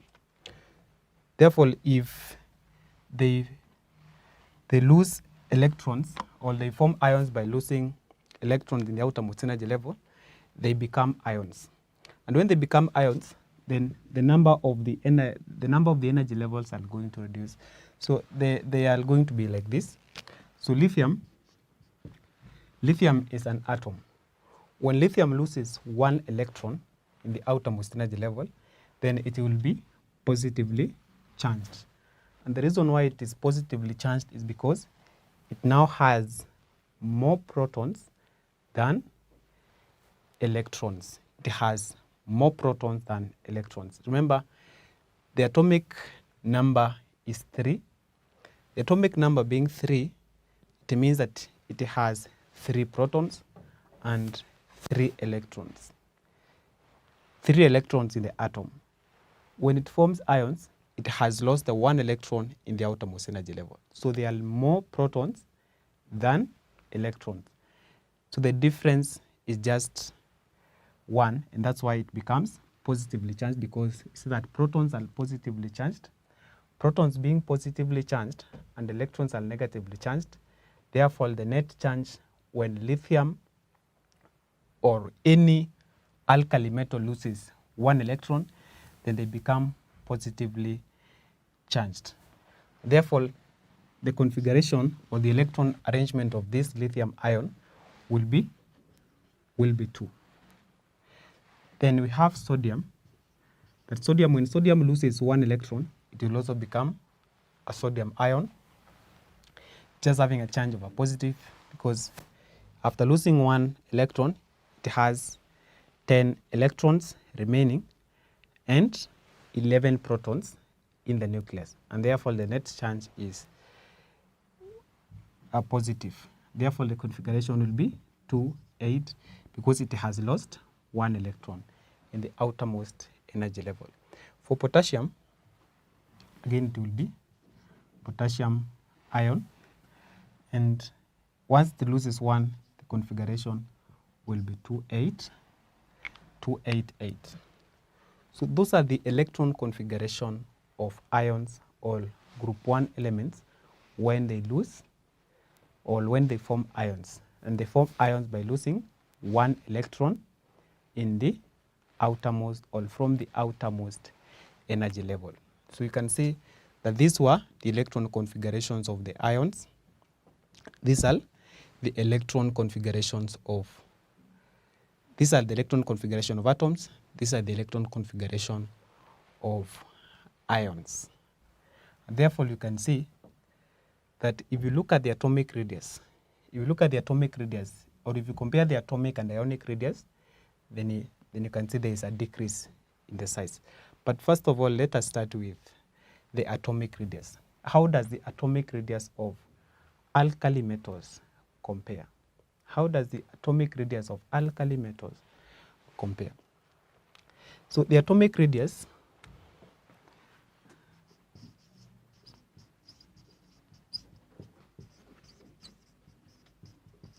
of alkali metals increase down the group. The atomic radius of alkali metals increase down the group. This is because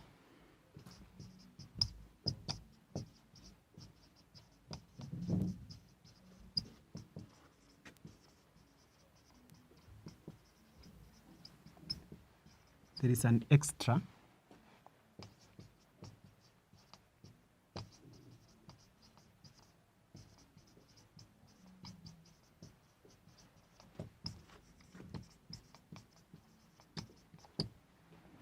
This is because down the group, there is an extra energy level occupied by the electrons.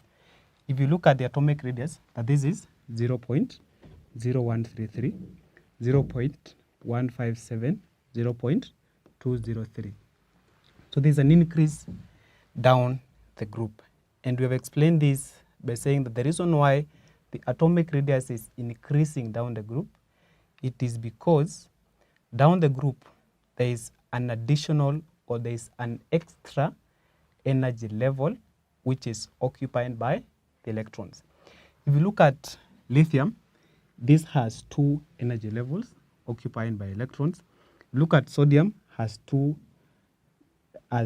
energy levels occupied by electrons.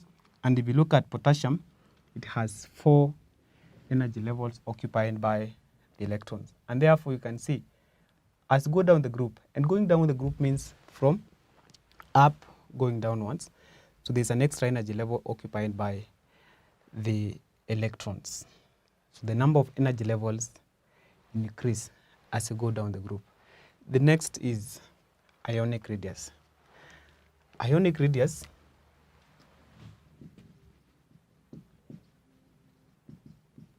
increase down the group. This is because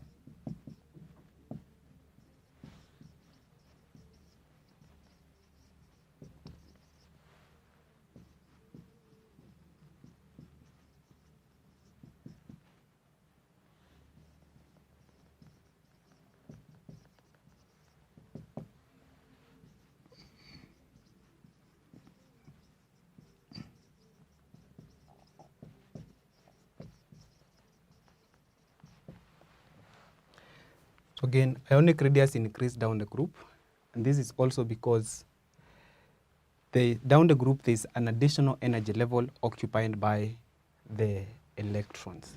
And this one can be explained using what I have written here, that lithium, after forming ions, has been left with 1 energy level. Sodium, after losing 1 electron, has been left with 2 energy levels. Potassium again has been left with 3 energy levels. And initially, lithium had 2, sodium 3, potassium 4. So again, as much as all of them have lost, that all the 3 elements, each element has lost 1 electron from the outermost energy level. So still, the ionic radius down the group still increases, because down the group there is increase in an additional, or there's an additional energy level which is occupied by the electrons. And that's why the ionic radius also increases, just like the atomic radius down the group. And the other thing I want us to discuss is comparison between the atomic radius and ionic radius.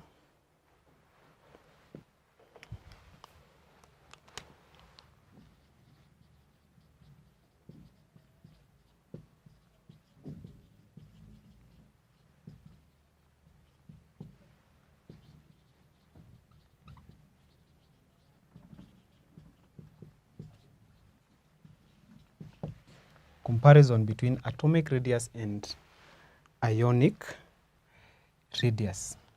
So if you look at the atomic radius and ionic radius, for lithium, the atomic radius is 0.133. The atomic radius of the same lithium is 0.060. So you can see the atomic radius is larger than ionic radius. For sodium, again, atomic radius is 0.157. Then for ionic radius, the ionic radius is 0.095. Again, the atomic radius is larger than the ionic radius.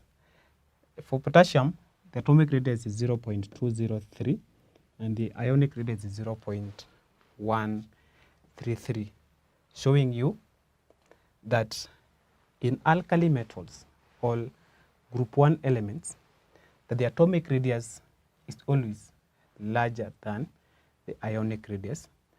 And the reason is that atomic or group 1 elements form ions by losing 1 electron from the outermost energy level. Therefore, group 1 elements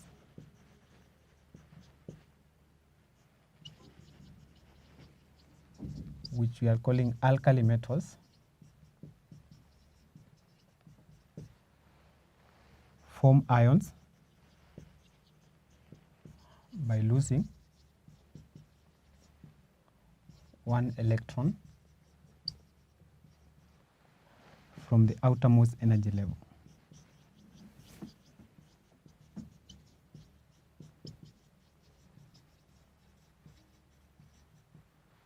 Form ions by losing 1 electron from the outermost energy level.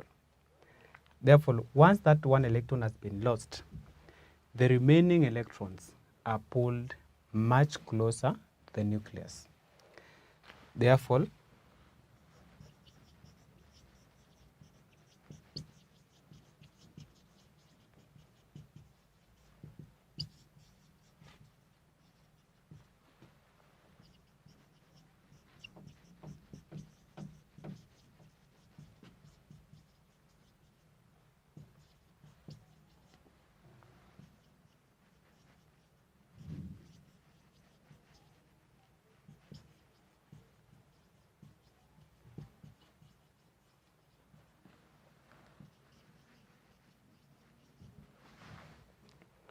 so the remaining electrons are pulled much closer to the nucleus due to the higher nuclear charge. What I mean is that once this, the atomic number is 3, for lithium is 3.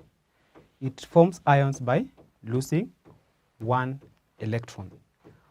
Once it loses that 1 electron, 2 electrons are remaining. 2 electrons are now remaining in only 1 energy level. How many electrons are there in the nucleus? There are 3.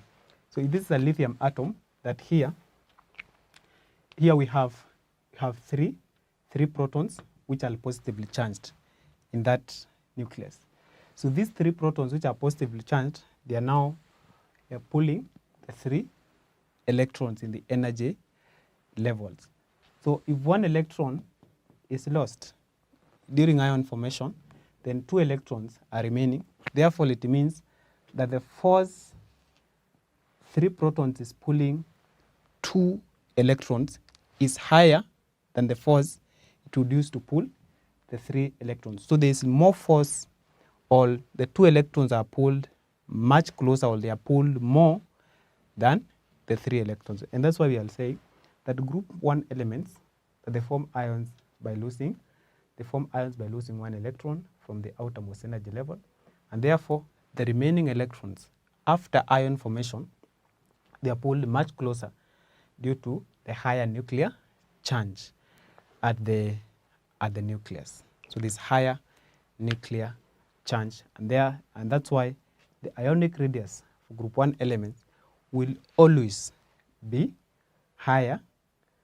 The ionic radius will always be lower than the atomic radius. Therefore, that is what I wanted you to understand in this. That when you're comparing, then use comparison terms, that the atomic radius is larger than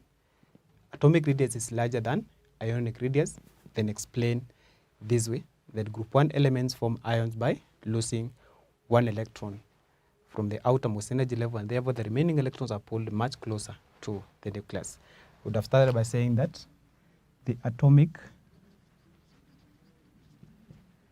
radius is larger than ionic radius.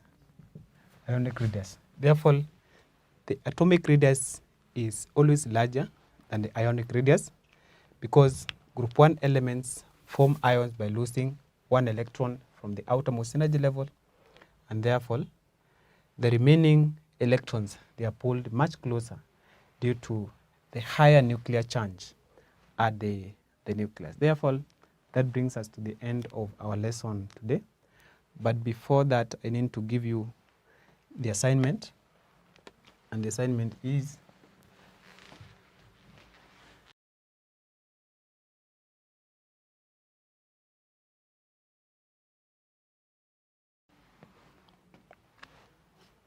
that's assignment 1, define an atomic radius.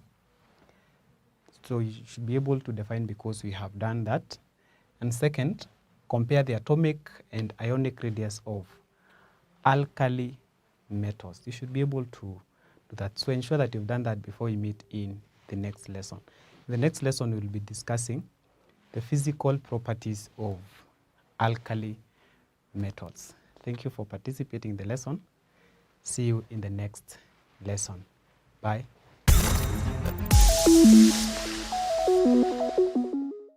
Welcome to Manifested Publishers. Hujambo mwanafunzi, uhali gani? Karibu katika kipindi chetu cha leo cha Kiswahili kidato cha 4. Tuko pale pale katika ukumbi wa masomo ya mtandaoni ya Manifested. Leo hii tumenuia kuangazia ushairi wa lugha ya Kiswahili, hasa katika sehemu ya bahari za mashairi. Katika vipindi vilivyopita, ningependa tuweze kutalii nawe yale ambayo tulikuwa tumeshayapitia. Tulikuwa tumeshaangalia maana ya ushairi, tukaangalia baadhi ya istilahi zinazotumika katika mashairi. Mbali na hapo, tukaangalia pia migao au ukitaka kategoria za mashairi ambayo ilikuwa ni miwili. Tukaangalia, tukaona kwamba mashairi yamegawika kuwili kulingana na jinsi yanavyoonekana, kulingana na namna ya utunzi wa mashairi yenyewe. Nitakukumbusha tu jinsi tulivyosema. Tukasema kwamba migao ya mashairi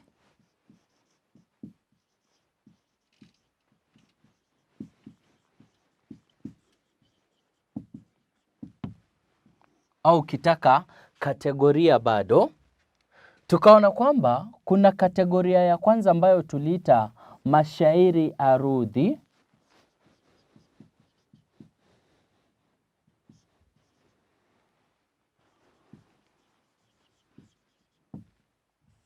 ambayo pia tuliyaita mashairi ya kimapokeo.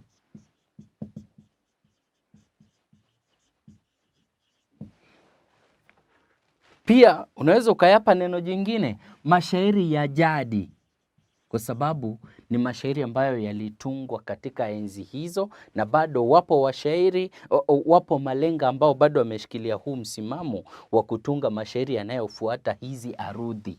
Nikawaeleza hivi kwamba arudhi ni zile kanuni, kaida, zile sheria zinazotumika katika utunzi wa mashairi. Basi mashairi ya arudhi ndiyo hayo tukayaita ya kimapokeo, au ukitaka mashairi jadi, mashairi ya jadi. Wale ambao wanashikilia msimamo kwamba lazima mashairi haya yatungwe kwa kuzingatia hizi arudhi, ndio ambao wanaitwa wana mapokeo.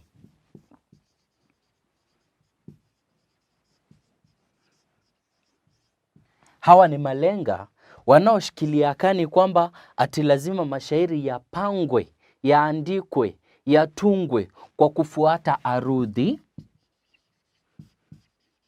au ukitaka ndizo sheria, kaida za utunzi wa mashairi. Na kaida zenyewe ni zipi? Tulitaja vizuri, tukaona beti, ati lazima kazi ipangwe katika beti, lazima ipangwe katika mishororo, lazima ipangwe ikiwa na vina, mizani, na pia vibwagizo.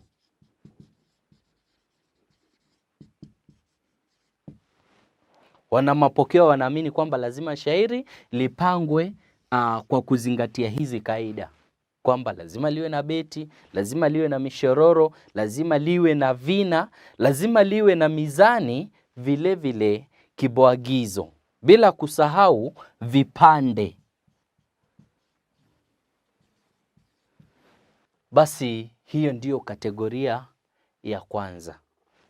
Kategoria ya pili, hii sehemu ya bahari za mashairi tutashughulikia baadaye, lakini kwa sasa wacha tuangalie kategoria ya pili, ni hii ya mashairi huru.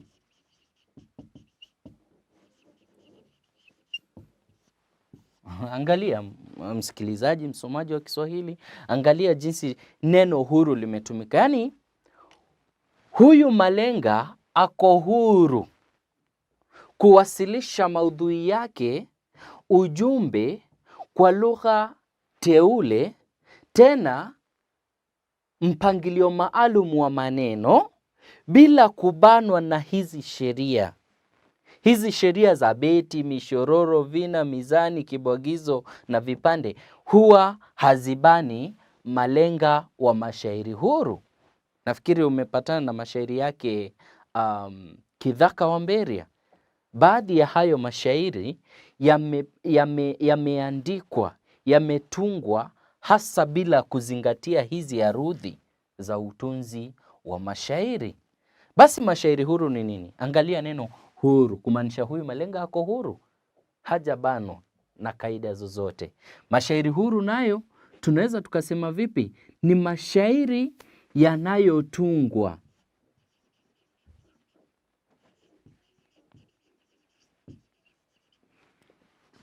bila kuzingatia arudhi. Utapata kwamba haya mashairi pia yana visawe. Pia unaweza ukasikia haya mashairi yakiitwa mapingiti, pia huitwa mapingiti. Unasikia kwamba yanaitwa mavue bado, koma, ya kimapinduzi,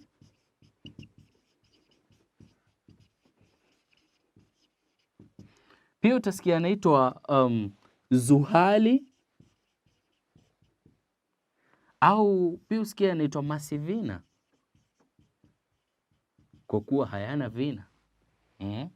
Kuna neno guni, bado ni guni, mashairi guni. Yaani hivi ni visawe vyote vya mashairi ambayo ni huru. Ni mashairi yanaitwa mapingiti, mavue, ya kimapinduzi, zuhali, masivina. Pia utasikia kwamba yanaitwa mashairi huni. Mpendwa msomi wa lugha ya Kiswahili, pia ningependa nikufahamishe kwamba wale wakereketwa, wale malenga ambao wanaonelea kwamba bora tu una maudhui na dhamira yako kama mshairi, sio lazima ubanwe na hizi kaida za utunzi, wanausasa ndio ambao wanaitwa wana mapinduzi.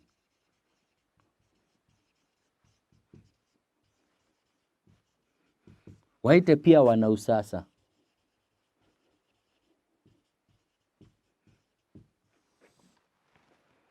Wale wanafuata huu mkondo wa mashairi huru.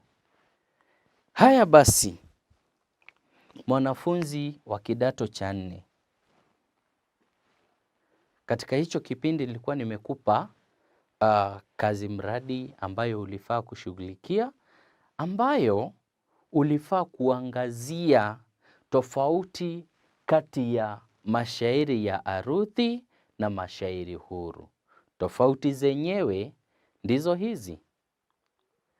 Utapata kwamba haya mashairi huru ambayo yanafuata hizi kaida ama sheria za utunzi wa mashairi yamepangwa katika beti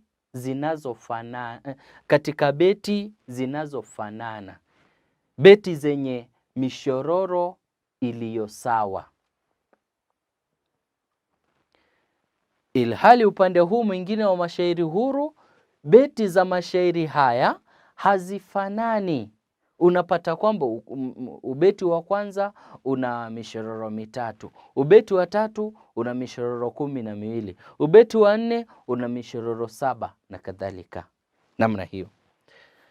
Tuangalie mishororo. Mishororo katika mashairi ya arudhi inakuwa ni sawa na yenye vipande vilivyo sawa. Kama ni vipande viwili katika kila mshororo, inakuwa ni hivyo kuanzia mwanzo hadi mwisho. Ukija kuangalia kwenye mashairi huru, basi mishororo yenyewe haijapangwa katika vipande na inatofautiana kutoka ubeti hadi mwingine. Kila ubeti unajitegemea kimizani. Vina. Utapata kwamba mashairi huru yana vina vinavyofuata mkondo fulani. Kuna vile ambavyo vinatiririka, kuna wakati mwingine vinabadilika, lakini ukiangalia tu ruwaza ya vina vyenyewe inafuata mkondo fulani ambao unaonekana kwa wazi. Lakini ukija kuingia katika mashairi huru na ukiangalia msamiati ama jina lake ni masivina, ile shairi halina vina. Ukija kuangalia tofauti nyingine ni mizani. Mizani inakuwa sawa katika kila mshororo. Kama mshororo wa kwanza una mizani 16, wa pili una mishororo 16 na mshororo wa 15 vile vile una mishororo 16. Vivyo hivyo. Yaani kumaanisha vipi? Lazima hiyo sheria imefuatwa. Lakini ukija kuingia katika mashairi huru, hakuna urari wa mizani. Hakuna urari wa mizani. Kibwagizo katika mashairi huru utapata kwamba kinarudiwa. Ukiingia katika mashairi huru, basi si aghalabu kupata kwamba kibwagizo kinarudiwa. Wacha tuangalie katika sehemu ya vipande. Mishororo hairudiwi, mishororo inakuwa imepangika kwa vipande. Lakini ukiingia katika mashairi huru, mishororo yake huwa haijagawika katika vipande. Nafikiri japokuwa nimeharakisha katika kutalii hiyo kazi nyingine, naomba sasa mwanafunzi na kupa muda kidogo uende moja kwa moja hadi kwenye daftari lako. Jaribu kusahihisha kulingana na yale ambayo umeyapata katika maelezo niliyoyatoa sasa hivi. Lakini baada ya hapo nataka tutalii moja kwa moja hadi katika bahari.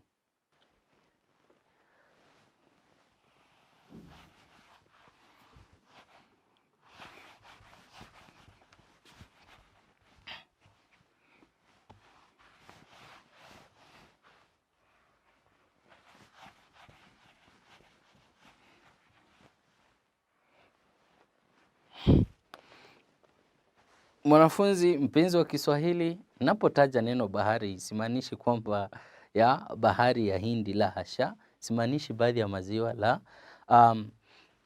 Bahari katika ushairi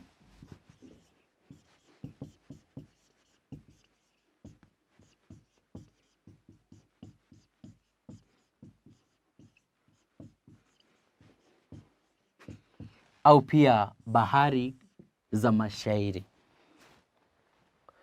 Bahari katika ushairi, bahari za mashairi. Kwanza tujaribu kuelewa neno bahari. Bahari tunaweza kueleza kama vile ni mikondo tofauti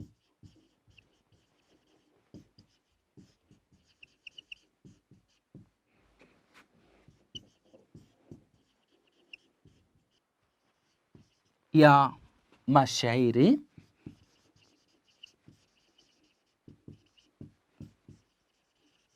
kwa kuzingatia sura ya nje.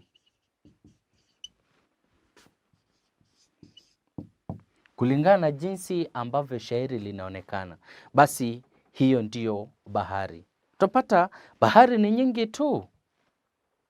Bahari ni nyingi.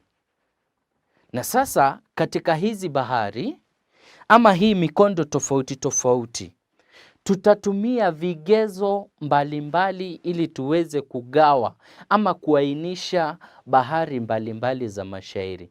Ninapotumia neno kigezo, vikiwa vingi ni vigezo. Vigezo. Katika lugha ya Kimombo, criterion or criteria.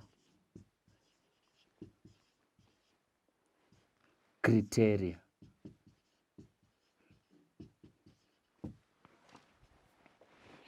Pana baadhi ya vigezo vinavyotumika. Navyo hivi vigezo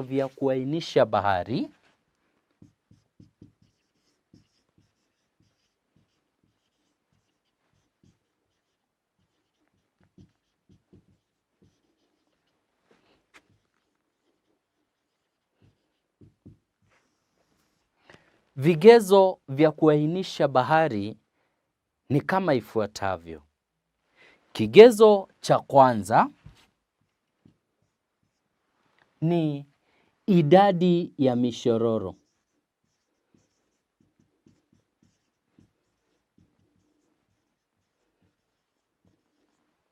Katika beti.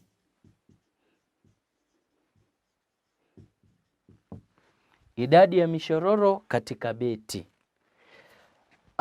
Kigezo cha pili,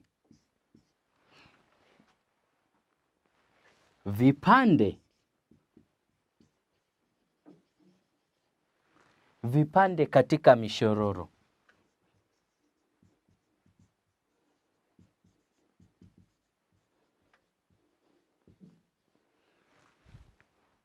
Kigezo cha tatu,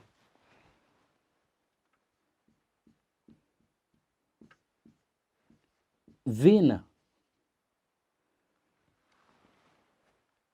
Kigezo cha nne,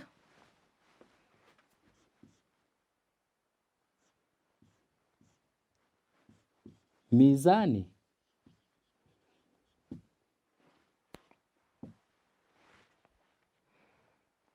Kigezo cha tano, mpangilio wa maneno.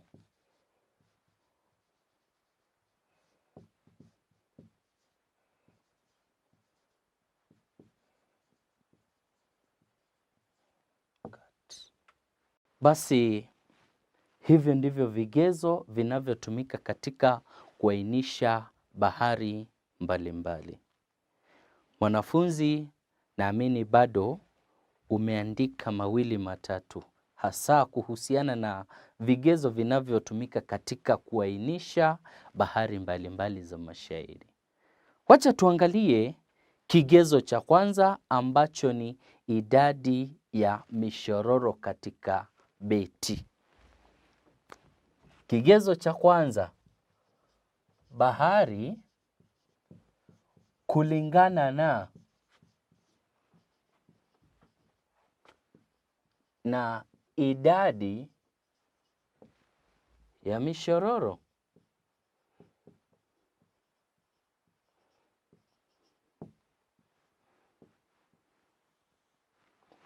Andika hivyo, bahari kulingana na idadi ya mishororo. Hapa sasa ndipo ambapo tunaangalia aina za mashairi kwa kuangazia idadi ya mishororo katika beti. Na hapa aina za mashairi ambayo unapata hapa ni: cha kwanza,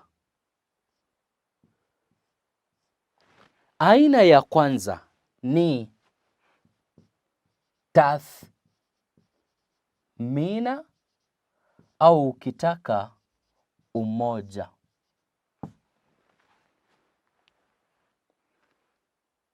Tathmina au umoja. Kumbuka ni bahari kulingana na idadi ya mishororo katika ubeti. Katika kila ubeti, iwapo utapata kwamba katika kila ubeti basi shairi lina mshororo mmoja mmoja mmoja, basi hilo shairi liko katika bahari ya tathmina au ukitaka pia uite umoja. Basi hili ni shairi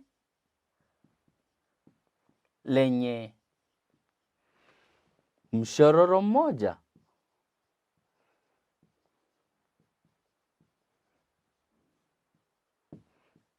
Katika kila ubeti.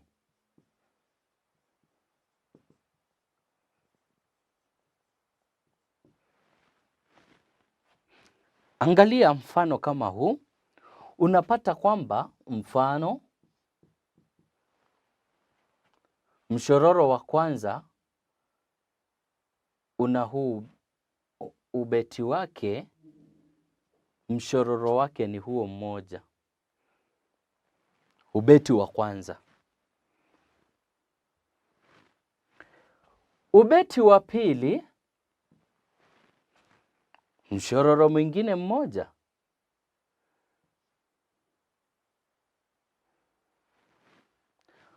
Ubeti wa tatu, mshororo mwingine mmoja. Hilo ni shairi katika bahari ya tathmina au umoja. Yaani shairi lenye mshororo mmoja katika kila ubeti. Hilo lipo shairi la aina hiyo. Lakini aghalabu hutayapata sana mashairi haya yakitumika. Lakini iwapo unaweza kutunga lako mwanafunzi, pia tutashukuru sana. Wacha tuangalie bahari nyingine. Shairi lenye mishororo miwili. Hili lilikuwa shairi lenye mshororo moja. Wacha tuandike hii sehemu hapa. Nambari ya pili, tathnia au ukitaka uwili.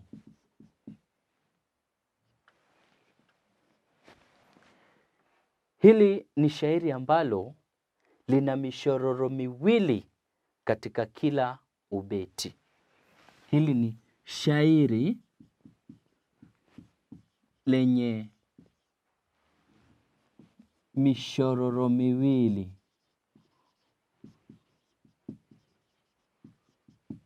katika kila ubeti. Mfano ambao naweza kuutoa ni mwelekezo tu namna hii. Unapata kwenye ubeti wa kwanza kuna mshororo wa kwanza na mshororo wa pili. Ukwapi utao kwenye mshororo wa kwanza, mshororo wa pili. Kwenye ubeti wa pili kuna mshororo wa kwanza na kuna mshororo wa pili. Ubeti wa tatu, mshororo wa kwanza na mshororo wa pili.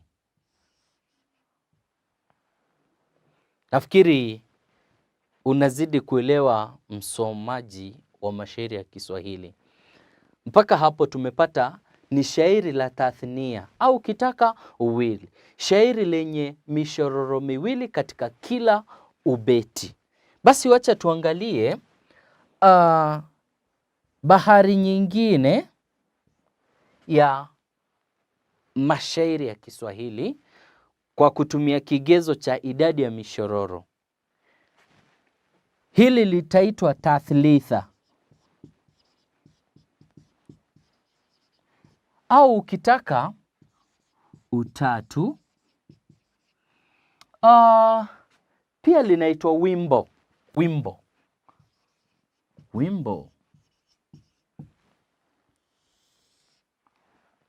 Tathlitha, utatu, wimbo ni maneno yote sawa, yana maana kwamba ni shairi lenye mishororo mitatu katika kila ubeti. Linaitwa tathlitha, utatu, wimbo. Hili ni shairi lenye mishororo mitatu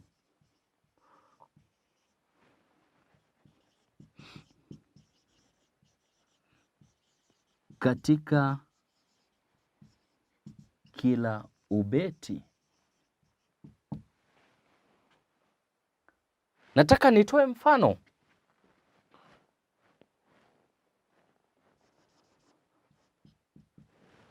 Namna hii, ubeti wa kwanza una mshororo wa kwanza, wa pili, wa tatu. Huo ni ubeti wa kwanza. Ubeti wa pili vivyo hivyo una mshororo wa kwanza, wa pili na wa tatu. Vivyo hivyo katika ubeti wa tatu. Msikilizaji, naomba kuendelea. Naamini kwamba unafuata, unaandika yale ambayo unaelewa katika somo letu la leo. Wacha tuendelee.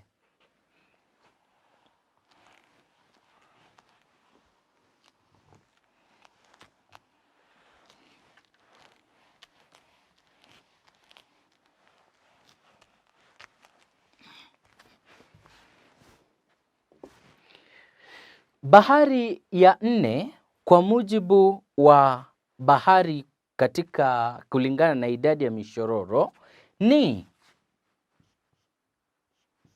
tarbia, au pia unaweza ukasema ni unne. Haya mashairi ya aghalabu umepatana nayo kwingi sana. Haya ndiyo mashairi yaliyozoelewa sana na baadhi ya malenga wengi tu. Ukiangalia kokote kule utapata haya mashairi ya tarbia au ukitaka unne, ambapo ni mashairi yenye mishororo minne.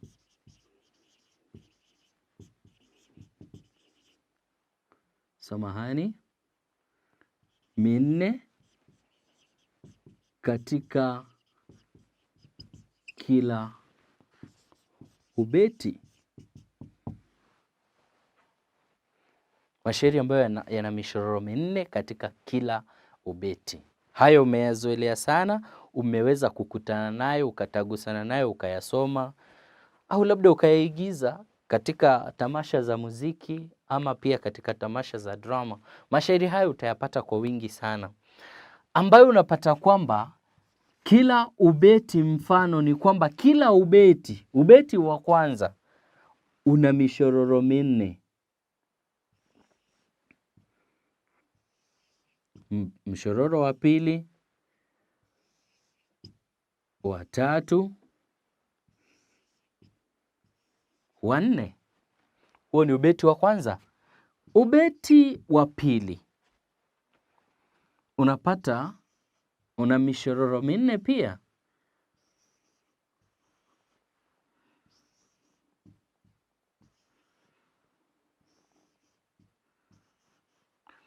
Vivyo hivyo katika mshororo wa tatu, katika ubeti wa tatu, ubeti wa nne, ubeti wa tano. Vivyo hivyo. Basi tarbia au unne ni shairi lenye mishororo minne katika kila ubeti.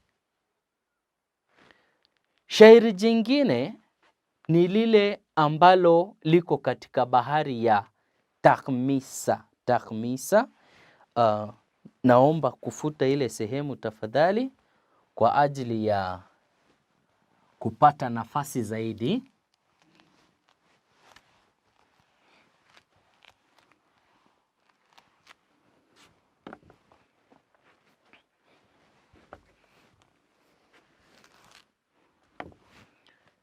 Tumetoka hapa katika tarbia au ukitaka unne.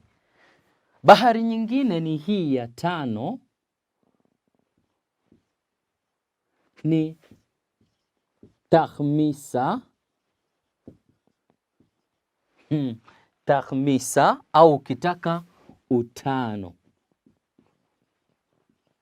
Bila shaka hapo unaelewa maana yake. Takhmisa, utano, yani shairi ambalo lina mishororo mitano katika kila beti. Shairi lenye mishororo mitano.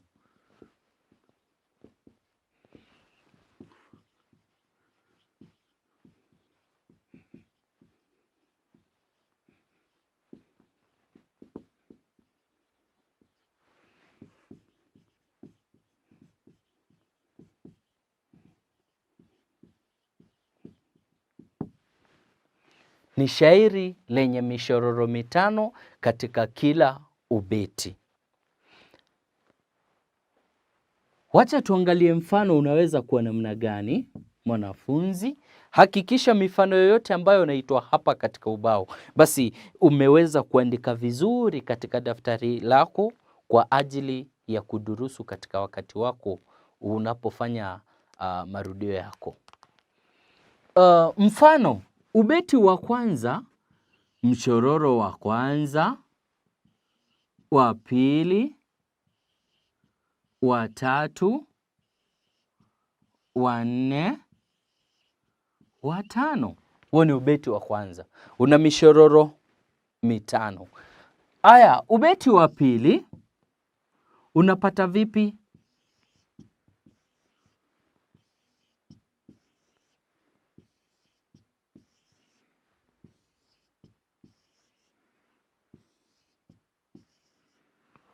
Vile vile ubeti wa pili unakuwa na mishororo mitano. Hilo shairi liko katika bahari ya takhmisa au ukitaka utano. Basi wacha tuangalie bahari nyingine ya sita, itaitwa tasdisa. Tasdisa au ukitaka basi usita. Tasdisa au usita. Tasdisa au usita.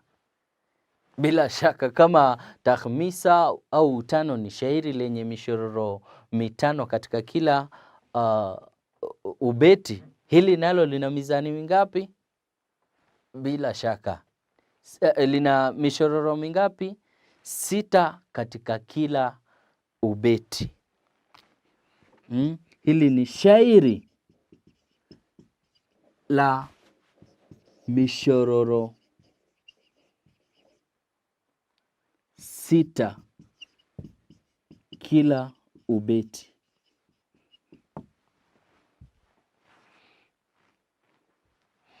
Mfano tu ndo huu.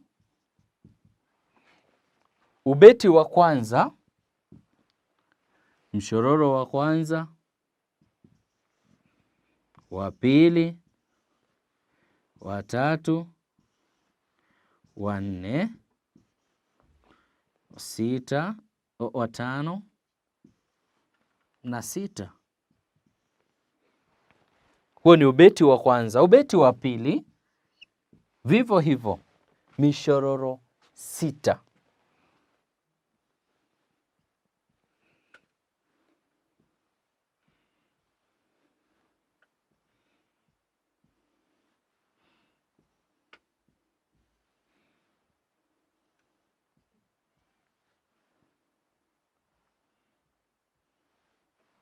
Mishororo 6 katika kila ubeti.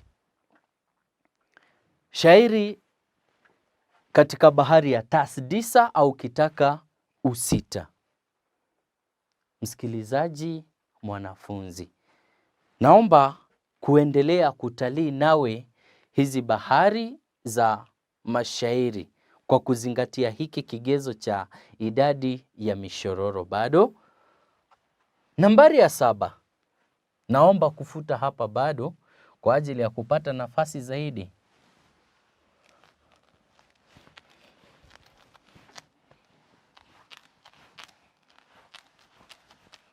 Nambari ya 7. Nambari ya 7.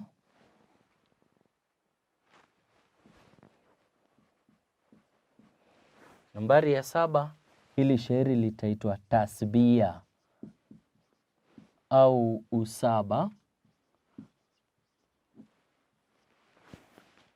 Hili bila shaka ni shairi lenye mishororo 7 kila ubeti. Kila ubeti, mishororo 7 katika kila ubeti. Mfano uko wapi? Ndio huu. Ubeti wa kwanza una mshororo wa kwanza,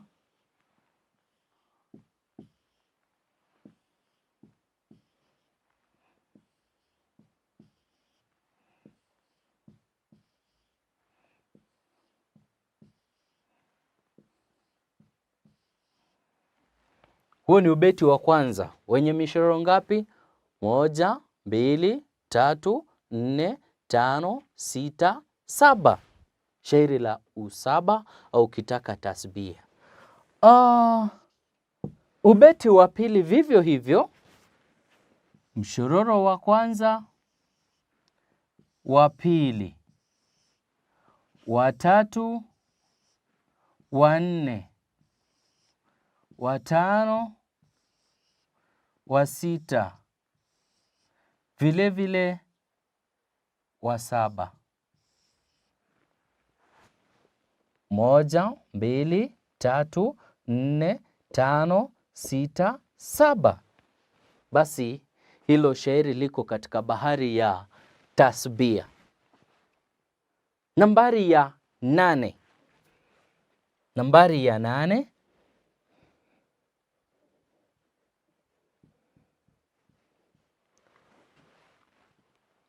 shairi kwa jina naudi. Neno naudi au uite unane. Bila shaka hili ni shairi la sampuli gani? Ni shairi lenye mishororo 8 katika kila ubeti. Ni shairi lenye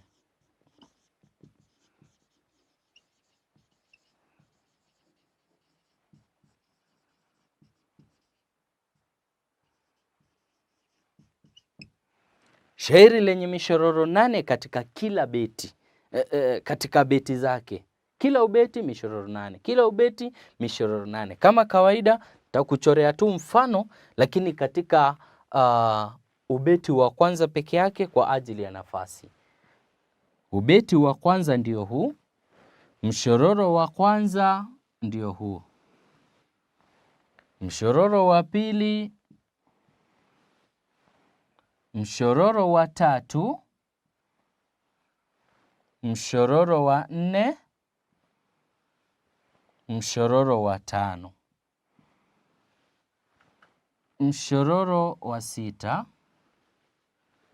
mshororo wa 8, 7, samahani. Hiyo ni mishororo mingapi? 1, 2, 3, 4, 5, 6, 7 na wa mwisho wa 8, mishororo 8 katika kila ubeti. Ubeti wa pili mishororo 8. Ubeti wa tatu mishororo hiyo hiyo. Wacha tuangalie nyingine ya 9. Bahari nyingine zilizosalia kwa kuangalia kigezo cha idadi ya mishororo ni nambari ya 9. Nambari ya 9 ni shairi lenye mishororo 9. Tutaliita telemania. Telemania au pia utisa. Shairi lenye mishororo 9. Basi mpango ni ule ule katika ubeti wa kwanza mishororo 9. Ubeti wa pili mishororo 9. Ubeti wa tatu vivyo hivyo. Nambari ya 10 ni ukumi. Hili shairi ambalo lina mishororo 10 katika kila ubeti. Utakutana nalo katika pitia zako za mashairi. Basi kuna hili shairi jingine linaitwa soneti. Linaitwa soneti. Soneti hili lina mishororo 14. Mishororo 14 katika kila ubeti. Mishororo 14 katika kila ubeti. Nafikiri umeweza kufuata yote ambayo tumekuwa tukifanya kuanzia mwanzo hadi sasa hivi. Tumepata mishororo mbalimbali, tumepata bahari mbalimbali kwa kuangalia kigezo cha idadi ya mishororo katika kila ubeti. Basi mwanafunzi, nataka nikupe kazi mradi ambayo utashughulikia kabla tupatane kwenye hicho kipindi kingine. Angalia, taja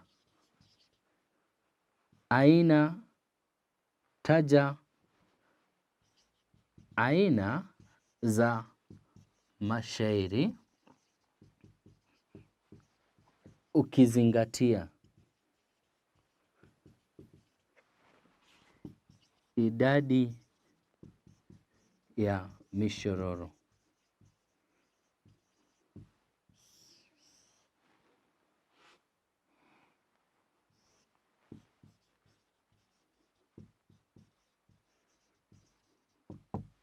Hiyo ndio kazi utakayoshughulikia.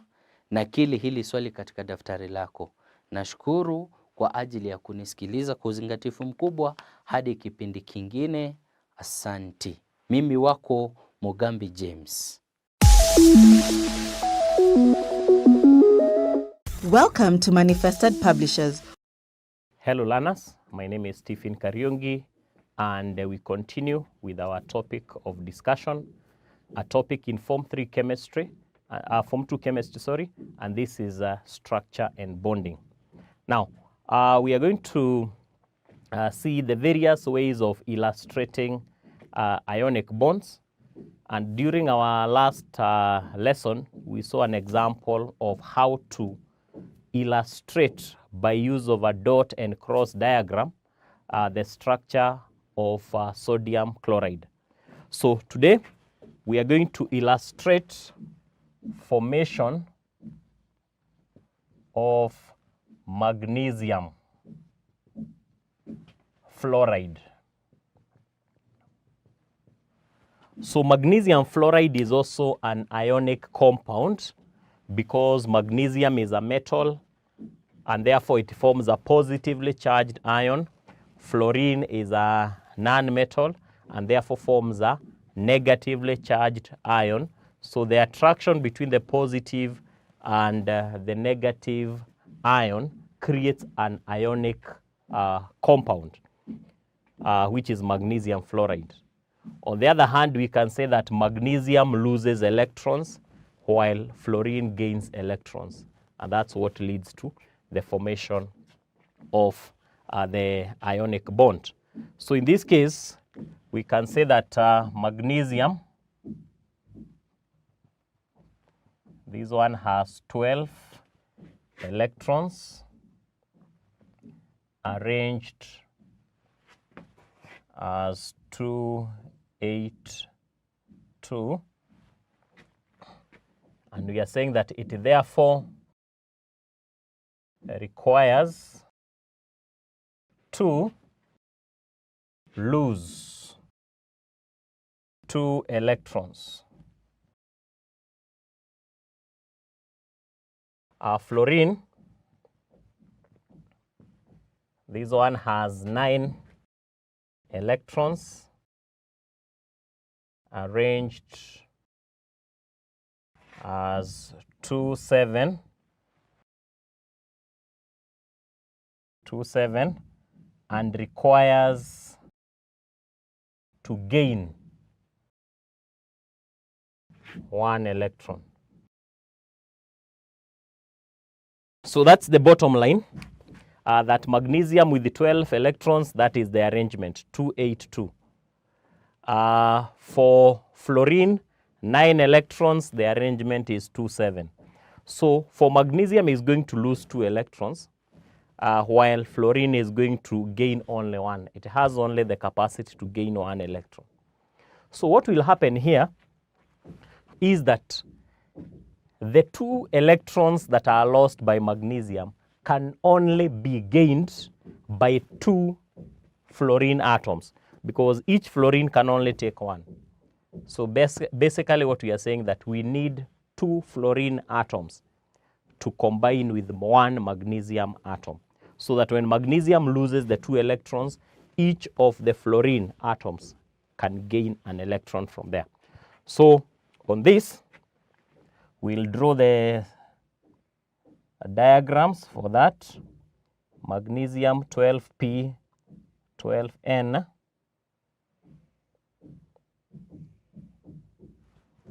Can use a different illustration. So that is 2, 8, 2. That is for magnesium.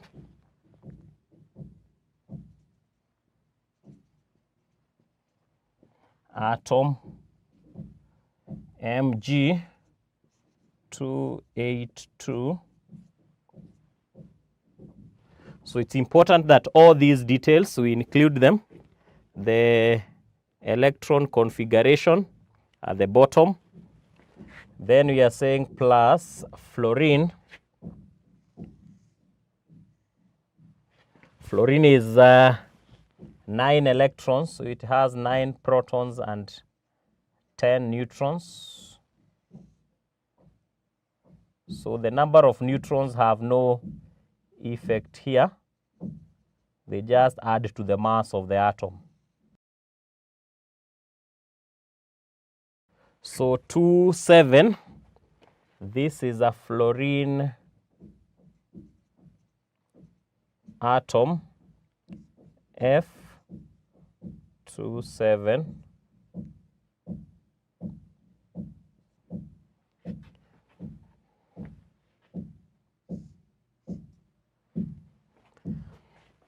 So we are saying that because magnesium is losing 1, 2, and fluorine can only take 1 here, so we shall need 2 fluorine atoms. So here we'll say 2 to show that these are 2 fluorine atoms. so that when you draw it, now we have magnesium 12P12N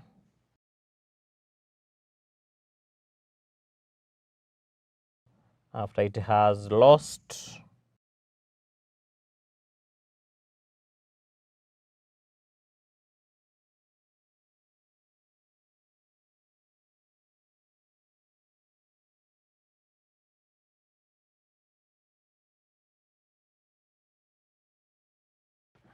the 2 electrons.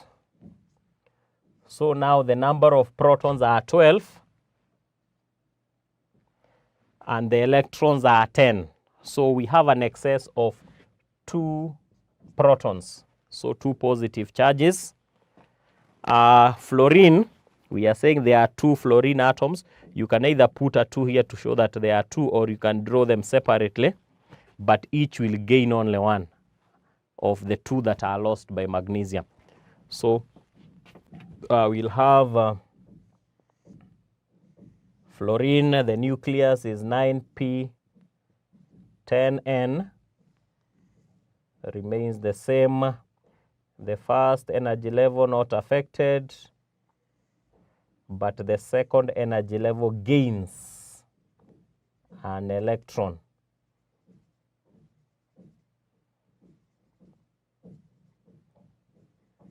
So initially it was like that, 2,7, but now it has gained an electron here from magnesium.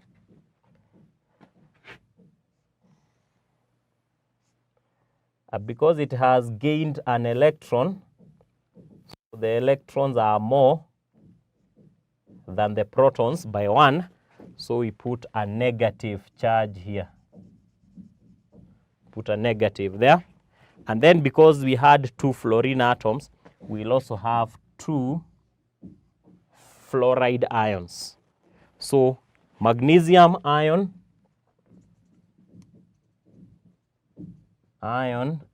Mg2+,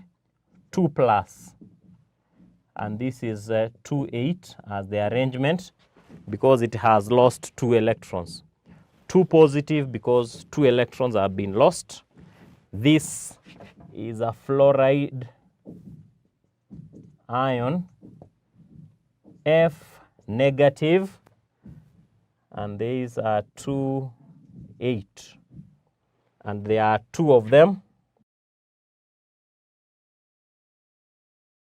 2 fluoride ions.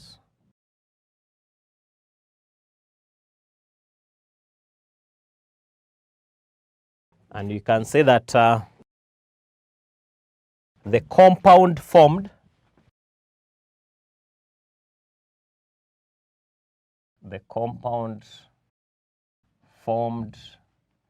is magnesium fluoride, which is MgF2, because we have 2 fluoride ions combining with 1 magnesium ion. So the formula is MgF2. We used 2 fluorine atoms because magnesium is losing 2, but fluorine can only gain 1.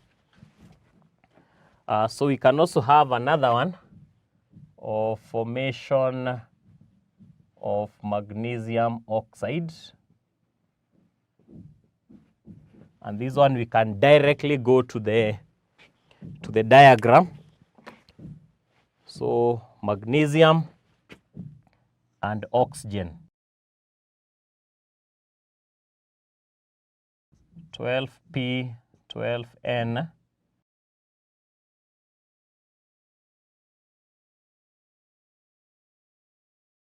So that is magnesium.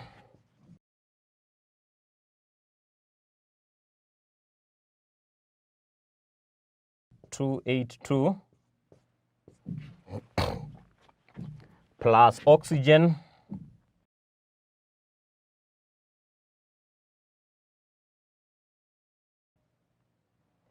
Oxygen is 8P8N.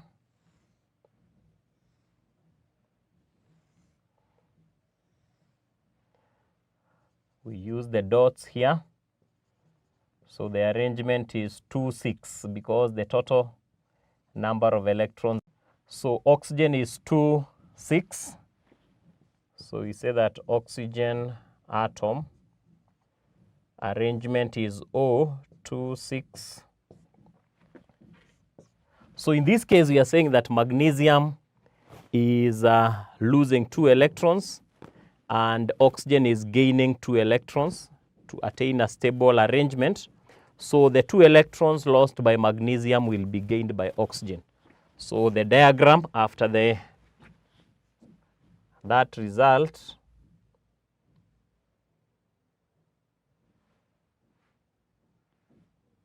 that diagram will not fit here. Let's just is a continuation. Let's have it here. The product. So we'll have 12P, 12N for magnesium.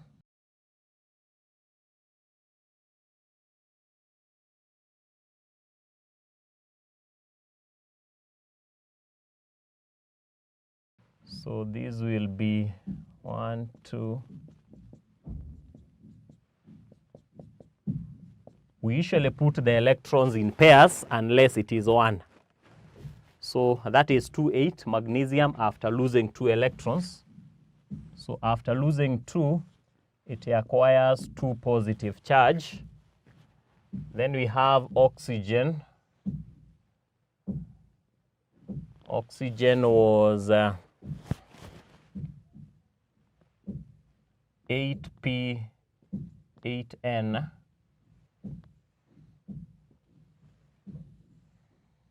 The arrangement was 2, 6.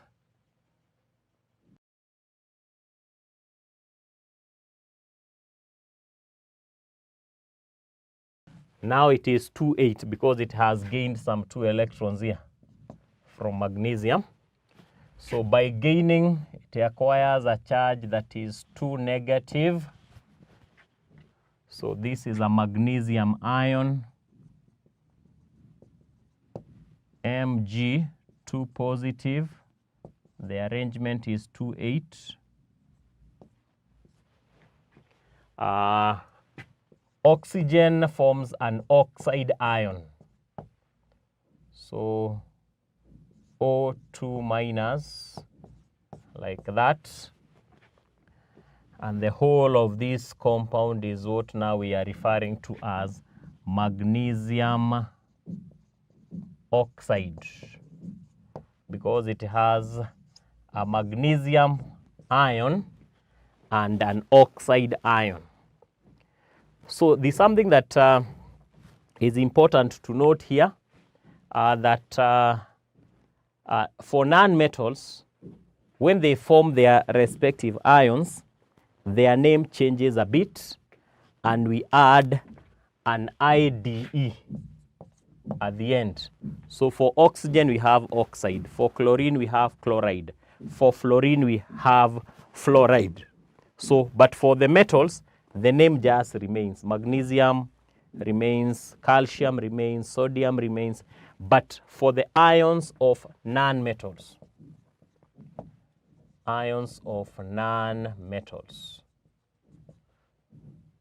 these are the ones that we add an IDE at the end. So hence oxide, not oxygen ion, but oxide ion. Not fluorine ion, but fluoride ion.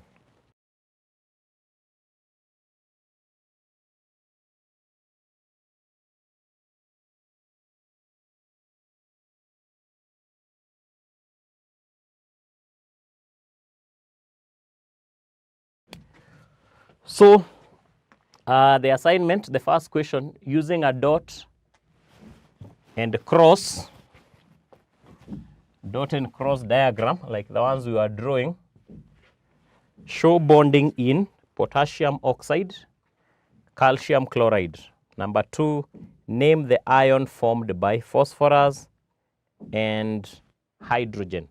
So we are going to stop there until the next time. Goodbye.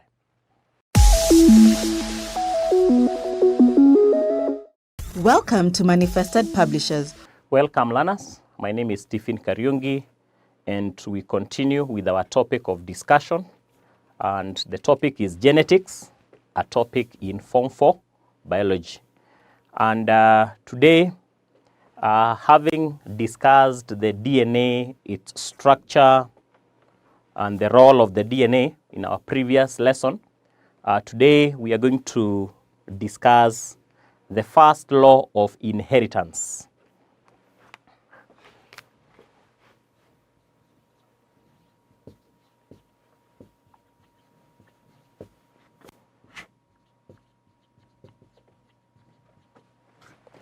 And this first law of inheritance is also referred to as the law of segregation. The law of segregation. First of all, this first law of inheritance was arrived at by a biologist who is referred to as the father of modern genetics. The father of modern genetics. And that is Gregor Mendel. And Gregor Mendel came up with this law after carrying out a number of experiments. Using the garden pea. The garden pea, also known as Pisum sativum. Before we get into the details about what the law of inheritance, the first law of inheritance states, it's important to understand the Mendel's experiments. Mendel's experiments. The experiments that were carried out by Gregor Mendel.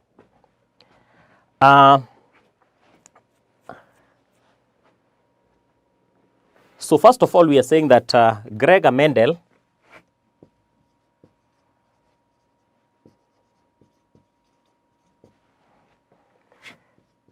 carried out his experiments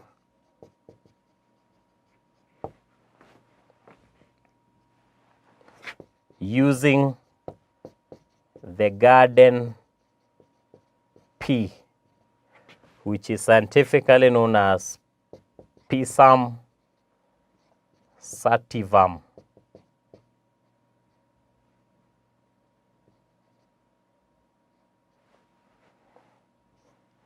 It's a scientific name, so it's important you write it according to the rules of binomial nomenclature, whereby the first letter of the genus name should be capitalized and all the other letters should be small. The species name should be small letters entirely. They should be underlined separately when handwritten. And of course, when they are typed in printed work, they should be in italics. Now, Gregor Mendel carried out experiments using the garden pea. And the first question I would want us to ask ourselves, why he chose the garden pea? Why Gregor Mendel, or why Mendel chose the garden pea?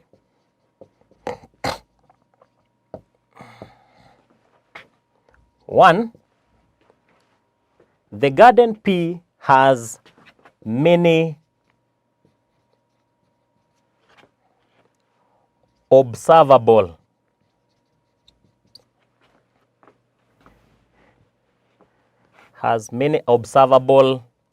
variations,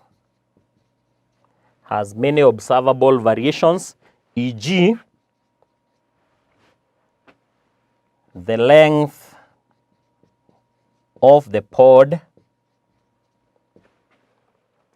the texture of the seeds, whether they are smooth or they are wrinkled, the color of the flowers, etc. So in other words, we are saying that the garden P has many observable variations. There are so many variations that you can be able to observe in the garden P. And that's why he chose it. That's why he chose it as opposed to other plants that he could have used. Now, 2, the garden P can either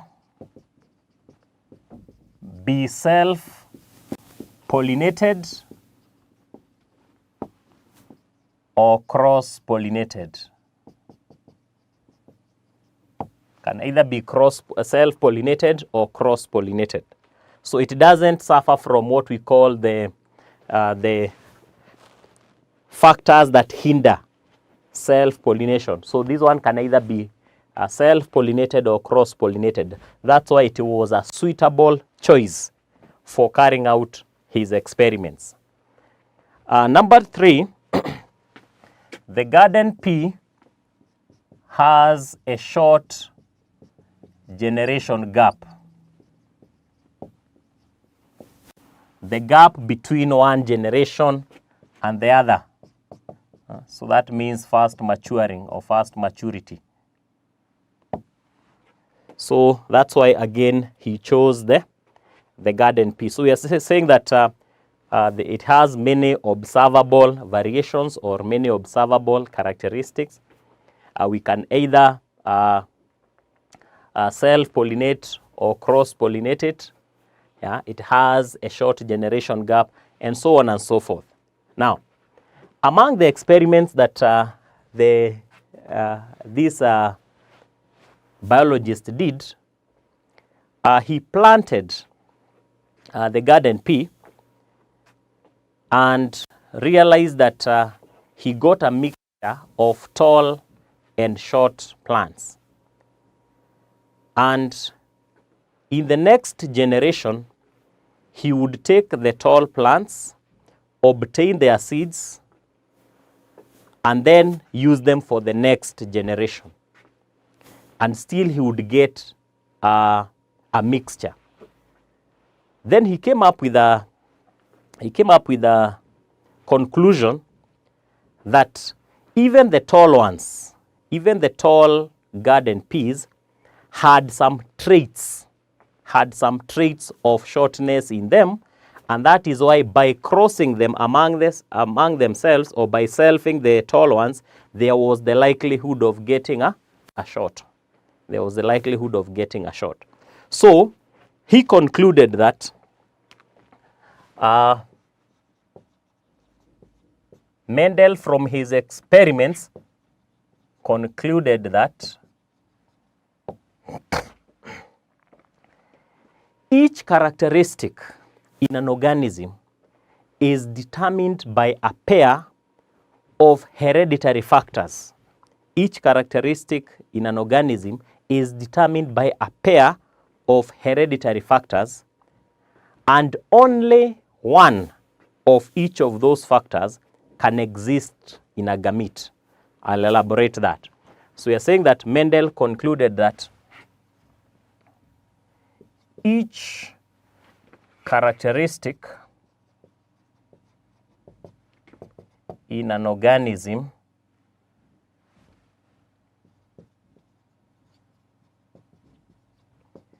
is determined by a pair of hereditary factors, and only one of those factors exists in a gamete.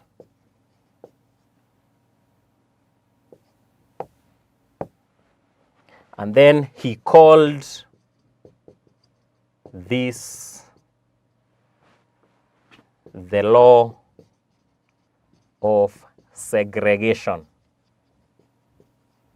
So that is the first law that Mendel came up with. And we are saying that the conclusion from the experiments that he did using the garden P, he came up with a conclusion that each characteristic in an organism is determined by a pair of hereditary factors, and only one of those factors exists in a gamete. I would want to paraphrase that statement in a different manner, and I would say that as human beings, the characteristics that we have are as a result of two parents. We have a male parent and a female parent. So we have the gametes from the male parent and those from the female parents coming together to determine the characteristics that we have. So we are saying that the characteristics that we have in organisms is as a result of a pair of hereditary factors. And one member of each pair has come from either of the parents. This member of the pair from that parent, this member of the pair from the other parent, and then the pairs come together to determine the traits that we have. So we are saying that every characteristic is determined by a pair of hereditary factors, and only one of those factors exists in a gamete. So a gamete contains only one of such factors. These factors are the ones that were later discovered to be genes. These are the factors that were later discovered to be genes. But at this point, they had not been known, they had not been referred to as the genes. They were just called hereditary factors. But at the back of our mind, we know that these are the current genes that we have. Now, we want to ask ourselves, why was Mendel successful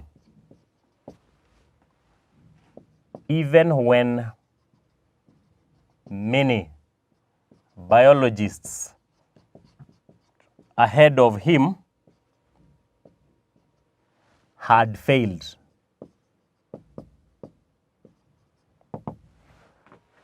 Why was Mendel successful with his experiments? One is that he dealt with one characteristic at a time. He dealt with one characteristic at a time. For example, if it is the length of the pod, he just dealt with the length of the pod. And he discovered that the length of the pod does not affect the texture of the seed. So there is independent way in which the length of the pod is determined as opposed to the texture of the seed. Most biologists ahead of Mendel had looked at this thing wholesomely, and they sought to understand what determines the characteristics of an entire organism. And that's why they were not very successful. But Mendel took one particular trait at a time. So, one, he studied one trait at a time as opposed to those ahead of him that sought to understand the organism entirely in its entirety.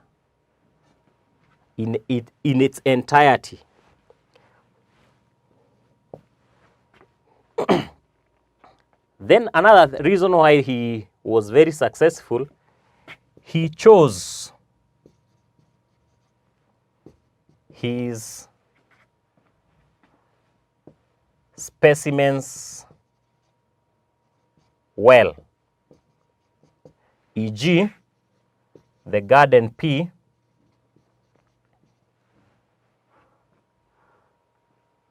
in fact you can say that he used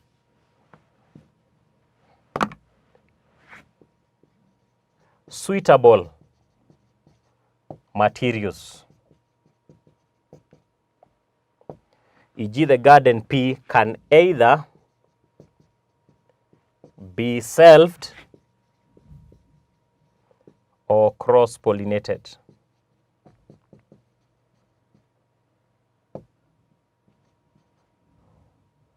So there was a higher success factor there.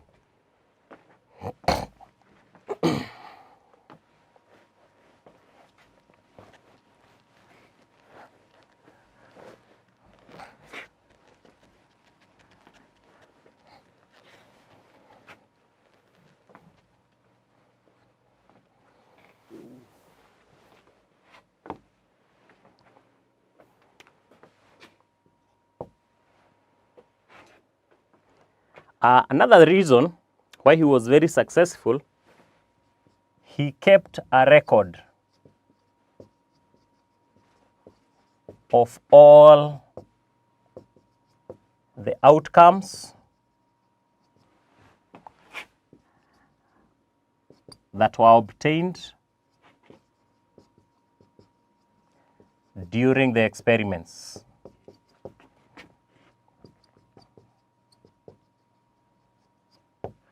So in his experiments, he was able to keep a record of all the outcomes in the experiments and used them for future reference. So those outcomes were recorded and used for future reference. So again, that's another reason that made him very successful.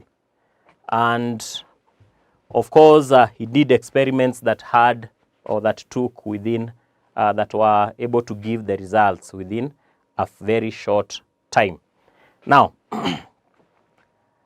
that is as far as the experiments that were carried out by Gregor Mendel, why he chose the garden pea. We have seen the reason why. Why he was very successful in an area where most people had not succeeded, and what he came up with.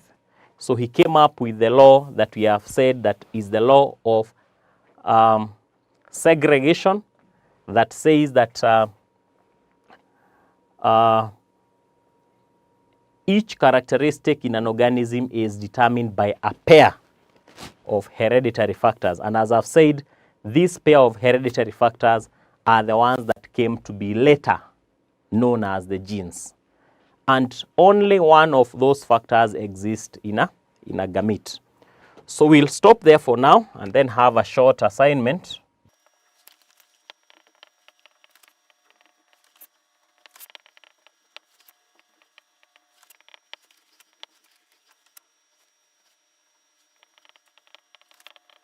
So the assignment, the first question, explain why Mendel was very successful in his experiments where many people had failed before.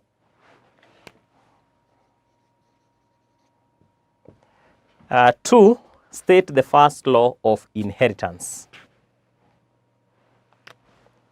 So we are going to stop there for today. Until next time, goodbye.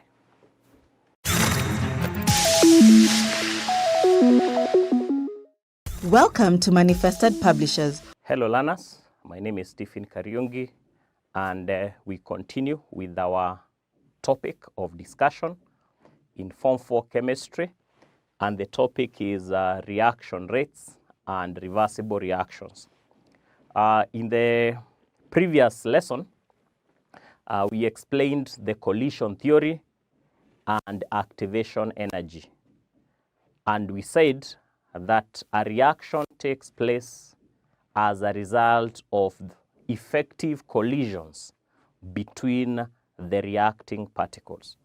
So if there are no effective collisions between the reacting particles, then a reaction cannot take place.